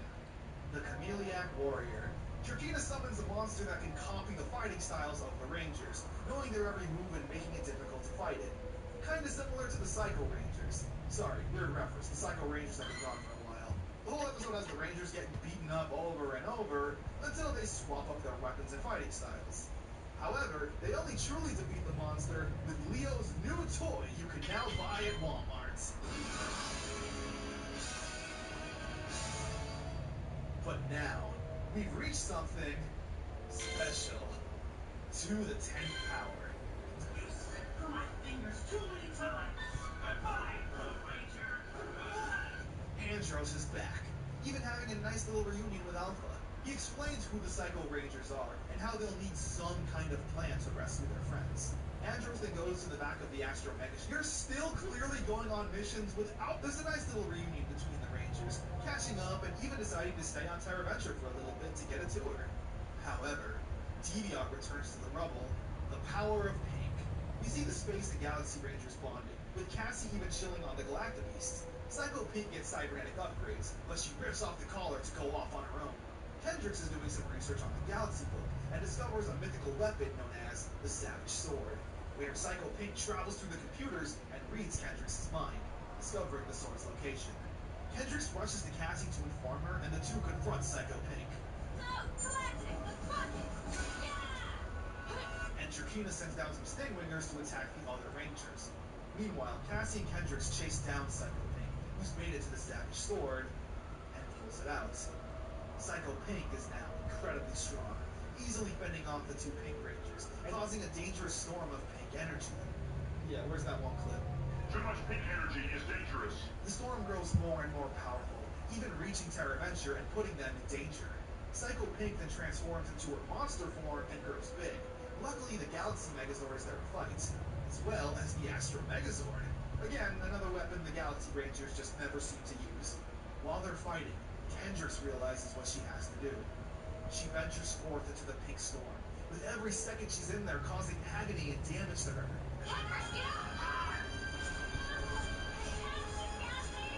When she reaches the sword, she slashes at it, causing a massive explosion.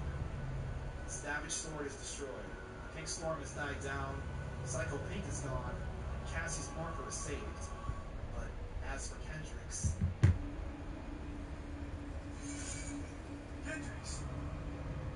She's dead, sacrificing her life to save everyone. Her ghost says that she's okay and she'll always be there. She disappears and her Quasar Saber goes flying into the sky. This super hype team-up episode ending on a sad note. The Rangers say their goodbyes and apologize for their lost teammates. Cassie feels guilty, but Andros reminds her of who they are and what they do.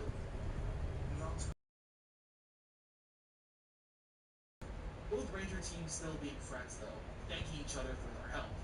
The episode ending with a victory, but still a sad ending. Man, killing off Kendrix was really shocking. The behind-the-scenes reason as to why she was written off was because her actress, Valerie Vernon at the time, had leukemia and was going in for chemotherapy. In a very rare Saban act of kindness, though, luckily we're successful, and she's now cancer-free. The way they wrote her off was really nice too, I felt like, making Kendrix a noble hero, the most noble. Now, to undo all of that Saban kindness, initially Patricia Jolie, who played Cassie, was written to replace Kendrix and be the new Lost Galaxy Pink Ranger, which makes sense. Cassie obviously feels guilty for letting Kendrix die.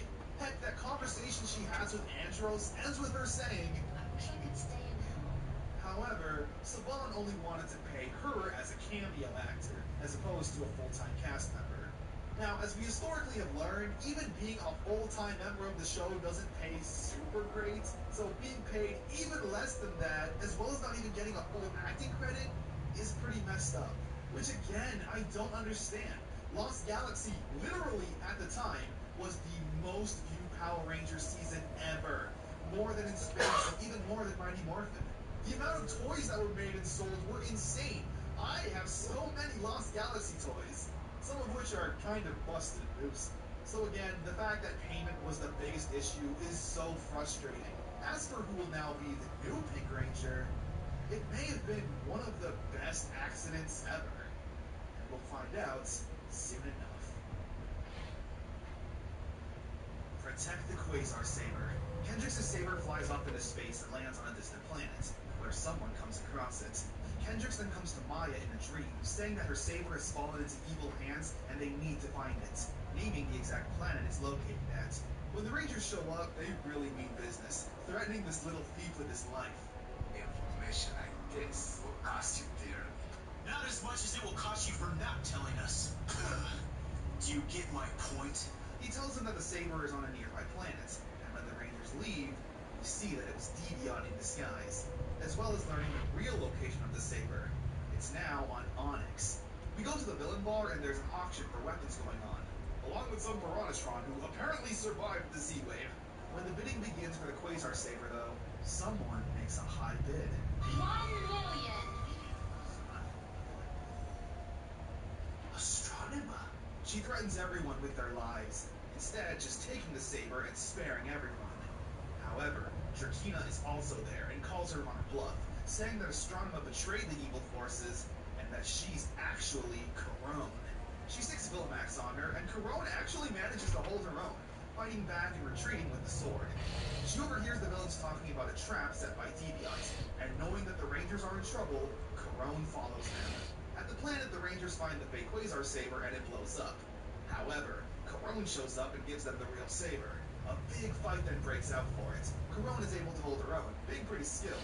However, with Trakina's training, she's able to overpower Corone, and even throws her off a cliff, Jesus!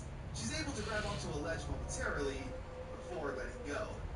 Just Just then, though, Kendrick's ghost saves her, and she transfers her Pink Ranger powers onto Corone, who's able to fight back against Drakina, getting a hold of the Quasar Saber, and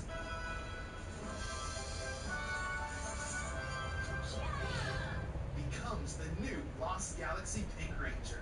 Getting a crash course, she summons the lights of Orion and they defeat the monster. When it's time to summon the Zords, though, Corone does kind of the cutest thing I've ever seen.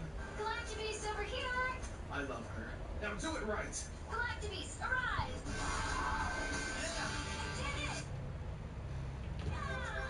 Becomes the new Lost Galaxy Pink Ranger. Getting a crash course, she summons the lights of Orion and they defeat the monster. When it's time to summon the Zords, though, Corone does kind of the cutest thing I've ever seen. Galactabeast over here! I love her. Now do it right! Galactabeast, arise! They destroy the monster, and Corone is officially a Power Ranger. This is amazing. As I alluded to earlier, Corone being the new Pink Ranger is literally the best accident that could ever happen. We get to see this villain have a redemption arc and be a Power Ranger. Remember in Space when Andros was like, we always dreamed of being Power Rangers. And now, that dream has finally come true.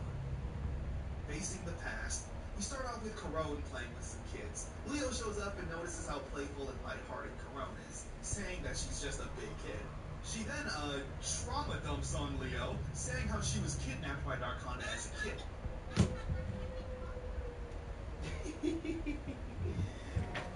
Why are you a doctor, girl?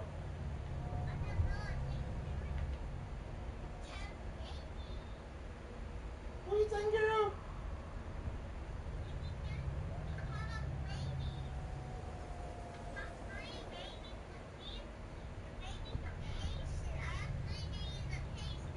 Girl, why are you taking care of a baby girl?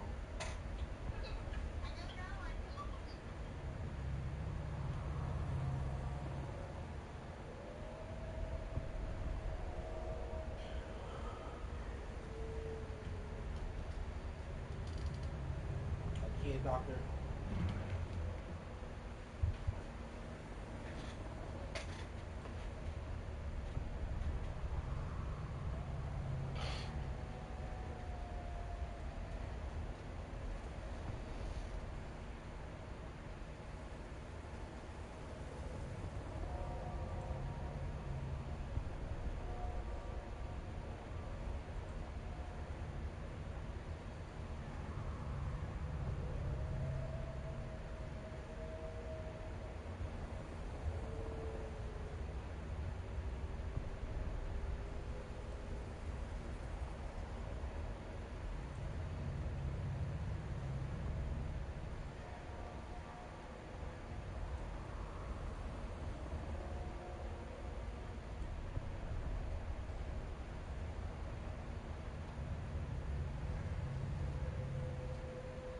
Yes, ma'am.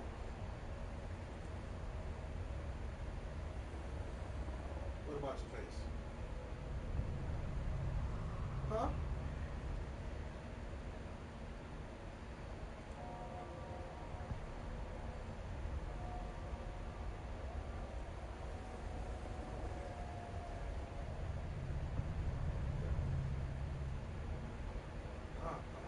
Girl. Why you coughing all on the patient?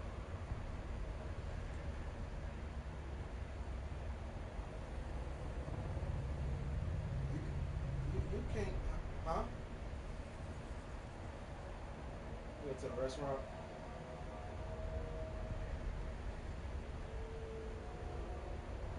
What you had to eat at the restaurant? What did you eat? You always eat fries and fish, girl. You never want to try something new.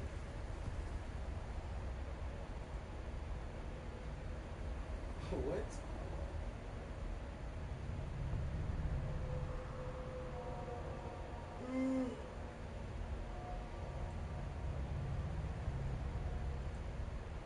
What? It is later. What you talking about?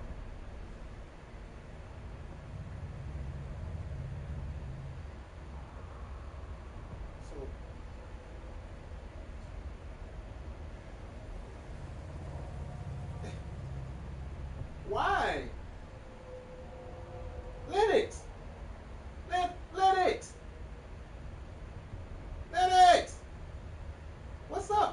Why later? Why you even call me if you gonna call me later?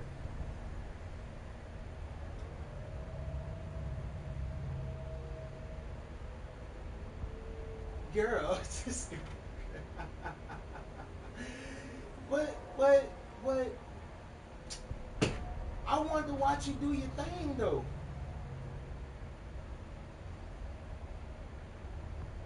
Girl, hold on, what time it is? It's 7:37, girl. You know, Lennox.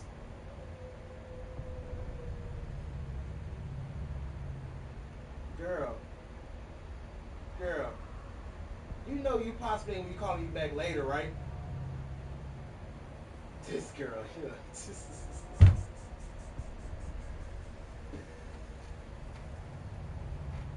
Lennox.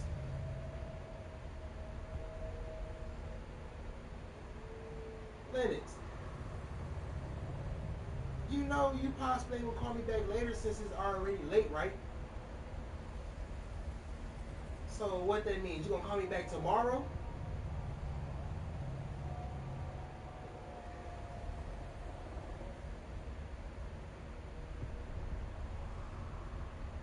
I can't stand this little girl. Oh my god. Oh my god.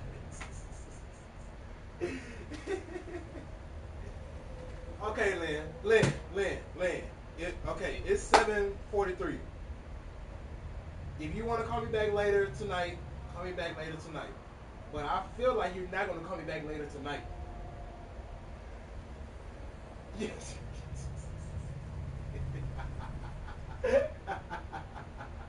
All right, girl. All right. Oh, okay, girl. I'm not okay. Do your thing. Do your thing. I'm glad. I'm glad you called me, girl. Thank you. Bye, bye, baby. Love you.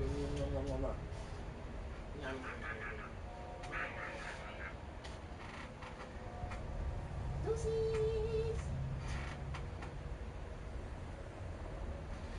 Stupid ass girl, bro. She be fucking me up. She just be talking about nothing.